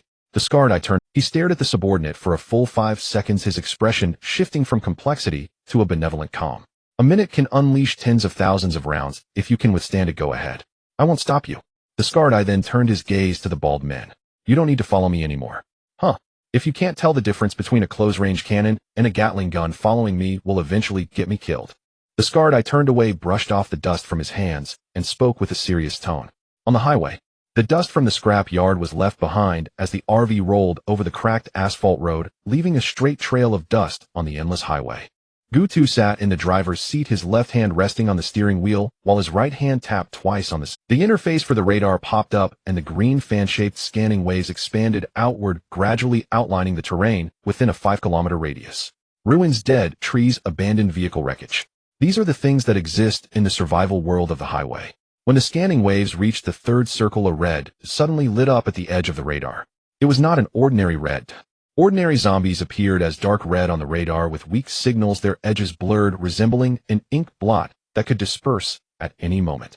But this red that was a deep color like congealed blood, sharply defined at the edges like it was cut out with a knife, and it was moving towards the RV at a speed visible to the naked eye. A second-tier mutated zombie. Gutu's finger paused briefly on the console, his gaze fixed on that red dot without any change in expression. He had seen too many of these things. Mutated zombies and mutated beasts became as commonplace as stones by the roadside after running on the highway for too long. The only difference was that in the past, when encountering a second-tier mutated zombie, he had to weigh whether it was worth engaging. How many bullets would be left after the fight, and would it be enough to exchange for that little bit of loot? But now Gutu glanced at the rearview mirror, not to check the road, but to look at the 11-barrel close-range cannon. With a 30mm caliber and 11 barrels, it had a firing rate of tens of thousands of rounds per minute, capable of penetrating 50mm of homogeneous armor at a distance of 500 meters. This thing was originally designed to intercept terminal supersonic anti-ship missiles, not to shoot zombies. Using this to deal with zombies was like using a Barrett to swat mosquitoes. It wasn't that it couldn't be done, it was simply unnecessary. But today Gutu wanted to shoot. Not because he was itching to do so, but because he needed to confirm something. The close-range cannon had not been properly fired since it was installed on the vehicle. He needed to test its power. There was no more suitable target here than a high-speed, moving second-tier mutated zombie. Hold on tight. Gutu muttered 2 words, and his right thumb pressed a button on the console. A low mechanical whirring sound came from the roof, and the 11 barrels began to rotate simultaneously, going from still to high-speed rotation in less than half a second. It locked onto the rapidly approaching target. 3,000 meters. 2,500 meters. 2,000 meters. Gutu did not move the steering wheel. The RV maintained a speed of 120 kilometers per hour, driving straight ahead, while the locked-on zombie charged straight towards it with a relative speed exceeding 200 kilometers per hour. 1,500 meters. Gutu pressed the launch button. 11 barrels simultaneously spat out flames. It wasn't the sound of da-da-da, but a continuous piercing shriek that tore through the air, like someone amplified the sound of tearing a piece of fabric 100,000 times. A firing rate of tens of thousands of rounds per minute meant that 1 to 200 projectiles were exiting the barrel every second, with the 11 barrels firing alternately. The gunfire melded into one continuous deafening roar. The trajectories left visible scorching trails in the air. The reaction of the second-tier mutated zombie was much faster than that of an ordinary zombie. At the moment the wall of fire spread, its body twisted in a bizarre manner, trying to dodge from the side. The 11 barrels fired even faster, and the zombie simply could not evade in time. The armor-piercing rounds ripped through the mutated zombie's body. The entire process lasted less than a second, with about 200 projectiles passing through this zombie. It transformed from a 2-meter-tall creature covered in hard armor into a puddle of scattered flesh and shattered shells on the highway. The mutated zombie didn't even have time to let out a howl before being directly vaporized by the immense fire. Killed second-tier mutated zombie gained 50 gold coins. Gutu released the launch button, and the rotation speed of the barrels began to decrease. The shrieking sound that tore through the air also dissipated. In its place was a low hum emitted from the 11 barrels, continuing to spin due to inertia. On the holographic interface, that blood red that had vanished. It didn't even flicker once, wiped clean off the radar as if it had never existed. In the rearview mirror, a dark red stain on the highway was quickly being covered by dust and sand, and soon there would be no trace left. Whether it was a zombie or a survivor once dead, they all became the same soil ash, a grain of sand in the wind. The cannon barrels came to a halt, realigning silently towards the top of the vehicle. The RV continued forward, rolling over the section of road stained with bits of flesh and shell fragments, producing a faint crunching sound, like wheels rolling over a pile of dry twigs. In the rearview mirror, the bathroom door of the RV was closed, fogging the glass, and through the mist 2 indistinct silhouettes could be seen inside. Gu Nianqing and Su Qinxue were taking a shower. Laughter from Gu Nianqing echoed through the bathroom, mingling with the sound of water and glass. It was not entirely clear, but the lazy, slightly spoiled tone was easily recognizable. Su Qiangshu's voice was softer than hers, occasionally responding with a few quiet remarks like a gentle retort after being teased. Gutu redirected his gaze, continuing to stare at the road ahead. The radar was clean, showing nothing. After about 15 minutes, the sound of water from the bathroom stopped. The fog on the glass slowly dissipated. 10 minutes later, the bathroom door swung open. A wave of steam and the scent of body wash rushed out, sweet and slightly reminiscent of coconut milk, filling the entire RV. Gu Nianqing emerged wearing a black silk camisole short enough to barely reach the tops of her thighs. The thin straps rested on her shoulders, appearing ready to slip off at any moment with a neckline so low it revealed a clear curve and faint indentations. Her hair was not fully dried, cascading damply over her shoulders, droplets trickling down the ends. They gathered at her collarbone, sliding down the silk fabric, disappearing into the depths of her neckline. Gu Tu felt a momentary daze, a single phrase flickering in his mind. In a vacuum. The silk fabric was so thin that under the RV's overhead light, it was almost translucent, the contours of her body subtly visible beneath the material. Her skin glowed with a faint pink hue from the hot water spreading from her cheeks to her neck, then to her collarbone, and to those areas partially covered by the silk. Su Qianxue trailed behind, dressed even more provocatively. She wore a short white lace nightgown that barely reached past her hips, revealing the edge of the lace beneath each step. The fabric of her nightgown was thinner and more sheer than Gu Nianqing's, with the lace pattern doing little to conceal anything. Her hair was loosely tied up with a towel on her head, exposing her long neck and exquisitely defined collarbone. A rosy hue lingered on her cheeks, tiny droplets of water clinging to her eyelashes, her eyes sparkling like two black jewels freshly pulled from water. She was far shyer than Gu Nianqing, lowering her head, her hands instinctively tugging at the hem of her nightgown, trying to pull the ridiculously short dress down. However, the design of the gown was clearly not meant to be pulled, becoming shorter with each tug, forcing her to finally give up, standing there blushing. "You just used the close-range cannon," Gu Nianqing's voice came from behind, laced with laughter. Instead of heading to the back bed or the middle sofa, she walked directly to the driver's seat. Barefoot on the RV's floor, she made soft footsteps, each step deliberate and intentionally slowed. The hem of her camisole swayed gently with her steps, the skin of her thighs appearing porcelain white against the black silk. She reached the side of the driver's seat, one hand resting on the backrest, the other draping over Gu Tu's shoulder, her body leaning slightly forward. This posture opened her neckline entirely to Gu Tu's line of sight. If he wanted, he could see everything clearly. "I encountered a second-tier mutated zombie. Want to see how powerful it is?" Gu Tu paused for a moment, glancing down. "The power is quite ideal. However, does Gu intend to change identities?" "Well, I'm already sticking to you. As for changing identities, that depends on your performance." Su Qianxue had also approached at some point, but was not as bold as Gu Nianqing. Standing about a step behind the driver's seat, her hands were intertwined. Her fair fingers wrapped around each other, turning the knuckles a pale pink from the pressure. Her gaze flickered between Gu Tu's back and Gu Nianqing's profile, her lips pursed slightly, as if making some significant decision. After a moment of hesitation, Su Qianxue took a step forward, then another, finally, standing on the other side of the driver's seat. The two of them flanked Gu Tu like two soft walls, enclosing him in between. Su Qianxue was too close to him. Close enough for him to smell her scent, which was entirely different from Gu Nianqing's, lighter and more subtle. It resembled some unknown wildflower, becoming richer after being steamed with hot water, yet still lacking the aggressive nature of Gu Nianqing's scent. Her arm brushed against his, the silk texture cool and smooth. In contrast, Gu Nianqing was entirely different. When she leaned in, there was no hesitation or testing the waters. Her entire weight pressed against him, her bodice curves fitting snugly against his arm.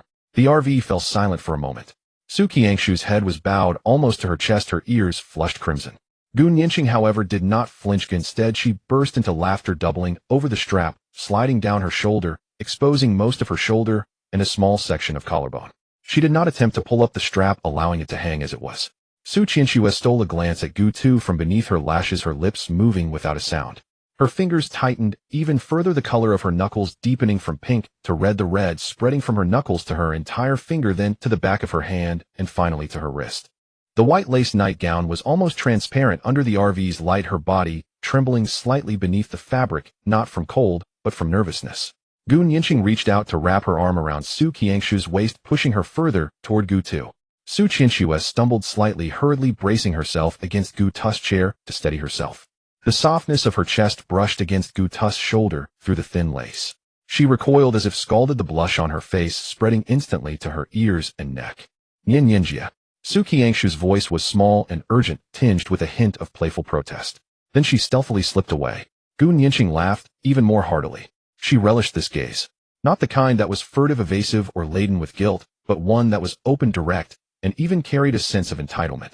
If a man's gaze was straightforward, it was not called lewd, it was called appreciation. Every man she had encountered had looked at her with desire, yet this man before her was refreshingly honest. He did not shy away, did not avoid, nor pretended to look elsewhere. He was simply watching, observing earnestly, as if admiring a piece of art worthy of careful appreciation. Yet this artwork was alive, warm, breathing, and had a heartbeat. Moreover, at this moment she was clad in a nearly sheer black silk camisole, standing just within his reach. "Is it beautiful?" Gu Nianqing asked. Gutu looked deeply at her, finally nodding. "It's beautiful, but I wonder." "You can find out if you try," Gu Nianqing said as she effortlessly settled onto Gu Tu's lap, lifting his chin. "If you want to know if it's ripe, why not just taste it?" The RV was quiet, filled only with the roar of the engine, the sound of wheels crunching over the road, and the mingling breaths of the two, each with a different rhythm. The second day dawned quickly. When Gu Nianqing woke up, sunlight had already squeezed through the gaps in the car window. She lay on the back seat, the blanket only covering her waist, while her black spaghetti-strap nightgown was wrinkled and tossed to the side. Her body felt as if it had been taken apart and reassembled. Aching and painful, especially in a certain spot, the throbbing discomfort made her frown the moment her consciousness returned. She tried to move her leg, but the soreness in the inner thigh made her let out a soft hiss. There was a small dark red stain on the bedsheet, not large, but particularly conspicuous against the light-colored fabric. She stared at the small patch of blood for 2 seconds. Her face instantly flushed. The heat spread from her cheeks to the tips of her ears, then from her ears down her neck, making her feel like a shrimp just taken out of a steamer. She buried her face in the pillow and muttered a curse. "Gu Tu, you bastard." Her voice was as small as a mosquito's buzz, lacking any real aggression. The images from last night replayed in her mind, each frame making her want to pull the blanket over herself and wrap up completely. Absurd. Too absurd. But as she curled her lips in the pillow, her fingers unconsciously tightened around the bedsheet. No regrets. When those 3 words surfaced from her heart, there was no hesitation, as if they had been waiting there all along, just waiting for her to wake up. A table full of Chinese and Western dishes was set before them. After the 3 finished eating, the vehicle continued on its way. "Brother Gu, there's a valley 50. Gu Tu, in the driver's seat, turned around. "You're awake, then hurry up and eat breakfast." As he spoke, he took out a large breakfast package from his spatial ring. A table full of Chinese and Western dishes was set before them.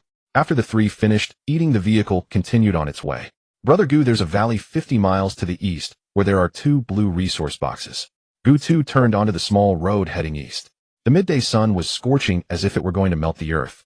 The vehicle rolled over the last stretch of uneven dirt road, and the dead trees on either side swayed violently in the airflow. Gu Tu did not slow down, even pressing the accelerator. The 3-tier super-enhanced RV let out a dull roar like an enraged steel beast charging into the low valley. Zombies. Countless zombies. The shaded side of this valley might have once been an extension of some small town, but now it was left with only broken walls, and those decaying creatures wandered among the ruins, numbering at least 100. They moved slowly in the midday sun, their skin darkened and wrinkled from the sun, some even crawling with half their bodies still on the ground, yet still writhing their toothless mouths towards the vehicle. Gu Tu did not even spare them a glance. He turned the steering wheel half a turn to the left, and the RV charged into the most densely packed area of the zombies with a nearly reckless posture. Those creatures did not even have time to let out a complete scream before being crushed into the dirt by the 2-ton vehicle. The sound of continuous dull explosions came from under the hood, like crushing a ground full of rotten watermelons. Blood mist sprayed out from both sides of the tires, leaving 2 dark red streaks trailing behind the vehicle. Flesh and bone turned to mud. This idiom was vividly illustrated at that moment. In the passenger seat, Gu Nianqing instinctively grabbed the overhead handle and peeked outside through the curtain gap, quickly retracting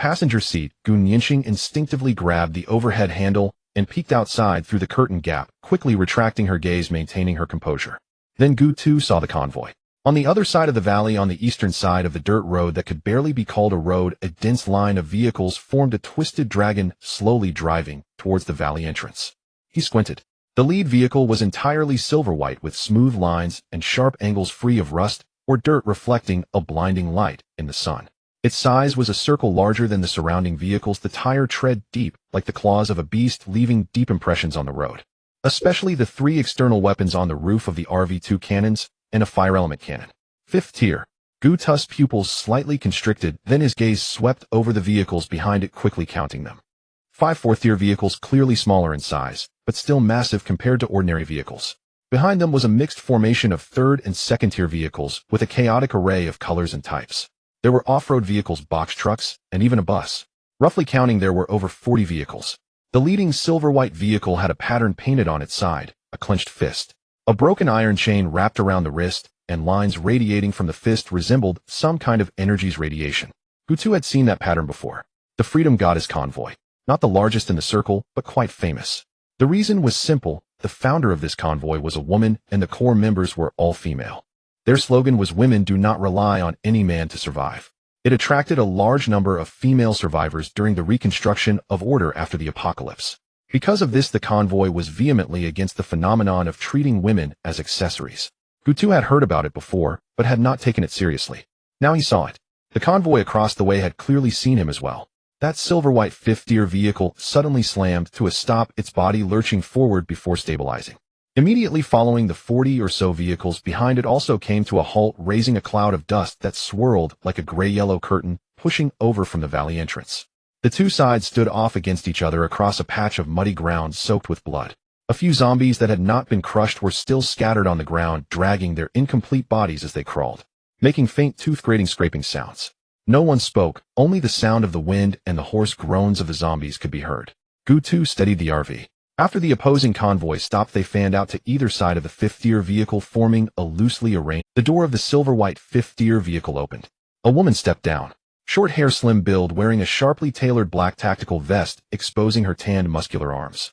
She jumped down, without holding on to anything, landing steadily, her knees slightly bent to cushion the impact.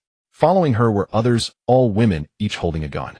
Chun Xian walked to the front of the convoy and stood firm, her gaze sweeping over Gutu's third-tier, super-enhanced RV. The front still bore the not yet dried blood and flesh of zombies, with dark red debris crammed into the tire treads, and the air was thick with the heavy scent of rust and blood. Gutu got out of the car. Immediately after, the passenger door opened as well. Her gaze finally landed on Gutu, sizing him up for 2 seconds. Then her gaze fell on the two graceful figures behind Gutu. Gu Nianqing instinctively tugged at her collar as she stepped out of the car.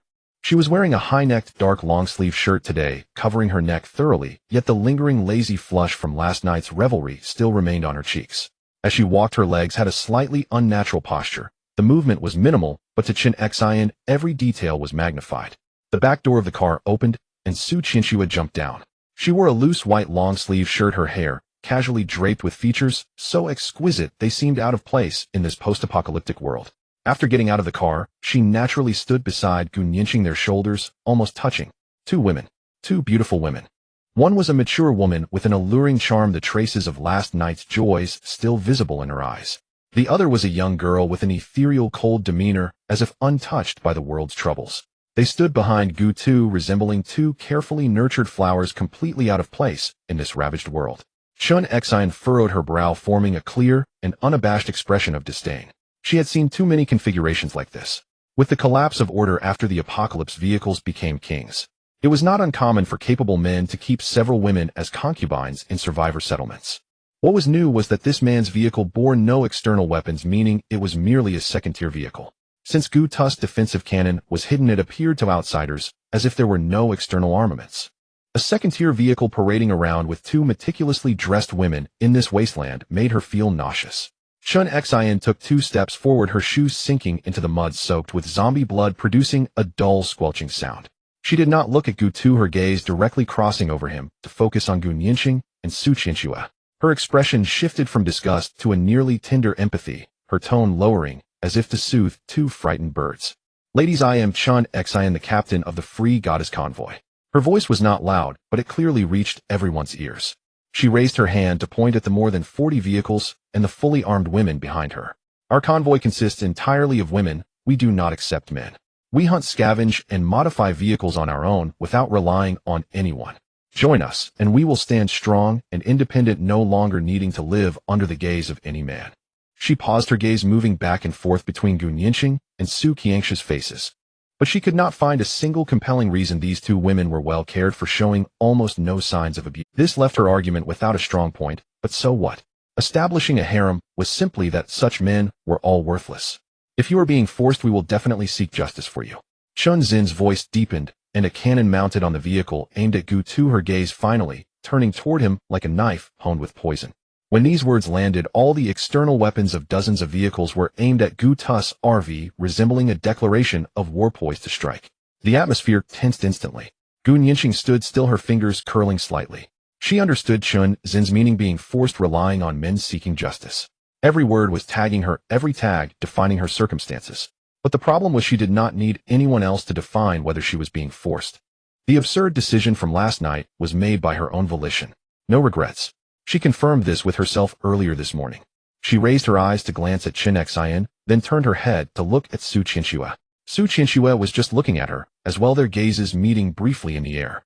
Su Qianxue tilted her head slightly. Gu Nianqing took a deep breath. She stepped forward half a step, emerging from behind Gu Tu to stand in a more forward position, simply standing there. The afternoon sunlight streamed from behind her, illuminating a small section of her fair neck at the collar of her high-necked sweater, making it somewhat dazzling. Captain Chen Xian, thank you for your kind offer. She spoke, her voice neither loud nor soft, carrying a calmness that bordered on gentleness. She paused, her gaze meeting Chen Zin's eyes, which were filled with scrutiny and concern. But I am not being forced. This sentence was spoken slowly, each word articulated clearly, as if afraid the other might not understand, or perhaps to reassure herself. Chen Zin's brow furrowed, even tighter. She instinctively took a step forward, her tone now carrying an almost pleading urgency.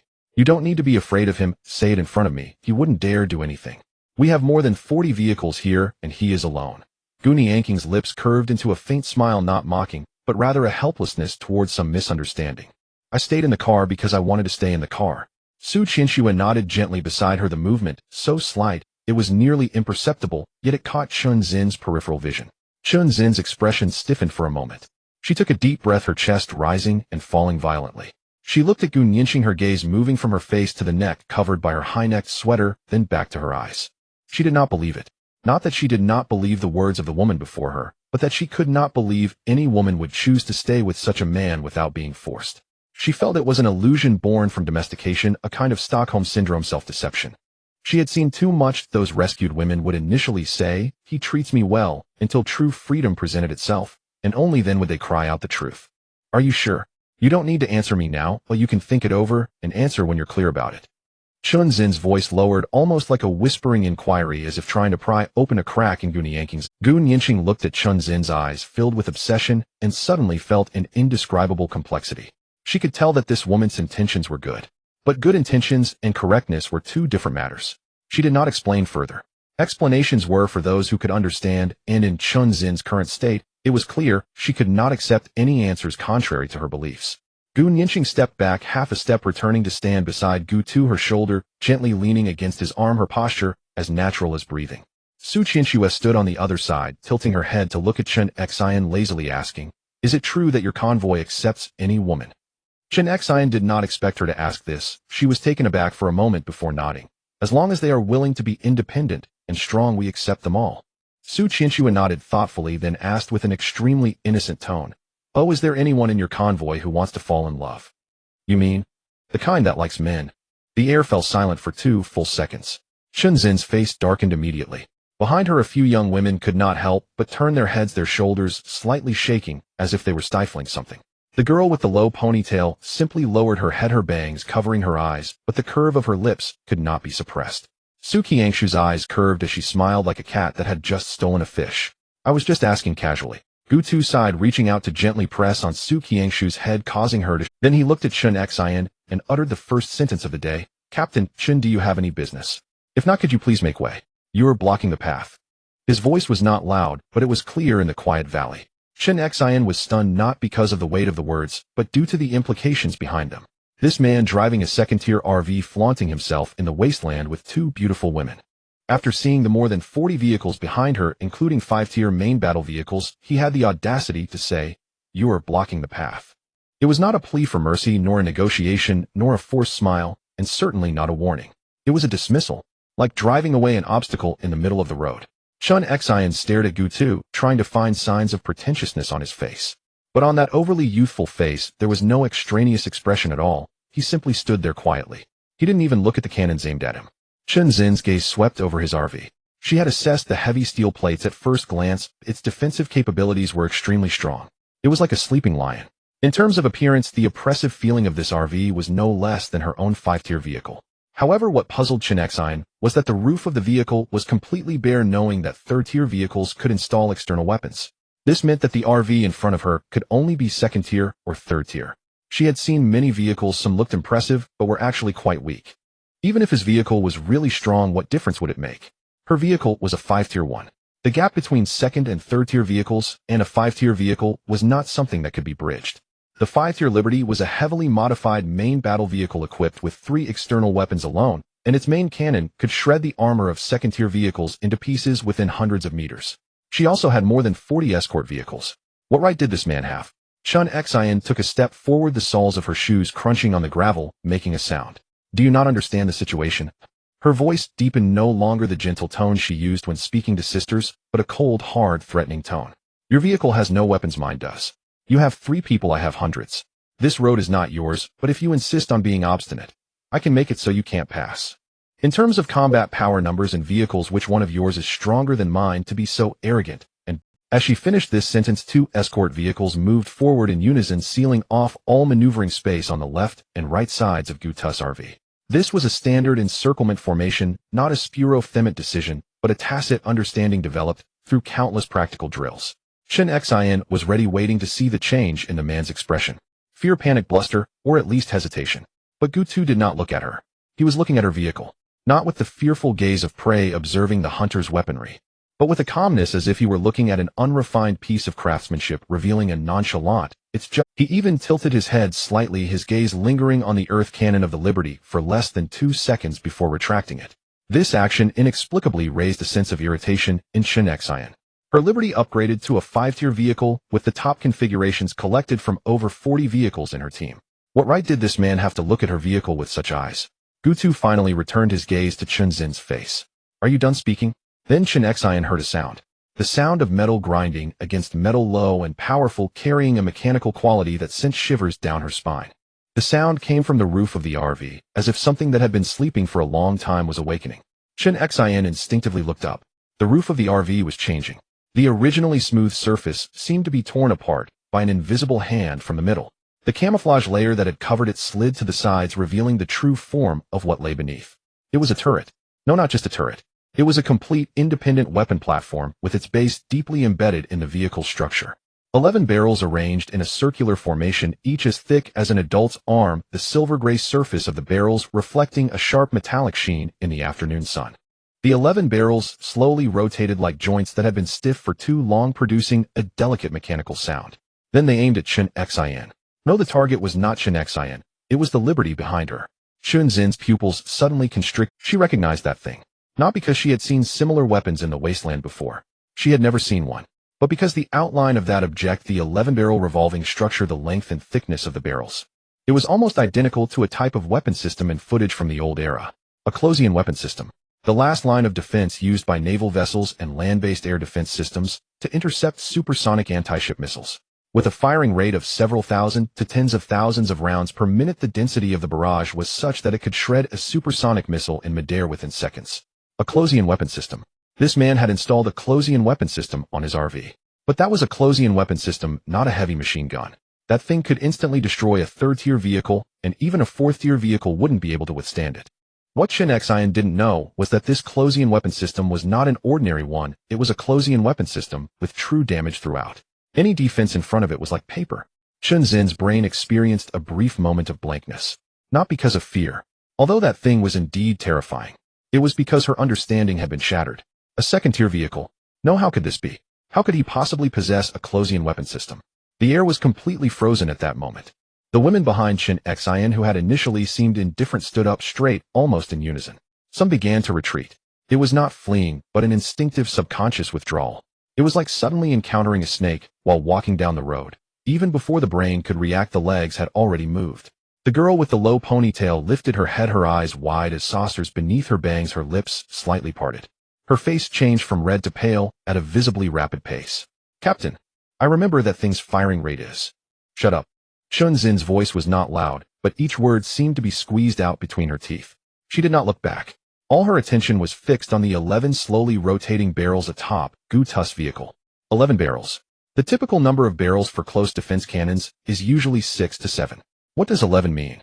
It means a higher firing rate, a denser barrage, and a more terrifying instantaneous lethality. A weapon that fires 200 rounds per second being used against vehicles. That is a gross misuse of. Her Liberty Goddess was undoubtedly a Tier 5 vehicle, and its armor was reinforced. Even if its defensive capabilities were strong, she dared not make any guarantees in the face of such extreme firing rates. A voice from the co-pilot with twin ponytails came in low and cautious, a tone she rarely heard. Captain, that thing is equipped with 7 high-level chips. I said shut up. Chun Xian gritted her teeth, the veins on her temple throbbing twice. She knew she should not panic. She was the captain of the Liberty Goddess squad with over 100 people watching her. Every expression and every action she made would resonate through the entire team like a line of dominoes. She took a deep breath, forcing herself to flatten her expression into a blank slate. Then she looked back at Gu. She did not know what other trump cards he might have. One close defense cannon was already outrageous enough. Who knew what else was hidden in that vehicle? Silence lasted for about 5 seconds. During those 5 seconds, a subtle commotion arose behind Chun Xian. Some people were whispering, speaking very low, but the valley was too quiet to hide their voices. That cannon. Is it real? It wouldn't be a model, would it? Have you ever seen a model that could move? Listen to that sound. That's hydraulic movement. It can't be fake. But where did he get something like that? How could close defense cannons be found in the wasteland? I don't know, but look at his RV. It clearly looks sturdy. If it can withstand the recoil of such a cannon, it means the entire vehicle structure has been reinforced. This is not just an RV, it's an armored vehicle. Alright, enough, stop talking. I'm even more anxious after hearing your analysis. Someone tried to stabilize the morale, their voice deliberately raised. What are you afraid of? It's just one cannon. With so many of us, can he really intimidate us alone? But once those words were said, few followed up. Because everyone present understood a basic principle: a close defense cannon is not something you can withstand just by having more people or more vehicles. It is meant to unleash thousands of shells in a minute, tearing apart all living and dead things in front of it. How many people do you have? 100. How long would 100 last against it? Some people began to unconsciously move closer to their vehicles. It was not out of fear of fleeing, but an instinctive search for cover. Even if that cover was just a car door, it could provide a false sense of security. Chun Xian watched all of this. Her team was already wavering. Not collapsing, not scattering, but she was all too familiar with that subtle atmosphere where morale began to dissipate. Before this atmosphere spiraled out of control, she had to make a decision. She took another look at that RV. The armor was thick to an absurd degree. A close defense cannon that she had no idea where he got it from. Moreover, the man who could drive around in this zombie-infested world with 2 women must either be a fool who doesn't know how to spell death, or a monster strong enough to not require discretion. The man before her was clearly not the former. Chun Zin's Adam's apple moved slightly. She glanced at the Liberty Goddess again. Her Tier 5 main battle vehicle, her pride, her capital for survival in this wasteland. Those 3 external weapons and that earth cannon had once made countless bandits and rival teams hesitate. But now, in the face of the 11 barrels of the close defense cannon, the muzzle of her main cannon looked like a toy water gun aiming at a fire hose. Could she fire? Yes, she could. But could she win? Not necessarily. Not just not necessarily, but the chance was very slim. Even if she did hit, it would come at a heavy cost. One must know that it was a close defense cannon. If it was swept by the close defense cannon, her earth cannon might not even be able to fire a round before blowing up. Moreover, this man had no markings of any team on his vehicle, no insignia of any force. He was just one person. He had no team. He was a complete lone wolf. This meant he had no one to rely on, and it also meant he had nothing to fear. A lone ranger, a close defense cannon, a vehicle concealing countless secrets. Chun Xian pursed her lips and ultimately said nothing more. She turned around and walked back, her steps large, the sound of her boots crunching on the gravel. Halfway back, she suddenly stopped and glanced at Gu Yanqing. That glance held many things, complex emotions that were difficult to articulate. Then she averted her gaze and strode back to her team. The silver-white Tier 5 vehicle roared back to life, the sound shaking the gravel beneath. The vehicles behind slowly turned direction, heading towards the northern ruins, kicking up a cloud of dust. Su Qianxue leaned over from the other side, resting on Gu Tu's shoulder, smiling as she said, "Did I perform exceptionally well?" Gu Tu expressionlessly pushed her face away. "You were just causing trouble." Su Qianxue retorted confidently, "What trouble? I was helping them digest their internal conflicts. What if someone really wanted to date?" Gu Yanqing was amused by her, bending her eyes as she reached out to pinch Su Qianxue's cheek. Su Qianxue leaned against her shoulder like a cat, finding a comfortable spot. Gu Tu had already returned to the vehicle and opened the driver's seat door. Getting grabbed the resource boxes. Gu Yanqing and Su Qianxue exchanged glances and laughed as they followed. The vehicle roared to life, its sound echoing through the valley again. In the direction of the southern ruins, 2 blue resource boxes lay quietly in the rubble, waiting for their true owner. In the rearview mirror, the grand convoy had transformed into a distant blurred shadow. One headed south. On this road, overrun with zombies, they went their separate ways. Gu Tu parked the car at the entrance of the south ruins. The 2 blue resource boxes were wedged between the collapsed half of the wall, their surfaces covered with a layer of dust, yet the blue glow at the edges remained striking. Gu Yanqing took the blue resource boxes out from behind the wall and held them in her arms. Just then, the sound of an engine came from the other end of the valley. Not 1 but 5. Gu Tu's pupils slightly constricted. The engine sounds were chaotic with the deep roar of a high-powered diesel engine and the sharp screech of modified gasoline engines. Judging by the sound, these were not sophisticated vehicles, but rather a few patched-up wrecks. Gu Nianqing stood up, still clutching a rag with droplets of water trickling down her forearm. She glanced at Gu Tu, who slightly shook his head, signaling her to stay still. Su Qianxue was quite excited, jogging over to Gu Tu and tiptoeing to peek towards the valley entrance. Is another convoy coming? What are you so excited about? There's something to watch. Gu Tu turned back towards the RV. The 11 gun barrels made a slight adjustment, emitting a low sound. 5 vehicles emerged from the bend on the north side of the valley. Leading the way was a modified military truck, its front covered with a layer of iron plating. A heavy machine gun was mounted on top of the driver's cabin. Following it were 4 off-road vehicles in varying conditions, the most battered one lacking even a windshield.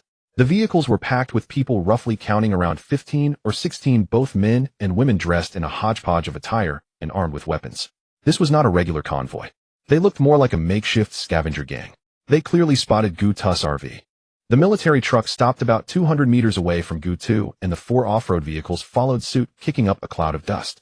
A bald man jumped down from the passenger side of the military truck, standing about 185 centimeters tall. He held a modified shotgun in his left hand and pulled out a pair of sunglasses from his pocket with his right hand. Wow, that's quite intimidating. What is it?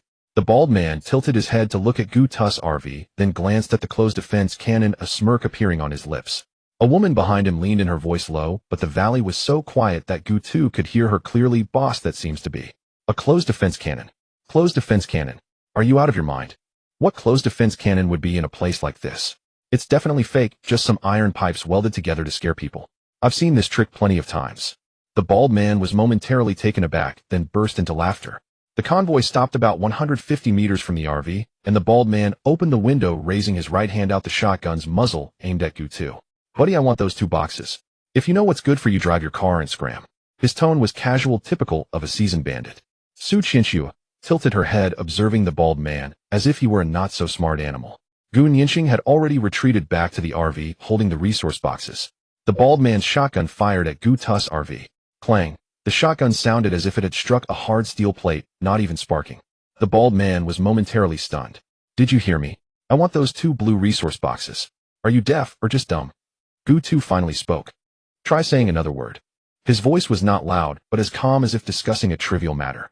The bald man was taken aback, his expression turning ashen. I swear to your immortal board. Before he could finish, the closed defense cannon fired. 11 gun barrels simultaneously turned fire, bursting from the cannon's mouth.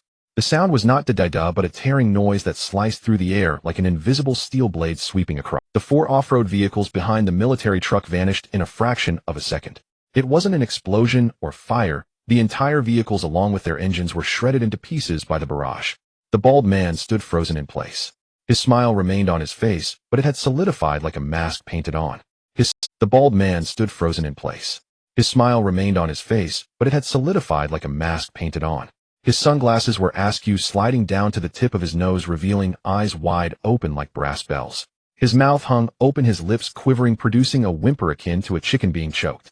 The shotgun slipped from his hand and fell to the ground, the stock hitting his foot, but he showed no reaction.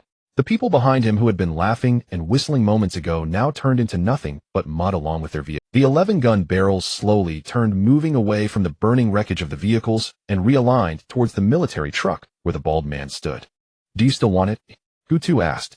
His voice remained low and calm, but this calmness carried an even greater sense of oppression. The bald man's legs began to tremble, shaking like sifted grain. No, I don't want it. I don't want it anymore. He knelt on the ground, repeatedly waving his hands.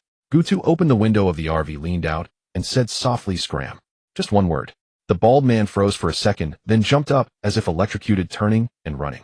He ran quickly, his tactical vest slapping against his stomach in the wind, not daring to look back as he dove into the military truck. Go, go, go. What are you waiting for? Move. He waved frantically at the people inside the vehicle, his voice urgent and hoarse. The military truck, having accelerated too quickly, crashed into a nearby pile of rubble, then quickly reversed out. The bald man at the driver's seat was covered in blood from the shards of glass, but didn't have time to wipe it away as he slammed the door shut. The vehicle almost shot off from a standstill, the tires spinning several times on the ground before finding traction, trailing a plume of black smoke as it fled. Su Qianxue leaned on Gu Tu's shoulder, laughing uncontrollably. Gu2 opened the 2 blue resource, acquired 50 steel, acquired 10 universal fuel, acquired 30 Molotovs, acquired 1 anti-tank rocket launcher, acquired 8 demolition grenades, acquired 10 rocket launchers. Gu2's eyes lit up. Rocket launchers and grenades were all valuable items. And universal fuel, this stuff is worth a fortune. On the other side of the valley, the military truck sped away, its tires grinding over gravel and kicking up a cloud of dust until it turned into an abandoned mine 3 kilometers away, where the bald man finally ordered the vehicle to stop. He turned off the engine, gripping the steering wheel tightly with both hands, his knuckles turning white. The cabin was so quiet that he could hear his own heartbeat thump thump thump, as if it were about to burst from his chest. In the passenger seat sat a skinny man, nicknamed Monkey, who was the only one of the bald man's subordinates still alive. Or rather, the only survivor to escape from that hellish scene. "Boss, they're all dead, Lao Hei de Lu Xiaoyu. They're all gone." Monkey's voice trembled. The bald man remained silent. He stared at the crack on the windshield, his eyes filled with bloodshot anger, not from sadness, but from rage, along with a deeper discomfort. Fear. That fear crawled into his bones like a worm, impossible to shake off. The image of 11 cannons turning screamed in his mind like a branding iron, each recollection sending chills down his spine. But then came an even more intense emotion. Damn it! The bald man slammed his palm against the steering wheel, the car horn letting out a sharp honk. The monkey jumped in surprise, shrinking his neck. "Boss, should we?" "Never mind. That thing is really a closing gun, we can't provoke it." "Never mind. My convoy is gone. Over a dozen people are gone. You want me to just let it go?" The bald man turned his head, sharply glaring at the monkey, his eyes almost popping out. The monkey's lips quivered twice, not daring to speak further. The bald man panted heavily, his chest heaving like a bellows. He released the steering wheel, pulled out a crumpled pack of cigarettes from his pocket, took one out, lit it, and took a deep drag. The smoke filled the cabin with a pungent scent of cheap tobacco. As he exhaled the smoke, his mind did not stop. So what if it's a closing gun? Such things must have ammunition limits, right? No matter how powerful, it's just a vehicle with a dozen barrels. They only have 3 people, 2 women, and 1 man. The bald man extinguished the cigarette on the dashboard, biting down on the blood in his mouth, as if he had made a certain resolution. "Boss, what are you planning to do?" the monkey asked cautiously. The bald man did not answer, pressing a few buttons on the panel. The phone rang 7 times before it was answered. "Who?" A deep, hoarse voice replied, carrying an unmasked indifference and sense of oppression. "Brother Who, it's me, the bald man from the North District Scavenger Team." The bald man's voice subconsciously lowered. Even the way he addressed the other man became respectful. There was silence on the other end for 3 seconds. "I don't know you." Wait, Brother Who, listen to me. I discovered a motorhome in the Southern Valley equipped with a closing gun. That thing is real. I saw it with my own eyes. 11 barrels. It took out all 4 of my vehicles in one go." "Really?" "Absolutely true. I stake my life on it. That motorhome only has 3 people, and they also stole 2 blue resource boxes." There was another silence on the line. This silence lasted longer than the previous one, long enough for the bald man to think the other party had hung up. Location. The bald man was startled for a moment, then suddenly overjoyed. "Southern Ruins. Enter from the Northern Valley entrance about 3 kilometers in that motorhome is parked at." "Enough. An hour, I will send someone. Don't play tricks. I want Brother Who. Rest assured I am right here." Beep. The call was disconnected. The bald man put down the phone, finally revealing a twisted and sinister smile. He turned to the monkey and patted his shoulder. "Get ready for the show. The Marauder team is coming."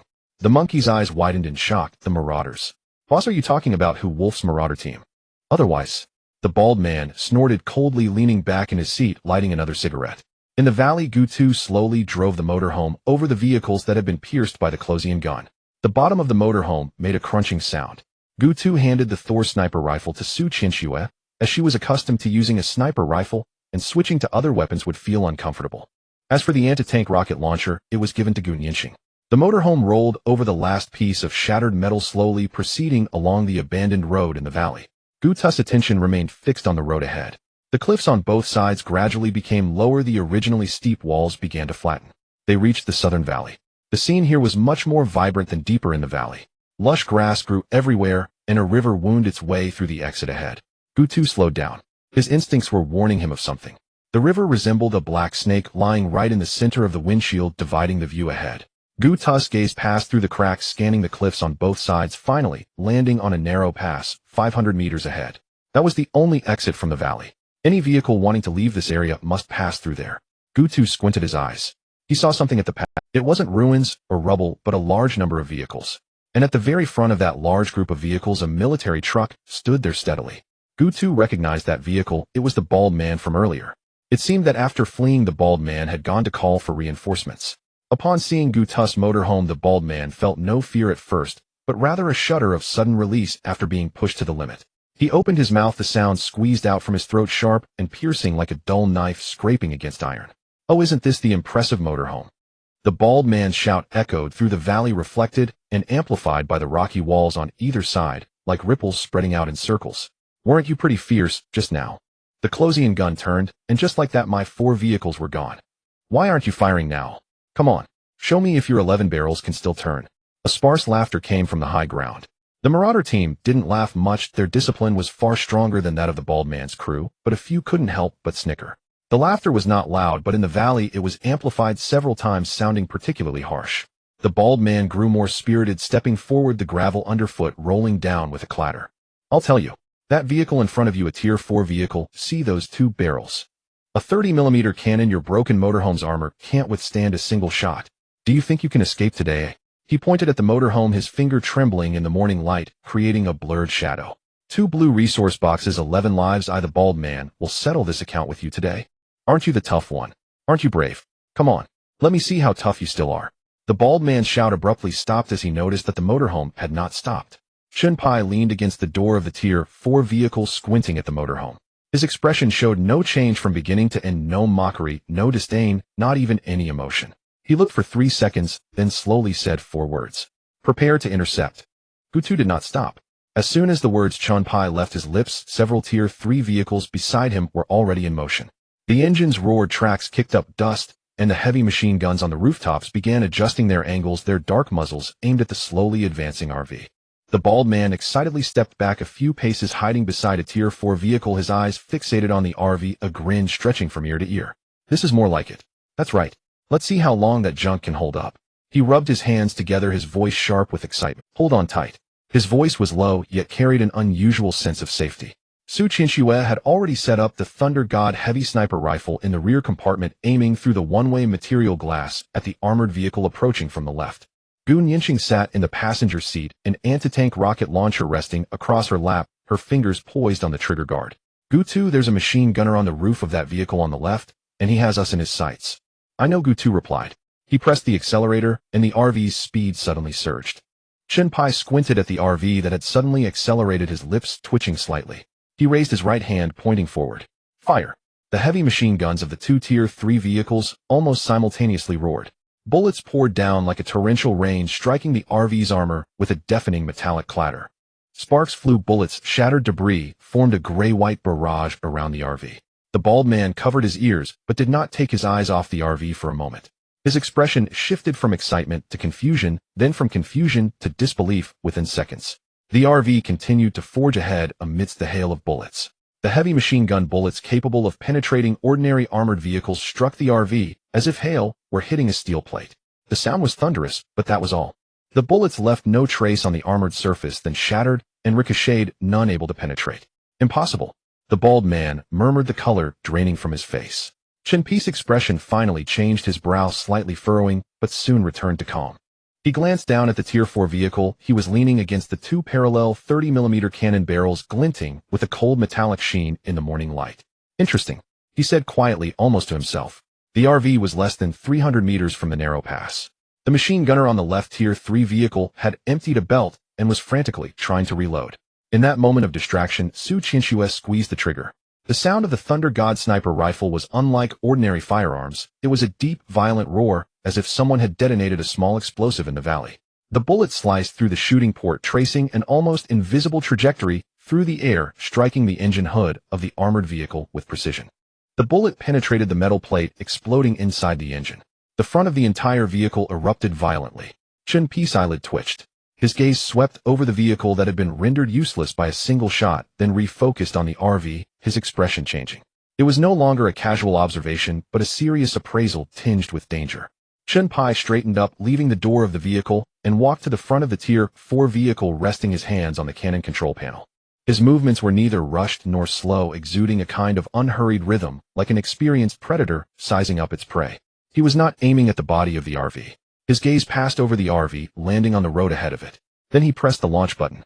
The moment the dual 30mm cannons fired, the entire world was torn apart. It was not the rapid-fire sounds of a heavy machine gun, but a continuous deep rumble like a giant pounding the earth. 30mm high-explosive shells alternated out of the two barrels, leaving faintly visible heat waves in the air.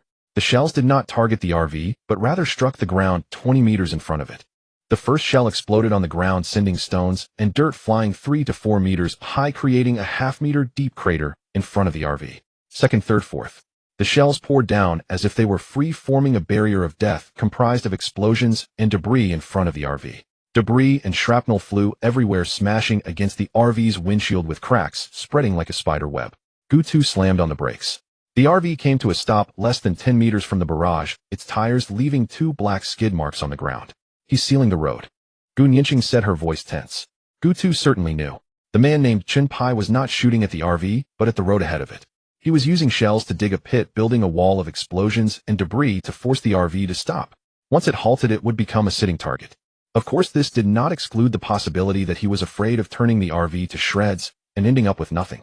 The RV was forced to a halt. Blocked at the only exit of the southern valley, trapped between 2 mountain walls in a narrow passage, surrounded by enemies on all sides. Chen Pai ceased firing. The 30mm cannon barrels emitted smoke curling up in the morning light. He stood behind the control panel, tilting his head slightly, looking at the immobile RV as if examining an intruder. Can you hear me? Chen Pai's tone remained calm, even carrying a hint of laziness, but his voice echoed through some amplification device in the valley, clear, as if whispering in one's ear. Gu2 remained silent. His hand rested on the red button, his fingertips feeling the slight resistance of the spring beneath. I don't know who you are, nor do I want to know. Chen Pai continued, his tone casual. Hand over those 2 blue resource boxes in your vehicle. Remove the closing and defense cannon from your vehicle. Your people step down for inspection. If you do all this, I'll let you leave alive. The bald man's expression changed. He abruptly turned to Chen Pai, his lips trembling as if to say something, but ultimately did not dare to speak. Those 2 blue resource boxes were the first ones he had seen. But the bald man did not dare to speak. He didn't even dare to show any dissatisfaction. Chen Pai extended a finger. 3 seconds. In 3 seconds, I'll destroy your broken vehicle. The valley fell silent for a moment. The morning wind blew into the narrow pass. Su Qiangshu's finger rested on the trigger, and Chen Pai's head was clearly visible in the scope. If she wanted, she could blow his head off with a single shot. Gu Yinqing tightly gripped the anti-tank rocket launcher. If she wished, this shot could inflict tremendous damage even on a 4th-tier vehicle. 3. Chen Pai's voice echoed in the valley. 2. Gu2's gaze fell upon the external weapon mounted on top of Chen Pai's 4th-tier vehicle, the dual-barrel machine gun. Although its killing power was far less than that of the closed defense cannon, it was significantly superior to heavy machine guns and rocket launchers. The sound of the closed defense cannon activating was not loud, one might even say it was very soft. 11 cannon barrels began to rotate, increasingly speeding up, and the cannon muzzles blurred into a metallic ring. The armor on the top of the RV slid open to the sides, and the closed defense cannon slowly rose from the roof, like a slumbering giant beast awakening. Chen Pai's voice fell silent. In that moment, his pupils constricted sharply. He saw it. He saw the 11 rotating cannon barrels, the metallic monster rising from the roof, and it slowly turned to take aim. Not at him, but at the vehicles prowling on both sides of the valley. The closed defense cannon rotated silently, its target locking speed despairingly swift. 0. 3 seconds. Chen Pai's hand slammed onto the control panel, his lips parted, wanting to issue that command, but his voice had not even begun to escape his throat. Gu2 pressed the launch button. The sound of the closed defense cannon firing was beyond what human language could describe. It was neither gunfire nor cannon fire, but a tearing sound. It was the roar of air being torn apart, sound being ripped asunder, and space itself being shattered. 11 cannon barrels unleashed ammunition at a rate of 6,000 rounds per minute, creating a visible metallic torrent in the air. The first targeted Raider 3rd-tier vehicle was disintegrated within 0.2 seconds. Bullets exploded at the same point, shredding the armor like paper and then penetrating the vehicle's body to ignite the fuel tank. A fireball erupted. The turret of the vehicle was blasted into the air by the shockwave, rolling and crashing to the ground. But the closed defense cannon did not stop. Its targets were more than one. The cannon mouth rotated at an incredible speed. The metallic torrent moved away from the first vehicle, sweeping across the second, third, fourth. Like a red-hot knife slicing through butter. Spread out. Spread out. Chen Pai's roar erupted from the loudspeaker, the calm in his voice shattered for the first time, infused with an almost frantic flavor. But it was futile. The response speed of the closed defense cannon was beyond human comprehension. The drivers of the Raider convoy had not even had the time to step on the accelerator when the bullets had already torn through their vehicles. An armored vehicle's ammunition rack was hit, and the resulting explosion blew the entire vehicle into fragments, scattering parts and debris nearly 100 meters away. The bald man's legs went weak. He collapsed to the ground, eyes fixed on the metallic monster atop the RV. His lips trembled incessantly, yet he could not utter a single word. His pant leg was soaked, but he felt nothing. All that remained in his mind was one thought: that thing had just shown mercy towards him. Chun-Pai gritted his teeth, slamming down on the machine gun's firing button. The dual-barrel 30mm cannon roared, spitting flames as the shells raced towards the RV. The closed defense cannon's response was at its zenith. The moment Chun-Pai opened fire, the 11 cannon barrels suddenly adjusted their angles mid-rotation. The barrage switched instantly from that of a Reaper to that of a Defender. High-explosive shells met with the real damage shells of the closed defense cannon in the air 20 meters in front of the RV, creating a series of blinding flashes. The shockwave from the explosion blew away the debris and dust on the ground, forming a fan-shaped blank area in front of the RV. Not a single one of Chun-Pai's shells hit the RV. All were intercepted. Due to the excessive speed, some bullets still landed on Chun-Pai's fourth-tier vehicle. The tearing sound echoed as the armor was punctured instantly. Chun-Pai looked at the passenger seat beside him, his expression frozen. His own vehicle was now split in two. He finally understood the gap between himself and that RV. This was not a tactical issue, nor was it a matter of equipment disparity, but a crushing dimensional difference. It was like a Stone Age tribe wielding stone axes against a modern tank battalion existing on entirely different planes. But Chun-Pai did not run. Not because he did not want to, but because he knew he could not escape. In his pupils, the 11 cannon barrels were slowly turning, aiming in his direction. The 11 cannon barrels of the closed defense cannon were still rotating, but Gu Tu did not continue to fire. Not because he couldn't, but because he didn't want to. His gaze passed through the bulletproof glass of the cockpit, landing on the dual-barrel machine gun atop the fourth-tier vehicle. The dual-barrel machine gun. Although it could not compare to the closed defense cannon at this stage, it was undoubtedly top-tier firepower. Shallow snow. Here. Take him out. Understood. Su Qianxue did not ask why they wouldn't use the closed defense cannon to eliminate both the person and the vehicle. The instinct of a sniper told her that Gu Tu wanted to spare that vehicle. The Thor heavy sniper rifle was reloaded. The sound of the bolt chambering around was crisp and lethal. Su Qianxue adjusted her breathing, the crosshairs in the scope steadily resting on Chun-Pai's brow. But through the scope, Su Qianxue could see clearly that his eyes showed no panic, no fear, and not even anger. There was only one thing in those eyes. Unwillingness. A pure, intense unwillingness that was almost about to overflow. His gaze crossed over the RV, looking towards the southern side of the valley, as if gazing at something far, far away. There are still people at the highest point. The trigger was pulled. The sound of the Thor heavy sniper rifle exploded in the valley, the deep rumble crashing against the mountain walls on either side, echoing back and forth for several seconds before gradually fading. The glass in front of Chun-Pai shattered violently, and then his body jerked backward, a spray of blood erupting from his brow. He collapsed like a machine that had lost power, the back of his head slamming against the cannon control panel before sliding down to the ground. Blood flowed down from the crevices of the control panel, tracing several dark red lines across the metal surface. The valley suddenly fell silent. The sound of the closed defense cannon ceased, the roar of the engine vanished, and even the wind seemed to hold its breath at that moment. The bald man had moved the instant the closed defense cannon swept across the third-tier vehicles. By now he had long since disappeared without a trace. Su Qianxue aimed at the bald man driving the military truck ahead. Guga, should we deal with that bald man? Not for now. Let the bullets fly first. Oh, we'll collect the spoils of war. Qianxue and Yinxing, you two check if there are any good things in these vehicles. After Gu Tu finished speaking, he jumped off the vehicle, his gaze fixed on the dual-barrel machine gun. The telekinetic control ability activated. A large number of parts began to slowly detach from the dual-barrel machine gun. Acquired external weapon. Dual-barrel machine gun, dual-barrel machine gun, magazine, infinite durability, 420-450 range, 1200 meters, modification chips, infinite firing, low speed, low durability, medium armor-piercing evaluation. The unlimited firepower suppression capability is extremely terrifying, a top choice for auxiliary weapons in positional warfare. Upon seeing the information about the double-barrel cannon, Gu Tu sighed. What a pity. After disassembling it, the system defined it as an external mounted weapon, which meant it could no longer be fitted with a chip. The performance and cost-effectiveness of the double-barrel cannon were greatly diminished. Gun Yinxing suddenly spoke up. Did you plan to get this from the very beginning on? What do you think? Gu Tu paused in his actions before continuing. Gun Yinxing thought for a moment, recalling how Gu Tu did not use the closed defense cannon to directly destroy the fourth-tier vehicle of Chun-Pai, but instead let Su Qianxue snipe him. You had your eyes on his cannon from the very start. Then why did you wait for him to act first? Gu Tu casually said as he stored the double-barrel cannon into his spatial ring. Acting first is called plunder, acting later is called counterattack. By doing this, at least you won't feel guilty inside. Gu Nianqing was stunned for a moment before smiling. In this lawless wasteland, there were still those who adhered to such principles. Where are you mounting it? Gu Nianqing asked. My vehicle has 3 external weapon slots. I can install it in the last weapon slot. His cannon barrel is too long, it won't rotate if placed at the front.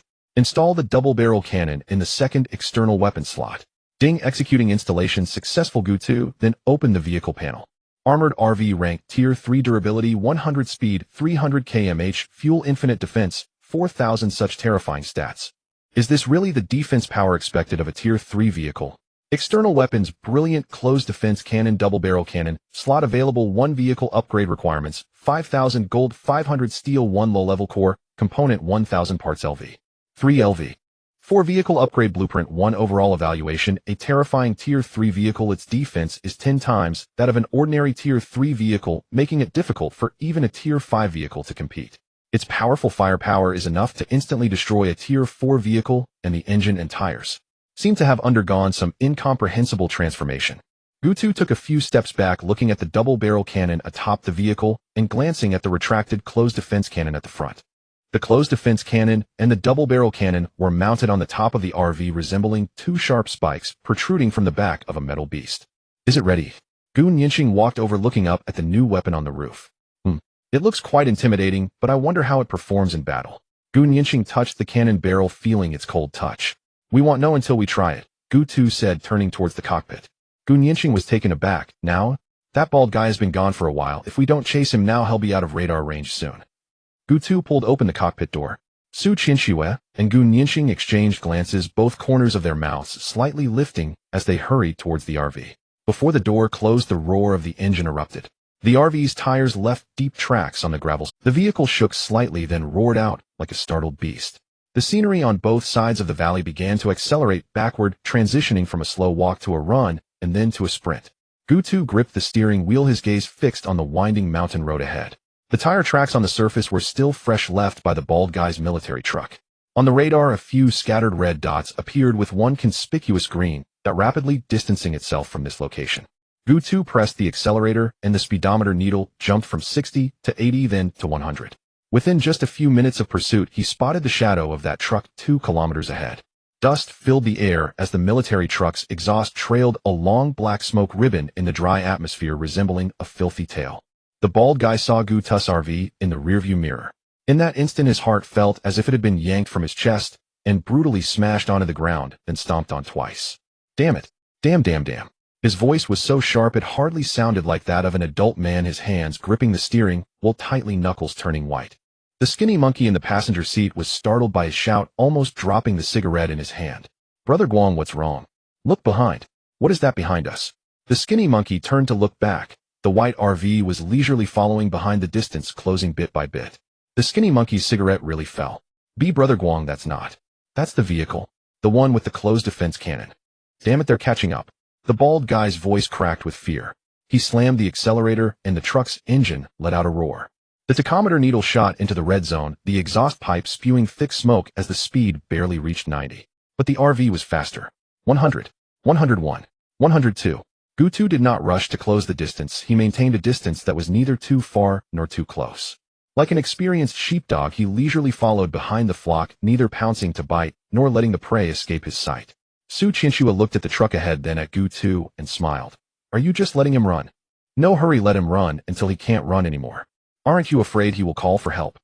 That would be even better, just in time for the double-barrel cannon to fire. Gu 2 lightly tapped his fingers on the steering wheel. The truck ahead was frantically fleeing along the mountain road, tires crunching over the gravel, raising a cloud of dust. The bald guy pressed every pedal he could, pushing the truck to its speed limits, yet the distance from the RV continued to shrink. 500 meters. 400 meters. 300 meters. Brother Guang. He's getting closer. The skinny monkey's voice trembled. I see it. The bald guy's forehead veins bulged as he violently turned the steering wheel. The truck's tires screamed in protest as the vehicle tilted into a side path. This path was narrower, with the mountain walls almost touching the windows of the truck.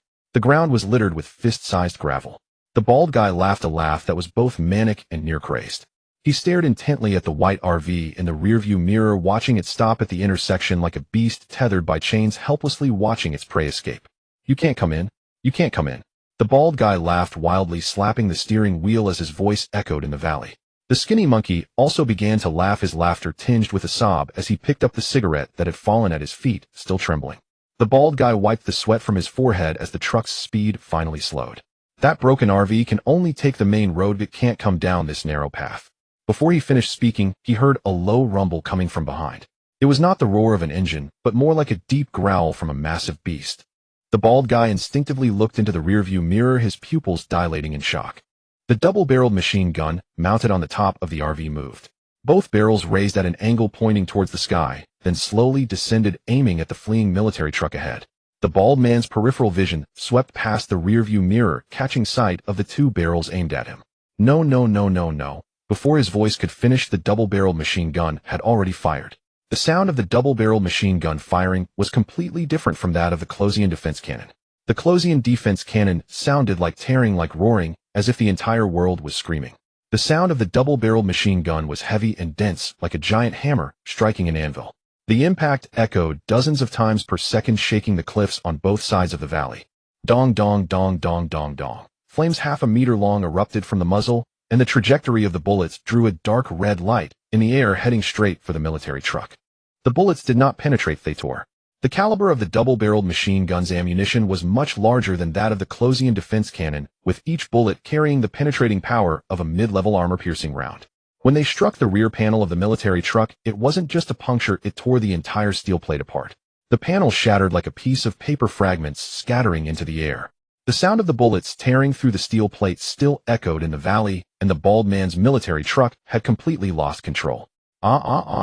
He gripped the steering wheel tightly, his face turning the color of a pig's liver. In the next second, boom! The vehicle's engine exploded. A massive fireball erupted in his field of vision. That was the last sight he would see in this world. The entire military truck was blown into the sky, turning into countless fragments under the double-barreled machine gun. When the thick smoke cleared slightly, all that remained at the fork in the road was a charred crater and a few still burning remnants. The double-barreled machine gun stopped turning, the barrels slightly red, and wisps of smoke rose from the heat dissipation holes. The inside of the vehicle fell silent for a moment. Su Qianxue leaned against the car window, her jaw nearly dropping. Is it over? It's over.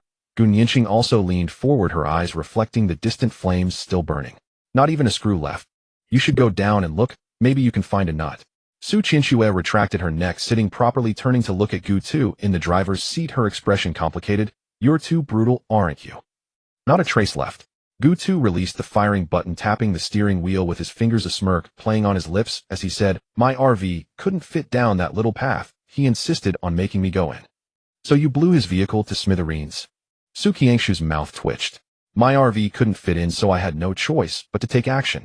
Gu Nianqing chuckled softly from the back seat. It is a bit brutal, but effective. Su Qianxue pouted. The engine roared back to life.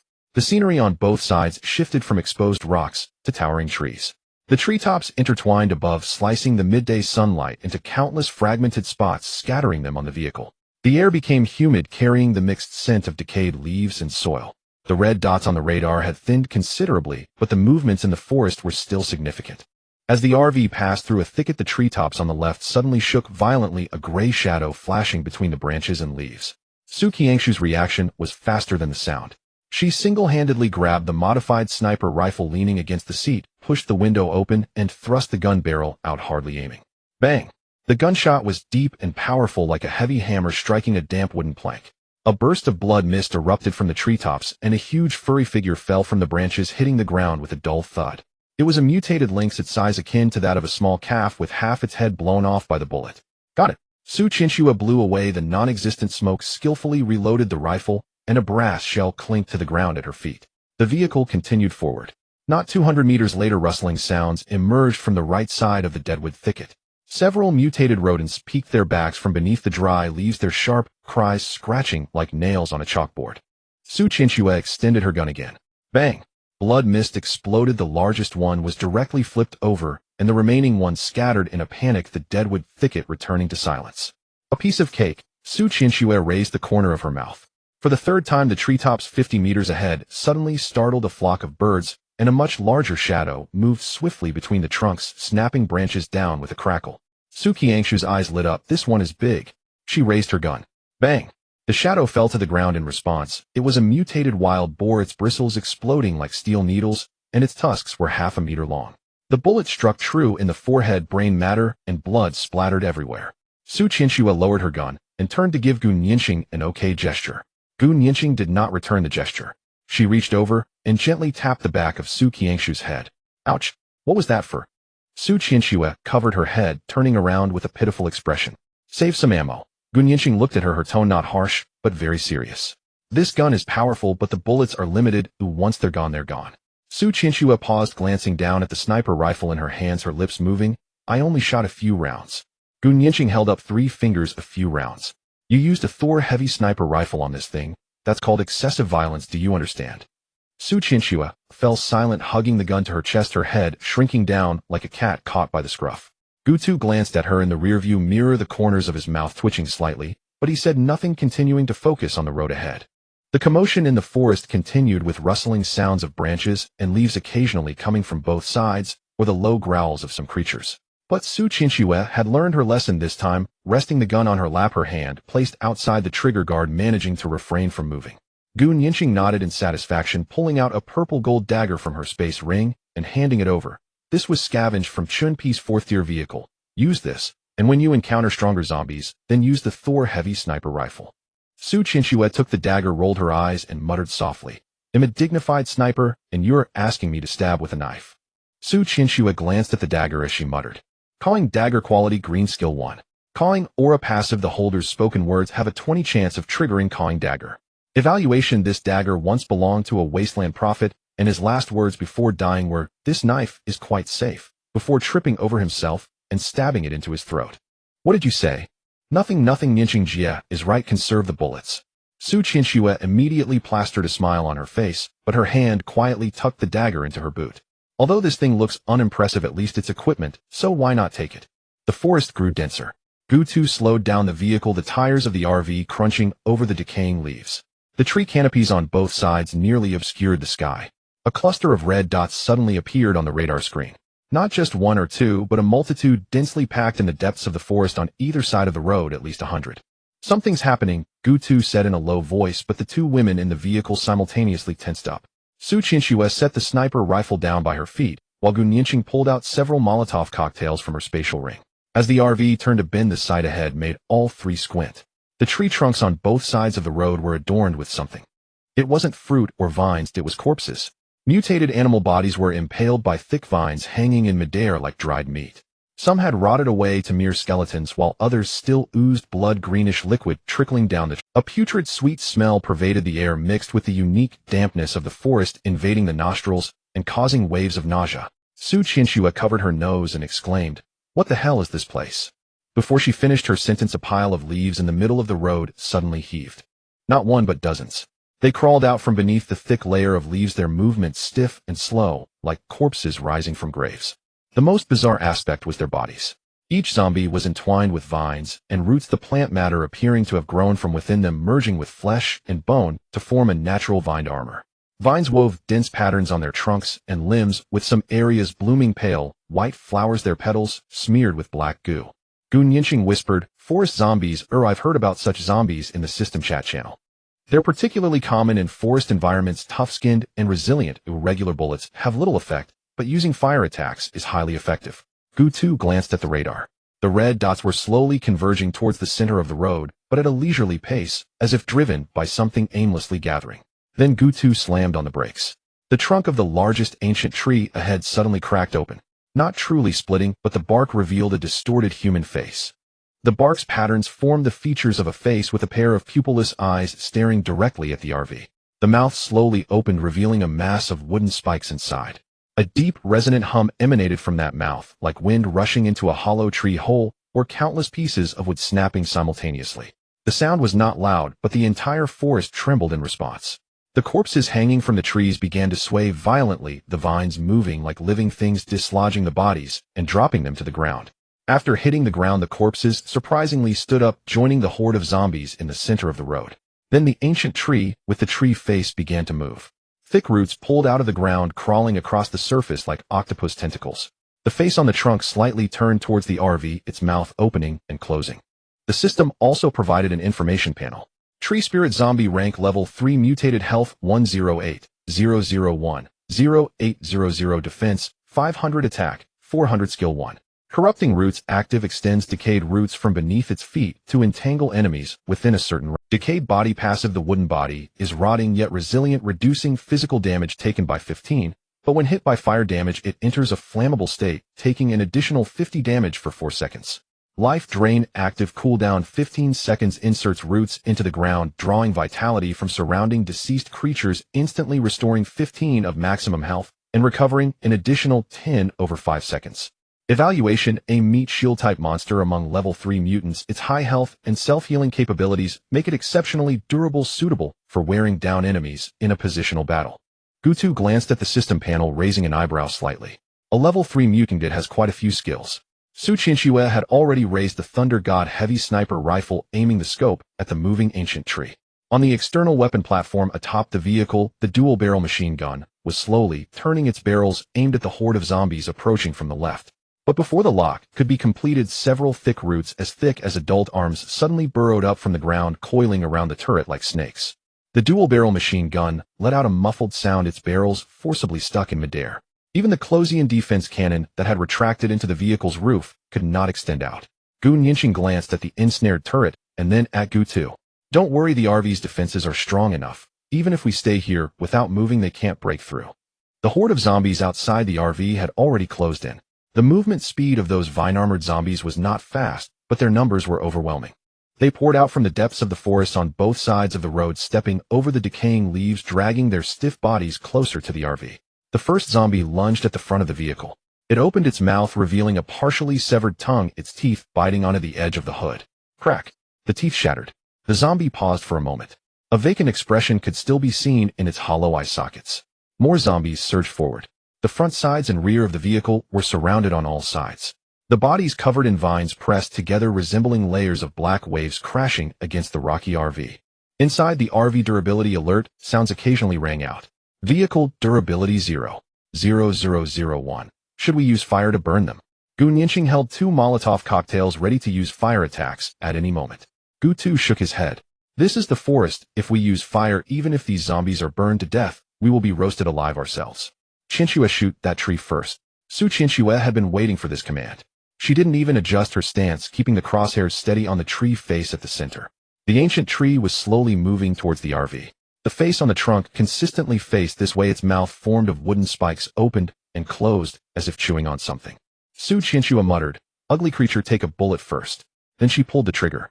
A burst of dark green liquid erupted from the center of the ancient tree's trunk, wooden fibers splattering in all directions from the impact of the high-speed projectile. The Thunder God bullet tore through the decayed body, effortlessly blowing a hole the size of a basin in the trunk. Green juice gushed out from the wound like a fountain. The face twisted, the features shifting entirely, the mouth skewing to the left side of the trunk, resembling a crumpled painting. The health bar of the tree spirit zombie suddenly dropped sharply. The ancient tree let out a deafening shriek, a sound unlike anything any creature could produce, resembling the entire forest screaming in unison. The treetop shook violently, countless withered leaves fluttered down, and the animal corpses hanging from the tree collided like wind chimes. Then the dense roots on the trunk began to move. They stopped attacking the RV and instead turned their attention to the writhing vine-armored zombies on the ground. The roots pierced the zombies' bodies like long spears, entering through their chests and exiting through their backs, then began to absorb frantically. The pierced zombies shriveled at a visibly rapid pace. The vines and roots were drawn out from within the zombies, and along with the zombies themselves, they turned into a murky green liquid that surged into the trunk of the ancient tree. The health bar of the tree spirit zombie started to rise. "It's regenerating," Gu Nianqing said. Su Qianxue remained silent. The second shot had already been fired. Boom. The same dull sound rang out, hitting the center of the trunk with equal precision. This time the bullet penetrated deeper, burrowing into the large hole and exploding into an even larger cavity inside the trunk. Green juice and wood chips sprayed out like a torrential downpour, covering the ground in a sticky liquid. The health bar plummeted again. The health bar dropped from 9,700 to 8,400, then 7,300. The tree spirit zombie screamed again, this time even more frantically. The roots no longer just attacked the nearby zombies, but extended deep into the forest, as if trying to drain every corpse within the entire woods. More vine-armored zombies were pierced, and more green liquid flowed into the trunk. Its health was recovering, but the rate of recovery seemed to slow down. Su Qianxue lowered her scope and tilted her head to take a look. She noticed that several of the zombies pierced by the roots were starting to swell. Not because they were injected with something, but because the vine tissue inside them was growing wildly, stretching the zombie's skin like a fermenting dough. Bumps appeared on the trunk of the tree spirit zombie, unnatural and pulsating beneath the bark, as if something was trying to break free from within. Su Qianxue watched for 2 seconds, then suddenly murmured, "It's not afraid of bursting." As soon as she finished speaking, the body of the ancient tree froze violently. The face on the trunk visibly swelled, its features distorting. The mouth, which was slightly ajar, was forced open to an impossible extent, and wooden spikes snapped one by one, falling from its mouth. Then there was the treetop. The entire treetop swelled like an inflated balloon, and the thick branches creaked under the pressure. The roots shot out of the ground, thrashing wildly in the air like a swarm of snakes being electrocuted. Gutu's lips twitched as he watched this scene intently. It really did burst. Boom. The explosion was not one of flames, but rather a pure physical collapse. The trunk split into 4 petals, each flipping outward like doors pushed open from within. The bumps burst open simultaneously, and what emerged was not green liquid, but tangled vines and roots. They had been stretched to shreds, spraying out of the trunk like torn hemp ropes. The treetop exploded like a huge green balloon, scattering countless branches, leaves, and vines in all directions. In midair, they traced parabolas before crashing down around the forest floor. The health bar of the 3rd-tier mutated zombie dropped from over 7,000 to 0 in an instant. The green zombie blood splattered everywhere, looking extremely comical. A prompt popped up on the system panel. Killed 3rd-tier mutated zombie, gained 100 gold coins. At that moment, the surrounding vine-armored zombies stopped moving. They froze in place like puppets with severed strings, their vines rapidly wilting, and the pale little flowers fell from their branches, shattering into powder on the ground. Seconds later, the zombies toppled over like a line of dominoes. The forest returned to silence. Su Qianxue lowered her sniper rifle and turned to Gutu, her expression innocent, as if nothing had happened. Gu Nianking's gaze fixed on the RV covered in green blood, then shifted to Su Qianxue, slowly speaking, that passive skill of the crow's mouth dagger. Her tone clearly carrying strong resentment. Su Qianxue nodded, but her voice lacked conviction. "I just mentioned it casually. That tree monster really looked like it was about to burst. What does that have to do with me?" Gutu glanced back at her. Su Qianxue hugged the sniper rifle, resting her chin on the stock, blinking at him. Gutu was silent for a moment before turning back to restart the engine. "You're right, it has nothing to do with you. It's all trouble from the mouth." The RV rolled over the withered zombie corpses, the tires crushing the shriveled vines with a crisp crack. The road ahead became clear again, the tree canopies on both sides still dense, but the eerie sense of oppression had dissipated significantly. Gu Nianqing retrieved the Molotov cocktails one by one into her space ring, a dangerously wicked smile appearing on her lips. "Qianxue, next time you have a crow's mouth moment, can you give us a heads up first?" Gutu and Su Qianxue buried their faces into the sniper rifle stock, their ears turning a shade. "Also clean this RV properly after this time." Su Qianxue's expression turned extremely aggrieved. "Sister Nianqing, this green blood looks so disgusting. Isn't it because of your crow's mouth that the tree spirit zombie exploded, making the whole vehicle dirty?" "You can't blame me. I was just analyzing the tree spirit zombie." Su Qianxue's voice grew softer, almost turning into a mosquito's buzz. Gu Nianqing turned her head, her cold gaze fixed on her for 2 seconds. Gu Nianqing leaned against the seat, watching the busy figure, and the coldness in her eyes gradually softened. Occasionally, a few low-level zombies could be seen wandering in the forest around the RV. However, they posed no threat to the RV, all being crushed by it. Gutu held the steering wheel with one hand while massaging his temples with the other. The air inside the vehicle was permeated with a faint vegetal odor, the remnants of tree spirit zombie blood lingering on the vehicle's surface. It was not unpleasant, yet it made one feel uncomfortable, like stepping into a greenhouse that had long been neglected. Find a place with water up ahead and stop. These bloodstains need to be washed off. Wiping alone won't do the trick. Gu Nianqing said, her gaze sweeping over the mottled green stains on the window. Gutu responded with an affirmative sound, beginning to scan the roadside. It wasn't long before he heard the sound. It wasn't the rush of a torrential stream, but rather the gentle trickle of a brook emanating from deep within the forest to the left of the road. He slowed the vehicle and through the gaps between the trees spotted a stream that was not too wide. "Right there," Gu Nianqing remarked, having seen it too. Su Qianxue stood by the vehicle, hands on her hips, looking up at the tragic state of the RV. Green bloodstains spread from the roof of the vehicle down to the windows, some already hardened into crusts. The vehicle was also adorned with broken vines and fragments of bark, and even a withered root hung from the rearview mirror, dangling like a dead snake.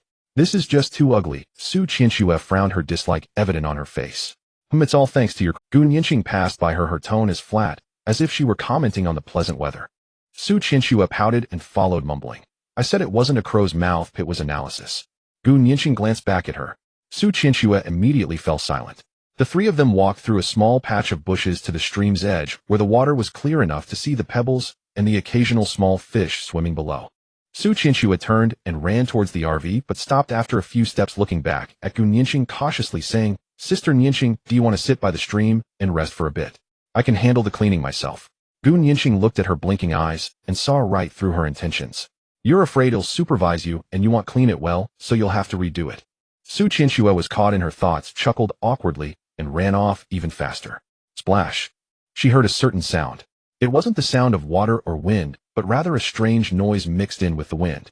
It sounded like something was moving, quickly rustling through the bushes. She stopped her actions, straightened up, and looked in the direction of the sound. The noise came from the other side of the road, the direction they had come from.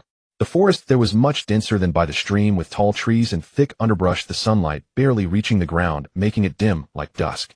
Su Qianxue squinted for a few seconds, but saw nothing. Yet the sound was getting closer, and not from a single direction, but several. The rustling noise surged from all around, as if something was converging towards them from deep within the forest. Su Qianxue's hand moved to her waist where her dagger was. Then she heard human voices. Help! Damn it, run! Shut up, don't look back! It was the cries of several people shouting at the same time. The voices came from deep within the forest, filled with evident fear and panic, accompanied by heavy breathing. Su Qianxue's eyes widened. She saw several figures emerging from the depths of the forest, moving not with the stiff, twisted gait of zombies, but with the running motions of humans. Though they stumbled and looked disheveled, they were undoubtedly living people running. There were a total of 7. Leading the pack was a middle-aged man dressed in a gray windbreaker, his face smeared with dirt and blood, carrying a rocket launcher, running out of breath. Behind him were several young women cradling small children in their arms, running clumsily, almost tripping several times. Following them were 4 men, each wielding a submachine gun. The man at the back appeared injured, limping and lagging nearly 20 meters behind the others. Behind them, in the shadows of the forest, countless small figures were surging forward. Su Qianxue's eyelids twitched. Those figures were too small. They were much smaller than ordinary zombies, each about the size of a 7 or 8-year-old child. Their bodies were thin as kindling, limbs long and moving with incredible speed. They leaped and darted between the trees, pursuing like a pack of hounds chasing prey. But what truly sent chills down Su Qianxue's spine was not their speed. It was their numbers. Those small creatures were pouring out from all directions of the forest like a disturbed ant. A line of white text popped up in the corner of her vision. Split zombie, rank tier 3, health 88001, 2800 defense, 400 attack, 600 skill 1, deadly split, passive skill, splits off a new split body by consuming 0. 1 of its health. Whenever it takes a single hit exceeding 1 of its max health, it automatically splits off 1 split body. The split body possesses 50 health, 50 defense, and 100 attack of the original. Skill 2, Proliferation Frenzy, active. The main body emits a piercing scream, consuming 10 of its current health, immediately generating 1 new split body. Next to each surviving split body, the new split body inherits 50 of the current split bonus attributes, with a minimum of 25 of the original's attributes. Evaluation: a terrifying mechanism creature. Do not engage without overwhelming firepower. Note: if the main body dies, the split bodies will die as well. Su Qianxue's expression changed. It wasn't just because it was a tier 3 zombie, but due to that extremely perverse characteristic. If the main body was not dead, the split bodies would be endless. She turned and shouted towards the stream, Sister Nianqing. Gu Nianqing was already standing up. From the moment those people shouted for help, Gu too, and Gu Nianqing had returned to the vehicle. She heard those voices and saw the surging shadows. Qianxue hurried back to the vehicle. Gu Nianqing aimed the rocket launcher at the mass of split zombies, her voice clear and decisive. Su Qianxue ran over, circling into the RV from the side. She didn't grab the Thunder God sniper rifle, but took a grenade in each hand instead. The speed of those split bodies was too fast for the sniper rifle to be of any use. The middle-aged man at the front finally burst out of the forest and immediately spotted the RV parked in the clearing. A frenzied light surged in his eyes. Help! Please help! His voice had turned hoarse, as if scraped by sandpaper. As he spoke, more figures burst out of the woods behind him. Gu Nianqing and Su Qianxue saw the running figures through the glass window. What's going on? A third stage splitting zombie. The host can split infinitely, and each split inherits most of its attributes. As long as the host lives, the splits are endless. Su Qianxue said rapidly, her eyes fixed on the small creatures surging from the edge of the woods. Gu Nianqing's brow furrowed slightly. Where's the host? Sukiangsha's gaze swept swiftly through the depths of the forest. The splits were overwhelming, packed tightly together like a gray carpet spreading outward from the woods. Each split bore a blurry human face, its features twisted and contorted with rows of fine sharp teeth visible when its mouth gaped open. Their eyes were a murky white devoid of pupils, yet the predatory focus in their gaze was unmistakable. Amidst the gray mass of splits, Su Qianxue finally spotted a figure that stood out. That figure was nearly twice the size of the splits, its body bloated like a swollen spider crouching on the branch of a large tree. Its body was a dusky brown covered in cracked lines like a parched riverbed. Countless slender appendages extended from its sides. From the other ends of those flesh tubes, new splits were constantly peeling off, falling like ripe fruit to the ground, then scrambling up to join the chase. Found it. On that tree the gray one, the biggest. Su Qianxue pointed. Gu Nianqing followed her direction, her pupils contracting slightly. The host's posture on the branch reminded her of something. A queen ant. A queen ant that only produces and never fights.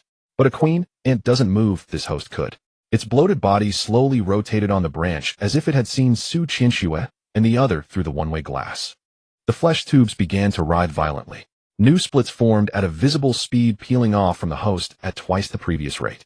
At the same time, the splits at the very front suddenly changed direction. They abandoned chasing the 7 people and turned toward the RV. The leading split had already closed to within 20 meters of the RV. On its blurry face, its mouth stretched to its ears with sticky saliva hanging between its sharp teeth. Nianqing, Su Qianxue called out. Gu Nianqing didn't respond. Her eyes were locked on the host in the tree through the rocket launcher's scope. But it was too difficult. The splits were too numerous, densely packed in front of the host like a wall of flesh.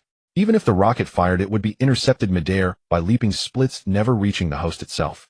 Enough, stop fooling around, or those 7 will be dead. Gu Tu said irritably. As his words fell, a mechanical whirring sound came from the RV's roof. It wasn't a harsh clatter, but a smooth, precise hum with a metallic resonance.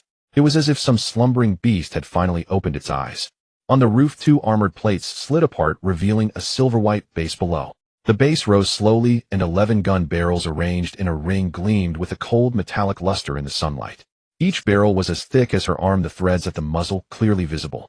A Closian weapon system. It was a CIWS, typically found only on warships with a rate of fire of thousands of rounds per minute, a system designed specifically to intercept supersonic anti-ship missiles. And now it was mounted on an RV. Everyone get down. Gu Tu's voice exploded from the RV, rattling the eardrums of the 7 people sprinting wildly. The middle-aged man at the front didn't hesitate. His body instinctively lunged forward, slamming onto the ground with his hands over his head. The young woman carrying a child fell to her knees, pressing the child tightly beneath her. The other 4 also dropped to the ground. Only the man with the injured leg at the back was a beat too slow. He heard the sound, but couldn't react in time. Then he heard another sound. Rat-a-tat-a-tat. It wasn't gunfire. It was the sound of tearing. The sound of air being ripped apart, so dense it merged into one, like 10,000 bolts of silk being shredded simultaneously. The 11 barrels began to spin so fast that the eye could only see a blurry smear. As the barrage swept across, the splits at the very front vanished. Not falling, not exploding, vanishing. The kinetic energy of the bullets was so immense that it tore their thin bodies apart, shredding flesh and bone into a gray mist in the air. But more splits surged forward. They cared nothing for their comrades' deaths, even trampling over the shredded remains as they charged on, their speed undiminished. Rat-a-tat-a-tat. The Suze's rate of fire peaked in that instant. The muzzle flash nearly formed a continuous beam of light, the bullets weaving an impenetrable net of death in the air. From Su Qianxue's perspective, the splits seemed to hit an invisible wall. The foremost were shredded, those behind rushed up, were shredded again, and those behind them pressed on. The host writhed frantically on the branch, its flesh tubes contracting violently, shedding batches of new splits like dumplings being dropped into a pot. But the Suze's rate of fire was too fast. Over 10,000 rounds per minute. Nearly 200 rounds per second. The newly shed splits didn't even have time to find their footing before being torn to pieces mid-fall. The barrage was like an invisible scythe plowing a 30-meter-wide killing zone at the edge of the woods. A thick layer of gray gore covered the ground. The host finally panicked. It began to climb down from the branch, its bloated body moving clumsily along the trunk, the flesh tubes dragging behind like ugly tails. It wanted to flee. Rat-a-tat-a-tat. A faint smile tugged at Gu Tu's lips. The Suze's muzzles tilted slightly upward, the trajectory rising. The barrage swept from the ground to the trunk. The tree, thick as 2 men could embrace, trembled under the onslaught, its bark exploding and with chips flying. Puffs of green blood burst from the host's body, and it let out a piercing shriek that nearly split eardrums. Proliferation frenzy. This was the active skill of the 3rd stage, splitting zombie. All the splits let out a simultaneous screech, and then a new split appeared beside each one out of thin air. The number of splits on the field doubled in an instant. Though the attributes of these new splits were only 25 of the hosts, their sheer numbers were terrifying. They crowded together, densely charging at the RV from every direction. Those newly split entities are far more fragile than the original body. When struck by bullets, they crumble into dust. The barrage swept across the edge of the woods like a storm, leaving only fragments in its wake. The main body shrieked, its flesh tubes writhing madly, once again unleashing a tide of proliferation. The number of split entities doubled once more. Smash and split and smash. After the 8th split, the number of split entities on the field had reached a staggering level, enough to make one's scalp tingle. Yet they are too weak. Each one possesses less than 5 of the main boat's defenses, and bullets can easily sever them in two. The close defense cannon's barrels were starting to struggle, but the 11 barrels kept rotating. On the roof of the vehicle, 2 armored steel plates slid open to reveal a silvery base below. The base slowly rose, and the dual-barreled autocannon reflected a cold metallic sheen under the main boat's life force was depleted by 10 with each release of the proliferation frenzy. After 8 consecutive times, its life force had dropped to less than a third of its original level. Moreover, those flesh tubes had shriveled. The speed at which new split entities detached from the main body had noticeably slowed, with some tubes producing nothing at all, merely hanging limply. It was exhausting itself. The split zombies, lacking the ability to divide, were rapidly diminishing in number before the naked eye. The gun barrels gradually ceased their rotation as the air filled with the pungent smell of gunpowder and the burnt scent of metal. The last split entity was shattered into pieces. After a brief silence, the grassy ground was littered with shredded flesh and pools of green blood, and not a single split entity remained that could still move. The main body lay against the tree trunk, its bloated form shrunken, significantly resembling a punctured balloon. Several of its flesh tubes had ruptured, dark green bodily fluid gushing from the wounds and flowing down the tree trunk. It was still trying to escape, crawling awkwardly up towards the treetop, its movements sluggish like a dying insect. Su Chinchue raised the Thunder God sniper rifle, locking onto that grotesque form through the scope. This shot will send you on your way. The trigger was pulled. A dull gunshot exploded in the woods. The large caliber Thunder God bullet pierced through the main boat's flesh with terrifying kinetic energy. That bloated monster convulsed violently on the tree branch. Then, like a blob of mud, it slid down from the tree, crashing to the ground and splattering a shower of green blood. The 7 people lying on the rubble waited several seconds before daring to lift their heads. The middle-aged man was the first to get up, trembling all over, not from fear, but from the physiological reaction after the adrenaline faded. He glanced back at the area of the woods that had been ravaged by the barrage's mouth, moving without producing any sound. The others also got up, their faces as pale as paper. The man with the injured leg sat on the ground, looking down at his wounded leg. There was a cut on his calf from something. Blood had already flowed a bit, but he could still walk. The bone was intact. The middle-aged man took a deep breath, stuffing his still trembling hands into the pockets of his windbreaker, and turned to walk towards the RV. His steps were slow. When he reached the side of the RV, he looked up at the 11 gun barrels still steaming on the roof, his Adam's apple bobbing. Bang, bang, bang. He knocked on the RV door. Gutu opened the door, looking down at him from above. The middle-aged man's gaze lingered on Guta's face for a second before seeing Gu Nianqing and Su Chinchua sitting in the back. Thank you. Thank you all. If it weren't for you, we would have all perished here today. As he spoke, his eyes reddened. It wasn't for show. He had truly returned from the gates of hell, and the emotions of surviving such a calamity were overwhelming. The other 6 people gradually came over. Where did you come from? Gu Nianqing leaned against the seat. The middle-aged man swallowed hard. The swamp to the north was surrounded by a tide of corpses 3 days ago. Then suddenly a convoy came. I saw it with my own eyes. The leading vehicle had a grenade launcher, and our entire base's defenses were destroyed. Zombies flooded into the base, and we managed to escape. He continued, his voice starting to tremble again. We ran south all the way, camped in the woods last night, and encountered that thing this morning. That thing chased us for a whole day, and we couldn't shake it off. He added, we fired an unknown number of bullets, but we killed fewer than it spawned. Su Chinchua jumped down from the vehicle, circling around the 7 people. The 7 individuals looked disheveled, their clothes covered in dirt and dried bloodstains, with their windbreakers torn by branches. She stopped in front of the 4 men carrying assault rifles, glancing down at the weapons in their hands. How's your... The men exchanged glances, unsure of what the girl who looked under 20 was asking. One of the younger-looking men scratched his head. It's okay. We've practiced on the range back at the base. Su Chinchua nodded in satisfaction. She turned around and pointed at the dried green bloodstains, shattered vines, tree bark fragments on the side of the RV, and the wilted roots hanging from the rearview mirror. All right, you clean the vehicle for me. Her tone was as if she was ordering her own servant. Every nook and cranny inside and out must be scrubbed thoroughly. Wash off that green bloodstain with creek water and scrape off the dried hardshell with a brush. If it's not clean, you won't be allowed to leave. The 7 survivors stared in disbelief. Our hands are meant for holding guns and shooting zombies, not for cleaning vehicles. The middle-aged man opened his mouth, glancing at the horrifying scene on the RV. He then looked at Su Qiangsha's serious eyes and finally at Gu Tu, who didn't seem to care at all. Gu Nianqing was silently flipping through a book, her slender fingers leisurely turning the pages, a subtle smile playing on her lips. That smile did not deny Su Qiangsha's words. The middle-aged man took a deep breath and turned to look at the 6 people behind him. He rolled up his sleeves. Scrub? It's just washing a vehicle, right? Su Qianxue clapped her hands in satisfaction, pulling out a few brushes and a cloth from the vehicle and piling them in front of the man. The creek water is over there clean.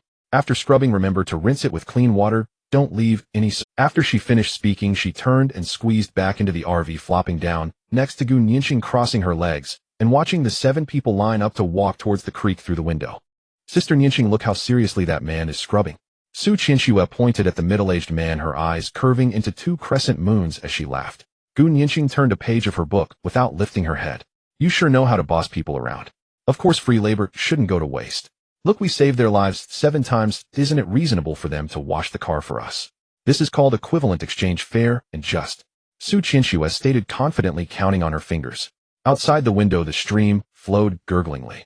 A middle-aged man squatted by the stream, soaking a cloth to scrub the dried bloodstain on the car with force.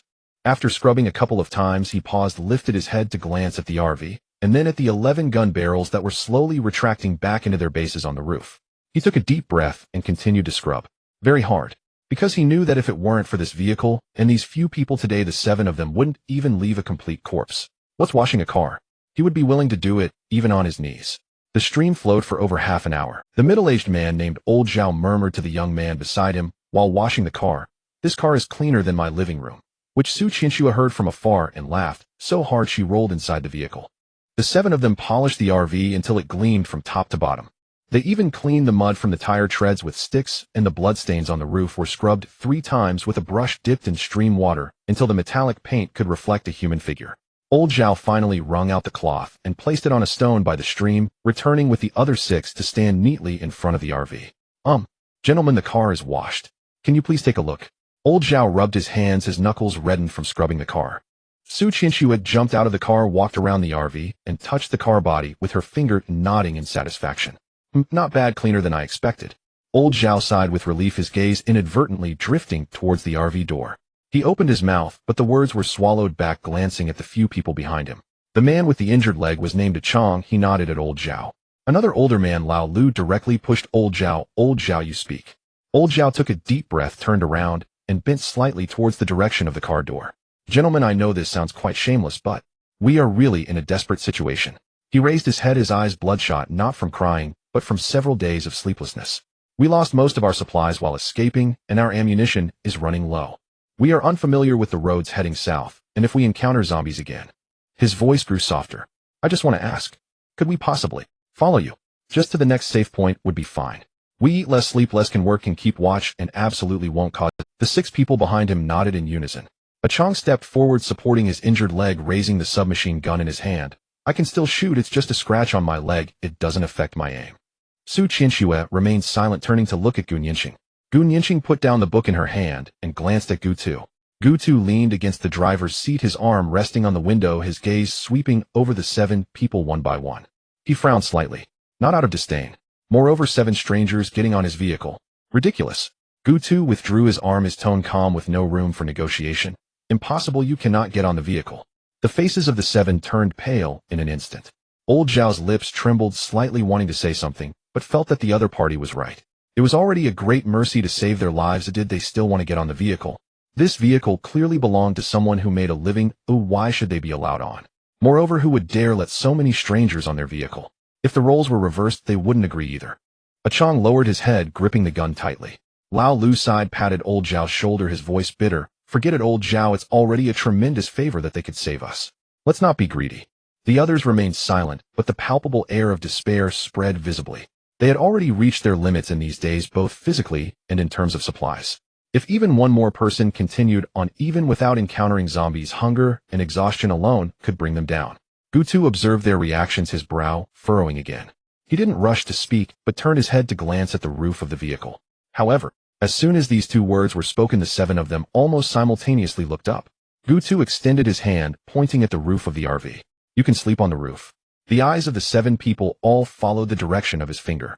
The roof platform was not small. It was more than enough for 7 people to sleep. Old Zhao froze for a moment before his eyes turned red again. This time, they were genuinely red. Great, great. Sleeping on the roof is fine. Brothers, the roof. We can sleep on the roof. Old Zhao quickly nodded, his voice slightly pitched, as he turned to shout at the 6 people behind. The roof platform was not small. It was more than enough for 7 people to sleep. Old Zhao froze for a moment before his eyes turned red again. This time, they were genuine. Lao Lu was more direct, cupping his fists towards Gutu. Brother, such great kindness cannot go unthanked. If you need this life in the future, just say the word. Gutu didn't respond, only casually said, the roof is limited. If you fall off, it's on you. Also keep your distance from the external weapons. After saying that, he rolled up the window, leaned back in the seat, and closed his eyes. Su Qianxue leaned against the window, watching the 7 people eagerly climbing up the ladder, unable to resist, poking Gu Nianqing's arm. Sister Nianqing, look how fast they're climbing. The one with the injured leg is faster than anyone else. Do you think he's pretending? Gu Nianqing glanced outside, and sure enough, A Chong's injured leg was kicking with more strength than the good one. A slight smile appeared at the corner of her mouth. Perhaps it's because they're happy. On the roof, the 7 people lay side by side, keeping a safe distance from the external weapons. Sister Nianqing, look how fast they're climbing. The one with the injured leg is faster than anyone else. Do you think he's pretending? Gu Nianqing glanced outside, and sure enough, Moi. Do you think we've encountered good people, eh? Old Zhao fell silent for a few seconds, then gently nodded heavily. Yes, immensely good people. The sounds of snoring from the 7 people on the roof came one after another, louder than the sound of the engine. Su Qianxue wrinkled her nose and muttered, are these 7 people pigs? How can they fall asleep so quickly? The RV slowly started rolling over the ground, littered with shredded flesh and green blood, making its way down the forest path. Gutu immediately opened a private channel to trade a batch of extraordinary food with the little girl selling vegetables. Soon the scar-dyed man also directly traded 2,000 units of iron through the trading channel. Gutu looked at the 2,000 units of iron, his heart filled with joy. After all, the convoy brought resources faster. No wonder the leaders of those convoys upgraded their vehicles so quickly. The RV rolled over the scattered flesh and green blood puddles, driving along the forest path for about 40 minutes. The trees gradually receded behind them, and a wide view opened up ahead, revealing a two-way 4-lane asphalt road. Although the road surface had some cracks, it was relatively smooth, far better than the muddy rural paths they had encountered before. Gutu glanced at the sign ahead, which was rusty, but still legible. 2 kilometers ahead, Qingchuan service area. Service area? There must be a supermarket there, right? Su Qianxue didn't know when she had leaned forward from the back seat, resting her chin on Gutu's seat back, her eyes fixed on the sign. All you think about is food. Gu Nianqing did not look up, flipping through the chat channel, occasionally bursting into laughter. Sister Nianqing, there might be chips, chocolate, and cola in the supermarket. Su Qianxue counted on her fingers, her voice becoming more dreamy, as if those items were already in front of her. Gu Nianqing's hand, moving across the screen, noticeably slowed down. Gutu glanced at them through the rearview mirror, the corner of his mouth twitching slightly, but he said nothing and gently pressed the accelerator, causing the RV to accelerate smoothly. The outline of the service area gradually rose from the horizon. From a distance, Qingchuan service area covered a considerable area, with the main building being a 3-story complex.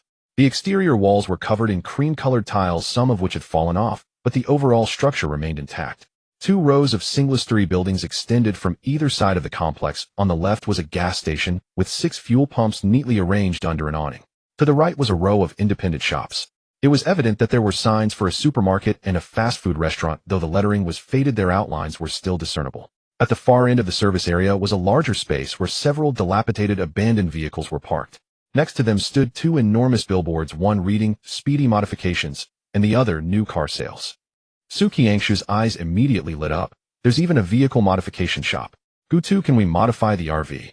Gutu did not respond immediately, his gaze scanning every corner of the service area like a scanner. His eyes lingered on the doors and windows of those buildings before moving to the traces on the ground.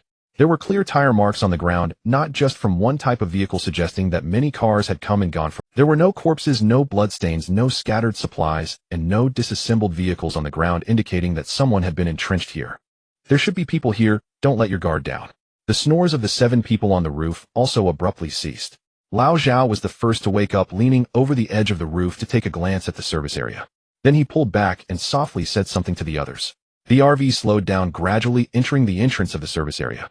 At the entrance stood a railing that had been hit and bent, and the RV went around it, the tires crunching over the gravel with a squeaking sound. Before the RV could completely enter, a figure suddenly dashed out ahead, standing boldly in the middle of the road, raising a hand to signal them to stop. Gutu pressed the brakes, and the RV came to a steady stop, less than 2 meters in front of the person. The one blocking them was a man in his 30s with a buzz cut and a gold chain around his neck as thick as a finger. He wore a black leather jacket stained with oil paired with camouflage pants and military boots.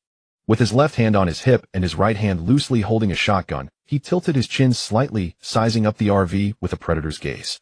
His eyes first fell on the front of the vehicle, brightening slightly. This RV looked quite formidable. Then he scanned the body of the vehicle and did not see any external weaponry, a look of disdain appearing on his face. The Closian cannon and dual-barrel machine gun had already been retracted on the road. So what if the vehicle looks impressive? The roof of the RV doesn't even have an external weapon. It's obvious they are not doing well. The man with the gold chain took a couple of steps forward, raised his hand, and slapped the front of the RV hard twice. "Hey driver, get down here." His voice was loud, not a request, but a command. Behind him, 2 more figures emerged from the shadows of the service area. The one on the left was tall and thin, wearing a tank top with dark blue tattoos covering his arms, spreading from his fingertips all the way to the nape of his neck. He held a large black knife in his hand, stuck it into the ground, leaning against it, a smirk playing at the corners of his mouth, but his eyes were cold. The one on the right was short and stout, resembling a barrel, wearing a deep blue work jacket, his facial rolls squashing his eyes into narrow slits. He walked with a swaying gait like a weeble, but each step was firm. 3 vehicles were parked in the open space. Behind the buzz cut was a modified black Hummer with a heavy machine gun mounted on the roof. The tall and thin man leaned against a deep blue pickup truck, the bed of which was piled high with numerous resources. The stout man's vehicle was the most eye-catching attractor.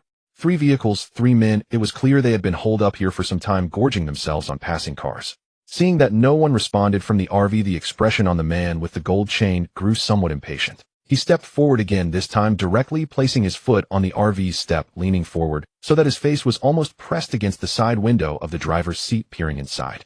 However, this was one-way glass. The man with the gold chain could see nothing from the outside. Gutu sat in the driver's seat, expressionless, looking at him through the glass. He knocked on the window again, this time with his fist. "Hey, are you deaf or mute? Can't you hear me telling you to get down? Do you understand the rules? If you enter the territory of my 3 brothers, you must abide by our rules. Toll fee or protection fee, choose one. Pay and you can leave, or don't pay." He glanced back at the 2 companions behind him, grinning. There's an empty space behind this service area where the soil is quite soft. Burying someone won't take much effort. The tall and thin man scoffed, lifting the knife from the ground and resting it on his shoulder. The stout man said nothing, puffing out his large belly, his small black eyes surveying the vehicles. The RV, having undergone multiple enhancements and upgrades, had grown significantly larger, even in height. The 7 people lying on top would not be discovered as long as they didn't stand up. Gutu looked at the 3 men with arrogant expressions and chuckled softly. To the 7 brothers above, there are 3 vehicles here. If you deal with these 3 men, those vehicles will be yours. As soon as they heard Gutu say he would give them the vehicles belonging to these 3 men, the 7 people felt a surge of motivation. They couldn't possibly not be able to take on 3 men. As soon as the words fell, a rustling sound erupted from the roof. The 7 of them almost simultaneously poked their heads out from the edge of the roof. Their movements weren't exactly synchronized, but they were definitely swift. Lao Zhao was at the front, a dark barrel of a shotgun aimed directly at the man with the gold chain. The other 6 also raised their guns, all pointing directly at the 3 men in the empty space of the service area. In an instant, the atmosphere became exceptionally tense. The big gold chain remained poised on the pedal, its head frozen in midair. The eyes slowly rolled upward, catching sight of the 7 expressionless faces on the roof of the car, along with the 7 gun barrels aimed at them. He felt as if someone had pressed the pause button on him. A single thought echoed repeatedly in his mind: why were there people on the roof? How could there possibly be people on the roof? He had seen everything clearly when the vehicle entered through the gate. Since arriving in this world of survival on the highway, he had been in this line of work and had seen numerous vehicles, and never had he encountered anyone hiding on the roof. Even if someone were to set up a lookout to prevent ambushes, they would be sitting on the roof, clearly visible. Yet these 7 individuals were clearly lying flat on the roof. Lying flat. They had been lying down the entire time from the moment they entered the service area until now, silent and motionless like 7 human-shaped carpets stuck to the roof. What the hell kind of tactic is this? The Adam's apple of the big gold chain rolled again. He slowly withdrew his foot from the pedal, moving, as if defusing a bomb. The shotgun still hung in his hand, but he dared not lift it. 7 guns were pointed at him, the farthest not more than 5 meters away, and the nearest gun's muzzle was less than a meter from his head. At this distance the opponent could hit him even with their eyes closed. His hand still gripped the shotgun's handle, but the Adam's apple beneath the gold chain clearly moved up and down. Damn it! The curse slipped from the lips of the tall, thin man.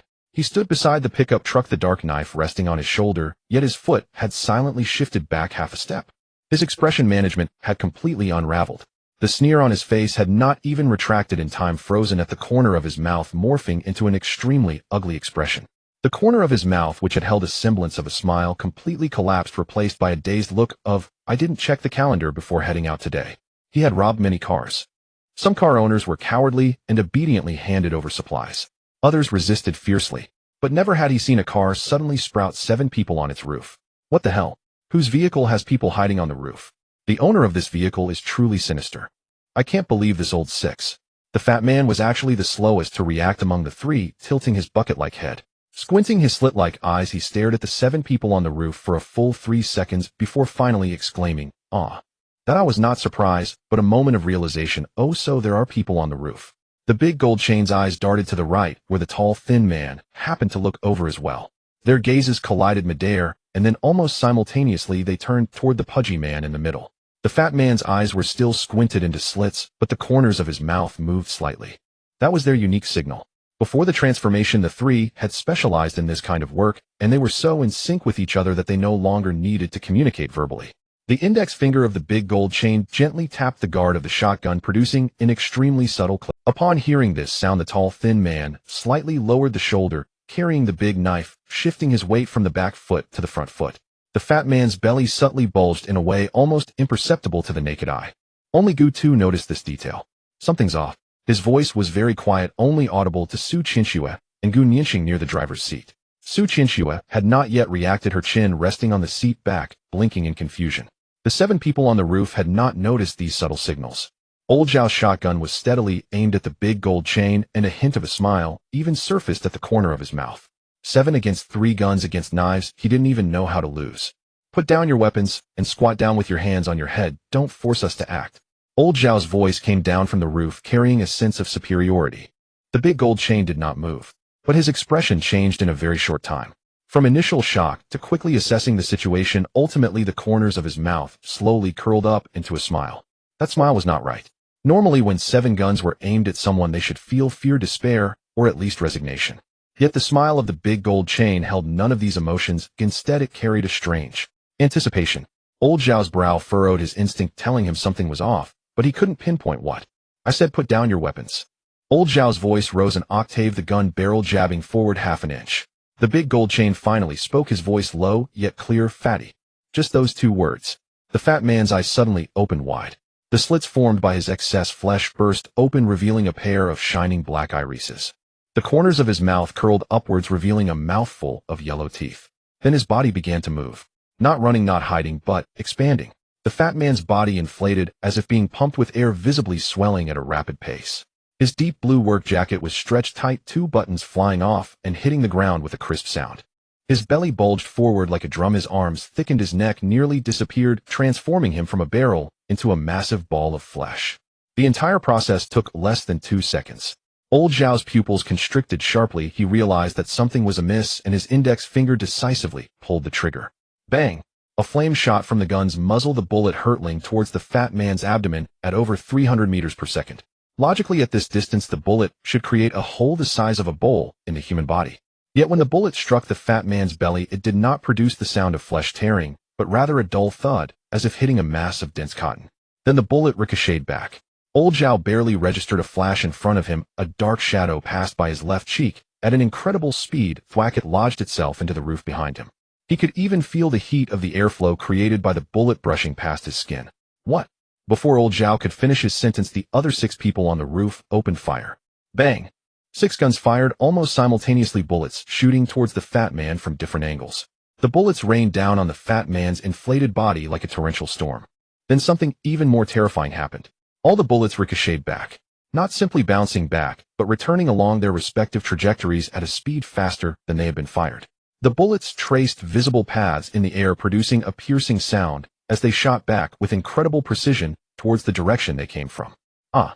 A scream erupted from the roof of the car as the man on the far right was struck in the shoulder by his own bullet. His entire body lurched backward, nearly toppling off the roof. Fortunately, a partner beside him reacted swiftly, grabbing his collar. The other man, however, was not so lucky. His bullet ricocheted off the fat man's arm. It struck his thigh, instantly soaking his pants with blood. He let out a muffled groan, kneeling on one knee on the car roof, his teeth chattering. Old Zhao had a fresh gash on his face made by a ricocheting shard. His left ear buzzed, rendering him unable to hear anything clearly for a moment. Though the others were not directly hit, they were still battered by the rebounding bullets. "Stop shooting!" Old Zhao shouted, fear creeping into his voice for the first time. The gunfire from the roof ceased, abruptly replaced by an oppressive silence and the sound of muffled groans. The fat man stood still, a triumphant grin spreading across his face, as if he had known all along that it would come. The tall, thin man behind him had drawn his large knife, pointing its tip to the ground, yet his gaze remained fixed on the 7 people atop the car, like a snake ready to strike. The fat man still retained his inflated ball-like shape. The indentations left by the bullets were clearly visible on his belly, but those impressions were rapidly healing, disappearing like ripples on water. The fat man let out a hearty laugh, but it sounded chilling in the moment. The fat man withdrew his foot from the step of the RV, taking a couple of steps back, increasing the distance from the vehicle. Yet he did not run or rush to board the vehicle. Instead, he leisurely pulled a cigarette from his pocket and placed it between his lips. Then he produced a lighter from the inner pocket of his leather jacket and flicked it open with a click. He took a deep drag and exhaled a smoke ring before speaking slowly. "There are quite a few people, and while the weapons are somewhat lacking, the setup indeed looks intimidating." His voice was not loud, but each word pierced the ears of everyone present like nails. He took another puff and gazed past the 7 figures on the roof, focusing on the windshield. Although he could not see Gutu behind the glass, he knew that the true owner of the vehicle was there. "You in the car, you must be their leader, right? Earlier you mentioned wanting to give your vehicle to them." Quite a bold claim. The fat man raised his chin towards the windshield, flicking the ash from his cigarette, which scattered in the breeze. "What about now? Do you still want it?" No one on the roof responded. The 2 injured men remained motionless atop the car, breathing heavily and rapidly. Their blood dripped from the edge of the car roof, landing on the metal siding of the RV with a drip-drip sound. Inside the RV's cockpit, the atmosphere was equally tense. Su Qiangshu's chin slid down from Gu Tu's seat back, her entire body shrinking back into the rear seat. Her eyes widened, fixated on the round, plump figure outside the windshield. What is that thing?" Her voice was shaky, as if squeezed out from her throat. Gu Nianqing remained silent, pondering the combination of a meat shield that could rebound bullets and 2 firepower wielders hiding behind it. This setup was nearly unbeatable in individual combat. Gutu still sat in the driver's seat, a hint of interest on his face. However, his gaze had shifted away from the fat man to assess the surrounding environment, the positions of the 3 vehicles, and the distances and angles between those 3 individuals. While processing this information, his mind was also occupied with another thought: what exactly was this fat man's talent? The ability to inflate his body and rebound bullets. Was it purely physical defense? Or some form of force field ability? Was the angle of the rebound controllable? Was there a limit to the force of the rebound? Was there a cooldown period? Did he have any fatal weaknesses? These questions could not be answered without sufficient information, but he had already roughly assessed a fact. The 7 people on the roof were indeed at a disadvantage. Firstly, they had no cover. The bullets that rebounded would become lethal weapons against them. Secondly, their equipment was too weak. Talents like the fat man's generally have a limit to what they can withstand. With stronger gear, the opponent's abilities would likely be unable to hold up. Gutu exhaled softly, pressing down the car window. The one-way glass slowly descended, allowing the fat man to finally catch a glimpse of the young man's face in the driver's seat. He was very young, much younger than he had imagined, probably not even 20, exuding a youthful aura. Clearly, the fat man scrutinized Gutu, a hint of surprise in his gaze, but mostly disdain. Had seen too many young men driving luxury cars with a ragtag group.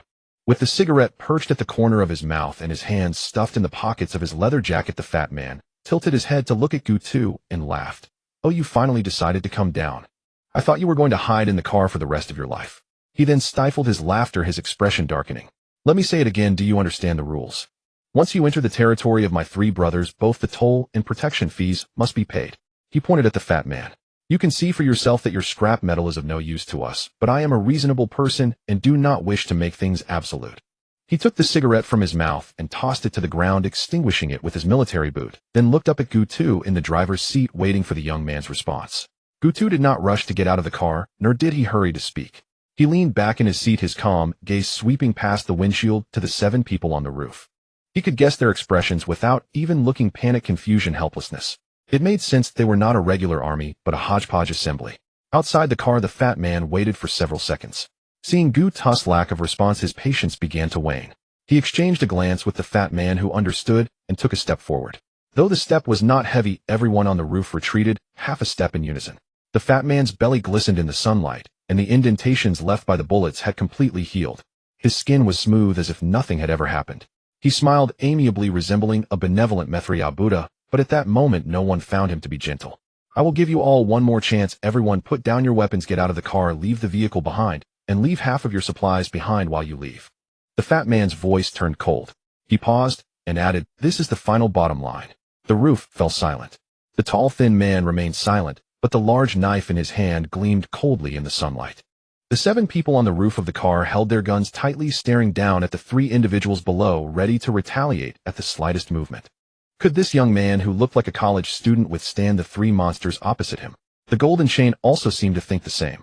He tilted his head, a cigarette dangling from his mouth, waiting to see how this young man would fare. Your talent is indeed quite rare. It should be of a high level, at least starting from class. Gu Tu's voice was not loud, yet each word was crystal clear, like pebbles tossed into a calm lake. The chubby man's smile faded, his eyebrows slightly raised, seemingly surprised that this young man began analyzing his talent right away. Leaning back in his seat, Gu Tu's gaze passed over the windshield, locking onto the rotund figure of the chubby man, continuing, how about we make a bet? What kind of bet? The Golden Chain interjected before the chubby man could respond, his contempt still apparent, but now mixed with a hint of caution. Gu Tu lightly tapped the steering wheel twice with his fingers, a slight smile curling at the corner of his mouth.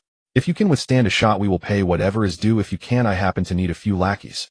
As soon as he finished speaking, the 7 people on the roof turned in unison to look at Gu Tu, as if questioning if he had lost his mind. The previous barrage had failed to leave even a scratch on the chubby man, and he was now suggesting to shoot him with a single bullet. The chubby man burst into laughter, first his laughter still hearty, but tinged with a condescending pity. The Golden Chain didn't reply immediately. He turned around, and the 3 of them huddled together. The Golden Chain whispered, third brother, I have a feeling this kid is up to no good. He might be plotting something bad. Brother, what are you afraid of? He only said he would take one shot. With third brother's talent, that should be more than enough. The chubby man's voice was kept low. Exactly, brother, what are you afraid of? My talent is SS class. The Golden Chain frowned, his gaze sweeping from Gu Tu to the RV, finally settling back on the chubby man's honest face. This RV had exceptionally strong defenses, far superior to the vehicles of the 3 of them, and they needed such a vehicle. On this road, vehicles ruled. Good vehicles have a higher upper limit. They had encountered many formidable vehicles, but most of them were part of a convoy. Even if they encountered a lone wolf, that would be a tough character. The defense of this RV was too strong, bullets couldn't penetrate it. The 7 people on the roof were managed. However, if this young man remained cooped up in the car, without coming out, the 3 of them truly had no way to deal with this hunk of iron. Dragging this out was not beneficial for them. If suddenly a few more vehicles arrived from behind, that would be troublesome. The Golden Chain gritted his teeth, nodded, and turned around. All right, let's do it this way. He pulled out a palm-sized object from the inner pocket of his leather jacket, resembling a transparent tablet that refracted a faint glow in the sunlight. With a casual flick, the object flew through the air, passed through the car window, and landed steadily on Gu Tu's lap. This is the agreement for the road survival world. Take a look. Gu Tu glanced down at it. A line of golden text appeared on the transparent tablet, the script neat and ancient, emanating a faint energy fluctuation. The content of the agreement was concise and clear. Fair betting agreement parties involved Golden Chain Camp versus Gu Tu Camp.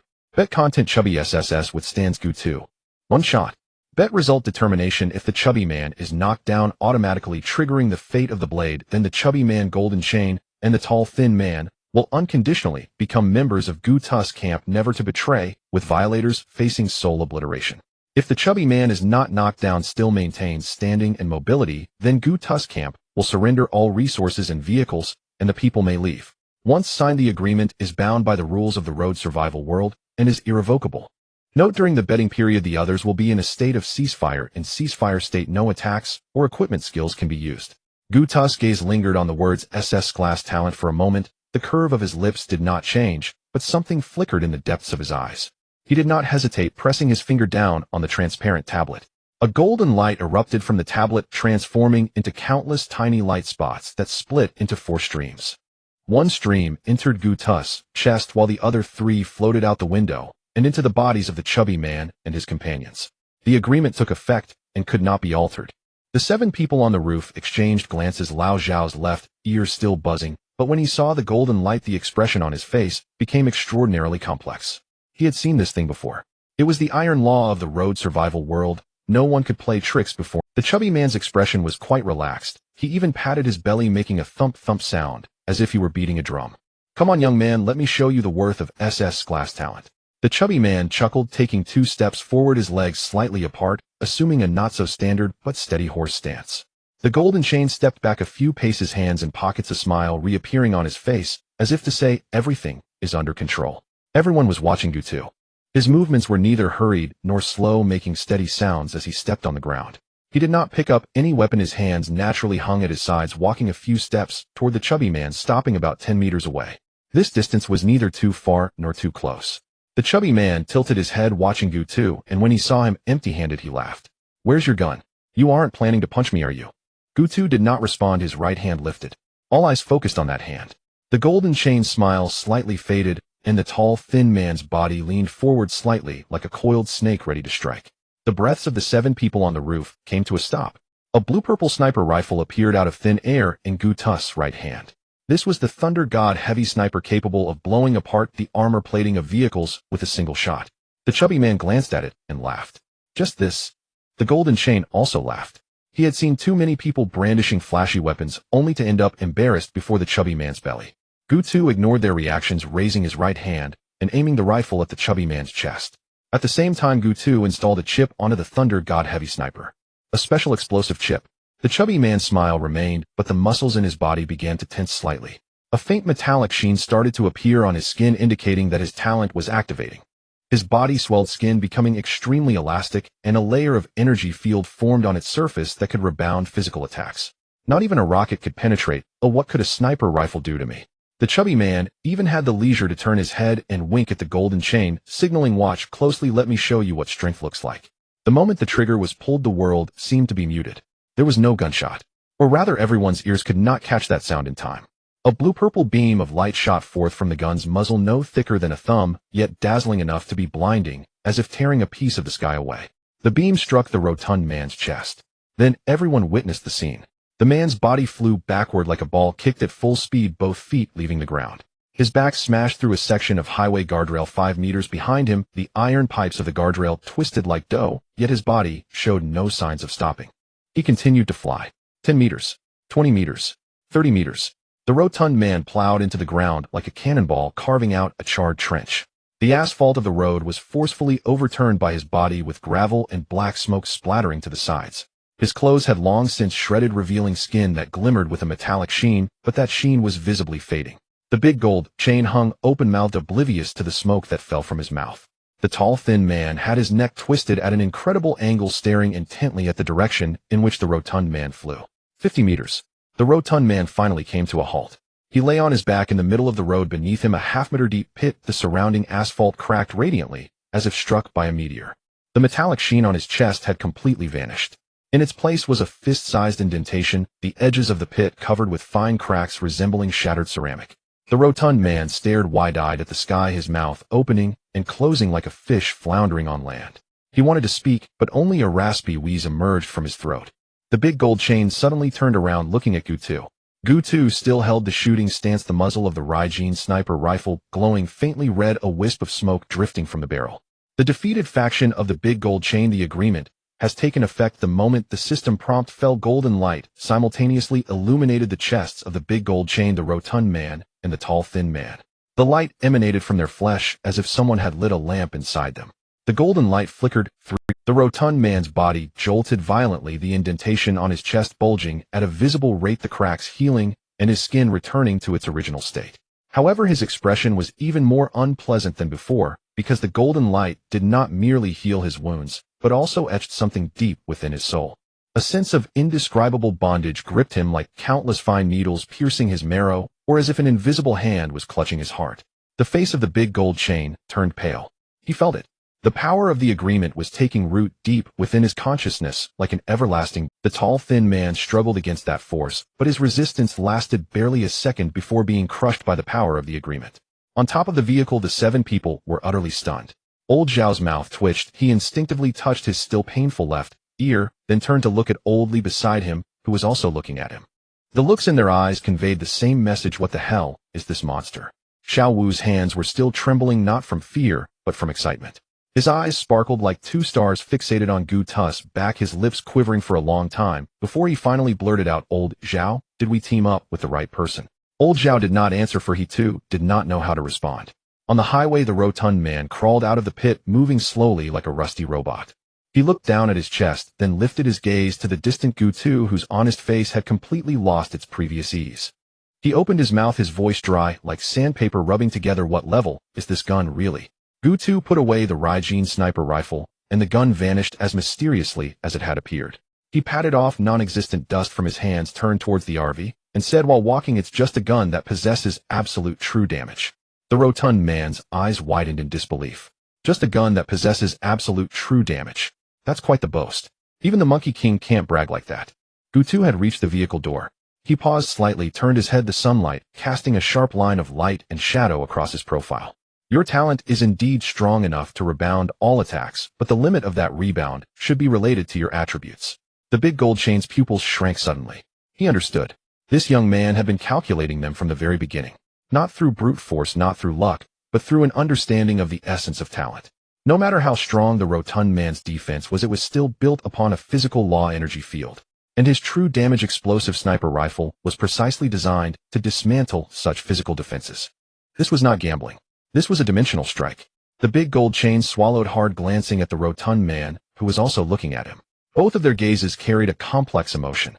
Reluctance, shock, and a hint of something inexplicable. Gu Tu opened the car door, stepping onto the footboard. He suddenly recalled something, turning back to look at the big gold chain. "By the way, you guys have seized quite a few vehicles here, right?" The big gold chain was momentarily taken aback, instinctively nodding. Gu Tu's gaze swept across his face, speaking unhurriedly, "That's great, arrange a few cars for them." The big gold chain's throat moved again. 10 minutes ago, if someone had dared to speak to him in such a tone, he would have made them understand what it meant to wish they were never born. But now the golden mark on his chest still faintly burned like a piece of red-hot iron embedded in his soul, reminding him with every heartbeat. "All right." The big gold chain uttered this word, his voice not loud, but very clear.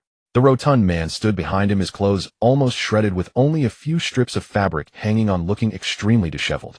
He opened his mouth to say something, but swallowed the words back down upon seeing Gu Tu's gaze. The tall, thin man showed no change in expression, but there was something new in his slender eyes, a mix of scrutiny and a kind of indescribable curiosity. Gu Tu opened the car door. "In a moment, the three of them will bring you a few cars. You can just drive away directly, and we'll part ways here." Old Zhao was dumbfounded, opening his mouth to say something, but ultimately only managed, "Thank you." Gu Tu nodded, starting the RV. Old Zhao approached with 6 others, his expression considerably more polite, but still not overly enthusiastic. Having mixed in this line for many years, he had seen his fair share of storms and knew what it meant to have restraint. "Gentlemen, about the vehicles, I apologize for the trouble." Old Zhao spoke with a tone that was neither servile nor overbearing. The big gold chain glanced at him, placing a cigarette in his mouth, and turned towards the line of parked vehicles by the roadside. "Follow me, choose for yourselves." The signboard of the Clear Spring service area hung askew in the twilight. Most of the neon tubes were shattered, leaving only the character for spring flickering a feeble white light. The RV drove into the service area. A system notification appeared, "Welcome to Clear Spring service area. Zone attribute safe zone. Zombie count 0. Danger level none. Special rule, absolute safe zone. All attacks are prohibited within this area. Friendly reminder, you may rest, trade, or recruit companions here with peace of mind. Any aggressive actions will be forcibly prevented by the system and penalized." Gu Tu parked the RV in the lot and turned off the engine. An absolute safe zone. No wonder the man with the gold chain had been intercepting people outside. The rules here forbade it. The emergency lights inside the building were still on, casting a sickly white glow through the shattered glass doors, illuminating a mess of trash and overturned billboards. The air carried a faint, cloying odor of rot, as if something had died long ago within the crevices of the wall. Gu Tu didn't get out. He sat in the driver's seat, tapping his finger on the system panel. Current balance, 295 gold coins. He had accumulated these coins bit by bit today. Killing ordinary zombies didn't yield much. The real gains came from taking down second and third tier ones. Nearly 300 gold coins sounded like a lot, but it was far from sufficient. Gu Tu navigated to the vehicle modification shop, his gaze sweeping over rows of items. Most modifications were exorbitantly priced. With his current assets, he could only afford a vehicle expansion card. Vehicle expansion card basic, 150 gold coins. Expands vehicle storage by 10 cubic meters. Vehicle expansion card intermediate, 500 gold coins. Expands vehicle storage by 50 cubic meters. Vehicle expansion card advanced, 1200 gold coins. Expands vehicle storage by 120 cubic meters. His RV's current storage was only 25 cubic meters, already filled with the kitchen and bedroom setup. But for stockpiling supplies, that was nowhere near enough. Gutu didn't hesitate and clicked purchase. A system prompt appeared, consumed 150 gold coins. Obtained vehicle expansion card basic X1. Use vehicle expansion card. Activation successful. Expanding vehicle. Expansion complete. The moment the notification faded, he felt the RV tremble slightly, as if something had been reconfigured beneath the chassis. From the rear cargo area came a series of mechanical clicks and clanks. He didn't look, but judging by the sound, the space had indeed enlarged. He had 195 gold coins left. Gutu headed to the next shop and glanced over the offerings. All resource vendors. Iron 1 gold coin per 100 units. Parts 1 gold coin per unit. Steel 10 gold coins per unit. Electronic components 100 gold coins per unit. Low-grade core component 1000 gold coins per unit. Most items were of little use to him. He needed iron. Not just a little, but a massive amount. He knew all too well the scale of the first zombie horde. Ordinary building walls couldn't withstand that kind of assault. He had to transform the RV into a mobile fortress before the 7th day's horde arrived. Iron was the most basic material and the primary resource for vehicle upgrades. Gutu hovered his finger over the purchase button, thought for a moment, and then tapped it 100 times in quick succession. A prompt appeared, consumed 100 gold coins. Obtained iron X1000. With 100 gold coins, he bought 10,000 units of iron, which could be refined into 100 units of armored steel. Buying steel directly would have been far more expensive. 100 gold coins would only net 10 units of steel, and after synthesis that yielded just 1 unit of armored steel. Compared to buying iron, it was utterly inefficient. In the end, it all came down to his lack of gold coins. 100 coins for 10,000 units of iron now lay heavily in his spatial ring, but when converted to armored steel, it amounted to only 100 units. What might be a fortune for others was merely average for Gutu. Upgrading a Tier 3 vehicle to Tier 4 required 500 units of steel.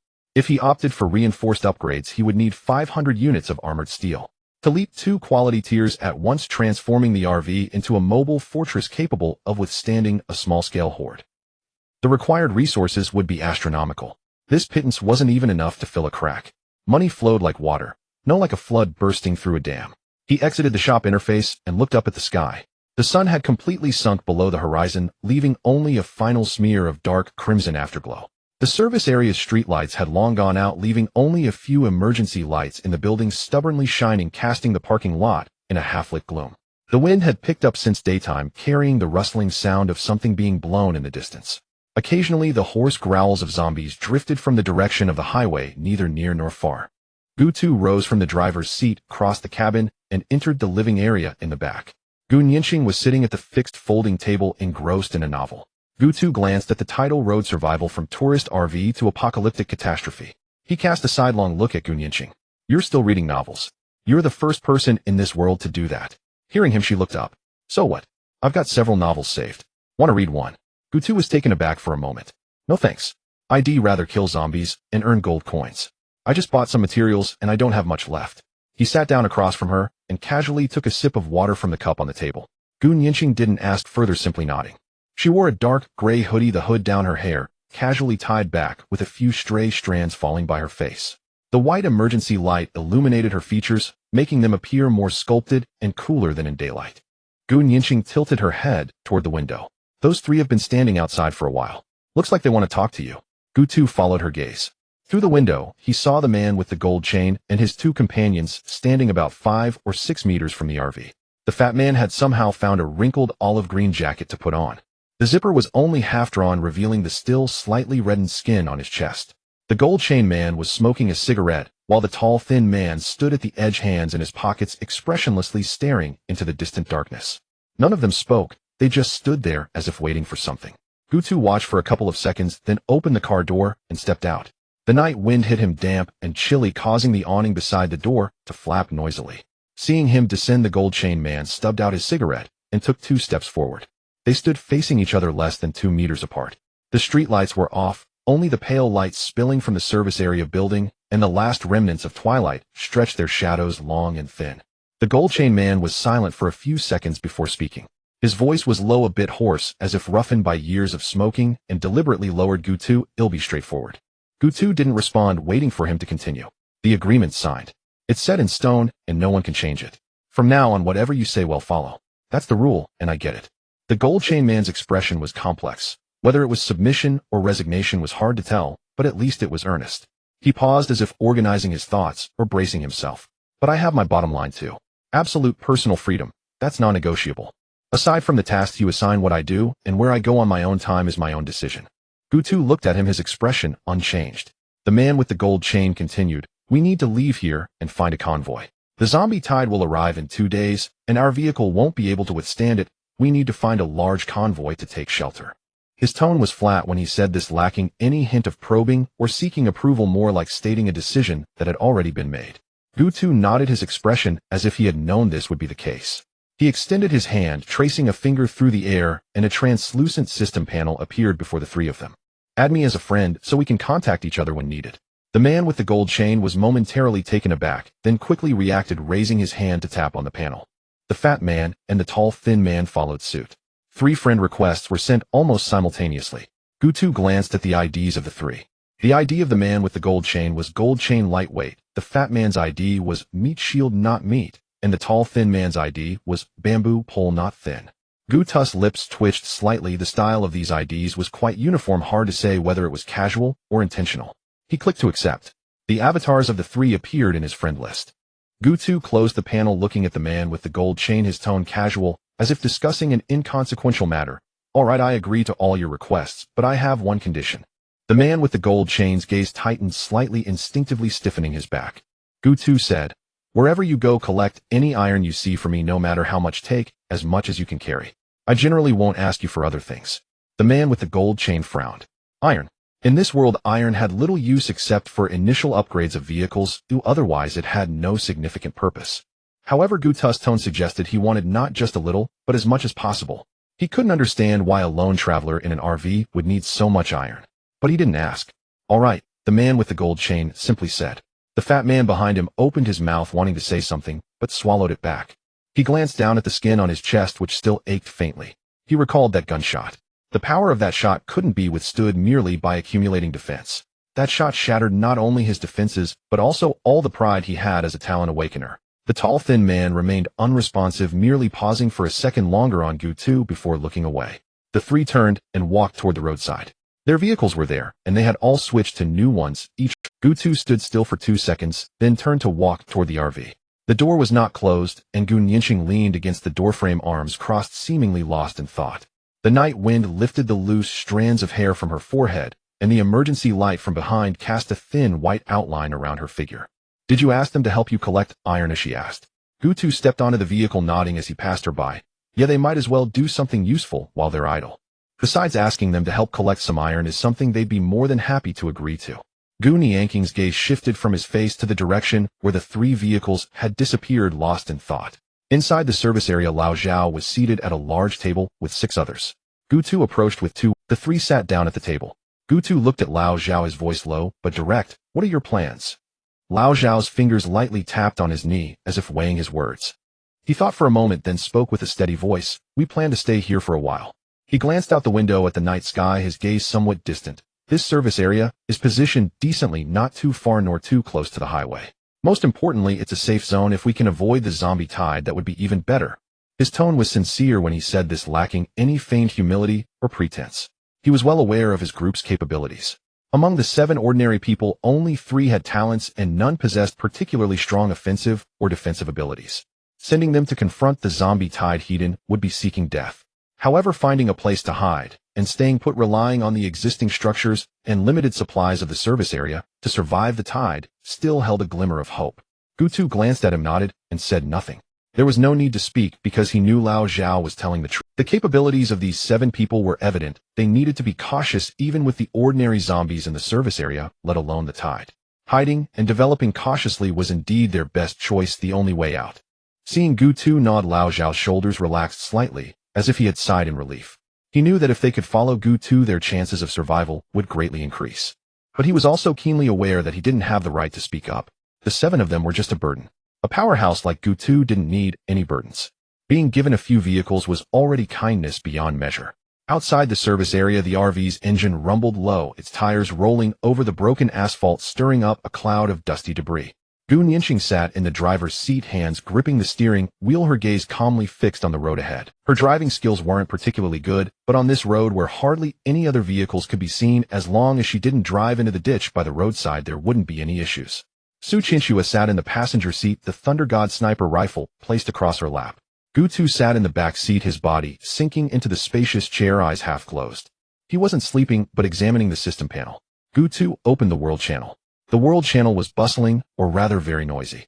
Various messages scrolled rapidly, most of them useless chatter, but occasionally some valuable information could be found. There are people encountering migrating zombie hordes on the northern highway. The scale isn't large, about 2 to 300, but there are 2 mutated ones. Brothers passing by, be careful. What? There's still a highway. Quick question, does anyone know where to get gasoline? Our convoy is running low on fuel, and we can trade supplies for it. Private message me. Selling bullets, universal bullets. Does anyone know where there are hospitals? My teammate has a fever. Hospitals? Are you crazy? I've been there. The zombies at the entrance are piled up like the morning rush hour subway. Gu Tu scanned through the messages one by one, occasionally stopping to take a closer look, but most of the information was just a quick glance before moving on. There was nothing of use to him. Just as he was about to close the channel, a message popped up. It wasn't an ordinary message, but one regarding the zombie tide on the 7th day. A large group of zombies has been spotted to the southwest, overwhelming in number, moving northward at a rapid pace. At this rate, they should cover the road in about 2 days in the world of survival. Is this for real? Are you sure? Southwest. We're in the southwest. North. Does that mean heading north is safe? Stop spreading panic without evidence, alright. Believe it or not, I'm just letting you know. I'm already prepared to run. Gu Tu looked at the message, his expression. In this world, information is a lifeline. Those who survive are often not the strongest, but the ones with the most reliable information.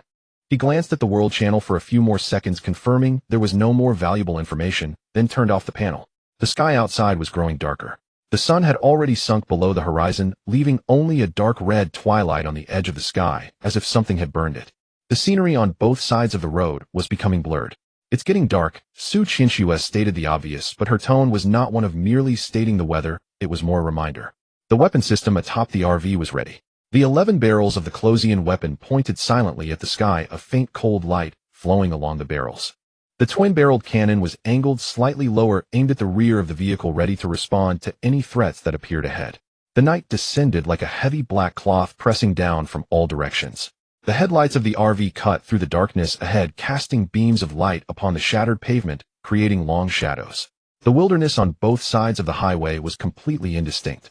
Something's out there. Su Qianxue's voice came from the passenger seat, low yet decisive. Gu Tu opened his eyes, leaning slightly forward, peering through the gap between the front seats.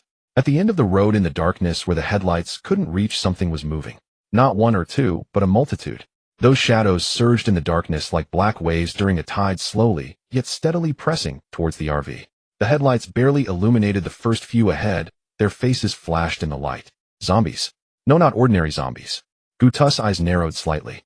The speed of those zombies was unusual. Ordinary zombies moved faster than humans, but were clumsy. However, the zombies before him did not have the rigid, sluggish bodies of ordinary zombies. Their movements exhibited a certain fluidity.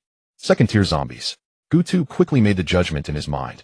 It seemed the intensity of the zombie horde was increasing, no longer the first-tier zombies of the past. But these were still just ordinary second-tier zombies. Zombies and mutated zombies are 2 different matters. The former are minor threats, while the latter are the big bosses. Stop the vehicle. Gu Tu's voice was calm. Gu Nianqing pressed the brakes, and the RV came to a steady halt in the middle of the road. She did not ask why nor show any panic. She simply released the steering wheel and turned to glance at Gu Tu. Su Qianxue had already unbuckled her seatbelt, the thunderous sniper rifle sliding off her lap, which she picked up with one hand. Her movements were swift, but not frantic, as if she had rehearsed this countless times. In Gu Tu's view, the number of zombies was rapidly increasing. Not dozens, but hundreds, and new zombies continued to emerge from the wilderness on both sides of the road. It was as if all the corpses buried in this land had risen at the same time. The Closian weapon atop the RV activated. The 11 barrels began to rotate simultaneously, producing a deep, even buzzing sound, like a massive swarm of bees vibrating their wings. The cold light flowing along the barrels intensified, and the entire turret emitted a faint bluish glow in the night, resembling a cold star hovering above the RV. The zombie horde seemed to have sensed the impending danger, drawing closer to the RV. The Closian weapon fired. It was not the sound of gunfire, but rather a tearing noise. The 11 barrels unleashed ammunition at a rate exceeding 10,000 rounds per minute, the barrage resembling a glowing whip that lashed out at the zombie horde from the rooftop. Each bullet traced a shallow blue trail, countless beams of light converging together. They formed a vast web of light enveloping the entire area in front of the RV. The first batch of zombies didn't even have time to make a sound. The bullets shattered their skulls, tore apart their bodies, and broke their limbs, exploding within the web of light. Green blood splattered into the air, and before it could fall, the subsequent barrage shredded it into finer. The rate of fire from the Closian weapon was so fast that the human eye could barely discern each shot. All one could see was the glowing whip sweeping through the zombie horde. Wherever it passed, the zombies fell in droves, as if mowed down by a scythe. However, this batch of zombies was indeed stronger than those encountered previously. The body strength of the second-tier zombies far exceeded that of ordinary zombies. But it was only a matter of holding out for a few more moments. The density of the Closian weapon's barrage could not be withstood by mere physical toughness. The metal storm unleashed by 11 barrels simultaneously could turn a complete body into a sieve in mere fractions of a second. Those zombies that attempted to withstand it ultimately only struggled for half a second in the barrage before becoming mere fragments. The barrage continued for about 10 seconds. The barrels of the Closian weapon ceased their rotation, the buzzing sound gradually dimming until silence enveloped the area. On the road ahead, nothing stood anymore. Over 100 zombies lay sprawled on the ground, reduced to heaps of shattered remains. Green blood pooled on the pavement, forming shallow streams that slowly flowed down the road's gradient. The air was thick with the acrid smell of gunpowder and the stench of decay, the two scents mixing together, inducing nausea. The system's kill notifications flickered wildly in Gutus' view. Killed a first-tier ordinary zombie, gained 0.5 gold coins. Killed a second-tier ordinary zombie, gained 2 gold coins. The numbers continued to accumulate until they settled on a single figure. 300 gold coins. Gutu glanced at this number, his expression showing little change. 300 gold coins weren't a lot, but they were sufficient for some basic supplies. More importantly, this kill confirmed something for him. There were nearly 30 second-tier zombies in this wave of the horde. The strength of the zombies was indeed on the rise. Ordinary zombies were beginning to be replaced by second-tier zombies, indicating that the proportion of higher-tier zombies would continue to increase in subsequent waves. After second tier comes third tier. What follows after that? He needed to prepare more. Su Qianxue, holding the thunderous sniper rifle, swept her gaze around to ensure there were no stragglers before returning to her seat in the passenger side. The car fell into a brief silence with only the low rumble of the engine and the crunching sound of tires running over debris. 4440-010-0000. With over 40,000 people left from the original 100,000, it is estimated that a large number will die again tonight. The chat channel had exploded into chaos. Not the lively kind, but true panic. The speed of the messages refreshing was so fast that it was almost unnoticeable, each carrying varying degrees of anxiety and despair. Damn it. Are today's zombies on drugs? Usually I can take one down with a single shot, but today I shot it 3 times, and it still lunged at me. Is it happening over there too? I thought it was just us. It's not just tougher, they are faster too. Our convoy just encountered a wave, and nearly couldn't hold on. We lost 2 people. Second-tier zombies, these are second-tier zombies. I saw it with my own eyes today. That thing runs faster than our international-level athletes with tough skin and flesh. Ordinary bullets feel like nothing more than a tickle. Second-tier. Are you kidding me? We struggle with first-tier. How do we handle second-tier? The appearance of second-tier zombies was no longer a secret. He had just taken down over 30 in the wave he fought. But the people in the World Chat channel clearly had not adapted to this new pace. Their tones carried a common underlying hue. Fear. Someone was calling for help. Help. Help. The coordinates have been sent. Our convoy is trapped at a gas station surrounded by at least 200 zombies with more than 10 second-tier ones inside. We're running low on bullets. Is there anyone nearby who can help? As long as we can survive, anything can be. We can't hold out much longer, either on Highway 3. We 6 are cornered in an underpass. The number of zombies is increasing. Please someone come save us. Is there any big shot who can help us? We'll offer supplies, coins, anything. We really can't hold on any longer. One desperate plea after another scrolled by with very few responses. It's not that no one wants to help, it's just that everyone is struggling to survive. Gutu lightly tapped the edge of the panel twice with his fingers, his gaze flickering slightly. He glanced around the RV. The road was clean after the close-range cannon fire, not a single intact corpse in sight, only black fragments and green blood staining the ground. This wave had been cleared. He had no idea when the next wave would arrive. He currently had 300 coins in his account, but it was far from enough. Upgrading vehicle enhancements required not only resources, but also a massive amount of coins. He couldn't just sit here waiting for zombies to come knocking. Gutu's gaze returned to the world channel, where the calls for help continued to pour in. Trapped in a northern abandoned factory, the zombies are surrounding us in 3 layers. Is there anyone who can come? Please. East Toll Station, there are 4 of us left with at least 300 zombies. We won't last long. Coordinates have been sent. If any brothers can come, I owe you a life. Gutu looked at these messages, his lips curled slightly, the expression not quite a smile, more like a calculation. He turned to Gun Yinxing and Su Qianxue, his tone casual, as if discussing a small matter. Let's go save them. Gun Yinxing glanced at him through the rearview mirror, raising an eyebrow. Save them. Yes, and also deal with the zombies. Gutu navigated the panel, marking several coordinates of distress on the map, connecting them into a line. He spoke lightly, but Gun Yinxing understood. Saving people was merely incidental. The real goal was the zombies. Or rather, the coins behind the zombies. The rules of this world are simple. Zombies are resources, and the locations of those calling for help are often the densest zombie-infested areas. Rather than driving around searching for zombies, it's better to let those trapped help him locate them. Where there are cries for help, there will be zombie hordes. Free intelligence, free target guidance, and even after saving people, he could gain a good reputation. It's killing 2 birds with 1 stone. Gun Yinxing looked at him for 2 seconds, the corners of her mouth curling up slightly, but she said nothing more and returned her attention to driving. Su Qianxue had no reaction, merely adjusting the strap of the Thunder God sniper rifle on her shoulder, softly asking which way. Gutu pointed on the map, the nearest one, the northern abandoned factory, about 40 kilometers away. Gun Yinxing stepped on the gas. The RV turned direction in the night, heading northward. Northern abandoned factory. Though called a factory, it was actually a dilapidated complex of buildings by the roadside. The walls had collapsed over half, all the windows of the factory were shattered, and the dark openings resembled hollow eyes. Currently, this stronghold was under siege by zombies. The iron gate of the factory had been deformed by impacts, the door panels covered with dents, and with each collision large pieces of rust fell off. Behind the iron gate, several people were desperately holding it up, their faces indistinguishable between sweat and tears, heavy breathing echoing in the cramped space. Hold on, don't let go. A middle-aged man shouted through clenched teeth, his arms trembling violently, his knees nearly giving out. Outside the door, the roars of zombies surged like a tide. The sound was not one that emerged from throats, but rather a wail that seemed to come from the depths of hell. Brother Hu, I'm running out of strength. A young man beside him trembled, his hands covered in blood, his fingernails already pried up at the edge of the iron door. Even if you're out of strength, you have to hold. If you can't hold on, you die. Just a little longer. I've already sent out a call for help in the world chat channel. Someone will come. The man called Brother Hu's eyes reddened, his voice hoarse to the point of being unrecognizable. Who will come? Who isn't struggling to survive right now? Who will come to save us? The young man's voice trembled with the hint of tears. Brother Hu opened his mouth wanting to say something, but the words never came out. Because deep down he knew the young man might be right. No one would come. In this world, simply surviving is the most extravagant thing. Who has the strength left to save others? Another heavy impact came from outside. The hinges of the iron gate emitted a piercing metallic groan, the entire frame bent inward by nearly 10 centimeters. Brother Hu was jolted back 2 steps, his shoulder crashing against the wall, causing him to draw in a sharp breath. It's over, someone murmured. A common expression of despair appeared on all their faces. Then they heard a sound. Not the roar of zombies nor the sound of the iron gate being struck, but a deep, even buzzing noise.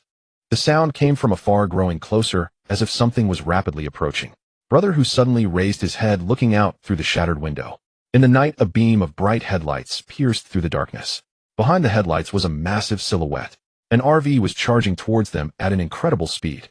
The RV did not slow down, crashing directly into the horde of zombies. In that moment, blood and flesh flew everywhere. Under the high-speed impact, the zombies in front were scattered like bowling pins struck by a ball. The sounds of shattered bones, crushed bodies, and the howls of the undead intertwined, exploding in the night sky. The RV charged into the midst of the zombie horde, executing a tailspin that positioned the vehicle sideways, revealing the menacing silhouette of the Closian defense cannon under the moonlight. 11 cannon barrels began to rotate. The buzzing sound suddenly intensified. The air was filled with a ripping sound that echoed across the land. The barrage rained down like a torrential storm, with blue tracers slicing through the night sky, illuminating the entrance of the abandoned factory as bright as day. The head of a second-tier zombie exploded in the barrage, green blood and grayish brain matter splattering into the air. Ordinary zombies were even more vulnerable. Wherever the barrage swept through, their bodies were crushed, as if by an invisible giant hand, leaving no complete limbs behind. Tiger Brother stared wide-eyed, his mouth agape, unable to close it. The few people behind him were also dumbfounded, even pausing their attempts to secure the door. They stared blankly at the area outside, engulfed in firelight and barges, their minds a blank slate. This was not the battle they understood. When they fought zombies, it was shot by shot, carefully aiming, afraid to waste a single bullet. But this person outside was engaging in a massacre. 10 seconds. Just 10 seconds. No, not even 10 seconds. The Closian cannon ceased its rotation, the buzzing sound gradually diminishing until only a dead silence remained. Outside the door, the formerly dense horde of zombies had vanished, replaced by a ground strewn with shattered remains. Green blood shimmered under the moonlight, and the air was thick with the acrid scent of gunpowder. The system's kill notification bounced in his vision, another 100 gold coins credited to his account. Among them were more than 20 second-tier zombies, contributing most of the gold. Not bad. Free information is indeed useful. Tiger Brother stood at the factory's entrance, watching the taillights of the RV gradually fade away, something lodged in his throat. Behind him, several survivors emerged one by one, all with grimy faces, but their eyes had begun to shine. Tiger Brother, who was that person? I don't know. Tiger Brother shook his head.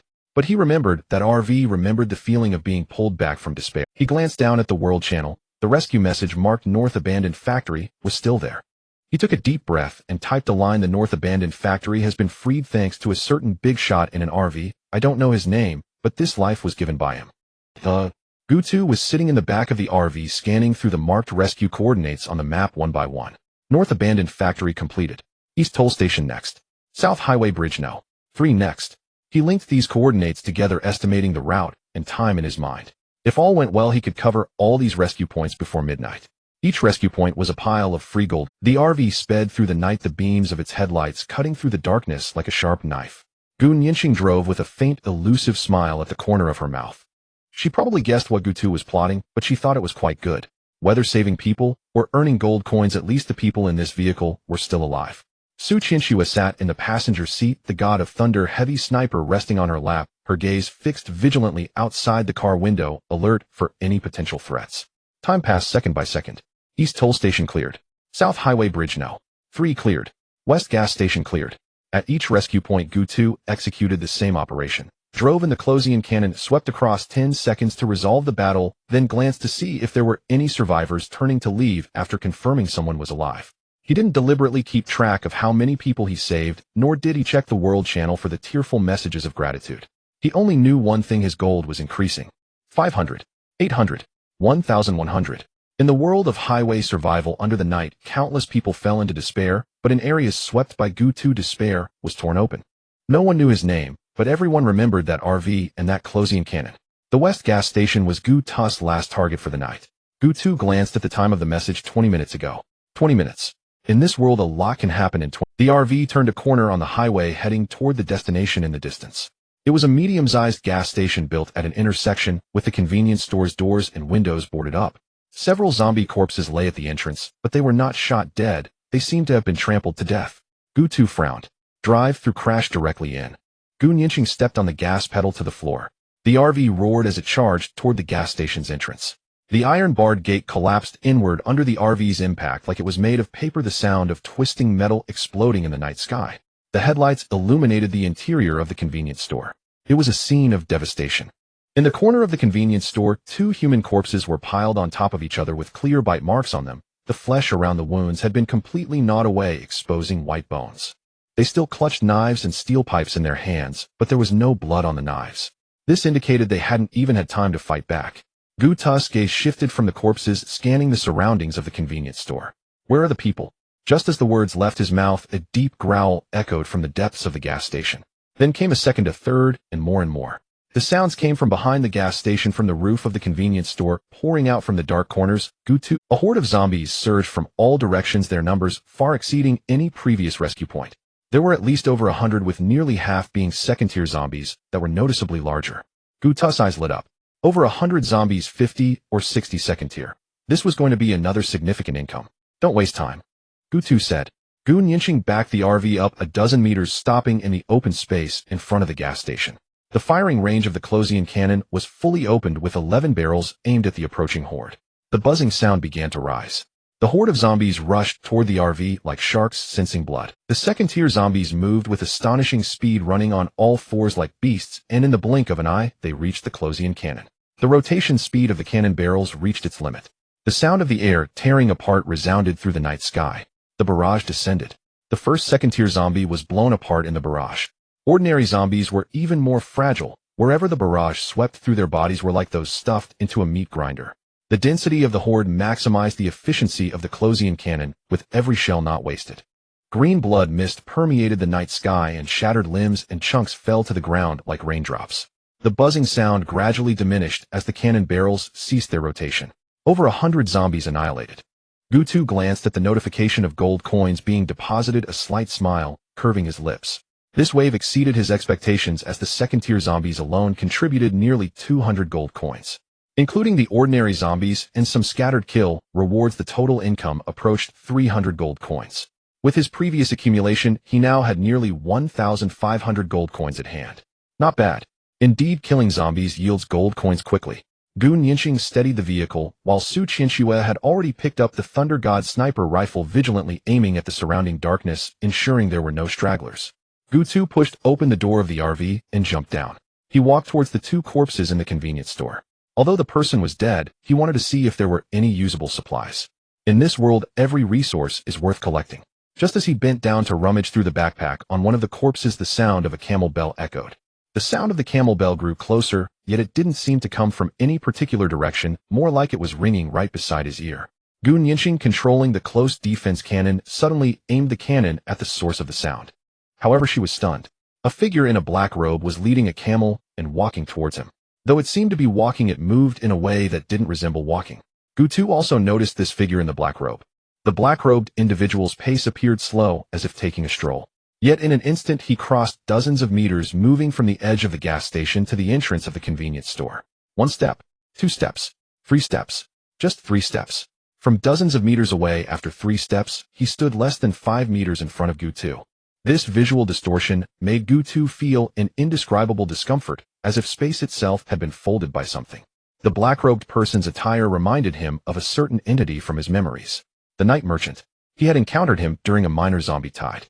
At that time, when the night merchant appeared, a soft warm light would illuminate the surroundings, and zombies would avoid him as if they couldn't see him. However, the one before him was in a tattered black robe, the edges of the hood even worn, revealing a grayish-white lining inside. The rope leading the camel was an ordinary hemp rope tied, with several knots looking well used. The camel was also listless, chewing on something, appearing half dead. What concerned Gutu the most was that this black-robed figure emitted no radiance. The remnants of the zombies, shattered by the close defense cannon, lay scattered at his feet, green blood soaking into the ground beneath him, yet he seemed completely indifferent. He stood on the remains of the zombies as if stepping on ordinary soil. "Hello." The black-robed man spoke, his voice surprisingly youthful, even carrying a hint of laughter. "I am the night merchant, a wealthy survivor. Would you like to buy something?" His tone was as casual as a street vendor, familiar and laid back, with a touch of the merchant's characteristic flattery. Gutu's gaze fixed intently on the shadow beneath the hood. "I've seen the night merchant before. He was surrounded by light, and he didn't actively engage in trade. You seem different." "Ah, you're referring to that." The night merchant paused for a moment before laughing. The laughter was not loud, but genuine, as if he had heard something amusing. "Oh, those were my peers. Some night merchants are clumsy with words, so they create light to attract customers. Some are naturally proud, dressing themselves in flashy styles, acting all high and mighty." He paused, his tone carrying a hint of helplessness. "I'm different. I am more down-to-earth and don't like those flashy things. Besides, my camel doesn't want to shine. It has If I ever anger it, it would spit all over me." As if to confirm his words, the camel snorted, spraying Gutu with warm breath. Gutu. He expressionlessly wiped his face. But inside, he already believed more than half. The system had long indicated that night merchants would appear at night. Looking at his shrewd demeanor, it was almost an insult to say he wasn't a merchant. Gutu no longer pondered these matters and directly asked, "All right, what good items do you have?" The smile beneath the night merchant's hood was almost audible. The joy of finally hearing this question genuine and heartfelt. "There are many good items, just worried you won't have enough gold coins." He turned around and patted the camel's back.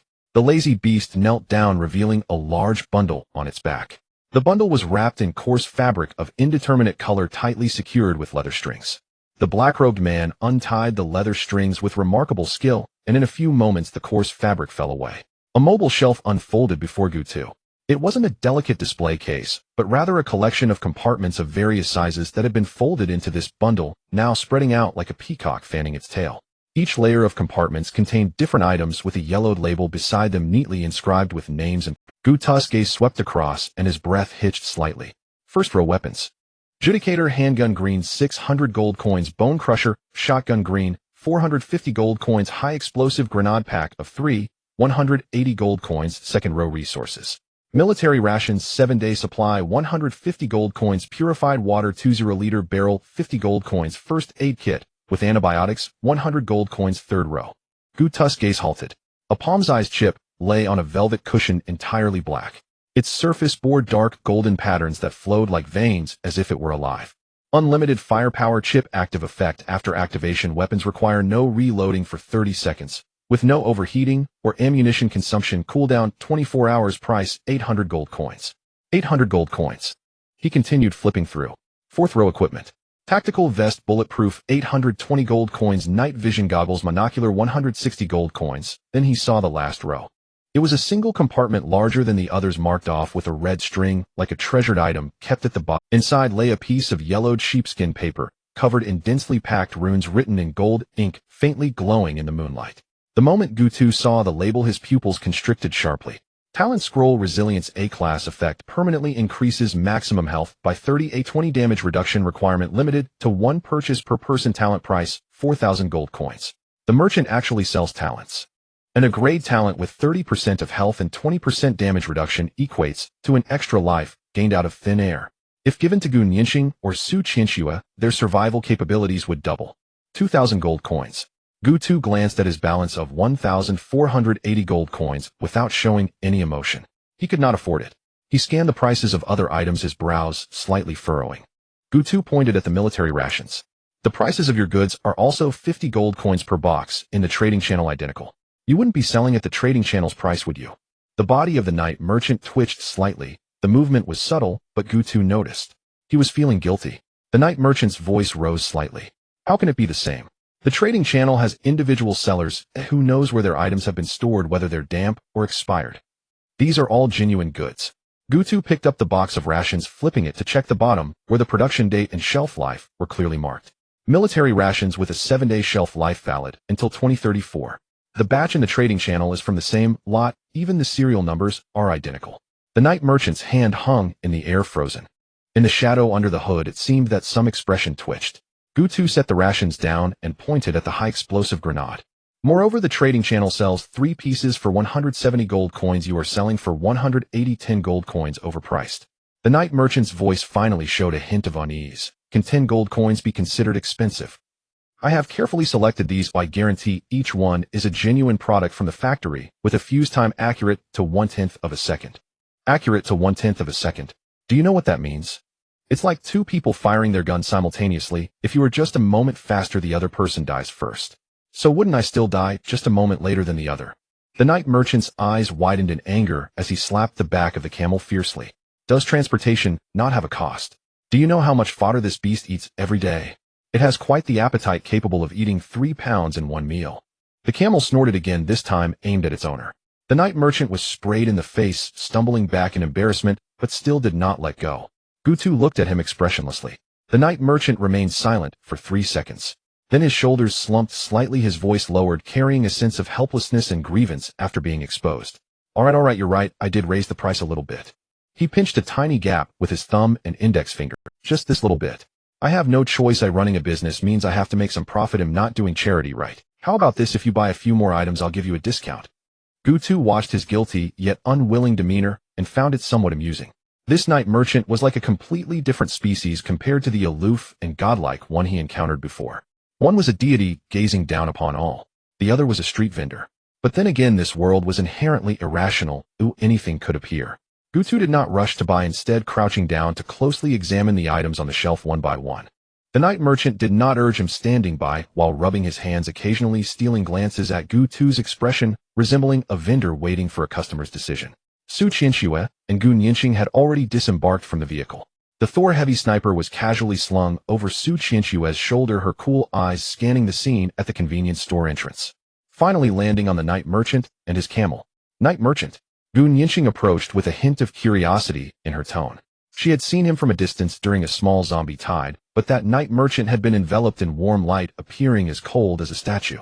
The one before her, now rubbing his hands and hunching his shoulders, was a stark contrast. The night merchant's eyes brightened noticeably as he saw the 2 women approach. That kind of brightness was familiar to Gu Tu. It was akin to a butcher spotting a fat sheep. Oh, two beautiful ladies. The night merchant's voice instantly rose 2 octaves, becoming exceptionally enthusiastic, even possessing a hint of flattery. He jogged over from beside the camel, but that jogging still carried an eerie sense of spatial distortion. Clearly, he only took 2 steps, yet he was already standing before the 2 women. You two have extraordinary grace. At a glance, it's evident you are blessed with great fortune. He rubbed his hands, his tone sincere, as if he were meeting his own daughter. I still have some good items specially prepared for female survivors. Ooh, I usually don't show them to just anyone. He turned around and patted the lazily lounging camel. The beast complied this time, slowly rolling over to reveal another side of the package. The night merchant's hands expertly untied the leather straps, and as the coarse cloth fell away, it revealed. Gutu noticed that this package was much more exquisite than the previous one, the fabric retaining its original deep blue color adorned with dark patterns. The shelf unfolded. Gu Nianqing's eyes lit up.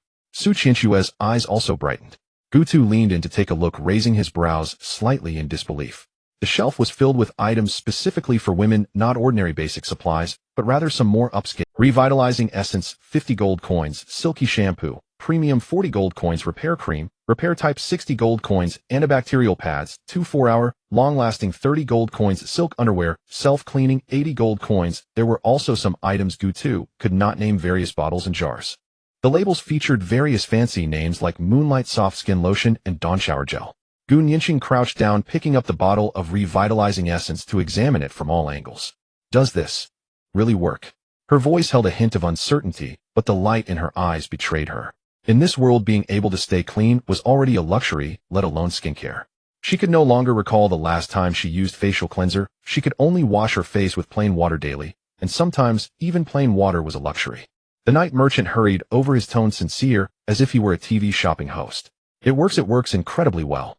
This is high-end merchandise. Just look at the texture, the fragrance. Once applied, the skin becomes instantly moisturized, even better than those big brands. Ding, today's information triggered. Do you accept? Trigger information. Target night merchant.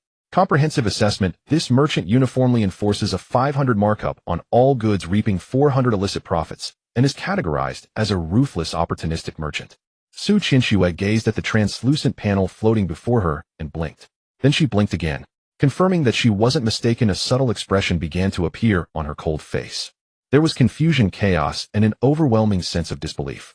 She reached out and tapped Gu Nianqing on the shoulder, sharing the information panel with her. Gu Nianqing scanned the numbers, her hand holding the rejuvenating essence, pausing slightly. Her expression shifted subtly, first showing confusion, then disbelief. Finally, it settled into a realization of, so I almost fell victim to being a fat sheep. She said nothing, merely placing the essence back in its original position. The movement was gentle, but the speed of putting it back was more than 3 times faster than picking it up. Then she turned and shared the information with Gutu again. After reading, the corner of Gutu's mouth twitched. He did not rush to react, but glanced over the prices of the items on the previous shelf again, quickly running through. Judgment gun pistol green, 600 gold. Bone crusher shotgun green, 450 gold. High explosive grenade pack of 3, 180 gold. Military rations, 7-day supply, 150 gold. Purified water 20-liter barrel, 50 gold. First aid kit includes antibiotics, 100 gold. Unlimited firepower chip, 800 gold. Tactical vest bulletproof, 820 gold. Night vision device monocular, 160 gold. Talent scroll tenacity A class, for 1,000 gold. Gutu took a deep breath. He had seen unscrupulous merchants before, but this was the first time he had encountered someone who could make price gouging so uniformly blatant and brutally simple. 500%, not a penny more or less. Each item was marked up 5-fold. Not even bothering to offer discounts, he simply set a uniform price. This night merchant's business approach was as plain and unadorned as his tattered black robe. Su Qianxue took down the Thunder God's sniper rifle from her shoulder, slamming the butt against the ground, producing a dull thud. She spoke up. Her voice was not loud, but each word seemed to be pulled from an ice cellar, carrying a chill. Opportunist. The night merchant's hand rubbing together came to a halt. This thing originally costs only 10 gold, and you're selling it for 50. Su Qianxue picked up the bottle of rejuvenating essence, shaking it in her hand. Her cold eyes locked onto the shadow beneath the hood, and a faint smirk curved her lips. That curve was not a smile, it was a derision. And this one originally worth 5 gold, you're selling for 25. She picked up the bottle of smooth shampoo, holding it alongside the essence, raising it before the hooded figure, as if displaying evidence of a crime. This one's 6 gold's original price, you're selling for 30. This one 3 gold, you're selling for 15. This one 8 gold, you're selling for 40. She named each item one by one, her voice steady as though reciting a text, yet that very steadiness held the deadliest power. The night merchant stood frozen in place, the shadow beneath his hood appearing to solidify. Su Qianxue returned everything to its place, clapping her hands, as if to shake off some dirt. Then she raised her head, her eyes staring directly at the hooded figure, her tone calmly, adding the final remark. You're making far too much illicit profit here. Even fraudsters aren't as heartless as you. Silence. The night wind swept through the ruins of the gas station, stirring the air mixed with smoke and the scent of blood. The camel seemed to sense the change in atmosphere, pausing its chewing. It lifted its head, casting a disinterested glance at its master before lowering it again to continue munching. The night merchant's hand hung in the air, the action of rubbing coming to a standstill between rubbing and not rubbing, like a statue frozen in place. After about 3 seconds he moved. That hand slowly lowered, hanging at his side. His shoulders slumped slightly, making him appear a bit shorter. Within the shadow of the hood something seemed to be shifting violently. Perhaps it was his expression, perhaps his mentality, or possibly both. He opened his mouth, then closed it again, then opened it once more. This. His voice was tinged with dryness, the kind that comes after being exposed, desperately searching for words, but unsure of what to say. Little girl, what you're saying? What do you mean by illicit profits? Can business dealings be called illicit? That's reasonable profit margins. Su Qianxue said nothing, simply watching him. Her gaze was calm, as tranquil as watching a corpse. The night merchant felt uneasy under her stare, instinctively taking a half step back. And besides, you mentioned original price. How do you know the original price? I sourced all this through legitimate channels. The cost price is just this much. Su Qianxue lightly tapped the air. A translucent panel floated out, hovering before the night merchant. It clearly listed the original price, current price, markup ratio of each item, along with a line of bold red text. Comprehensive assessment. This merchant uniformly enforces a 500 markup on all goods, reaping 400 illicit profits, and is categorized as a ruthless, opportunistic merchant. The night merchant's voice seemed to be choked, abruptly halting. He stared at the panel for a full 5 seconds. Within the shadow beneath the hood, a face could faintly be seen, going through a complete transformation, from shock to confusion to guilt, and from guilt to despair. This is... His voice became much smaller, trembling with disbelief. A unique level talent. Su Qianxue did not answer. She merely hoisted the Thunder God's sniper rifle back onto her shoulder, tilting her head slightly, the derisive curve of her lips widening. The night merchant fell silent. A long silence. Then he sighed deeply. That sigh contained too much: the resignation of acceptance, the shame of being exposed, and a sense of loss over missing out on illicit profits. He turned his head and glared fiercely at the camel. It's all your fault. I told you not to eat so much fodder, but you insisted, forcing me to raise prices to break even. The camel raised its head, shooting him a highly disdainful glance. As if to say, your opportunistic nature has been exposed, and yet you shamelessly shift the blame onto me. Then it let out a loud snort. The night merchant was sprayed all over his face. The camel's saliva was sticky, carrying the scent of fermented fodder trickling down the edge of his hood. He stood there, frozen, the shoulders beneath his black robe trembling slightly. It was unclear whether it was from anger or disgust. Su Qianxue watched as the droplet of saliva hung precariously from the tip of the black-robed figure's chin. The expression on her face shifted from derision to a subtle disdain. She quietly stepped aside, creating some distance. The night merchant raised his sleeve and vigorously wiped the drool from his face. The forceful motion was exaggerated, infused with a sense of pent-up frustration, as if he were pouring all his grievances into that sleeve. After wiping his hood askew, revealing a small section of his pale chin and cracked lips, he took a deep breath. He took a deep breath again, striving to make his voice sound somewhat dignified, like that of a merchant. He waved his hand, as if making a significant concession. Fine, you win this time. He'll give you a 20% discount. Is that acceptable? 20%. This is the biggest discount since I opened for business. If it were someone else, Oh. Before the night merchant could finish, Su Qianxue let out a profound sigh, her tone lingering. She raised her hand, her index finger resting on her chin, feigning a sudden realization, yet a sly glint sparkled in her cool eyes. I see now. She tilted her head, her voice soft, yet each word pierced the heart of the cloaked figure like a So what you're saying is that 5 times the dirty money has turned into 4 times the dirty money. You. The night merchant's voice choked, as if something had caught in his throat, turning red in the face. What do you mean by dirty money? What do you mean by 4 times the dirty money? How can you young lady speak so harshly? 20%. It's 20%. This is a legitimate discount. Legitimate. He emphasized the word legitimate multiple times, as if repeating it enough would make the situation more legitimate. Su Qianxue remained silent, merely watching him with a perpetual smirk on her lips. The night merchant felt increasingly uncomfortable under her gaze, his body shifting beneath the cloak, as if there were nails in his chair. At this moment Gutu spoke up. His voice was not loud, his pace neither fast nor slow, carrying an undeniable sense of certainty. 10%. Just 2 words. The night merchant was taken aback. He glanced at Su Qianxue, then at Gu Nianqing, finally focusing on Gutu as if confirming whether he had heard incorrectly. What did you say? 10%. Are you selling or not? If not, then forget it. Gutu repeated, his tone devoid of any fluctuations. After speaking, he turned around, gesturing as if to leave. Su Qianxue understood immediately, swinging the Thunder God sniper rifle onto her shoulder and stepping forward. Gu Nianqing also turned, her movements crisp and decisive, not even glancing at the shelves again. The 3 of them moved in perfect unison as if they had rehearsed it. The night merchant was dumbfounded. He stood there, mouth agape beneath his hood, resembling a fish that had been flopped ashore. 10%. His voice had changed pitch, filled with disbelief, as if to say, are you kidding me? Which bargain dealer would cut straight to the jugular like this? He hurried after them, the hem of his cloak fluttering in the night wind like a startled bat. This is even lower than the original price. You're not bargaining, you're trying to take my life. He extended a hand, fingers trembling, pointing at Gutu's back. Original price?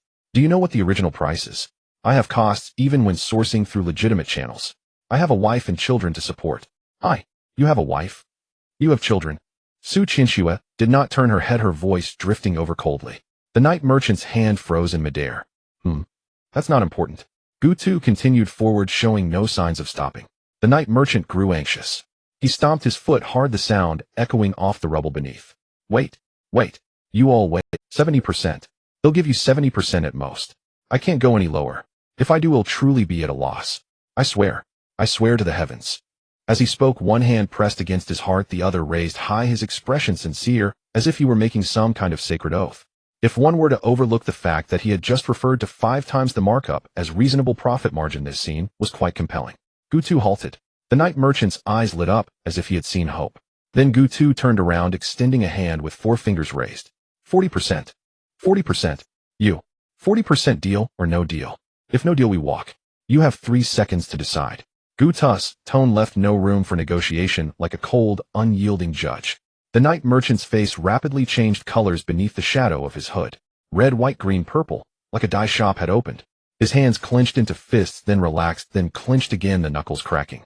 40%. He muttered, repeating the number, his voice filled with a deep, soul-crushing pain. 40%. He repeated again, his voice as light as a sigh. Then he suddenly raised his head, the eyes beneath the hood almost burning with fire.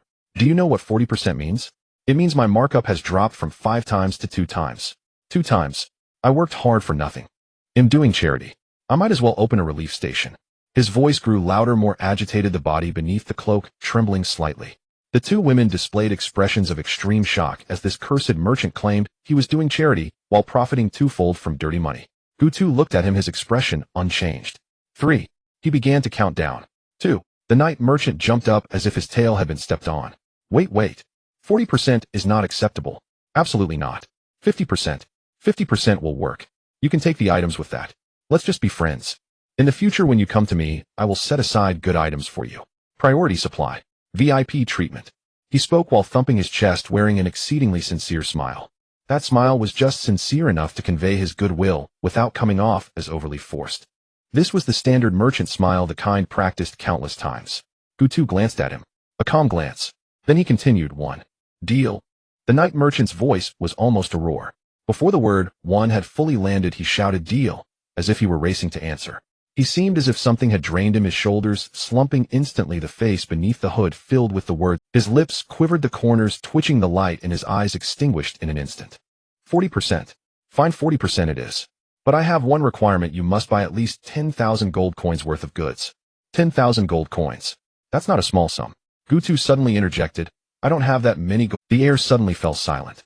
The expression on the black market merchant's face looked utterly miserable. The relief of having a burden lifted and the pain of being drastically undercut intertwined, manifesting on his face as a subtle twisted expression caught between laughter and tears. He said in disbelief, what did you say? Gutu's tone remained as calm as ever. I said I don't have that many gold coins.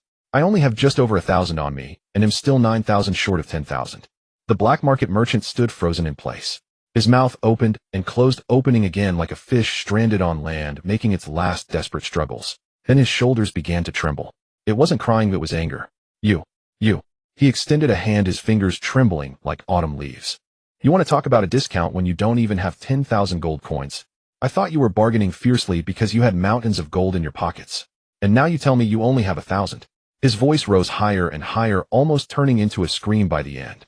The camel was startled by its owner's voice, lifting its head for a look before lowering it again to continue chewing. This is fraud. This is malicious bargaining. Why are you in such a hurry? I haven't said I'm not buying.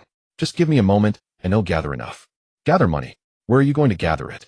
There isn't a living soul within 50 kilometers of this ruin. Are you planning to rob a zombie? Gu Tu ignored the frantic merchant. Ninching sells some armored steel. Most of the captains of large convoys are now 5-tier vehicles requiring armored steel to be upgraded to 6-tier. Auction it off. The highest bidder wins. Hurry and secure 9,000 gold coins. Gu Ninching acted quickly. Once the selling news was released, many large convoys went wild, bidding fervently. The highest bid undoubtedly came from the Plunderer Convoy, a group specialized in robbing survivors with plenty of gold coins to spare. Gu Ninching approached, a hint of joy on her face. Gu Tu, hurry and look. They are bidding 300 gold coins per unit. He truly did not expect the armored steel to fetch such a price. 300 gold coins per unit, 50 units, would be 15,000. He initially estimated he could sell for 9,000 at best, but the convoy was bidding like crazy. The Plunderer Convoy even offered a direct 300 high price without any negotiation, as if afraid someone would snatch it away. Ultimately, it came down to the wealth of the convoy. Those Plunderer convoys often engaged in killing and looting, accumulating mountains of gold, and 300 gold coins was merely a drop in the bucket for them. Meanwhile, for ordinary survivors, 300 gold coins could sustain them for 3 months. The disparity between rich and poor existed even in the apocalypse. Alright, let's sell 50 units first. Before long, 15,000 gold coins were directly credited. Gu Tu pulled back his thoughts and glanced at the balance on the system panel. 15,000 gold coins, the golden number hanging there, was pleasing to the eye. But he didn't linger on it. He turned and looked at Su Qinxue and Gu Nian. 2,000 gold coins each. It's been transferred. See if there's anything you want to buy, feel free to spend. Su Qinxue was momentarily stunned. Her clear, cold eyes blinked as if she hadn't heard clearly. What did you say? 2,000 gold coins to buy something you like? Don't hold back. If you can't spend it all, I'll get mad. As Gu Tu spoke, he was already operating the transfer in the system, and 2 transfers of 2,000 were instantly deducted. Su Qinxue stared at the credit notification popping up on her panel, falling silent for 2 seconds. Then the mocking curve at the corner of her mouth disappeared, replaced by a subtle, genuine smile that was almost imperceptible. All right, just one word. But the warmth hidden in that word was far more comforting than the night breeze. Gu Ninching also received the transfer. Unlike Su Qinxue, who fell silent, she smiled openly, her eyes crescent-shaped. Then I won't be polite. Gu Tu nodded, turning to walk toward the shelves, beginning to shop.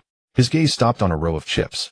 Unlimited firepower chip, 800 gold coins after discount, 320. Unlimited durability chip, 800 gold coins after discount, 320. Super long range chip, 800 gold coins after discount, 320. Super armor piercing chip, 800 gold coins after discount, 320. Unlimited cooldown chip, 800 gold coins after discount, 320. Super strong silencer chip, 800 gold coins after discount, 320. A total of 6 types.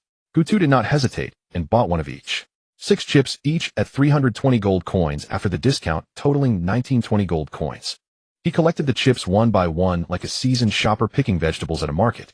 Then he scanned the other equipment. Tactical vest, bulletproof, 820 gold coins after discount, 328. He took 2, one for himself and 1 for Su Qinxue.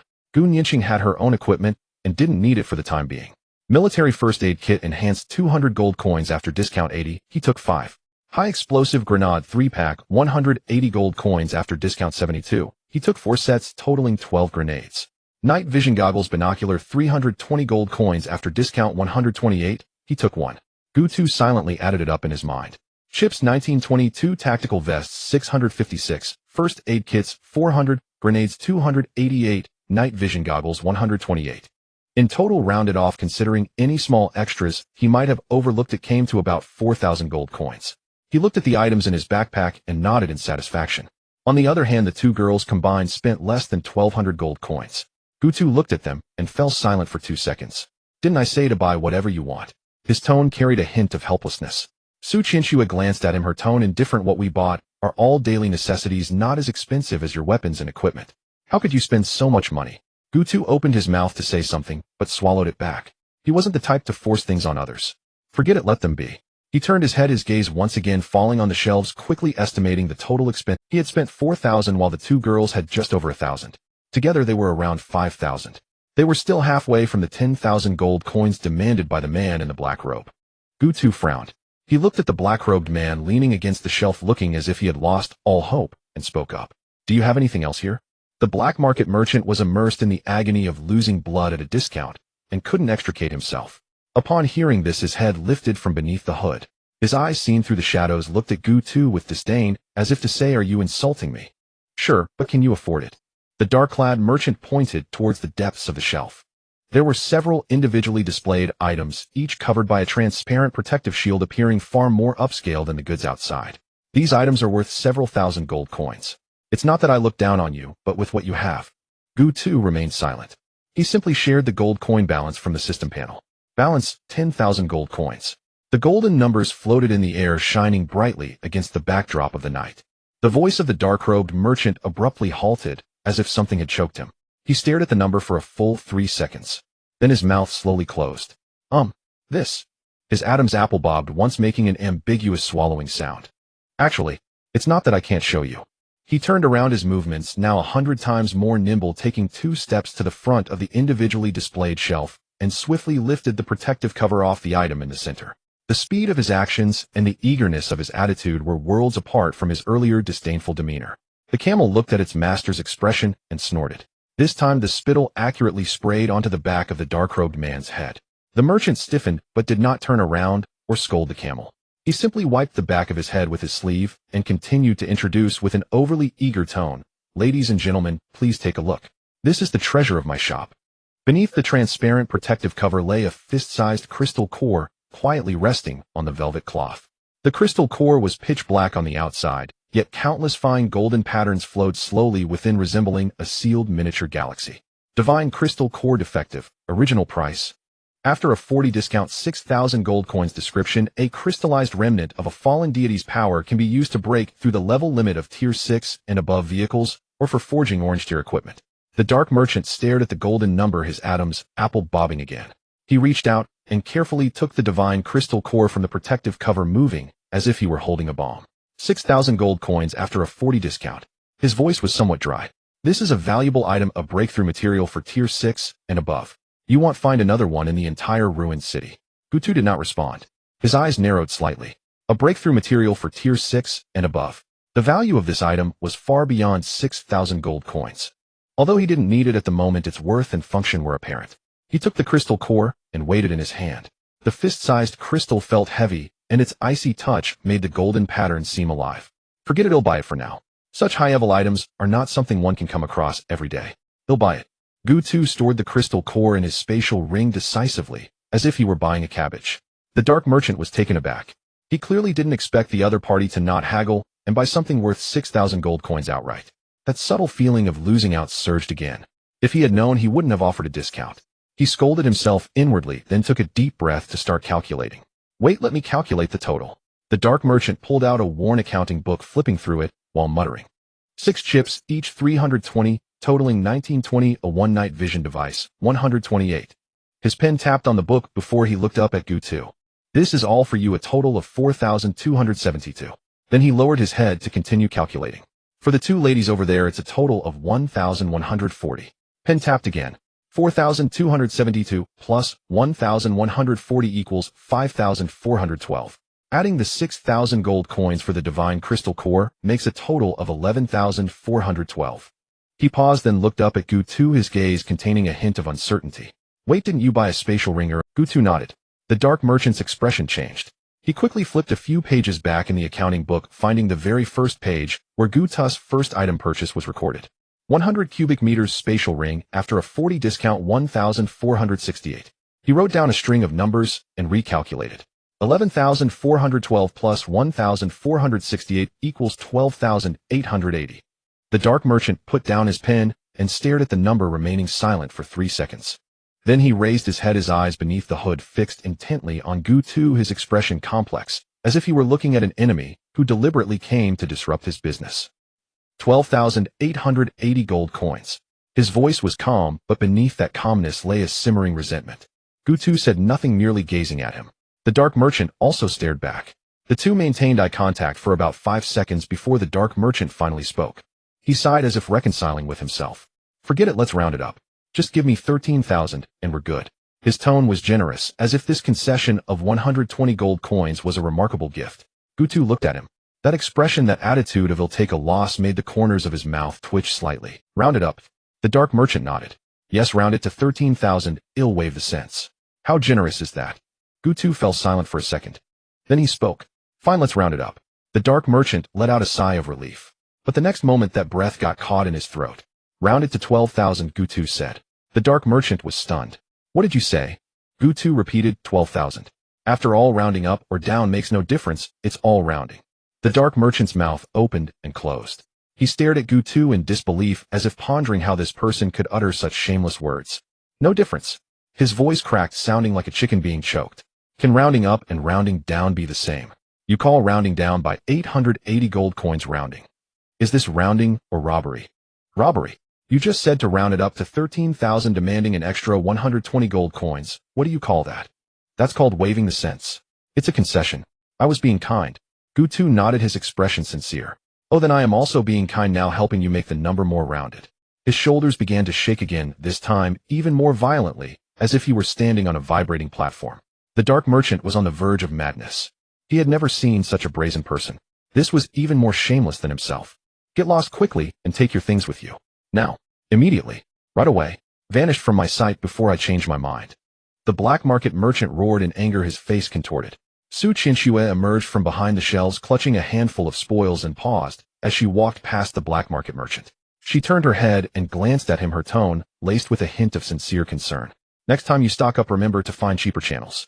The black market merchant nearly choked on his words. His lips trembled for a long moment before he finally managed to stammer out, Camel. Come here. Hurry up and leave. I can't stay in this place for another second. The camel, having stood up at some point, looked at him with an expression that seemed to say, I knew this would happen. It then ambled over slowly and stopped in front of him. Lowering its head, it nudged his face, the gesture carrying a clumsy sense of comfort. The black market merchant was momentarily stunned. Then he reached out to pat the camel's head, and his eyes suddenly welled up with tears. You're still good to me, he mumbled softly, his voice choked with emotion. Then the camel sneezed, spraying him in the face. The black market merchant stood frozen, his expression shifting from grievance to shock, then to disbelief. It finally settled into a look of confusion, as if to say, what did I do wrong? Drool dripped down his chin as he wiped his face. His hands trembled. Why do you all have to treat me this way? His voice was hoarse like a traveler parched in the desert. The camel tilted its head, its large gentle eyes filled with innocence, as if the earlier incident of spraying him was purely accidental. The black market merchant took a deep breath. He turned his head, looking at Gutu with his reddened eyes, his lips twitching, as if he wanted to say something harsh to salvage the last shred of his dignity. But Gutu had already turned away, leaving. Su Qianxue, carrying a pile of items, followed behind Gutu and smiled at the black market merchant as she passed. That smile was polite, yet distant, a standard, thank you for your patronage, come again smile. But paired with the large pile of discounted goods she carried, it felt like a stab in the gut. Gu Nianqing was the last to leave. As she reached the door, she suddenly halted. The black market merchant's heart tightened. He watched her warily, as if bracing for the final blow. Gu Nianqing turned around, pulled out a handkerchief from her pocket, and handed it over. The black-robed man was taken. He looked at the neatly folded handkerchief, then at Gu Nianqing's cold face, momentarily unsure whether to wipe it off. The camel's drool is a bit sticky. The black market merchant's eyes genuinely turned red this time. It was not from anger, but from being touched. He trembled as he reached out to take the handkerchief, his voice so choked that he could barely form a complete sentence. Thank you. Gu Nianqing nodded. Next time I come, I'll remember to bring tissues. This handkerchief is silk and quite expensive, so let's say 10 gold coins. Hurry up and pay. The black-robed man's hand froze in midair. What the hell? Silk. Pay. 10 gold coins. The black market merchant suddenly felt that his earlier emotion was swallowed up by a dog. He shouldn't have held any illusions about these three bandits. The camel snorted again. The black market merchant abruptly turned around, pointing at the camel's nose, his voice sharp like a cat whose tail had been stepped on. You dare spray me again? The camel blinked, then leisurely turned its head away, presenting its backside to him. The black market merchant. He stood there, his chest heaving violently like an overloaded steam engine. After a long while, he finally exhaled deeply, his entire being sagging like a deflated balloon. His voice was weary, as if he had been walking in the desert for 3 days and nights. Get lost, I don't want to see you free again. Just take your gold coins and go. Gu Nianqing cheerfully walked into the caravan with 10 gold coins. Damn it, this cursed place has bad feng shui, it's jinxing me. I need to change locations. The camel glanced back at him, its expression clearly saying, are you sure it's a feng shui issue? The black market merchant ignored it. He began to frantically pack up his stall, rearranging the disheveled goods and recovering the protective tarp. His movements were quick, but each action carried a resolute sense of, I never want to return to this place. Finally, he folded up the table and tied it to the camel's back. Just as the black market merchant was about to lead the camel away, a sound came from behind the seemingly indestructible armored door of the caravan. The sound clearly drifted into his ears. Did you see? Saved another 10 gold coins. It was Gun Yinxing's voice, calm and laced with a hint of pride. The black-robed man's hand, which was sorting the reins, suddenly froze. The poor black market merchant is already pitiful enough, why are you squeezing him? This time it was Su Qinxue, her tone carrying a kind of gentle softness that was hard to fault. But each word was like a small knife, precisely stabbing into the freshly healed wound of the black-robed man. A proper capitalist, but I like it. Gu Tu's voice was slow, as if stating the most ordinary fact. The black-robed man's temples began to... What do you know? In the words of the black market merchant, that's called a reasonable profit margin. Gu Nianqing's voice rang out again, assertive. The phrase, reasonable profit margin, exploded in the black market merchant's mind like a series of thunderclaps. His face went from pale to red, from red to purple, and finally to a color he had never seen before. This phrase was his. It was his motto to promote his business philosophy. It was the golden rule he used to comfort himself after every time he fleeced a customer. Now this group of people had returned his saying to him intact, using it to justify exploiting himself. This was humiliation. This was a heart-wrenching blow. Unbearable. The black market merchant howled to the sky, his voice so loud that startled birds within 100 meters took off in flurry. The camel was startled by his roar, stamping its hooves on the ground, causing the cargo on its back to rattle. The black market merchant turned around, glaring fiercely at the caravan, his chest heaving violently as he gasped for air like an enraged bull. He opened his mouth, wanting to rush in and reason with them. He wanted to show them what a true reasonable profit margin was. He wanted them to know what the consequences of offending a black market merchant would be. But after opening his mouth for a long time, he couldn't utter a single word. Because he suddenly realized something. He was merely an NPC. The foundational code engraved within him restricted his existence. Although he possessed an invincible state, he could not attack. He could do nothing at all.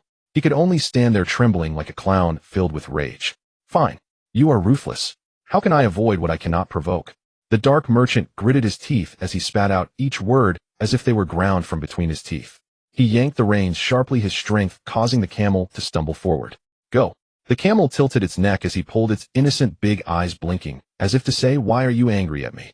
Yet seeing the dark merchant's face dark enough to drip ink, the camel wisely closed its mouth and began to obediently march forward. The dark merchant moved swiftly, almost jogging ahead, as if some monstrous flood were chasing him from behind. He did not want to look back. He dared not look back. He feared that if he did, he would be unable to resist rushing back, only to be flayed by the 3 bandits again. His long robe fluttered in the wind, leaving deep footprints in the sand. The camel followed closely behind him, its load rattling. The folding table on its back swayed back and forth, producing a rhythmic clang-clang sound. He glanced back. The caravan remained stationary, quiet, as if nothing had happened. Huh. The dark merchant let out a cold laugh, unsure whether he was mocking himself or the world. He stroked the camel's neck, his fingers rubbing against its coarse fur. At least you are reliable. You want talk back, you want trick me. He murmured, his voice tinged with a sense of relief after surviving a catastrophe. He stopped mid-sentence.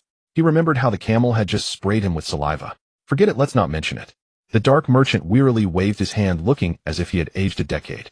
He took out the silk handkerchief from his pocket, the one Gun Yinxing had sold to him for 10 gold coins.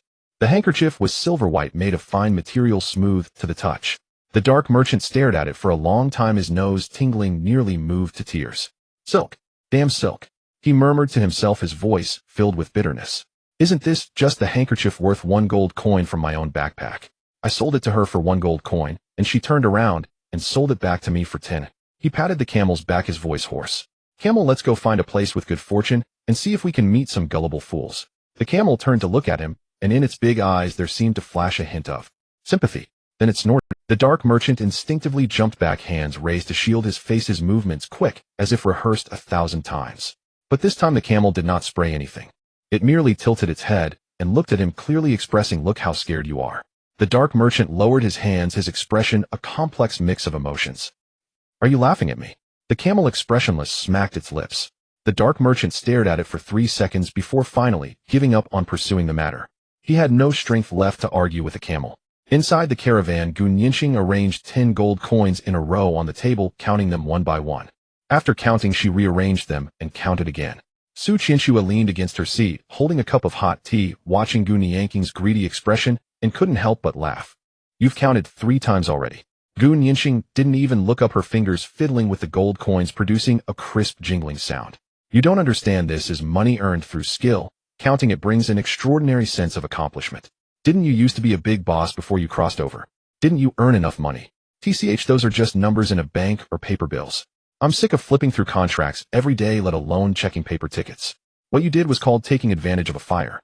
Gu Tu poked his head out of the driver's seat, holding a cloth wiping the steering wheel. It's called a reasonable profit margin. Gu Nianxing corrected him. That's someone else's term. Now it's mine. Gu Nianxing put the gold coins into a small cloth bag, tightened the bag's opening, weighed it in her hands, and nodded in satisfaction. Meanwhile, on the rocky beach at the edge of the desert, a dozen off-road vehicles and pickups were parked in a half circle, the machine guns and cannons on their roofs glinting coldly in the moonlight. On the ground lay a dozen zombie corpses, their foul blood seeping into the sand with a hissing sound. Chun Yi kicked the zombie's head beside him and pulled a cigarette from his pocket to stick in his mouth. Zhao Ba walked over and lit it for him with a lighter, the flame illuminating their chiseled faces. Zhao Ba shook the blood off his hands. We cleared over 1,000 heads. The surrounding area should be clean now. Chun Yi took a deep drag of his cigarette, his gaze fixed on a moving shadow in the distance. It was a hooded figure leading a camel, slowly walking across the sandy ground in the moonlight, with the outline of a caravan faintly visible behind. Zhao Ba also noticed, squinting his eyes for 2 seconds before suddenly his eyes lit up. Chun Yi, is that the dark merchant? Chun Yi took the cigarette from his mouth and stared at the hooded figure for several seconds. The dark merchant's robe billowed in the wind, and his posture, while leading the camel, carried an indescribable fatigue. He looked like a defeated soldier just returning from the battlefield. But that camel, that folding table, that iconic black robe. Chun Yi flicked the cigarette, but away the spark, tracing an arc in the night sky. It's the dark merchant. Looks like we're in luck. Let's go check it out. Zhao Ba grinned and turned back to shout at the convoy brothers, it's time to open for business. A dozen vehicles roared to life simultaneously, their headlights illuminating the night as bright as day. The dark merchant was still leading the camel, his head lowered. He was still brooding over the matter of the 10 gold coins, becoming more and more agitated, feeling increasingly like a fool. The camel snorted. Don't say a word. The hooded figure reflexively raised his hand to shield his face. Then he realized the camel hadn't sprayed anything. He lowered his hand, even angrier. Now I'm psychologically scarred just from hearing your snorts. Are you satisfied? The camel continued walking expressionlessly. Just then a dozen headlights swept over from behind, casting a long shadow of the hooded figure. He spun around abruptly. A dozen vehicles had already stopped not far away, their headlights blinding him. Chun Yi's eyes were fixed on the dark merchant. You are the dark merchant. What goods do you have inside? The RV slowly departed from that place deemed to have bad feng shui. The hum of the engine was deep and steady, like a tireless steel beast traversing through the night. Gu Tu rested one hand on the steering wheel while the other tapped on the vehicle panel. Armored RV. Tier level 3. Durability 100. Speed 300 km/h. Fuel unlimited. Defense 4,000. Terrifying. Is this really the defense level expected for a Tier 3 vehicle? External weapons, Jikan Gatling dual-barreled cannon, 1 vacant slot. Vehicle upgrade requirements, 5,000 gold, 500 steel, 1 low-level core, component 1,000 parts LV. 3 LV. 4 vehicle upgrade, blueprint 1. Overall evaluation, a terrifying Tier 3 vehicle with defense 10 times that of a normal Tier 3. Even Tier 5 vehicles find it hard to compete. The engine and tires seem to have undergone some incomprehensible qualitative change. Gu Tu raised an eyebrow. He mumbled under his breath, tapping his fingers on the steering wheel. The materials needed for the upgrade are a bit much, but that's fine. I can just sell some armored steel. Voices from Su Qianxue and Gu Nianxing came from the cabin, mixed with some rustling sounds, as if they were searching for something. Gu Tu glanced at them through the rearview mirror, seeing the 2 women spread out the spoils they had gathered from the night merchant on a table, sorting through them. Gu Tu drives steadily. Su Qianxue's voice floated over from the back, gentle, yet carrying a tone of, I already have a plan. Why, oi? Gu Nianxing interjected, her tone assertive. Look at this pile of stuff. Oh, it's such a waste just sitting here. We have to make use of it. Gu Tu opened his mouth to say something, but thought better of it, and closed it again. With these 2 women wanting to stir things up, there was no stopping them, so it was better to conserve his breath. Su Qianxue and Gu Nianxing had already started to get to work. Gu Tu leaned back in the driver's seat, resting his head against the headrest, watching the 2 women through the half-open partition door. This quiet and warm atmosphere was, to be honest, quite nice.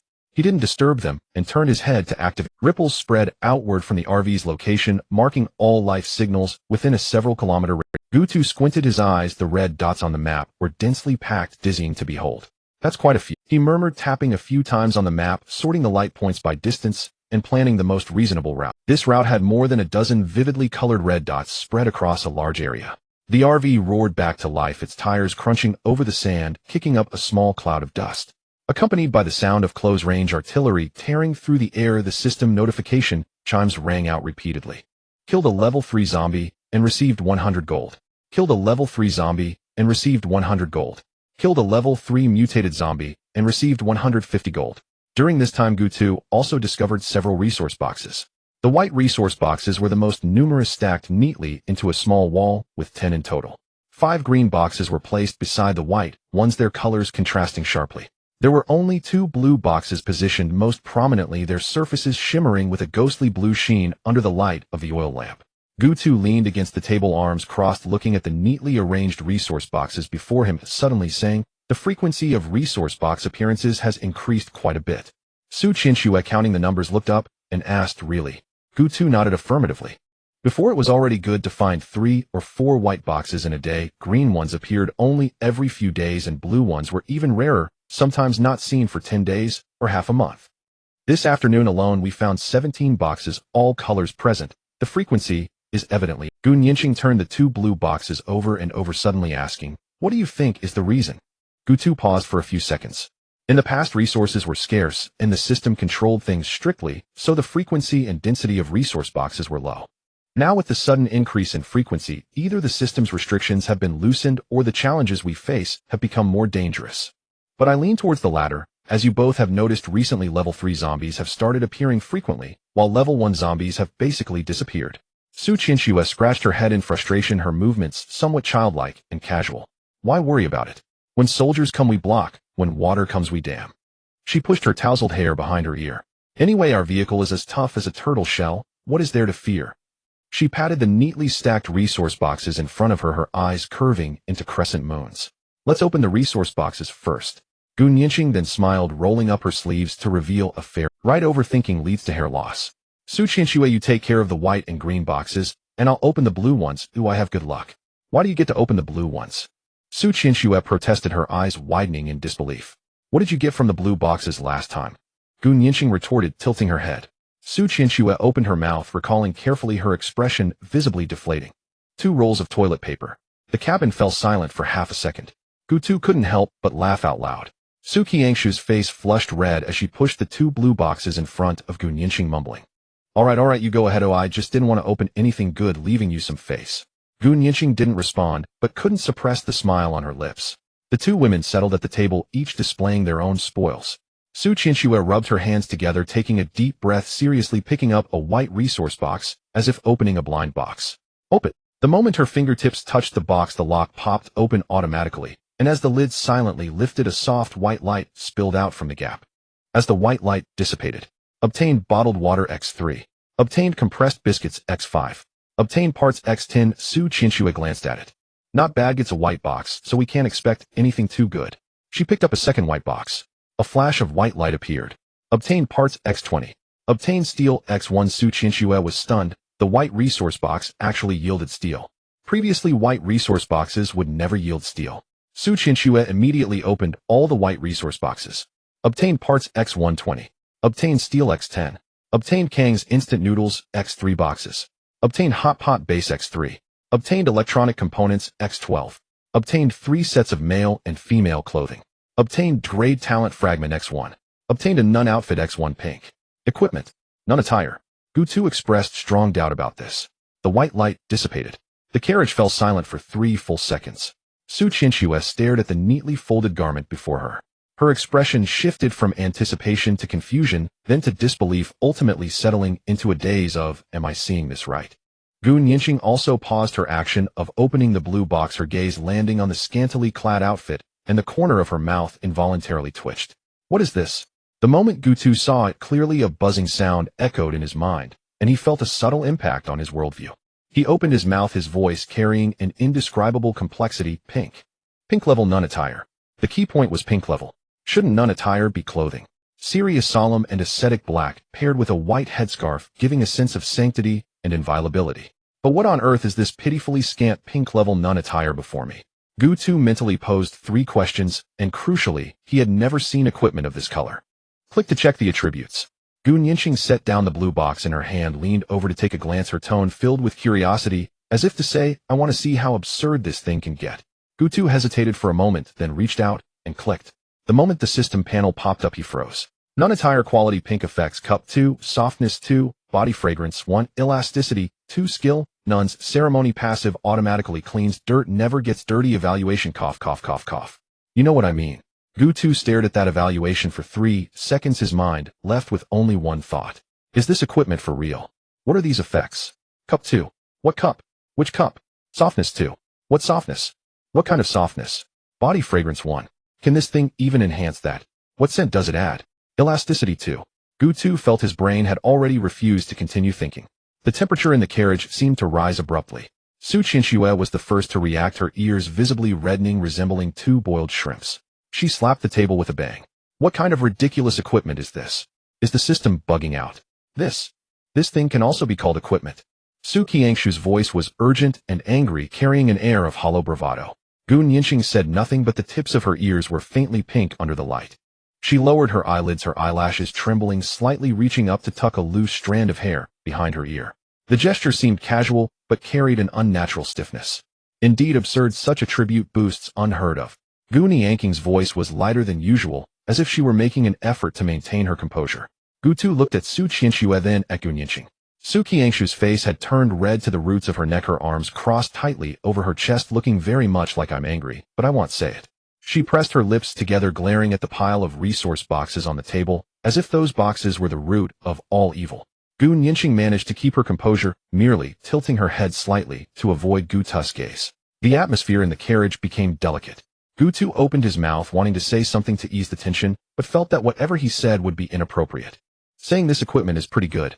Wouldn't that be asking for trouble? Saying this equipment is quite absurd. That would make him seem pretentious. In the end, he chose silence, quietly picking up the pink nun attire from the table. The texture was unexpectedly soft, like holding onto a cloud. Then, without changing his expression, he stored it in his spatial ring. The motion was swift and decisive, seamless. Su Qianxue noticed this action, her eyes flickering, her lips moving as if she wanted to say something, but swallowed it back. Gu Nianqing finally spoke, her voice returning to its usual coldness. You really put it away. Equipment is equipment, no matter how absurd the attributes are there. What if it comes in handy later? Gu too remained impassive. What are these attributes? Who would use them? Su Qianxue glared at him. No one would use them, just keeping it as a collectible. Gu too quickly changed his tune. Su Qianxue snorted, not pursuing the matter further. However, the blush on her face had not completely faded, adding a rare touch of vividness to her otherwise delicate features. Gu Nianqing said nothing more, lowering her head to open the green resource box. Gu too glanced at the profile of Gu Nianqing, whose exquisite side face reminded him of those 5 words in the system evaluation. You know what I mean? I don't understand. Gu too silently murmured in his heart. I truly don't understand. He instinctively stole a glance at the neatly folded pink nun attire in his spatial ring, then quickly withdrew his gaze. Gu Nianqing opened the green resource box. Emerald light surged from the box, illuminating her face. Gained 2,000 universal bullets, gained 5 universal fuels, gained 3 C-class talent fragments, gained 3 Molotov cocktails, gained 30 steel, gained 300 parts, gained intermediate armor-piercing chip. Not bad, still acceptable. After all, this was just a green resource box. Higher grade items couldn't be obtained from it. With 2 blue resource boxes left, Gu Nianqing directly opened them in one go. The blue light was much richer than that of the green resource box, spilling out like the color of the deep sea from the box, carrying a cold and high-end texture. Gained 200 steel, gained 30 armor steel, gained 800 parts, gained 1 low-level core component, gained 1 vehicle modification card, gained 20 large meal gift packs, gained 1 treasure map fragment. Gutu's eyes brightened. He unexpectedly obtained armor steel. There was also a low-level core component which was needed for upgrading vehicles to the 4th tier. With the treasure map fragment just obtained, he already had 3, lacking only the last one. Gutu handed the steel to Gu Nianqing, asking her to combine it into armor steel. Gutu then opened the information panel for the vehicle modification blueprint. This item required a whopping 9999 gold coins to purchase in the Qingchuan service area's shop. It is evident how precious this item is.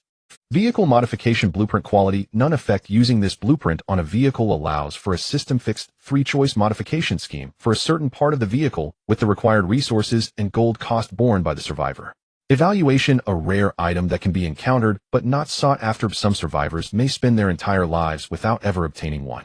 Gutu gazed at the coldly glowing modified blueprint in his hand, still savoring the system's earlier evaluation in his mind. A rare item that is fated to be encountered but cannot be sought. Some survivors may spend their entire lives without ever obtaining one. Spending an entire life. Then having unlocked this one, could it be that his luck was a bit excessive? He glanced at the pink nun's outfit in his spatial ring, then looked back at the blueprint in his hand. Something about today's aesthetic and luck curve of the system's resource distribution felt peculiar. The good items were extraordinarily good, and the strange items were bizarrely strange. Su Qinxue leaned closer, the blush on her face having faded significantly, restoring her usual cool demeanor. What are you dazed about? This vehicle modification blueprint is a great item. Are you not planning to use it? Of course I will use it. Gutu snapped back, his gaze landing on the black modified vehicle parked at the front of the compartment. That was his old companion from the journey, its body still bearing the scars and dents left from several zombie-tied breakthroughs. Gutu reached out and patted the door, the metal emitting a dull sound as if in response. Old buddy, let's give you a modification. He opened the usage interface for the vehicle modification blueprint. Detected available vehicle armed RV. Would you like to use the vehicle modification blueprint? Without hesitation, Gutu clicked yes. The blueprint transformed in his hand into a flurry of tiny light particles like fireflies blown away by the wind, fluttering towards the RV. The light particles landed on the vehicle's body, gliding along every line and edge as if performing some mysterious ritual for the vehicle. The three individuals inside the compartment fell silent, watching this scene unfold. Su Qiangshu's eyes widened slightly, her eyelashes casting delicate shadows in the blue and white light. Gu Nianqing also paused her actions, turning her face to look at the vehicle, her pupils reflecting the flowing light.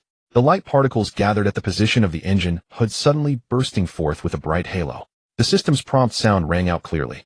Vehicle modification blueprint activated. Please choose one option from the following three modification plans. The holographic projections of the three options floated in the air, each accompanied by detailed parameters and required modification resources.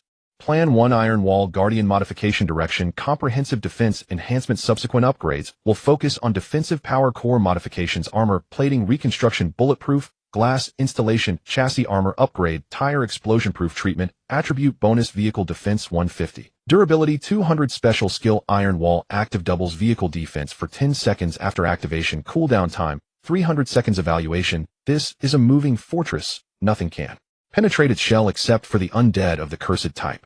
Drawback: the vehicle is relatively heavy, slow, and has poor power. Vehicle LV.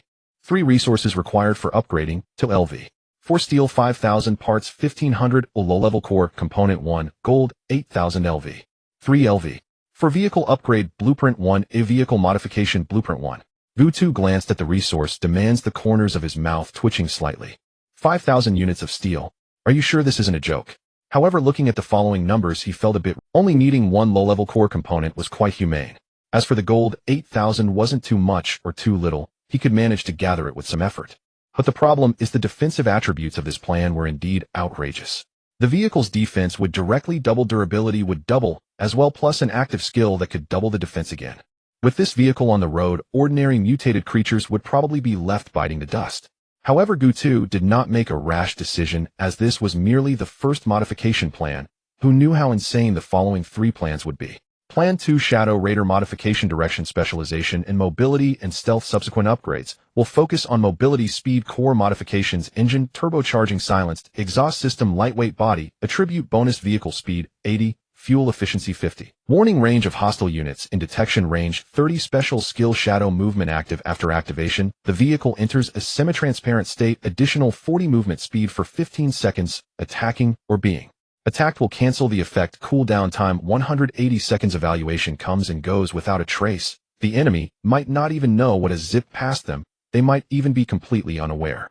Drawback: low defense. Although fast, the fuel consumption is extremely high. It is recommended to use universal fuel. Vehicle LV. 3 resources required for upgrading to LV.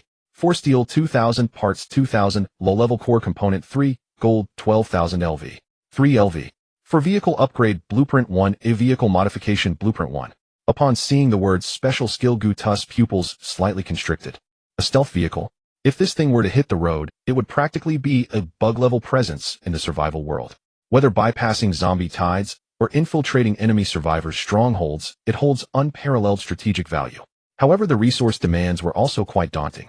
12,000 in gold plus 3 low-level core components.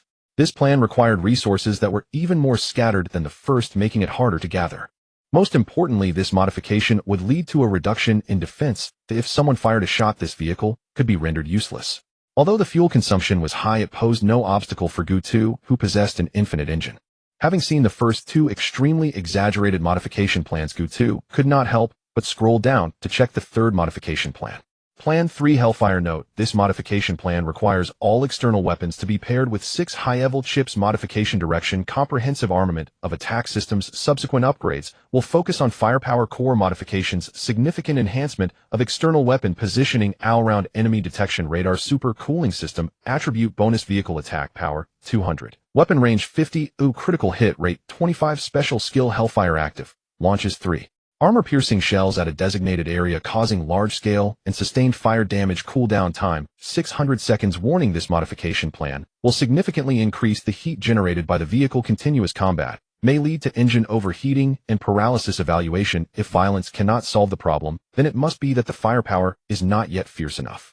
This vehicle will make you redefine the term fear of insufficient firepower.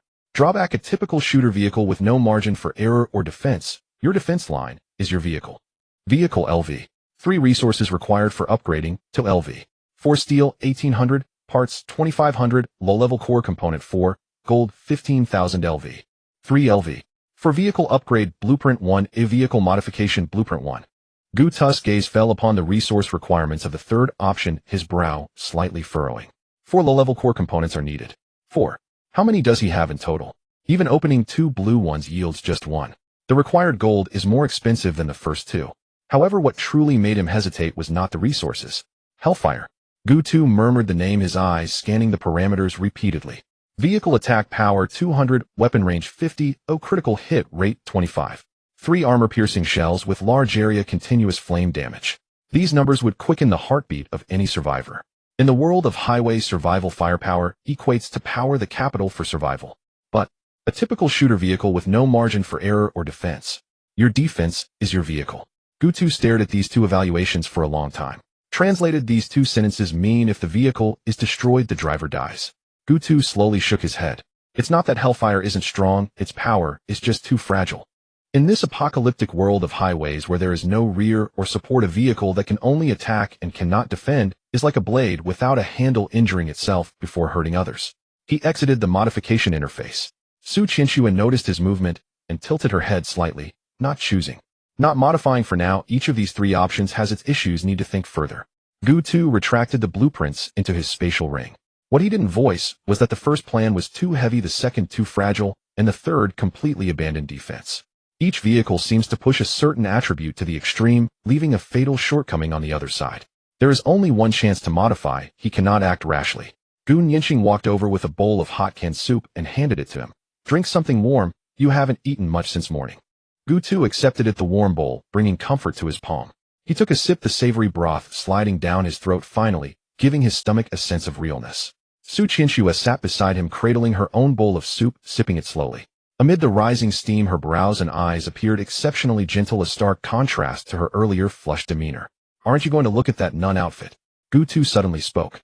Su Qinshuan nearly choked, looking up to glare at him, her ears turning a faint pink. Are you doing this on purpose? Doing what on purpose? Never mind, keep that outfit for yourself. Oh, I have no use for it. Su Qinshuan turned her face away, placing the soup bowl aside. Gu Nianxing observed the 2, a subtle smile, curving her lips, not intervening. The cabin fell silent for a moment, only the sound of spoons clinking against bowls could be heard. Gu2 finished his soup, set the bowl down, and took out 6 high-level chips from his spatial ring. The 6 chips spread across his palm, each emitting a different hue of soft light, reflecting in his pupils like 6 tamed stars. Where do you plan to install them? Su Qinshuan noticed his actions and turned back. On the Thunder God heavy sniper rifle. Gu2 stood up and walked to the weapon rack at the back of the cabin, taking down the pitch-black heavy sniper. The gun felt heavy, the cold metal sensation spreading from his fingertips throughout his body. He had actually planned to install this gun on the external weapon mount, but had temporarily given up due to the lack of chips. However, now the chips were complete. He opened the weapon modification interface and sequentially embedded the 6 chips into the slots of the Thunder God Heavy Sniper. The moment the chips settled, a series of glowing patterns lit up along the gun's body, as if some ancient runes were being illuminated one by one. 6 different colors of light intertwined, then suddenly converged, all sinking deep into the gun's body. A system prompt followed. The Thunder God Heavy Sniper has been equipped with 6 high-level chips. The current weapon can now be classified as an external weapon and can be installed on the vehicle's external weapon mount. Please select the installation position. There are 3 external weapon mounts arranged in a triangular pattern on the roof of the vehicle. Position 1 is at the front of the roof, position 2 is in the center, and position 3 is at the back. Currently, position 1 has a closed defense cannon installed, and position 3 has a dual-barrel machine gun. Only position 2 lacks an external weapon. Gutu hesitated not at all and directly dragged the Thunder God Heavy Sniper to position 2. The Thunder God Heavy Sniper has been installed on the external weapon mount. To the splendid Thunder God Heavy Sniper magazine, unlimited durability, unlimited range, 4,000 meters modification chips, unlimited firepower, unlimited durability, ultra-long range, super lightweight, super armor-piercing, super silencing, unlimited cooling, special explosion. Evaluation: a perfect execution weapon. Each hit causes a devastating explosion effect. It is the ultimate killing tool born for finishing battles. Gutu looked at the system prompt, a slight smile curling at the corner of his mouth.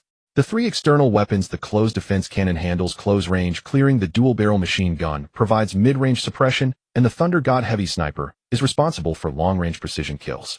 With a 3-tiered firepower coverage of close, mid, and long ranges, any enemy that approaches must be weighed carefully. Finished. Gu Nianqing walked over, her gaze falling towards the roof. Though separated by a steel plate, nothing could be seen. Finished. Now our firepower is fully maxed out. Gutu closed the operation interface and clapped his hands. Su Qianxue was about to say something when her gaze suddenly sharpened. 3 o'clock direction, about 7 kilometers away, there are 3 blue resource boxes. Her speech was slightly faster than usual. One of them is in an abandoned truck on the shoulder of the road. The other 2 are buried under the rubble of the roadbed, probably covered by a car accident. Gutu glanced at her. This is the power of intelligence talent. It's not perception, not detection, but directly knowing where resources are, knowing where dangers lie, knowing what the enemy is unaware of. Let's go take a look. He returned to the driver's seat, the engine roaring as he turned the direction. The 7-kilometer journey would take just a minute on the highway. The first resource box was practically a freebie, a van overturned by the roadside with the cargo door half open and the blue box stuck between the shelves. Gutu pulled it out with one hand and tossed it directly into the spatial ring.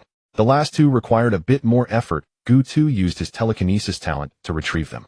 Back in the vehicle, Gutu lined up the 3 blue resource boxes in the center of the cabin.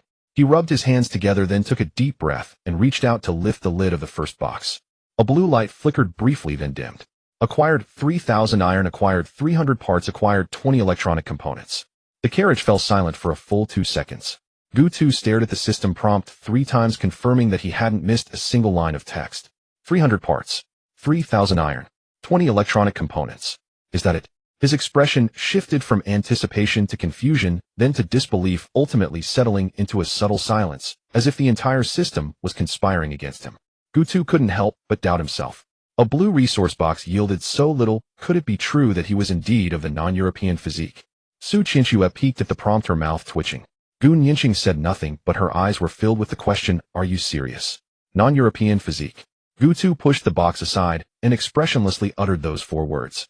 He looked at his palm, turning it over and back again, as if confirming whether his hands were cursed by some misfortune. Su Qianxue finally couldn't hold back, letting out a light laugh, then quickly covering her mouth with the back of her hand. "What are you laughing at?" Gutu turned his head. "I'm not laughing." Su Qianxue's voice came from behind her, fingers muffled, yet with a noticeable upward inflection at the end. "You clearly are laughing. I just think. Your luck is indeed quite unique. Opening a blue box to get parts and iron is something most people truly can't achieve." Su Qianxue lowered her hand, her lips still curved. Gutu opened his mouth, only to find himself unable to retort. He fell silent for 2 seconds, and pushed the other 2 blue resource boxes in front of the 2 women. "You 2 open them." Su Qianxue was taken aback. "Are you sure?" Guta's tone was firm. "I'm sure. The things I opened were so disappointing that instead of wasting resources, it's better to let someone else try. Which of you 2 will go first?" Gu Nianqing and Su Qianxue exchanged glances. "He'll do it." Gu Nianqing stepped forward, her slender fingers resting on the lid of the second box. She didn't rush to open it, but turned her head to glance at Gutu, seemingly confirming his intent. Gutu nodded. The box lid was lifted. The blue light was far brighter than that of the previous box, spilling out from the seams of the box and casting a cold glow on the walls of the carriage. Acquired enemy radar 1, acquired military first aid kit 4, acquired precision parts 20. Gu Nianqing held the enemy radar, her face beaming with pride as she said see. Gu took a look at the attributes, his eyes immediately lighting up. Enemy radar quality none effect automatically scans for hostile units within the firing range of external weapons and marks them for locked attacks. Evaluation no grade, but irreplaceable. The standard configuration for vehicle weapons. This item's value was certainly several levels above the pile of parts and iron he had just received. With this item, he wouldn't even need to control the attack direction of the external weapons. He could directly lock onto surrounding enemies. It's my turn now, it's my turn. Su Qianxue reached for the third box, her movements significantly quicker than Gu Nianqing's. The lid sprang open and the blue light brightened once more. But this time a faint purple hue emerged within the blue light. Both women froze simultaneously. Gu also paused. Purple. Su Qianxue blinked, confirming she wasn't mistaken. The purple light floated up from the depths of the box like a treasure finally surfacing from the bottom of the water. Acquired special item sublimation card 1, acquired armored steel plate 10, acquired medical kit 3, acquired vehicle temperature control device 1. The three people in the carriage fell silent simultaneously. Gu felt a bit dazed for a moment. How could these two women have such incredible luck? He looked down at the pile of things he had opened. 3,000 iron, 300 parts, 20 electronic components. He raised his gaze to glance at the enemy radar in Gu Nianqing's hand, then at the fading purple light in front of Su Qianxue. An indescribable emotion surged within his chest. It wasn't quite jealousy, but there was definitely some frustration. 3,000 iron. It sounded like a lot, but in reality, it was of no use. If it were someone else, this whole box would essentially be a pile of useless scrap. But who opens a blue resource box to obtain basic iron materials? One could just go to a junkyard and dismantle a couple of cars to get that. However, Gutu's gaze flickered slightly. In his team, there was a person with unlimited synthesis talent. What others saw as a pile of scrap iron in his hands was a solid 30 units of armored steel. What others needed a large quantity of low-level materials to gradually synthesize into high-level materials he could directly convert as long as he had enough material. Thinking this way, it didn't seem so bad after all.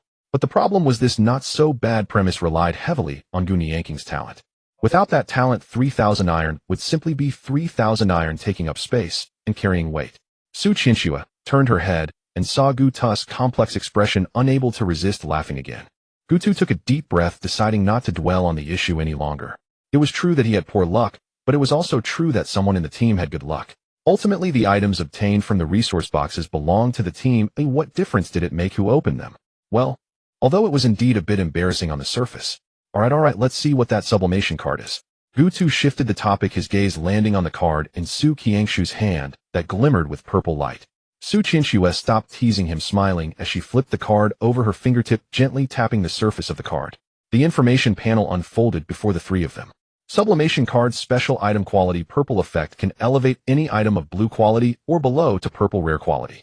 Usage limitations limited to item class entities, cannot be applied to vehicle bodies, talents, or skills. Gutu's eyes narrowed. Purple items. In the item grading of the post-apocalyptic survival world, purple is above blue. Blue is considered precious at this stage, while purple is truly rare. And now they had a card that could elevate any item to purple in their hands. What did this mean? It meant they could access a power that was originally only available at a later stage. Have you thought about what to do with this thing? Gutu looked at Su Qianxue. Su Qianxue shook her head, handing the card to him. You hold on to it for now. This thing is high value when used well, but right now, there doesn't seem to be anything particularly worth sublimating. Gutu took the sublimation card, quickly running through all the blue items he currently held in his mind, only to find nothing suitable. You're right, let's keep it for now, and use it when we come across something appropriate. Su Qianxue took out another item. The vehicle temperature control device. The vehicle-mounted temperature control system automatically adjusts the internal temperature to maintain a comfortable range for the human body, resisting extreme external temperatures with a maximum tolerance of 70 C and a minimum of 50 C. Review: don't you have air conditioning? Yes, but air conditioning will fail in a blizzard at -40 degrees, whereas this will not. Gutu finished reading the last word, his eyes shining brightly. Not in a casual, not bad way, but in a way that suggested he almost missed something extraordinary. His pupils slightly dilated. What's wrong? Su Qianxue, noticing his significant change in expression, leaned over with curiosity. Gutu remained silent, directly pushing the information panel in front of her. After reading, Su Qianxue was momentarily stunned. Is the description of this thing mocking? It's not mocking, it's the truth. Gutu's voice was filled with an uncontainable excitement. He turned around looking at the dashboard of his RV. The original air conditioning system was indeed sufficient under normal circumstances, providing both cooling and heating. For someone fleeing for survival, this configuration was already at a luxury level. But the problem is this world never follows logic. This road survival world has deserts and rainforests. Who knows if this cursed place will experience extreme weather? By then will the original air conditioning still hold up? I need to install this thing. Gu Tu's tone was resolute. Gu Nianqing walked over, glanced at the attributes of the temperature control system, and nodded. It's indeed useful. If high temperatures arise, this thing is a lifesaver. It's not just about survival, it's about quality of life. Su Qianxue chimed in, a slight smile appearing at the corners of her mouth. She was right. Surviving is one thing, living without suffering is another. While others drive in 40-degree heat, drenched in sweat, they can sip cool water and enjoy the gentle, consistent breeze inside the cabin.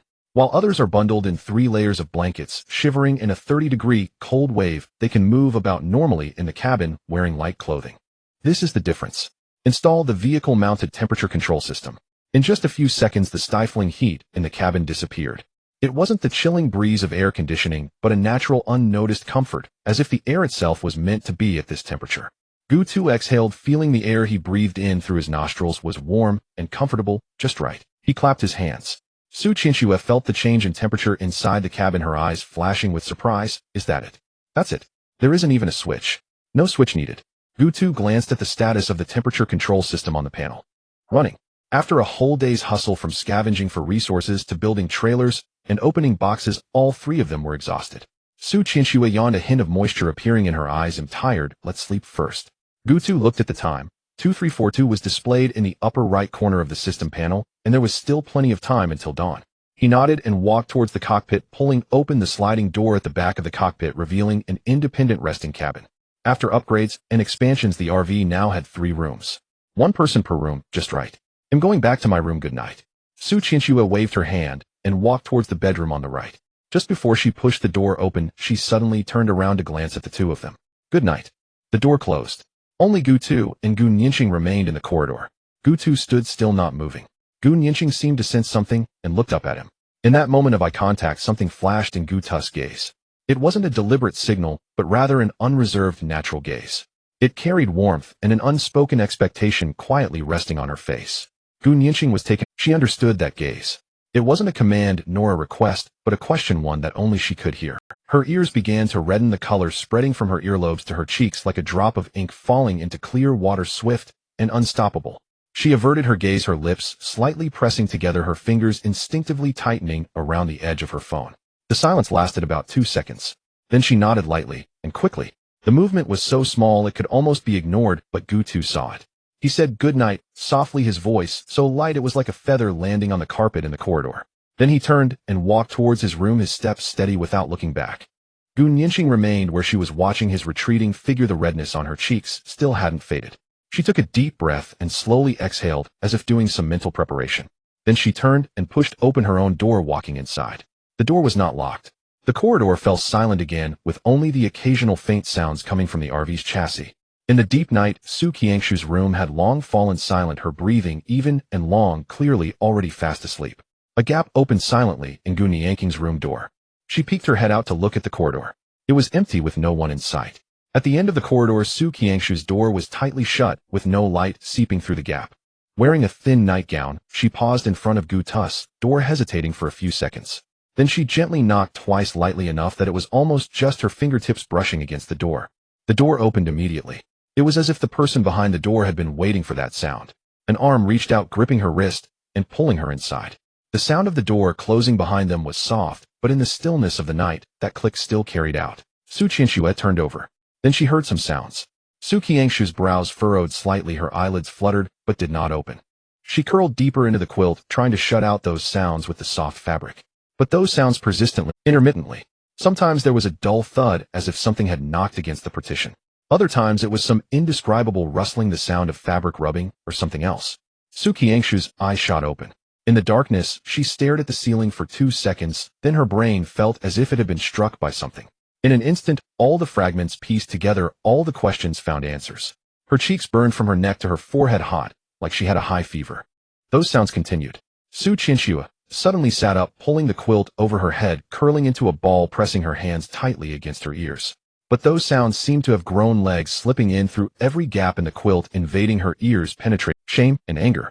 This term she had only read in novels before, but today she finally experienced what it meant to be overwhelmed by shame and anger. Su Qinxue buried her head under the blanket, tightly covering her ears. I can't hear anything. I can't hear anything. I can't hear a thing. Su Qinxue wrapped the blanket tighter around herself, curling up like a puffed-up cat, her ears red to the point of almost bleeding. She closed her eyes, ordering herself to sleep, but her ears were uncontrollable, constantly picking up the faintest sounds. This night was destined to be sleepless. The next day, daylight broke. Sunlight squeezed through the curtain seams, casting a thin beam of light on the floor of the vehicle. Gu Nianqing woke up. Her first reaction upon opening her eyes was not to check the time or her phone, but to frown. Her whole body felt like it had been run over by a truck. No, it felt like a tank. She attempted to move her arm, and a wave of soreness surged through her shoulder, causing her to involuntarily gasp. Her waist ached, her legs felt weak, and even her fingers carried an indescribable sense of fatigue. Turning her head, she saw Gu Tu still asleep beside her. His breathing was steady and serene, his expression exuding a deep sense of contentment, resembling a well-fed big cat. Gu Nianqing stared at his face for 3 seconds. Then she stretched out her foot and lightly nudged his calf. Gu Tu woke up. His reaction was swift, his eyes opened wide and clear, showing no signs of confusion. He looked at Gu Nianqing, about to say something, when he heard her mutter a curse. Beast. The voice was not loud, but the pronunciation was clear, each syllable laced with genuine anger. Gu Tu blinked. Gu Nianqing pulled the blanket over herself and turned away from him, the exposed nape of her neck and ear tips flushed bright red. Her voice came from behind the blanket, muffled, "You dog." Gu Tu opened his mouth to say something, but seeing her like that, he swallowed his words. He rubbed his nose, his lips involuntarily curling into a slight smile. In the hallway, Su Qinxue pushed open the door and stepped out, her steps unsteady with dark circles under her eyes, as if someone had dabbed them with a brush. Her gaze was vacant. Not the dazed state of someone just waking up, but the kind of emptiness that came from a whole night, without sleep, her pupils unable to refocus. She walked into the living area, poured herself a glass of water, lifted it to her lips, and stared blankly out at the road outside. Gu Nianqing walked over from the hallway. She had changed into a high-neck outfit, fastening the top button. Su Qinxue remained silent. Gu Nianqing also said nothing. The two women sat facing each other, the air so quiet one could hear the sound of their breathing. Then Su Qinxue spoke, her voice calm, unlike someone who hadn't slept all night. "How did you sleep last night?" Gu Nianqing paused in her action of lifting the cup, then casually replied, "Not bad." "Really? I didn't sleep well." Su Qiangshu's tone showed no fluctuation. Gu Nianqing's fingers tightened slightly. It seemed like there were some noises intermittent that went on until very late. Su Qinxue continued, her gaze fixed on the cup of water, not looking at Gu Nianqing. The temperature in the vehicle seemed to drop a few degrees. Gu Nianqing's ears began to redden again. Just as she was about to speak, Gu Tu emerged from the hallway. He appeared to be in great condition, refreshed and sprightly, his steps steady, a stark contrast to Su Qiangshu's haggard face. He noticed Su Qiangshu's dark circles and paused for a moment. "Did you not sleep well last night?" Su Qinxue glanced at him, her eyes containing a complex mix of emotions. Shame, indignation, helplessness, and a hint of murderous intent. Gu Tu keenly sensed the tension in the atmosphere and wisely chose not to press further. He sat down across from Gu Nianqing, his gaze scanning between the two women, then very wisely chose to remain silent. The silence lasted about 5 seconds. A voice suddenly rang out. The voice was devoid of emotion, without any rise or fall in tone. Yet it pierced through everything, breaking through the metallic shell of the vehicle, penetrating each person's eardrum and reaching the deepest parts of their consciousness. System announcement: congratulations to all survivors for safely passing 5 days. The map is now open. Starting today, the road will be devoured by the void at a speed of 200 kilometers per hour. All survivors are requested to head to the safe area, which has been marked. Repeating. The system repeated the announcement once more. The vehicle fell silent for a full 2 seconds. The three of them simultaneously looked out the window. At the end of the road, something was spreading from the horizon. It was neither night nor dark clouds, but an absolute pure void. It devoured light, space, and all existence. It was surging toward them, not fast, but visible to the naked eye. 200 kilometers per hour. This speed was comparable to that of an ordinary fourth-tier vehicle. While Su Qinxue and Gu Nianqing were still processing the system announcement, Gu Tu had already opened the map. A massive region map materialized in the air. The safe area was marked in striking green, resembling an irregular shape. Gu Tu squinted to take a look, then froze in place. On the map, the vehicle symbol representing their RV was separated from that green area by a vast expanse of gray, almost endless. The system kindly marked a number. 6,300 kilometers. Precise to the unit. Meanwhile, another color was spreading across the map. It was black, pure and dense black, eroding inward from the edge of the map, spreading like ink dropped into clear water, the rate of diffusion horrifyingly visible. Gutu stared at that black boundary line, glanced at the position of the blue light dot. He suddenly felt a bit unreal. The distance to the black boundary was marked as less than 300 kilometers. 300 kilometers. At the devouring speed of 200 kilometers per hour mentioned in the announcement, that void could catch up to them in an hour and a half. Gutu took a deep breath and glanced again at the trajectory lines surrounding the blue light dot. That was the route they had traveled over the past 5 days, a dense tangle of lines drawing a huge, chaotic, meaningless circle on the map. 5 days. Thousands of kilometers. It seemed they had been circling around on this road which was about to be swallowed by the void.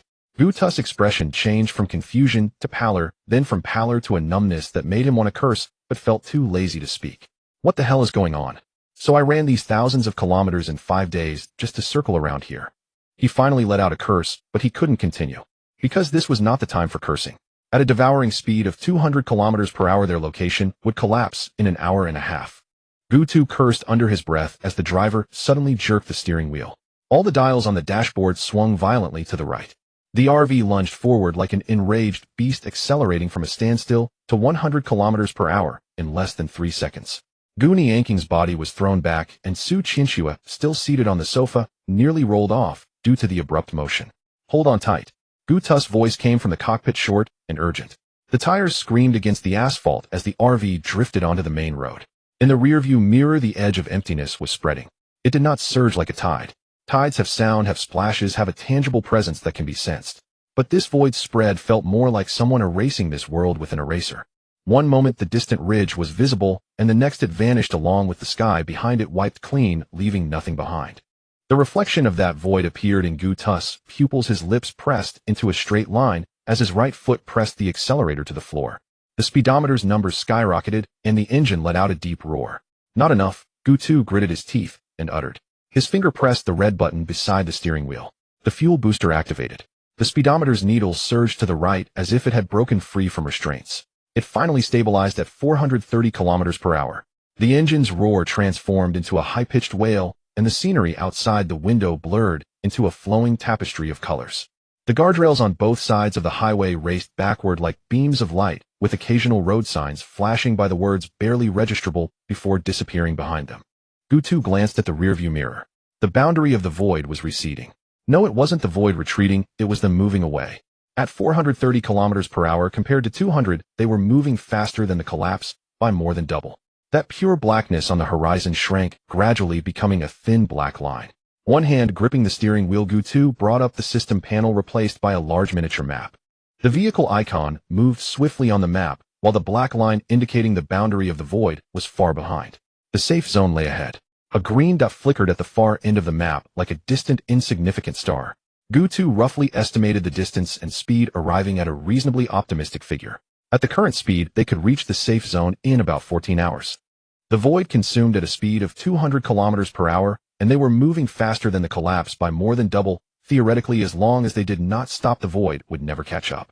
Of course, this was under the condition that the road conditions remained this good.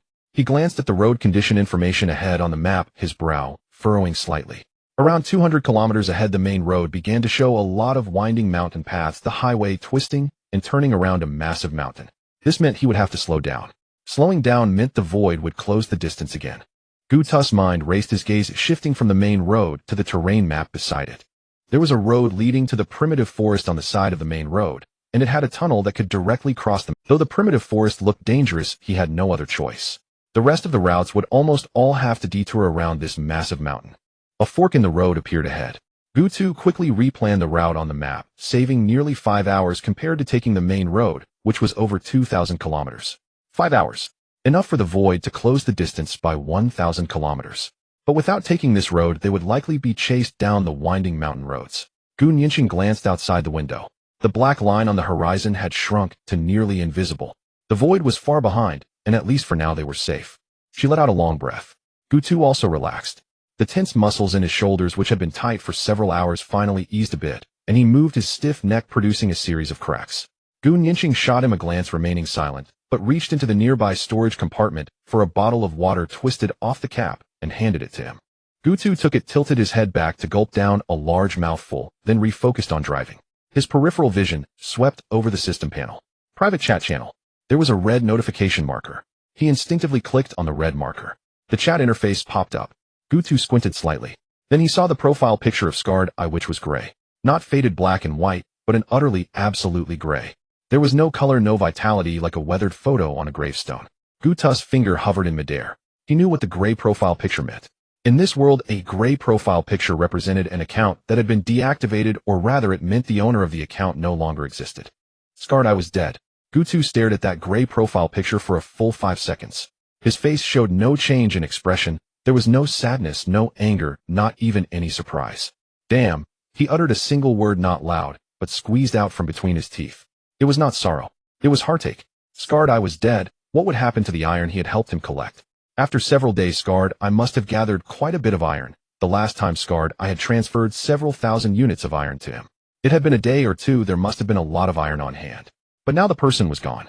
The iron was gone. Gutu felt his temples throb. He hadn't thought of this situation. In this world, death was a norm. Gray avatars refreshed daily.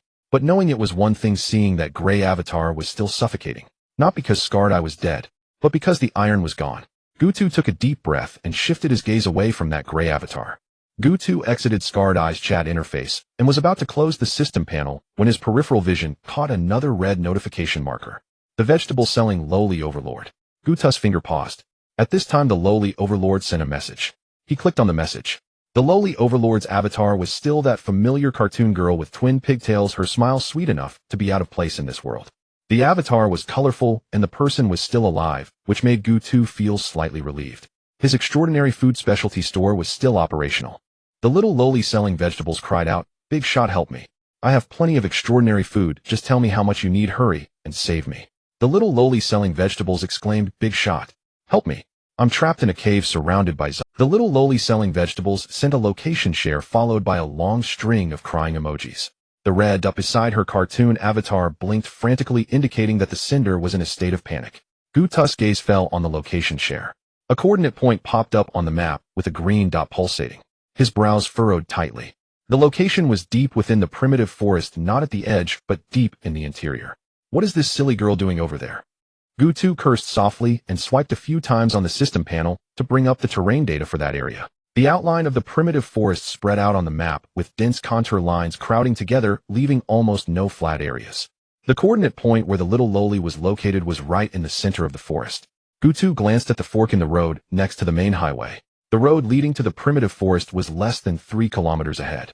The sign read Primitive Forest Protection Area with faded letters, as if it hadn't been maintained in a long time. He took a deep breath, turned the steering wheel, and the RV veered onto that fork in the road. The moment he entered the primitive forest, the change in light was most pronounced. Tall trees obscured the sky, their crowns interwoven together. Sunlight leaked through the gaps, casting mottled shadows on the vehicle. The vegetation on both sides of the road grew denser, with shrubs nearly spilling onto the pavement and vines dangling from branches like green curtains. Gutu had to reduce his speed. He glanced at the rearview mirror. The boundary of the void had turned back into a clear black line on the horizon. With the speed slowing down, the void was closing in. But right now he couldn't worry about that. Gutu's gaze fell on the vehicle radar, his pupils slightly constricting. The radar screen was filled with red dots. Second-tier zombies, third-tier zombies everywhere. Gutu's brows tightened further. What truly changed his expression was the appearance of several light dots at the edge of the radar. There were 4 red dots indicating fourth-tier zombies. Fourth-tier zombies. Gutu tapped his finger on the steering wheel, muttering something under his breath. Fourth-tier zombies were not to be trifled with. His third-tier RV could withstand a few fourth-tier zombies without issue. But if there were too many, or if he were surrounded, it would be a different story. Just as he was contemplating, new changes appeared on the radar. 1 foraying red dot. No, wait. It wasn't foraying. It was fivering. It was a 5th-tier zombie. Gutu's face went completely dark. A 5th-tier zombie. This place was far from an ordinary primitive forest. It was clearly a forbidden zone. Even 5th-tier vehicles would struggle here. No one even published information about 5th-tier zombies in the chat channels. His 3rd-tier RV, while having defensive capabilities comparable to 5th-tier vehicles, did not mean it could match the levels of both. Ordinary 5th-tier vehicles could only withstand 4th-tier zombies at most. To withstand 5th-tier zombies, one would need a 6th-tier vehicle or a 5th-tier enhanced vehicle. But in front of a 5th-tier zombie, even his enhanced 3rd tier was somewhat lacking. Gutu's mind raced quickly. He glanced at the coordinate of the little lowly, then at the dense light spots on the radar, and finally, at the slowly approaching black line on the horizon. He was trapped with no way out. Behind him was the void where entering meant certain death. However, he had already wasted quite a bit of time on this road, but once he returned to the main highway, he likely wouldn't make it back to the safe zone. Ahead lay the forbidden zone, where entering could also lead to annihilation. But at least there was a slim chance of survival within the forbidden zone. Gutu took a deep breath and pulled his gaze away from the dense light spots on the radar. He made a decision to cut through this damned primitive forest. But before that, he needed to make the RV strong. Nianqing Qianxue, come here for a moment. Gutu wasted no time and directly assigned tasks. Nianqing opened the trading channel and find people from various teams using our gold to buy a large amount of iron.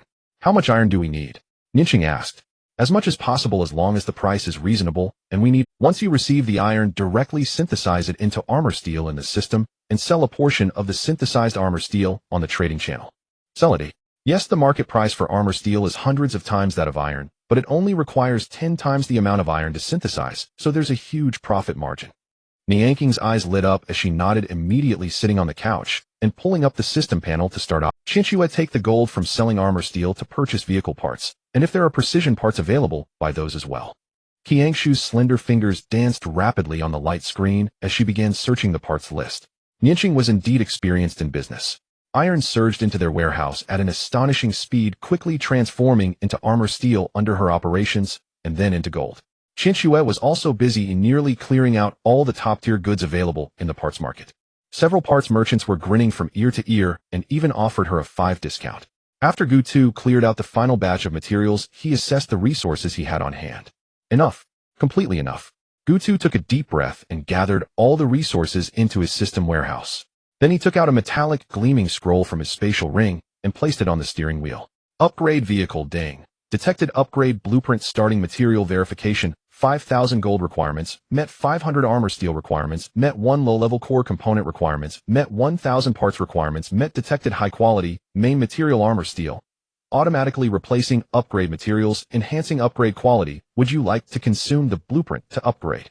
Yes. The upgrade light curtain instantly filled the entire cockpit, and the RV shook violently, the engine emitting a deep rumble. It was as if some ancient beast was opening its eyes in the darkness.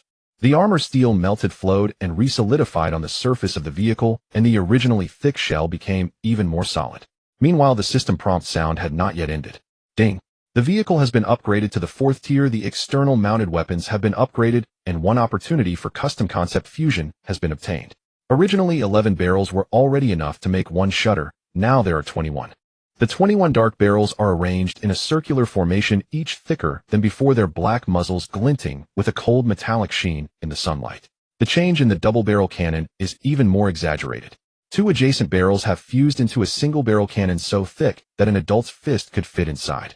The cannon body has nearly doubled in length, extending out from the roof like the fangs of a gigantic beast. The transformation of the Thunder God sniper rifle is the most understated.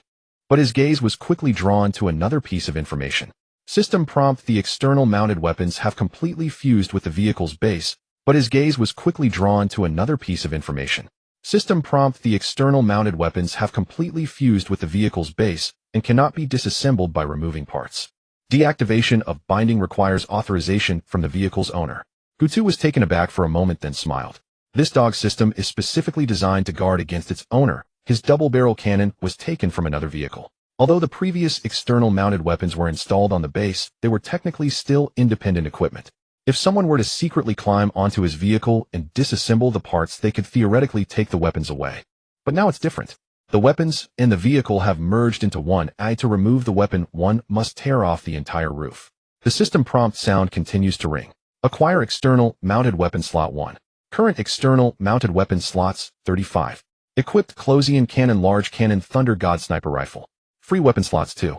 At this moment, Su Qianxue ran over cheerfully, saying, "Guga, look at what I got from the trading channel." Guta's eyes instantly lit up. Flamethrower.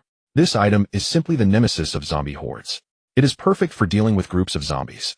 Gu Nianqing interjected, knowing that you currently have vacancies for external mounted weapons. Qianxue directly bought this thing and also purchased 6 advanced chips, which have already been installed for you to directly equip as external mounted weapons.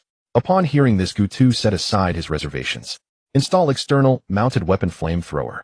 The installation process of the flamethrower was much quieter than Gutu had imagined. There were no dazzling light effects or deafening roars, only a faint mechanical sound coming from the rear of the... He looked out through the sunroof as a flat box structure slowly grew out from the armored roof, resembling a tumor formed naturally on the metal surface. The front end of the box extended 3 parallel nozzles, each as thick as a baby's arm. Detailed parameters of the flame thrower popped up on the system panel. Flamethrower. Ammunition fuel unlimited. Range 100 meters. Jet mode fan-shaped scatter concentrated jet. Fan-shaped scatter coverage with 30 meters. Concentrated jet linear impact. Effect: the hit area continues to burn with flame temperatures reaching up to 1200, reducing the target's movement speed by 40. Note: this thing can roast an entire street to a crisp. It is recommended to keep the windows closed unless you want to smell your own hair burning. After reading the data, Gutu's mouth slightly curved upwards. This is simply not on the same level as an ordinary flamethrower. Just the burning temperature of 1200 is enough to take down the vast majority of zombies. He temporarily closed the system panel, shifting his gaze away from the weapon data to examine the overall status of the motorhome. The upgrade process was nearing completion, and the pale blue light curtain surrounding the vehicle was slowly fading. Gutu pushed open the cockpit door and jumped out, walking around the motorhome. The more he looked, the more he felt something was off. This vehicle has grown larger. It was not an illusion, but a tangible enlargement. The original motorhome, while not small, still maintained a size within the range of normal vehicles. But now the entire vehicle body was at least 3 to 4 times larger, and the chassis had risen nearly a meter. Gutu took a few steps back and looked up at the roof. Then he froze. On the roof above those menacing weapon systems, there was an additional layer of structure. The second floor. This motorhome now has a second floor. Gutu blinked, thinking he must have seen it wrong. But that upper structure extending from the roof definitely existed, with sharp lines armored, covering, perfectly connecting with the second level of the vehicle body. He quickly walked to the side, observing along the vehicle's body. The original single-layer motorhome had now transformed into a mobile fortress. The height of the first floor has increased significantly, estimated to be over 6 meters, while the second floor extended from the roof by about 5 meters, bringing the overall height close to 12 meters. Gutu walked around to the rear of the vehicle, finding the entrance to the stairs leading to the second floor. The scene that greeted him left him utterly speechless. Rather than a second floor, it resembled a large flat with independent rooms. There was nothing inside. Gutu leaned against the door frame, watching for a while. This dog system really makes things easy, but just gives me a second floor without providing any furniture. He stepped out again, taking another look around the second floor. On the other side of the activity area was a ladder leading to the roof terrace. At the top of the ladder was an armored hatch which, when opened, led to the observation platform on the roof. From this position, one could clearly see the menacing weapon systems on the roof. The 21 barrels of the Closian cannon glimmered with a cold light under the sun. The sturdy body of the double-barreled heavy cannon pointed diagonally toward the sky, and the long barrel of the Thunder God sniper rifle lay quietly in wait. The flamethrower was installed at the rear of the vehicle, with 3 nozzles tilted backward and downward at an awkward angle, perfectly covering the fan-shaped area behind the vehicle. Standing on the observation platform, Gutu felt the wind rustling through the treetops. His gaze crossed the outline of the motorhome and landed in the depths of the distant forest. There in the darkness lurked 4th and 5th-tier zombies, hiding unknown dangers. This steel beast, that heavy sense of security, felt like a thick armor enveloping him from the soles of his feet to the top of his head. But he looked down at the vehicle panel. Battle Armor Motorhome. Tier 4. Durability 100. Speed 400 km/h. Fuel unlimited. Defense 6,000. Horrifically impressive. Is this really the defense power a 4th-tier vehicle should have? External mounted weapons: brilliant Closian cannon, brilliant Thunder God sniper rifle, large cannon, flamethrower. Note: the number of external mounted weapons has reached the maximum value. Vehicle advancement requirements: 200 gold coins, 500 steel, 10 low-level core components, 100 advanced parts LV. 4 LV. 5 vehicle upgrade blueprint 1. Comprehensive evaluation: terrifyingly powerful 4th-tier vehicle, single-wheel defense capability, directly surpassing 50-tier, comparable to 6th-tier engine and tires, glass, etc. It seems some incomprehensible qualitative change has occurred. Gutu merely glanced at the vehicle's panel, showing no particular surprise, as if the vehicle's defensive capabilities were simply meant to be this strong. His gaze was not on the vehicle, but rather on his own talent. Talent: Concept Fusion. Level. Function: Main item, auxiliary item, fused item. The main item retains its own characteristics while acquiring the conceptual characteristics of the auxiliary item. Limitation: for each level the vehicle ascends, there is one opportunity for custom concept fusion. If there are blueprints, specific fusions can be conducted without consuming opportunities, but blueprints must be consumed. Current vehicle rank: level 4. Available uses 1. Evaluation unintelligible. All those chosen by fate emperors of intelligence reincarnators, just get the hell away from me. Your concept deity has returned. The last time I obtained an opportunity for concept fusion was when the scrapyard upgraded the vehicle to level 3, granting me one chance. That time I used the opportunity on external weaponry, fusing it into a close defense cannon. Now that the vehicle has upgraded to level 4, I have gained another opportunity for custom concept fusion. Gu2 activated his talent. Countless connection lines wove into an impenetrable net within the RV. However, most of them were blue and purple lines with several golden lines faintly visible. Gu2's gaze swept over the fine lines, fixating on the 3 golden lines and a scarlet thread. His last gaze fell within his spatial ring. It was a multicolored thread. Gu2's brain felt as if it had been struck hard by a hammer. That was multicolored. Not golden, nor red, but multicolored. Although the colors were somewhat dim, it was still a concept fusion of Gu2's gaze fell on both ends of the multicolored thread. A card. A blueprint. Those were the sublimation card and the vehicle modification blueprint. Gu2 showed no hesitation. What a joke. This was a multicolored level concept fusion. Vehicle modification blueprint sublimation card. Fusion. Beep. Detected a multicolored level concept fusion. This fusion holds extreme unknowns, and the process will significantly burden the self. Continue with fusion. Extreme unknowns. Burden on the body. To hell with it, this is a multicolored level concept fusion. Everything else must take a back seat. Yes. The sublimation card and blueprint vanished from his hand, replaced by a luminous sphere floating in midair. The sphere was not golden, not red, but multicolored. Soft and profound, like the colors of a rainbow that have been shattered and reassembled. The brightness of the multicolored sphere slowly increased. It was somewhat dazzling. Gu2 instinctively squinted his eyes, but did not step back. He could feel the power of his talent deconstructing, reorganizing, and fusing the concepts of the sublimation card and the blueprint. The intensity of this process far exceeded any previous fusion he had experienced. A strange humming echoed in the air like some ancient language whispering. He could feel his mental strength being drawn away in large quantities, as if an invisible tube had been inserted into his head, siphoning something away. With each collision of the luminous sphere, his consciousness received a stream of information. That was the signal of the fusion product taking shape. Not knowing how long had passed, the multicolored sphere finally stopped. The light gradually receded from blinding to soft and warm. The outer layer of the sphere began to peel away. Pieces of multicolored light feathers fell from the surface of the sphere, swirling and dissipating in the air, transforming into specks of starlight that merged into the surrounding atmosphere. The core of the sphere gradually revealed itself. It was a blueprint that displayed a deep, dark golden color with edges embedded with a circle of multicolored patterns like some ancient runes slowly flowing. In the center of the blueprint was a three-dimensional outline of a vehicle. Not a flat pattern, but a true three-dimensional projection suspended on the card's surface. The outline of that vehicle kept changing, sometimes transforming into an RV, sometimes into an armored vehicle, and at times into some mechanical structure Gu2 had never seen. Gu2 suddenly felt as if his body had been emptied. He gritted his teeth against the fatigue and reached out. The blueprint gently landed in his palm. Ding! Concept fusion successful. Fusion product Supreme Radiance Vehicle Modification Blueprint. Type Concept Level. Effect. 1. Integrated offense and defense without any weaknesses. 2. The modified vehicle gains an independent AI system capable of receiving commands including autonomous driving, etc. 3. The interior of the modified vehicle becomes a dimensional space, allowing for spatial expansion according to the holder's desires, with the vehicle's exterior remaining unchanged. 4. External weapons upgrade independently of the vehicle's rank and can choose their upgrade direction, one of 3 options. Limitation: after using this vehicle modification blueprint, the resources required for each level upgrade of the vehicle will be massive. Some resources needing high-quality materials. All external weapons installed prior must reach Supreme Radiance level synchronization with vehicle advancement during modification.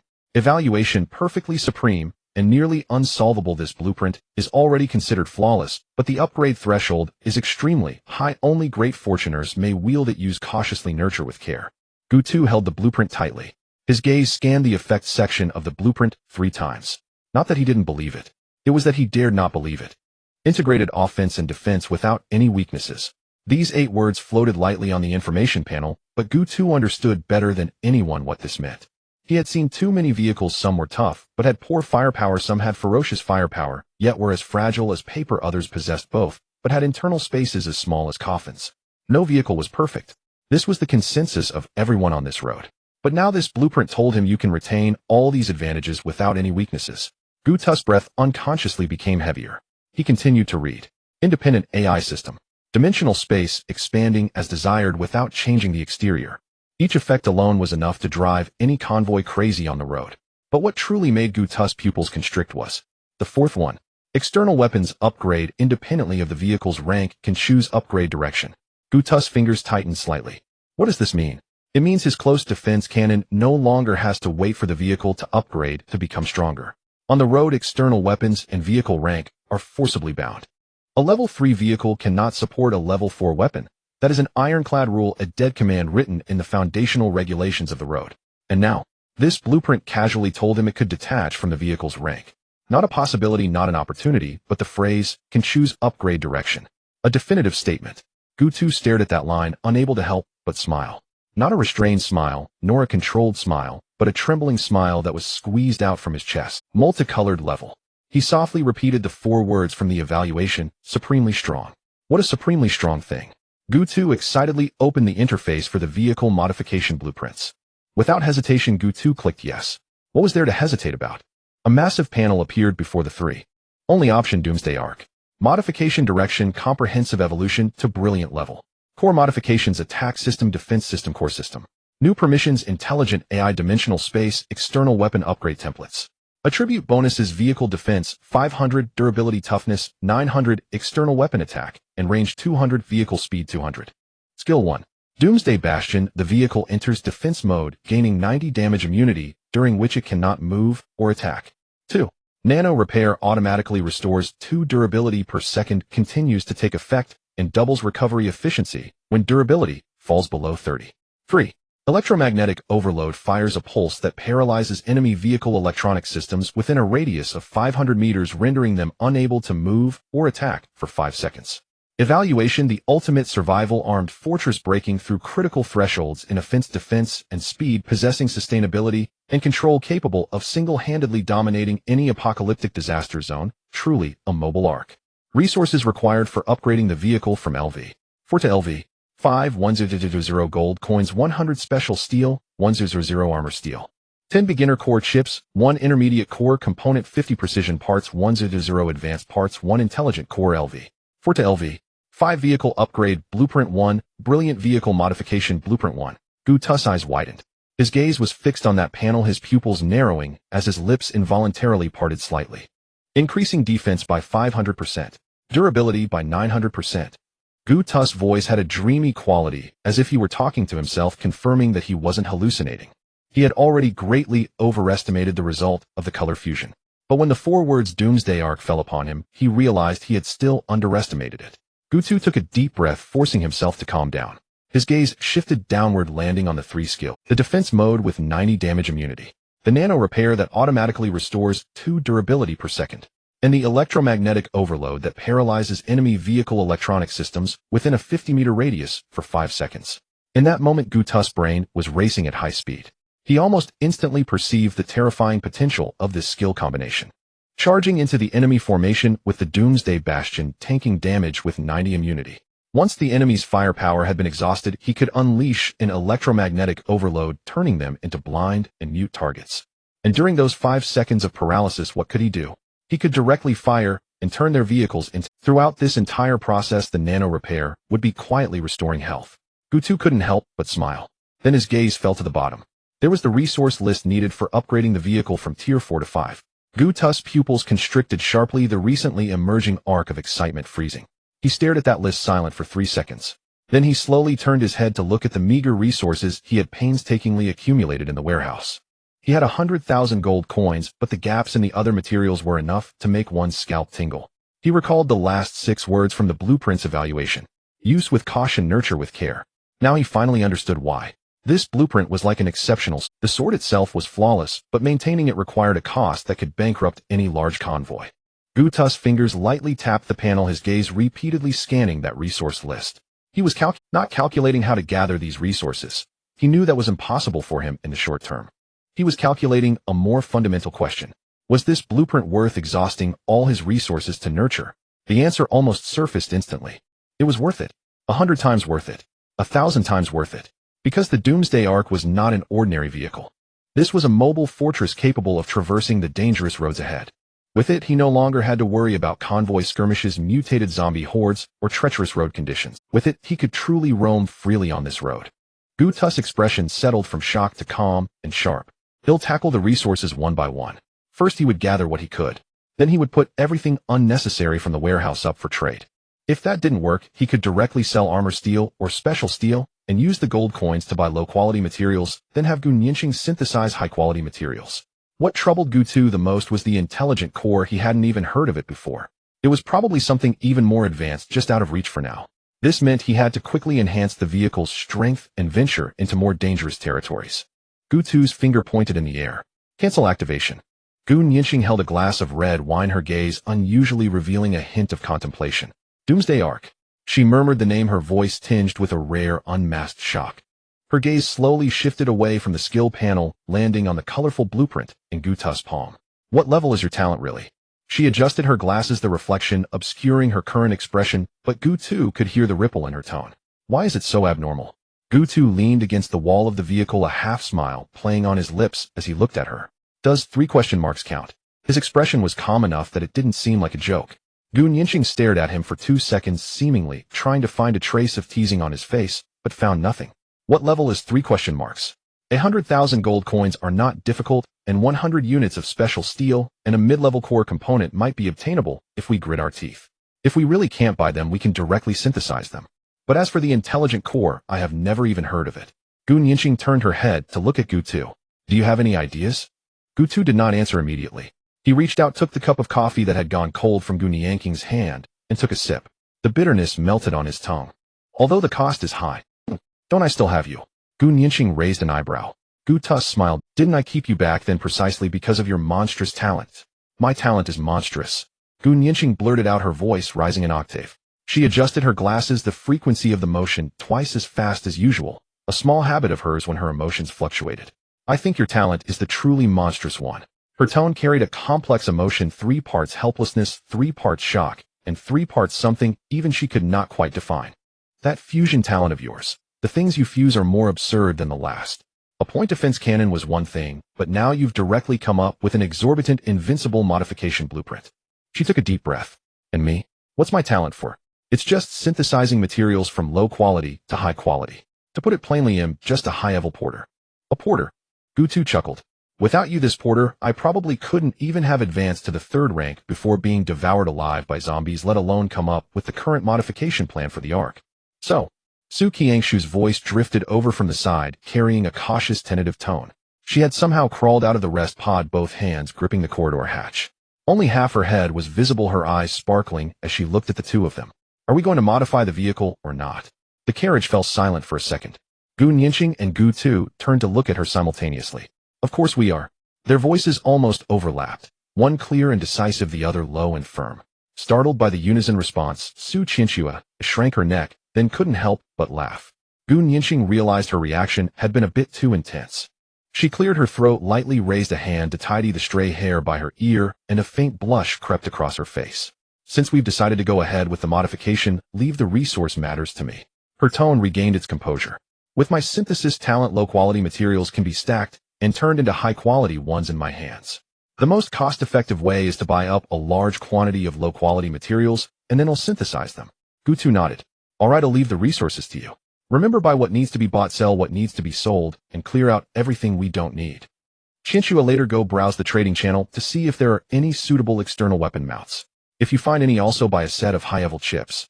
Gu Nianqing pursed her lips, clearly a bit resentful. You say it so lightly. The one shelling out the gold coins in Qianxue is the one doing the manual labor. You just sit there and talk. Just as Gutu was about to retort, the area ahead of their vehicle on the radar screen, which had been cleaned, was suddenly filled with a mass of crimson. Red dots were surging toward them at an unimaginable speed. Gutu shuddered. What the hell is that? He sat up straight in an instant, his fingers already resting on the ignition. The red dots on the radar were still expanding rapidly. Their speed and numbers were unlike any zombie unit he had ever seen. Gu Nianqing's expression changed. They're mutated bats. Extremely aggressive, but their level is very low. Only level 1. Su Qianxue ran over from the hatch muttering, level 1. Isn't that pathetically weak? No, the problem is the numbers. Gu Nianqing turned her head, her gaze as heavy as the sky before a storm. They never act alone. A bat swarm can range from tens of thousands to millions. Wherever they pass, the view is completely blocked and you can't even tell your direction. When Gu2 heard the words only level 1, the tense muscles in his back visibly relaxed. He almost laughed out loud. With the defensive power of his armed battle RV after so many enhancements, not even level 1 bats, but even a level 3 creature crashing into it would be nothing more than a tickle. Then let them crash into it. They're only level 1, no matter how many there are, they can't break through my defense. The moment the words left his mouth, the view outside the window suddenly went dark. It wasn't clouds blocking the sun. It was a sky-filling swarm of bats. Countless pairs of scarlet eyes flickered in the darkness, bats the size of a palm hurtling straight into the RV's outer shell. Thump thump. He glanced outside through the front windshield. He could see nothing. The glass was covered by an impenetrable wall of dark brown flesh. The sheer density of it was enough to make one's scalp crawl just by looking at it. Su Qianxue instinctively shrank back. Brother Gu, didn't you say they couldn't break through the defense? They really can't break through. But we can't see a thing anymore. The corner of Gu Tu's mouth twitched. He had underestimated the weight of the phrase blocking the view. The windows were completely plastered over by the bats' bodies, not a single ray of light getting through. The radar did show the route, but without being able to see ahead with his own eyes, driving solely by radar was extremely dangerous. He focused intently on the radar screen, continuing to drive based on the road displayed there. This state lasted for nearly 20 minutes. Gu2 felt as if he were piloting a submarine through a sea of ink. He had no idea what lay ahead or what surrounded him. The only thing he could rely on was that small radar screen. Finally, a crack appeared in the darkness ahead. A beam of sunlight like a sharp sword sliced through the bat swarm's encirclement and stabbed in through the fissure. Gu2's eyes lit up and he slammed his foot on the accelerator.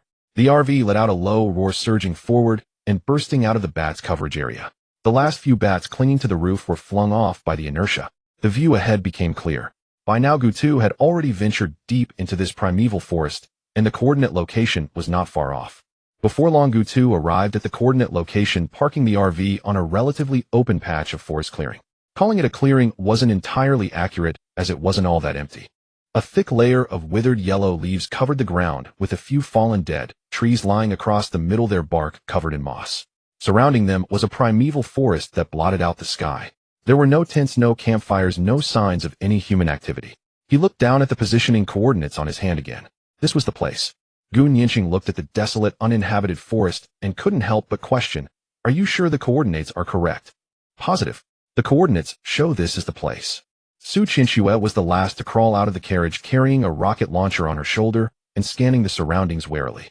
She whispered, "Could it be that someone deliberately gave us a false coordinate?" It was too quiet here. Not the kind of desolate silence, but a silence that felt intentionally maintained. There were no zombie howls, no sounds of mutated animals, not even the chirping of birds. This silence itself felt abnormal. Each of these red dots had 4 rings. That was the mark of 4th-tier zombies. Their positions were irregular, scattered in pairs around the clearing, forming a loose encirclement. But strangely, they all stayed at the outskirts, 3 kilometers away, with none crossing that invisible line. It was as if they were wary of something. Or perhaps they were waiting for something. Gu Nianqing leaned over to take a look at the radar, her pupils slightly constricting. 4th-tier zombies. So many. It's not just a matter of quantity. A look at their movement paths. Gu2 pointed at the motion trajectories of those red dots on the radar. Gu Nianqing observed for a few seconds and gasped. Those 4th-tier zombies were pacing back and forth, their paths chaotic and restless. They were not patrolling nor hunting. They were wandering. Reluctant to leave, yet afraid to approach. What is nearby that is attracting them? Su Qianxue instinctively moved closer to Gu2 and murmured, "That guy selling vegetables. Could he be a big shot? Is he trying to lure us here for something sinister?" Gu2 ignored her mumbling, raised his hand to open the system panel, and quickly typed a line in the dialog box with the vegetable-selling lowly king. "Gu2, where are you?" "I'm already here." As soon as the message was sent, he instinctively looked around, trying to see if there were any hidden cover or underground entrances nearby. 3 seconds later, a reply came. "Vegetable-selling lowly king, big shot. You're here. Woo." A series of confetti emojis followed, creating a colorful explosion. Gu2's mouth twitched. "Gu2, stop with the woohoo, where are you? I don't see you." This time the reply was a bit slower, taking about 5 or 6 seconds. "Vegetable-selling lowly king, huh? Are you at the coordinate point?" Gu2, yes, standing right in the middle. "Vegetable-selling lowly king, big shot, wait a moment." "Vegetable-selling lowly king, hold on." Just as the message was sent, the ground suddenly trembled. It wasn't a continuous earthquake-like shaking, but a dull sound coming from deep underground, as if some massive object was turning over beneath the soil. Then, under the watch of the 3, the large rock, less than 10 meters away, began to move. The rock was about the size of a small car and appeared to have been sleeping here for at least 100 years. But now it was slowly shifting in an unnatural manner, revealing a dark metal passageway entrance beneath it. A voice came from deep within the passage, filled with evident urgency and a hint of excitement. "Big shot. Hurry, hurry, come in." It was a girl's voice, crisp like a mint candy dropped into a fizzy drink. Gutu looked at the underground passage, hesitating for a moment. Then he heard commotion in the distance. The eerily quiet forest suddenly came alive. The fourth-tier zombies wandering 3 kilometers away emitted low growls, their sounds drifting through the dense forest. They began to move, rushing towards here as if drawn by something. The voice rang out again, this time carrying a hint of coaxing. "Big shot, don't dawdle. Those damn beasts outside have been circling around. If this passage stays open too long, they're going to go mad." Gutu made his decision immediately.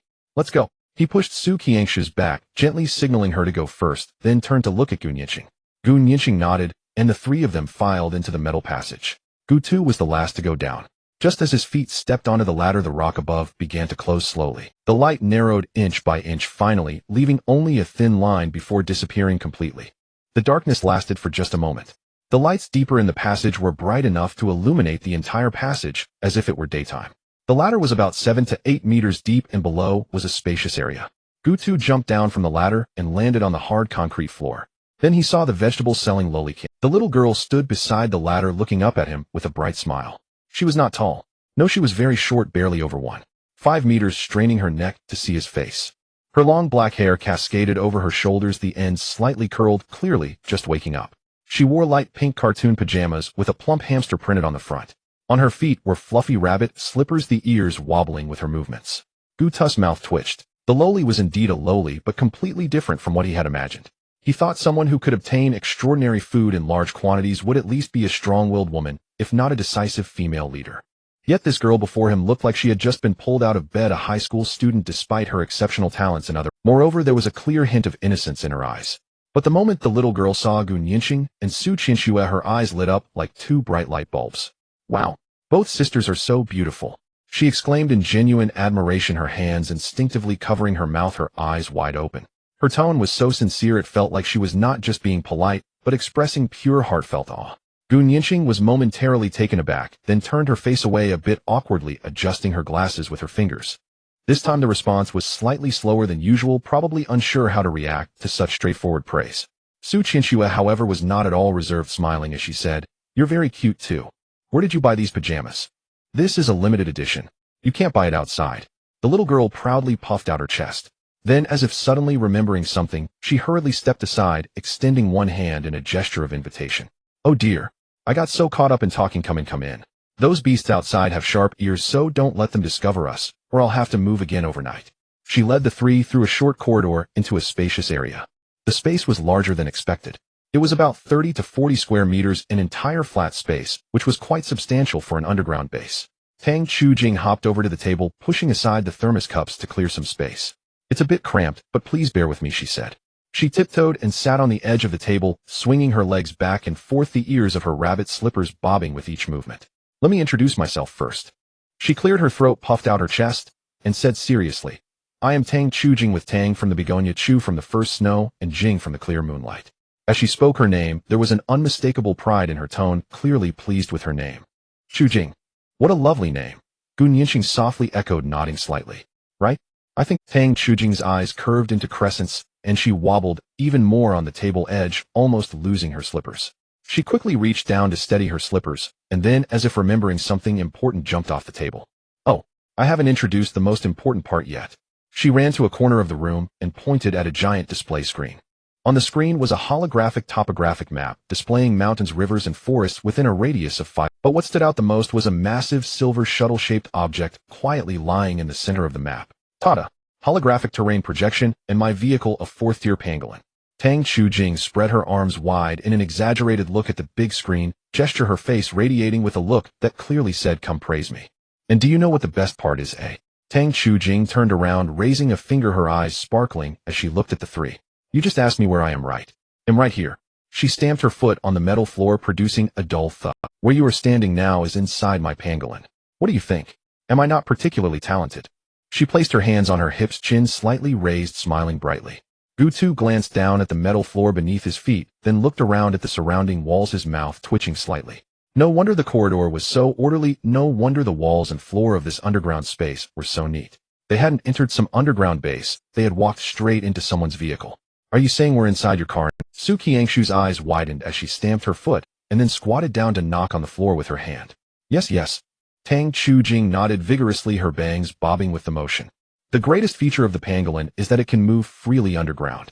I've carved out a living space inside, and I usually live here.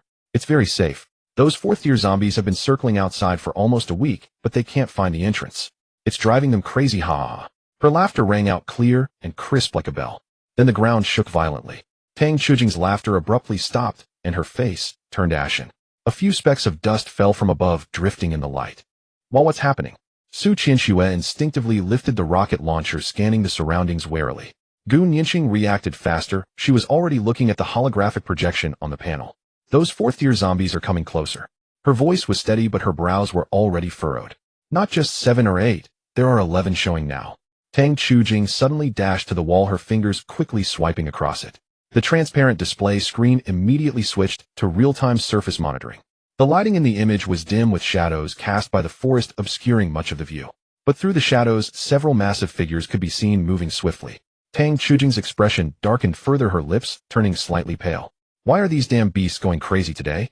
They used to just wander outside without daring to come close. She was quickly operating something on the wall, and a series of data popped up on the screen. She turned to Gutu, her eyes clearly showing panic. Boss, this is bad. Those beasts are really coming over. They used to just circle outside and never came in. I have no idea why they all seem to have gone mad today. Gutu looked at the fourth-tier zombies wildly banging on the screen, his expression showing little change. Open the passage. He spoke calmly, as if he were saying, what nice weather it is today. Tang Chujing thought she had misheard and blinked. Huh. Open the passage, and I will go out to clear them away. Gutu turned and headed towards the corridor. Tang Chujing reacted at that moment, quickly jumping off the table and jogging to catch up, grabbing the corner of Guta's clothes. What are you joking about, boss? Her voice rose 2 pitches, clearly filled with disbelief. But there are over a dozen fourth-tier zombies. Not those first-tier or second-tier small fry. Do you know what it means to face fourth-tier zombies? Even a fifth-tier vehicle would need to avoid confrontation with a bunch like that. Going out alone is just asking for death. As she spoke, her eyes began to redden, unsure if it was from anxiety or fear. I have finally met a few living people. Oh, please don't do something so foolish. Gutu stopped in his tracks, looking down at the little girl who only reached his chest. Her hand gripping his shirt was tight, and her rabbit slippers shuffled nervously on the ground, clearly anxious. Just open the passage, as I said. His tone remained calm, but there was an undeniable certainty to it. No need for so much chatter. Tang Chujing opened her mouth, wanting to say something. But when her gaze met Guta's eyes, she saw neither bravado nor impulsiveness, nor even a hint of unnecessary emotion. Only a cold, almost indifferent confidence. She released her grip, took half a step back, hesitated for 2 seconds, then stomped her foot. Fine. Just be careful, boss. She ran back to the wall, her fingers flying across the screen as a heavy mechanical sound echoed from the end of the corridor, and the metal plates above slowly slid apart, revealing a passage leading to the ground. Sunlight poured in from the entrance, illuminating the entire corridor. Gutu strode toward the passage, each step firm. Su Qianxue followed behind him, shouldering the rocket launcher, eager to participate. You all stay here, I'll clear a few beasts and be back shortly. Su Qianxue stopped in her tracks, pouting her lips.